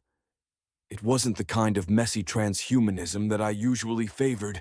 It was just done, without any apparent complication. Amaryllis was the next to go in, and I turned my new ability to her as the door closed behind her, which gave me a sudden sharp headache. "Ow," I said. Problem? Asked Fen. Crystal's not equipped to handle someone in several places at once, I said. They were trying to guide me to her and all of her clones back on Erb. Meaning you saw a path? Asked Fen. No, I replied. Just a painful confusion. Fuck it. I'd switched back to tracking Fen almost immediately. It's a 2-crystal system, I said. Pretty sure the problem is with the first crystal, trying to say where she is, because she's in 30 fucking places at once. Clones? Asked Uther. Powerful magic. While we wait, would you mind telling me how it's done? He took out his wand from extra-dimensional space and began putting up wards, which I thought was more out of habit than for any real practical reason. I waited until he was done. Part of the game system, I said. She can concentrate for a bit to make one, then concentrate to merge in their experiences. But in terms of what's happening at the lower level? Asked Uther. We don't know, I said. Probably nothing. It's like an entad that you can't take away from her. Uther narrowed his eyes. So you're saying she's a witch? I said. Is that a joke? He cocked his head to the side and looked at me. Don't you remember that one? We used to do it all the time in the Magus Europa campaign. Ah, I said. Guess I forgot. Fen was the next to go in, after giving Amaryllis a very careful inspection to make sure that she was lucid and not profusely bleeding. Once Amaryllis was out, she did almost the exact same thing that I had done, which was to grip her head in pain before recovering. Yeah, I said. I can't track you. I think it's because of the copies. Sorry, I should have warned you. Then why doesn't it work when I try it on you? Asked Amaryllis. I frowned, then tried using the power on myself and got the same instant-splitting headache. Ow, I said. Once Fen gets out, we'll find out whether you can use the power on yourself, just to clear up whether that's the issue. Seems like something QA could miss. That still wouldn't explain why I can't use it on you, said Amaryllis. Naively, we should expect a second Juniper, said Uther. He pointed up, which was, by agreement, the direction we were pretending Earth was. Huh, I said. Then, no. Or, I guess, I can disambiguate the 2 rhymers, the Earth one and the Herb one. Same with Tiff. They're not copies, so maybe it's different, but if there's a Juniper up on Earth, then he shouldn't be the same as me. Another mystery, sighed Uther. Another intriguing complication designed to pull us from the path toward Earth. He gave me a faint smile. Can you see how desperate it is? If it were true, I said. You don't deny that the world is fake, said Uther. You've spoken to its architect, as I have. What more is there to question? I kept my thoughts to myself. There was loads more to question, different aspects that could be tugged at, but he didn't want to hear any of it. I didn't think that our team was specifically designed to pull him back, but I could see how it might look like that to him. And he had been through hundreds of quests and experienced this kind of thing before, or if not the specific aspect of fleeing to Earth, then probably some others that seemed similar. Trying to debate it with him at this stage seemed like it would be foolish. We went through, one by one, all but Grak, who had said his goodbyes and found lodging in a different part of the landing. Further testing confirmed that Amaryllis and I were the only ones that the tracking didn't work on, and while the fact that she had clones who were functionally her seemed like the obvious reason it didn't work on her, it was still a mystery why it didn't work on me. Another Juniper somewhere was the best theory we had, but who, where, and why were all open questions. It was entirely possible there was a Juniper up on Earth, one close enough to me that he counted as being the same, which was a weird thought. When we were done, and everyone was modded, we left the landing. There was a chance that they would send kill teams after us anyway, but most of them were dead, and Uther had done his part to make the killings untraceable. The amulet of non-detection, now in Grak's care, erased forensic evidence, not that the Crystal people had that in spades. Still, it was a disquieting insight into how Uther dealt with things, and didn't bode well for what might come next. Long shot. Chapter 2, 141. Long shot. Moving through the rooms was easier now that we had the crystals in our heads. Using them, we could confirm that it was Earth, or at least a version of it, since one side benefit of the crystals was that they were capable of telling you whether or not someone existed. We all picked different targets on Earth, but they seemed to point in the same direction, which was a good sign. Amaryllis and I were the only ones that they seemed to fuck up for. There's more than one time effect, I said, and the time effects serve different functions. But it's not timey-wimey stuff, it's just a bunch of rules stacked on top of each other. The first and biggest effect is that time passes faster in the long stairs, relative to Earth, but apparently not relative to Erb. There wasn't really a design consideration for that, it was only to make the long stairs a bit more valuable, to make sure that teams were chewed through faster, and so that there was some fig leaf for why everything was infinite and unchanging. Not much of a fig leaf, snorted Fen. No, it is, I said. I mean, let's say that the army went through to the first landing, and after a few times, they realized that landings don't change as much as the other stuff. It's kind of a constant, a place where reality is marginally more stable than elsewhere. Well, the army sees that and says, hey, okay, we're going to colonize. But because of the time effects, that doesn't work, does it? If literal decades are passing whenever you turn your back for 5 seconds, you can't take over the landing or even a part of it. At best, you can try to set things up for the relative future, or maybe try to plant someone in the landing who's doomed to live there for those decades, but obviously that doesn't work, because the landings, by their nature, are incredibly resistant to change of any kind, and worse, if you do manage to change them, you're basically just generating novel threats for yourself, because no one is going to stay sane. Fen gave me a punch. You're such a dork. And the second effect of unsteadily flowing time is this, said Uther, gesturing at the bodies in front of us. The dead are captured in their moment of death, for those who come after to find. Right, I said, partly to be creepy as heck, but also because it gives a kind of timelessness to the place. Also, mechanically, it gives a chance of offering some loot. I didn't really do that much in the second go-around, though. Not much loot, said Fen, looking over the bodies.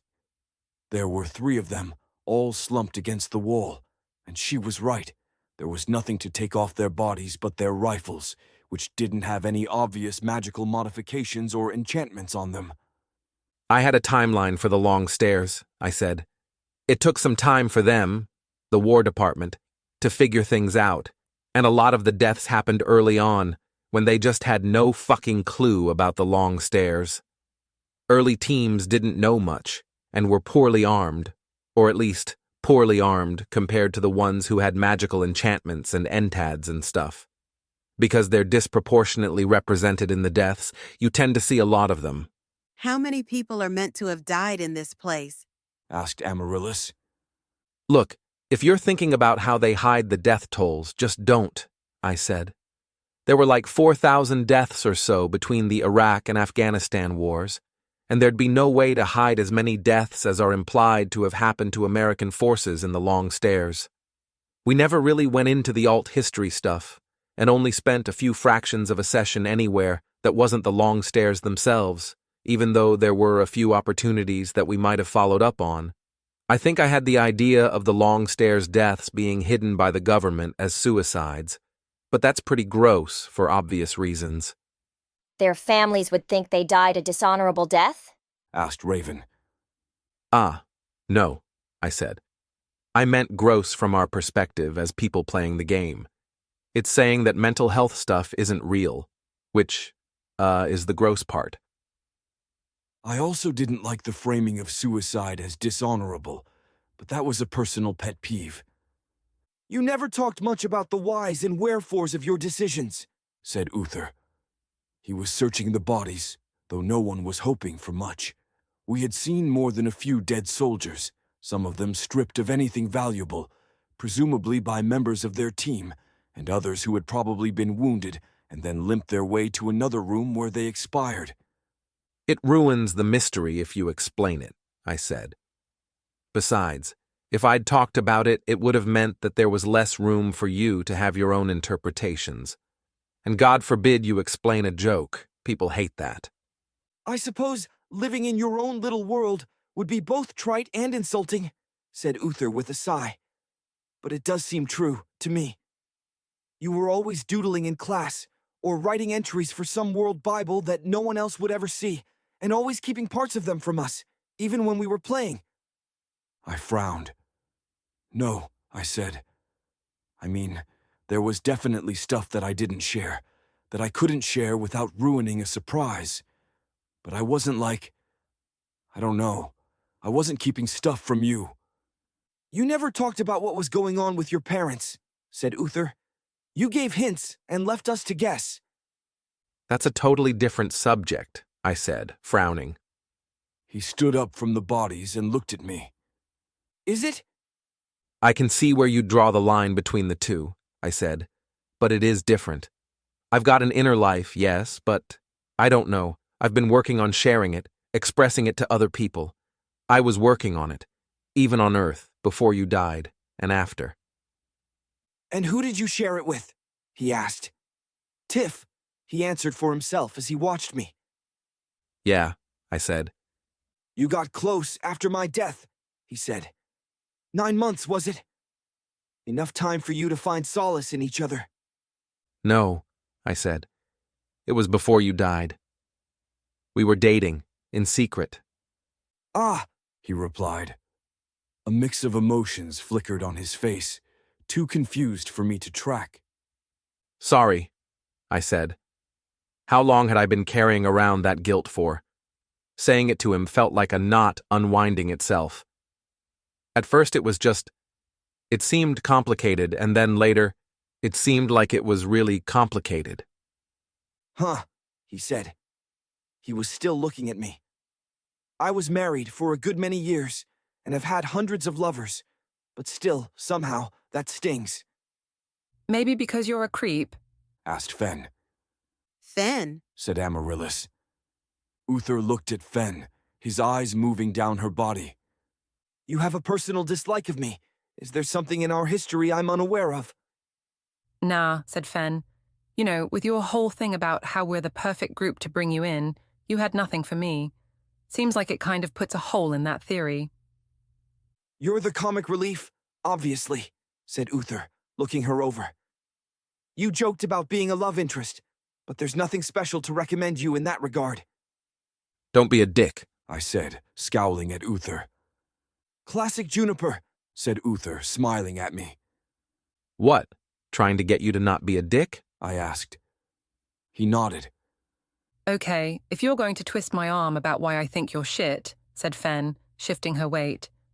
Juniper put you on a pedestal after you died, and maybe even before. I think that's pretty clear to everyone. I'm the kind of person who likes you less because you're a royal, and a colonizer and whatever else. So there's a bit of that, but it's mostly the way you're continuing on without giving us the basic courtesy of explaining a few hundred things to us.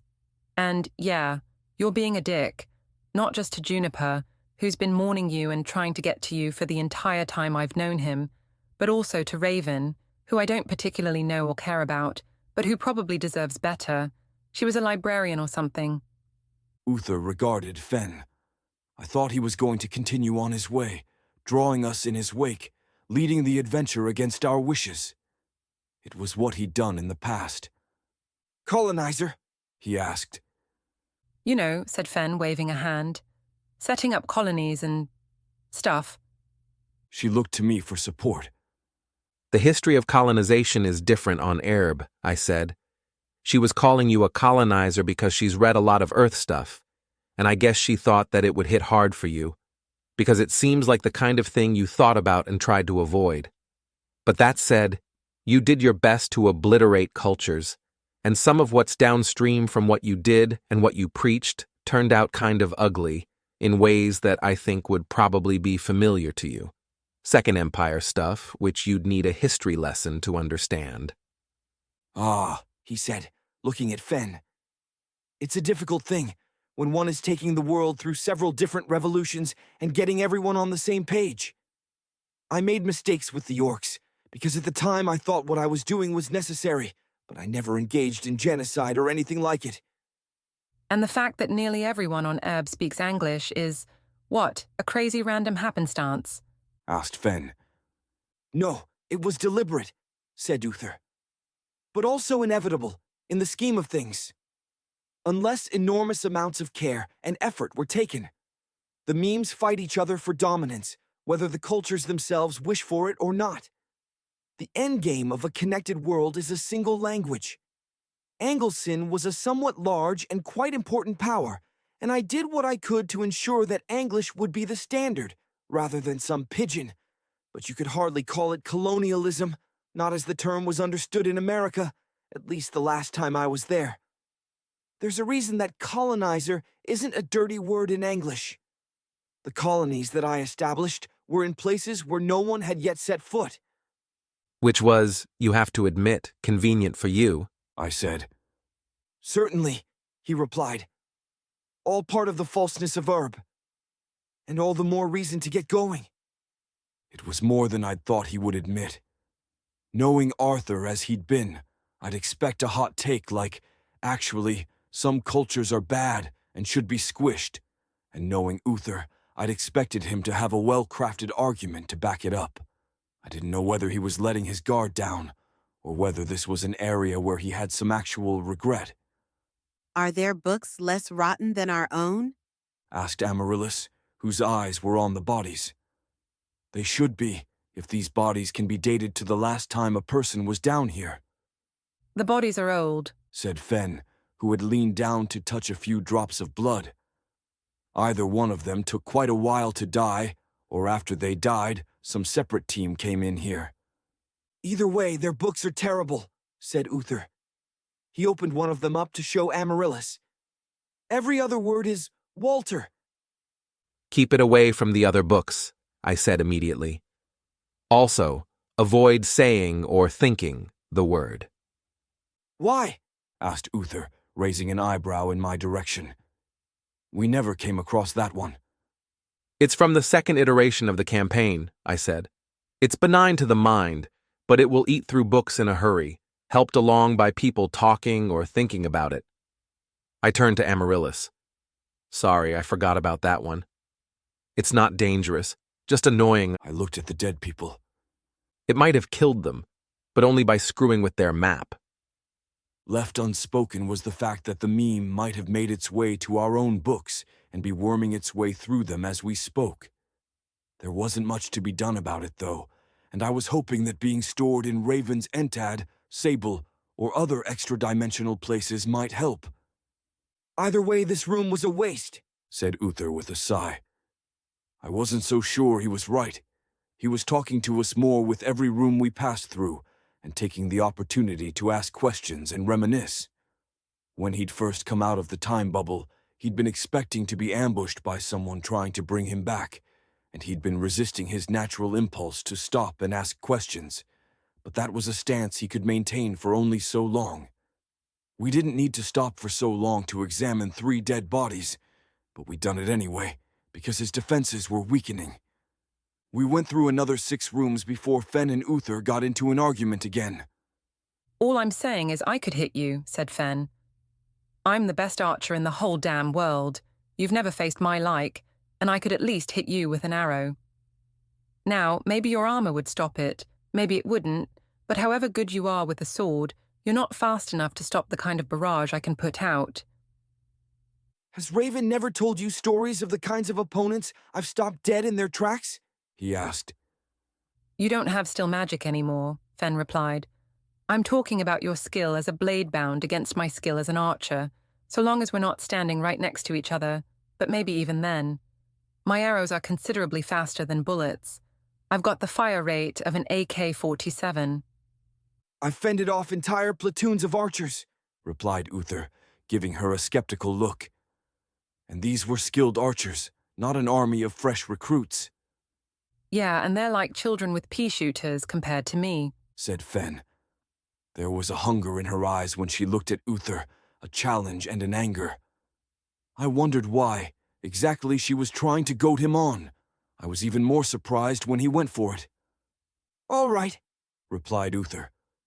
I'll give you 10 tries, in the next room that's more than 100 paces long. We don't have bone magic, said Amaryllis. That means primary healing is down to fairies. To be honest, I'd completely forgotten about the marzipan fairies, but apparently Amaryllis hadn't. I don't think that a dungeon full of things that are increasingly likely to kill us is a good place to spar, said Raven. Perhaps not, replied Uther. But I've never been one to back down from a challenge or a boast. What kind of man would I be if I did? If the elf believes that she can hit me with an arrow, let her try. Half-elf, I said. You can tell by the teeth. But she's well-versed in Earth culture, thanks to the gift you were given that allowed access to Earth, said Uther. I am, replied Fen. You know, there really wasn't enough anime in your oeuvre. I'd for sure thought that you would have adapted something like, I don't know, the Ghibli stuff, or Death Note, or other normie anime. Uther gave her a look. I had more of an interest in the Western classics, he replied. Who are you calling a weeb? She asked, frowning at him. For a moment he was silent, but then he laughed.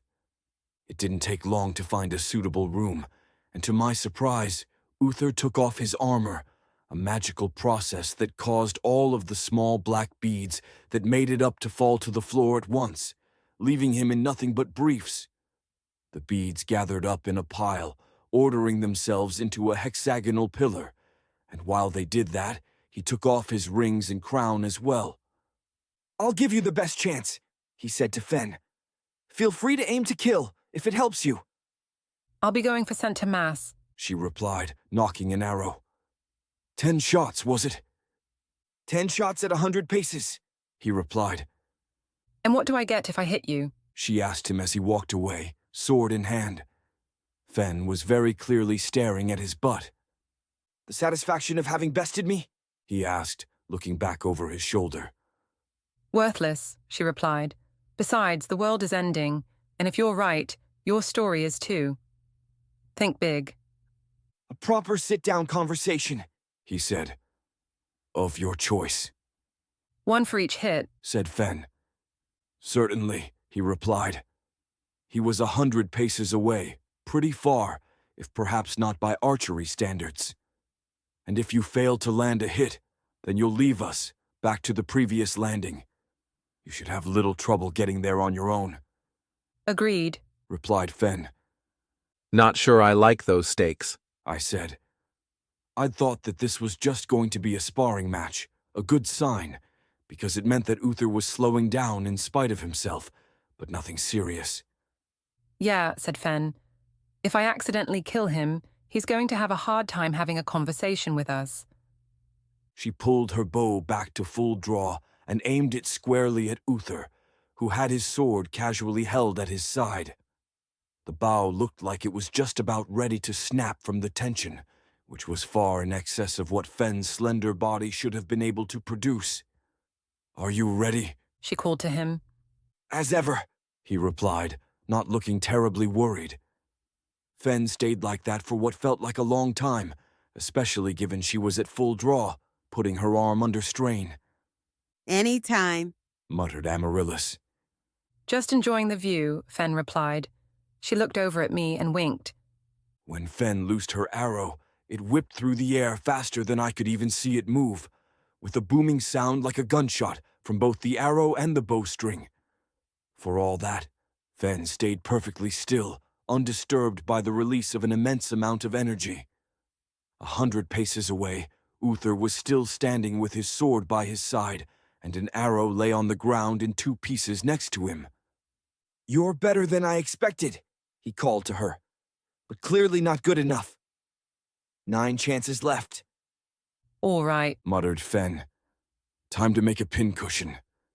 She drew again, let out a breath, then released, and this time the magic of her bow multiplied the arrows as they went along, until they were a cloud of arrows by the time they reached Uther.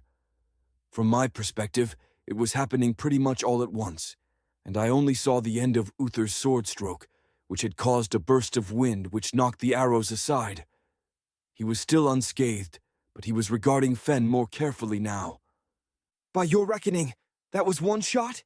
he asked her. "If you wanted a rule against it, you should have said so," she replied back. "Your fault for not asking what the bow did."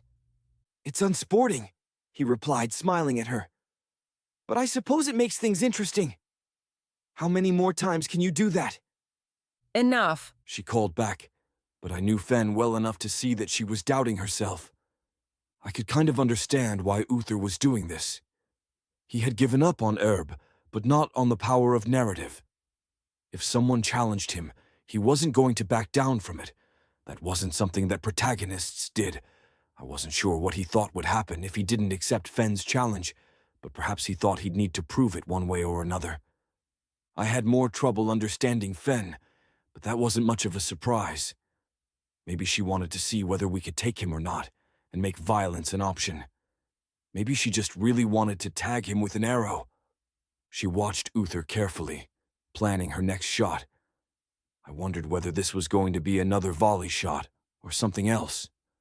I was on her side, obviously, but I didn't know if she could actually best him. Even if she was the best archer in the world, I didn't know whether that meant she could beat the best swordsman.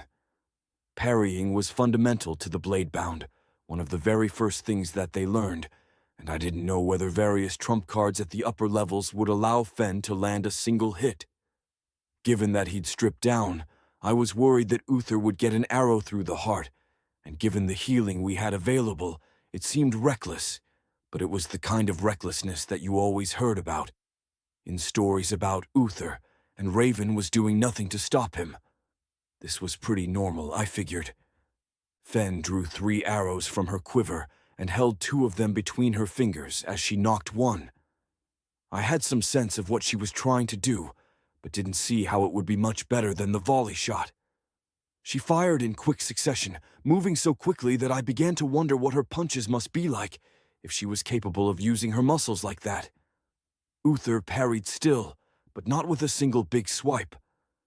Instead, he just moved the blade very quickly, parrying one, then the other, and dodging the last with a motion that he'd started in the middle of the first parry.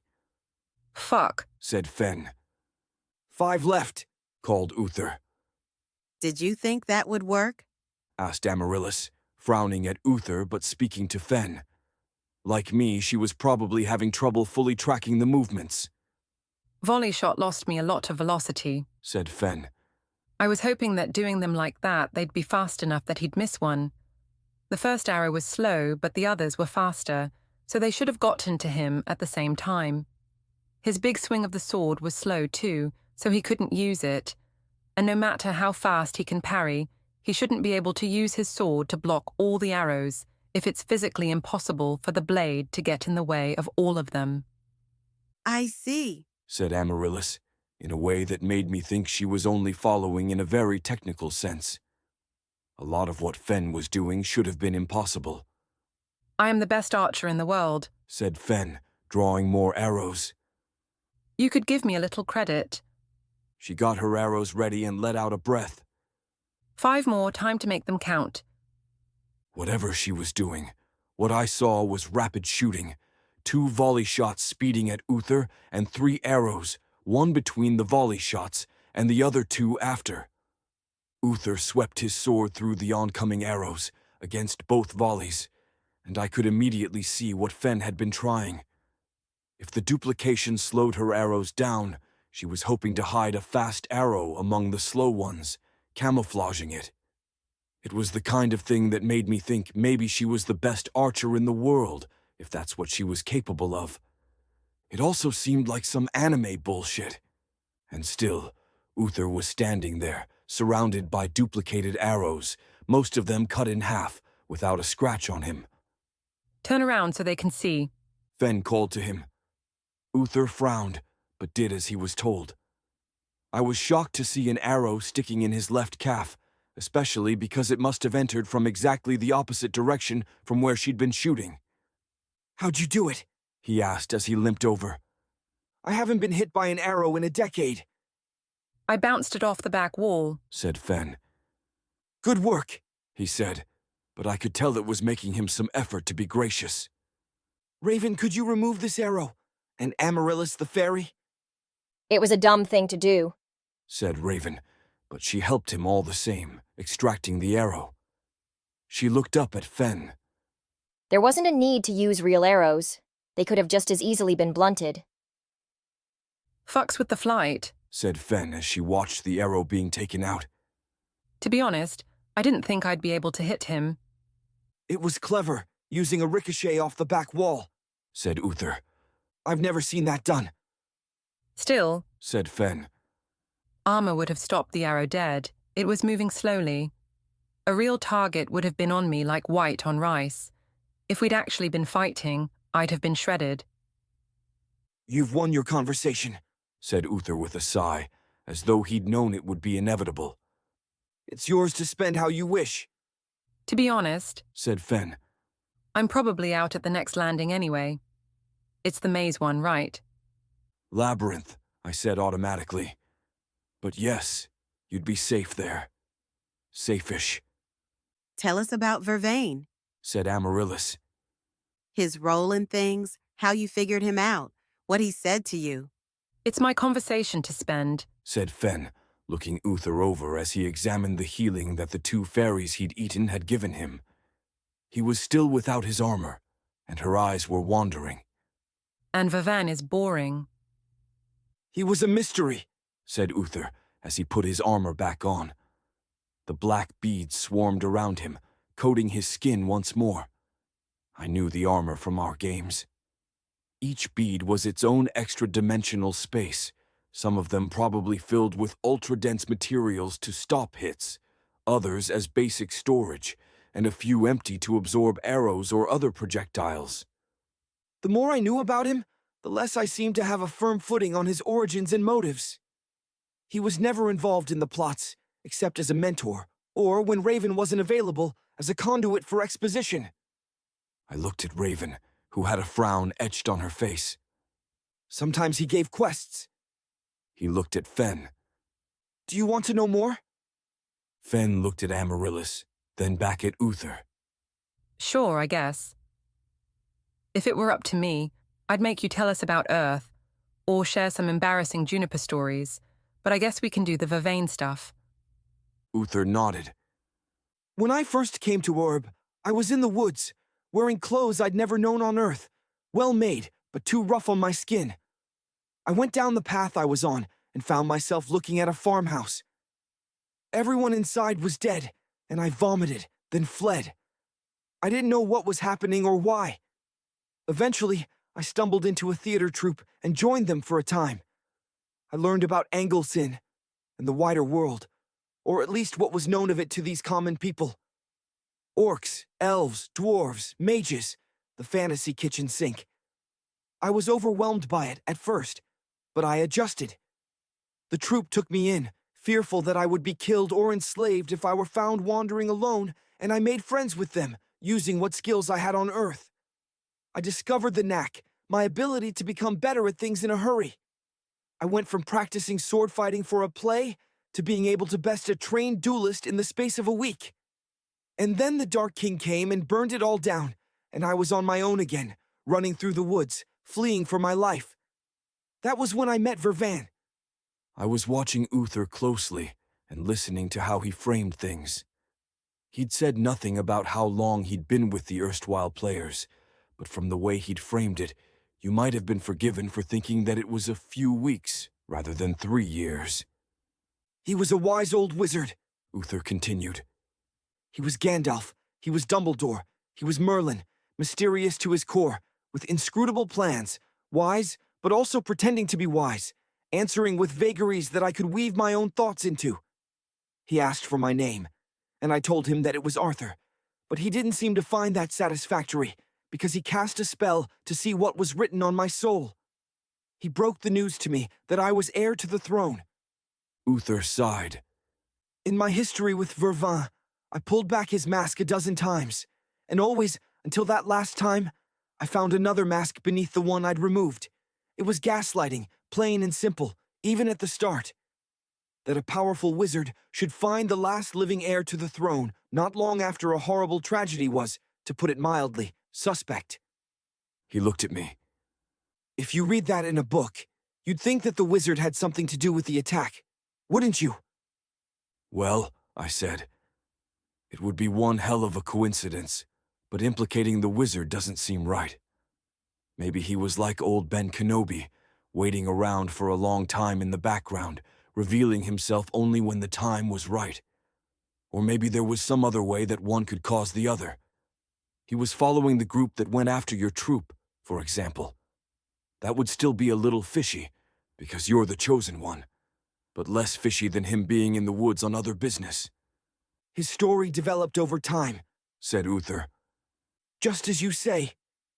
At first it was a chance encounter, one I felt only relief at, but as I picked at his backstory, he had revelations to give. He'd been one of the court magicians for the Pendrags and told me he'd learned of the existence of a wayward son, who he'd long been seeking out, only to run into me by chance. Later, the story changed, and he had been doing the same thing the Dark King was doing, seeking out those who might be exceptional in some way, those who had signs of kingly breeding and might be able to pull the sword from the stone. And finally, of course, he told me that it was all lies made up after the fact to hide the truth, which was that he was a man who hadn't existed until moments before I bumped into him. There's something I don't understand about you confronting him. He can freely rearrange history and reality, I said. Why would it ever be possible to catch him out? He stopped short at changing my memories, said Uther. That was by his own admission. He said that it put constraints on him. Personally, I think he was just lazy, in whatever way it's possible for an all-powerful god to be lazy. Vervain was an addition to the story, which would have fundamentally changed the fabric of everything else he had planned. He was a character who it would have taken too much effort to properly schloss in. There was a certain sloppiness to it all, which was the surest sign that Vervain was what he was. We knew Vervain, said Raven. There was never anything suspect about him. She sounded unsteady, wavering as though it took great effort for her to contradict him. He was secretive, said Uther. He would disappear at inconvenient times and appear with plot hooks whenever it seemed like the narrative was flagging. He always knew more than he let on, and that wasn't just a matter of him taking credit for revelations other people had, which he definitely also did. Your conversation with him, the one where he admitted everything, said Amaryllis. How did it go? It was after we'd been to the outer reaches, said Uther. The Schlossvolk were an answer to questions I'd had about the setting. They were entities who could, under the right conditions, insert entirely new things into reality as though they'd been there all along. He watched us, perhaps wanting to see whether this would slip off any of our minds.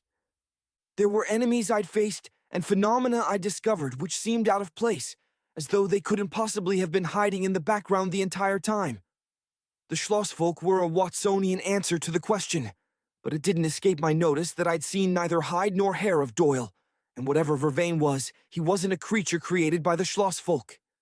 Knowing how many of my adventures had been directly caused by the Schlossvolk, and how they fit in with the narrative, I took a closer look at Vervain, doing my best to work behind his back. I hadn't known the enormity of his powers, naturally, but I did my best to be secretive about it and continue the narrative as normal, with all that entailed. My pursuit of him was only when he was safely away. But what could you possibly find? Asked Amaryllis. He would only have left tracks if he'd wanted you to find them. I found no tracks, said Uther. I searched the past with postcognition, and the future with a return trip to the library, and I found nothing but boring answers. He thought that would satisfy me, but he didn't fully grasp the lessons he'd been teaching me over the course of my time on Herb. I had been pulling threads and finding quests at the other end of them for a very long time. Every time, there was something on the other end of my hunches and inquiries. The lack of dead ends or plans that fizzled out was suspicious. For there to be, in the course of decades, exactly one instance of a lead which didn't pan out, and for that to be Vervain, was like a lighthouse in the dark, a signal of deafening volume. Sensible, said Amaryllis. So you confronted him. I did, replied Uther. I didn't know exactly what he was, but he accepted the label of DMPC readily enough. I had the sense that he was bored with me, and the game he'd been playing with my life, though he never said it outright. He answered many of my questions, but there was no moment, no real reckoning between us, no catharsis, no punchline to the whole affair. I had been living within the narrative, steeped in it, and it was one of only 2 or 3 times that the narrative felt like it had been completely dropped. In any proper story, he would have been the villain, and there are all sorts of ways for a villain to reveal their plans, or at least display their true threat level. Instead, he quietly revealed himself as the avatar of a god so far above the others as to not even be the same class of being. I got nothing from him but a kind of sadness. That wasn't my experience with him, I said. Fine, said Uther. Go on, explain him to me. He hadn't asked about my meetings with the dungeon master when I mentioned them before, and I could imagine why. To Uther, those conversations couldn't be trusted to reveal anything. They might have all been planted there with the specific intent of enticing him to come back to a life of adventure on Herb. My read on him was that he was something like an addict, I said. He wasn't getting much from it anymore, but letting it all end, giving you a happy ending, wasn't something he was prepared to do, I think. At a guess, anyway, based on what he said to me, kindred spirits. I kept coming back to that phrase. I imagined myself sitting on the computer, going back to our dead wiki, or through old notes, reliving memories with Arthur, and sometimes imagining what he would say or how he would respond. It was a way of refusing to let go, refusing to accept the reality of his death. Maybe for a healthier person, it might have been a part of the grieving process. I killed him because he said that he couldn't stop, said Uther. I knew that it was a meaningless gesture. He held all the cards. He was the one who'd picked out the rules of the game we were playing. After Vervain's death, things lightened considerably, like an apology expressed without words. But it didn't stop. The adventures continued, as he said they would. It wasn't that he couldn't end them. It was that he knew he wouldn't. There was only so much solace I could take in the conquests, the powers, the proficiency, the women, the riches. Everything that I could ever have asked for, save for an end to the narrative. I thought long and hard on how I could avoid being the subject of stories, where I might redirect my imprisoner's attention, and at times it seemed to work, and I could rest until being called on once more to adventure. There was more the Dungeon Master told me, I said. There's more that I think you should know. Uther eyed me warily. Go on then. He told me that it was real, I said. That he nudged things here and there, but that it was all real. Uther laughed. Oh. He said that it was within my power to become God, I said. He said that he wouldn't stop me, that when it was all over, he would fuck off forever and give me his powers, let me make everything into a heaven for everyone. He told me that I deviated from his plans. Then he made it so a giant deer locust spit out a magical backpack that could pull things from Earth. Uther was watching me. I could tell what he was thinking, that my conversation with the Dungeon Master was all for this moment, all too perfectly calibrated to reassure Uther and Uther alone, to get him to play along for just a little bit more. The second time he showed up was when skin magic got excluded, I said. We'd been pushing the limits of several different magics, so he just appeared in the room with us, stopping time so that it was just me and him talking. He had a book with him, purportedly written by me, though I'm not sure about what the point of that was. It's obvious, said Uther. He was pointing out the narrative to you. He wanted you to see it, to know it, to accept it. He told me that he was excluding skin magic, I said. He said that he'd never intended it to get out of control. And then he said, I considered whether to say it. He said that he wasn't my adversary. I wrote about exclusions in Degenerate Cycles, if you read it, said Uther. One of the primary narrative functions they serve is a return to normalcy. I saw many of them in my time. They allow magics to be present for an arc or two until they've been wrung of narrative weight and possibility. And the last time, I died, I said, and I went to the Hells. He met me there. And? Asked Uther when I paused for a bit too long. His gaze was piercing, and his voice commanded respect. I wished I knew how he did that. A lot of it was about you, I said. He talked about how he'd been Vervain. He said that he'd made some mistakes with you, things that he wished he'd done differently. He talked about your early years on Erb, before Vervain, and how he created Vervain to get you back on track. He talked about how you were happy for most of it, which you said was true, didn't you? Uther slowly nodded. Juniper, can't you see how much all of that was meant for my ears? You were smart, on Earth. Surely you're smarter here. Is there a single word the Dungeon Master said that wasn't intended for me? Do you really believe that? I do, I said. Then I don't think there's anything to discuss, said Uther. He turned toward the next door. I'm going to Earth. You think that this is a way out? Said Raven, stepping forward. It plays within the rules of the game, said Uther. I couldn't be allowed to simply leave. It needed to be a matter of narrative, a story of loss and hardship before I could finally win my prize and be free.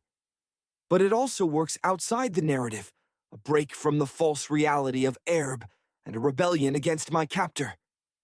You left your wife to die, said Raven. You left your sons to nearly break the kingdom with their squabbles. Uther cast her a piercing glare, and she shrank back from it. Zona was the love of my life, he said. I told her everything, years before I even considered leaving. I went with her enthusiastic blessing. As for my sons, I set my affairs in order well enough.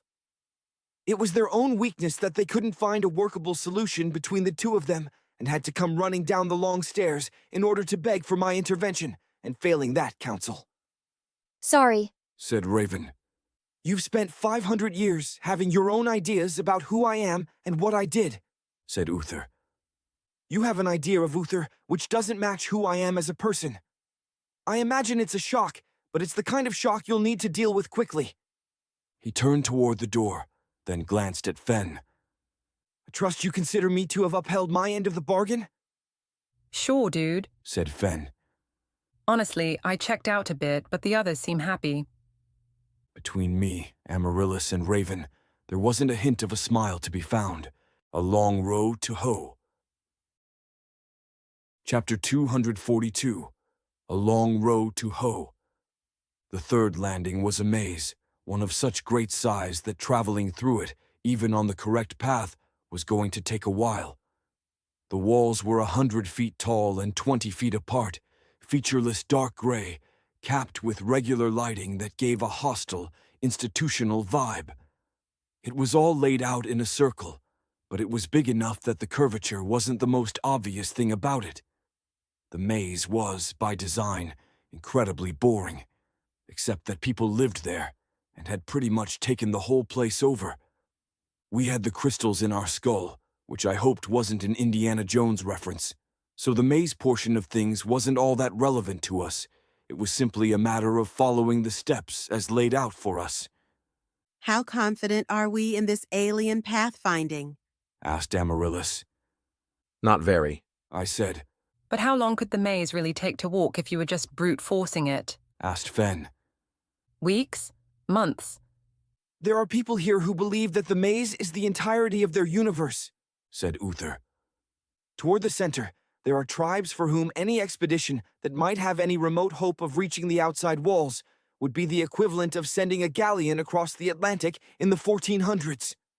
Perhaps not impossible, but so costly and dangerous that no one would ever do it. That seems a bit extreme, frowned Fen. To walk the entirety of the maze would take decades, I said. The place was supposed to be so massive that it could serve as a brick wall unless you had help. Any particular reason that people haven't just marked up the place?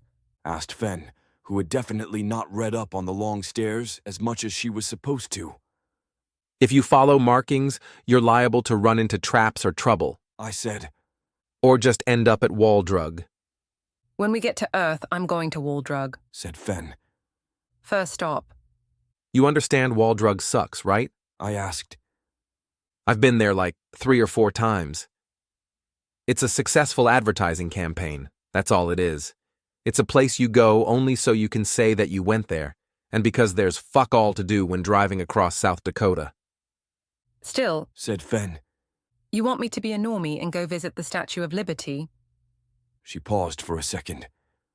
Wait, I just realized I'm not American. Just now? Asked Amaryllis. There are going to be military guys at the Earth end of this trip, right? Asked Fen.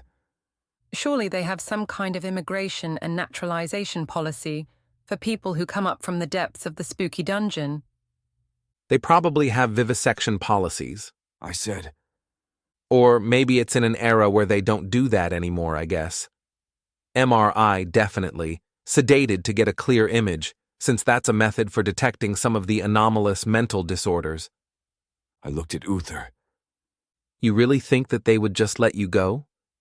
Or are you planning to fight your way through without any magic? I mean, you're dead, up on Earth. I don't know, he said. I'm hoping that they let me through. I'm hoping for a return, an end to it all. The words echoed in my head. Not sure that's going to work, I said weakly. You understand it doesn't matter? Asked Uther. Whatever happens when I get back up there, it's part of the contract of narrative that I be put back into my old life, even if that makes no sense. Perhaps it will be a matter of RDP, that they give the people found in the long stairs a good, normal Earth life. I don't care how it's done, but it will be done. The narrative's not complete without it, and if the Dungeon Master continues his reach to Earth and uses me as his plaything, then I will have done everything in my power under the structures presented to me to stop it. We took a left without even discussing it. Oddly, it had been all lefts from the moment we'd come through, which did seem a little suspect. The first time we got directed down a dead end and were instructed to double back, we would know that something was up, but I really hoped that just always turn left wasn't the kind of algorithmic complexity we were dealing with. If it was, we were going to have some problems getting through the maze. I wondered how the crystal people did it, but it was way too late to ask them. Problem up ahead, said Uther. He put his hand to the wall.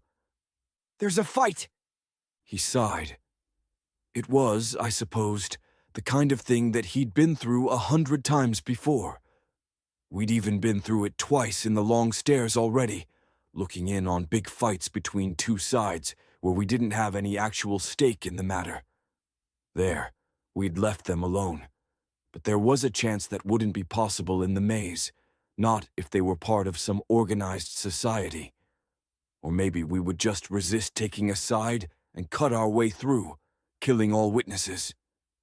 Uther hadn't done that yet, but the incident with the Crystal People had raised my war crime senses. The scene we came on would have been utterly confusing if I hadn't been the one to design it. There was a thick layer of soil on the ground, and fir trees growing up toward the lights that were high overhead. There were dozens of people among the trees, fighting with each other using mostly crude wooden tools. Tools, not weapons. Things that were used for some other work, but picked up for combat because needs must. One side was men and women with red skin, all of them lanky and missing their lower jaws, with bulbous noses. The other side were a more eclectic mix of the long stair species, including 2 of the Crystal People and 1 of the elf replacements. It was a resource war. Trees took a very long time to grow, and timber was the only real building material available in the maze. Anyone who built a tree farm was extremely forward-thinking, though it was entirely possible that something like this could occur naturally if the corridor was left alone for long enough. The fact that all the trees I could see were still standing was a good sign that this particular war was recent, since one side or the other presumably wanted to cut them down. "Who are we siding with?" asked Uther. "They both seem equally poorly armed." We might be able to bypass this, I said, frowning at the fight. They were killing each other, and the opportunity for intervention was closing. Looking at it logically, we should help the people who weren't ethnically homogeneous, because they were the ones most likely to accept humans into their midst. I looked to Uther. How well do you think you could disarm them and make the fighting stop? Uther frowned at the battle, then sprang forward, fast as the wind. When he descended on someone, it was like they'd been struck by lightning, and they were invariably left dazed on the ground, largely uninjured. Sometimes he used his sword to cut apart their implements, but other times he would slap them across their face with the flat of his blade, somehow avoiding cutting them in the process. I rushed over to join him, not that I could match his feats, and as I was on my way over, dozens of arrows went over my head and into the melee, pinning people to trees and knocking weapons from hands, mostly just so Fen could demonstrate her prowess. By the time I got there, the fighting had died down and the yelling had picked up. Amaryllis almost immediately began administering marzipan fairies to the wounded, pantomiming that they should eat them. Once the first of them began healing, the rest noticed and began following suit, often with a rush of words I couldn't understand from the others. Uther held forth. I couldn't understand a word he said. We hadn't gotten any of the new polyglot crystals, which was an immeasurable disappointment, because I wanted that far more than the tracking ones.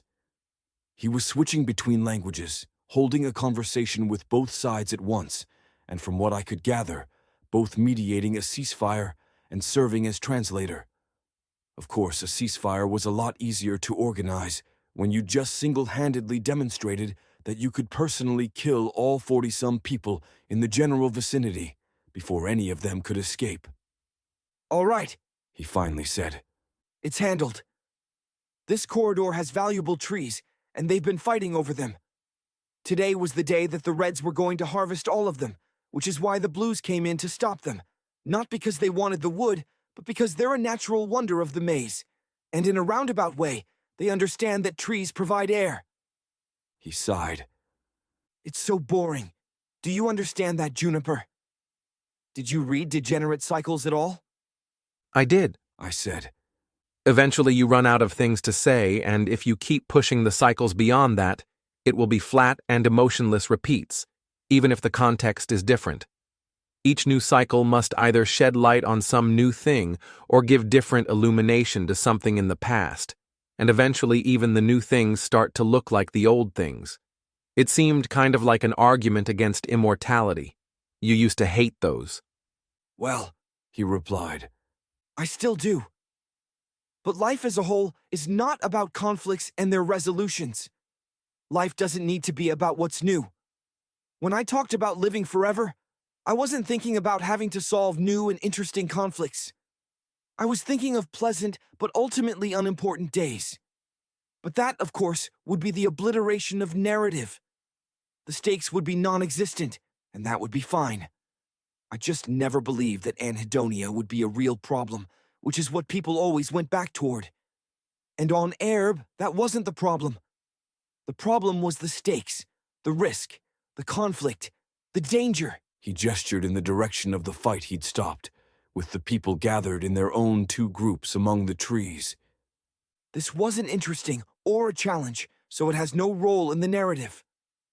It wasn't pleasant to solve their disputes, but it's the kind of thing I could handle. Unfortunately, for there to be a real conflict, there need to be stakes, and those stakes are inclined to increase over time. And even then I might have endured, save for the falseness of it all, the way that everything was planned and choreographed. Okay, I said. Sure, but you don't think it's all at an end here? I mean, you could return to Erb and the narrative would be over. You said things were bad there, said Uther. I've heard claims that there are problems that require my intervention. It's a call to adventure, levied against someone who has responded to thousands of them. So what was your solution? Asked Raven, looking at the trees. One group wanted the trees for lumber, the other for oxygen. How did you split the difference? By the terms I negotiated,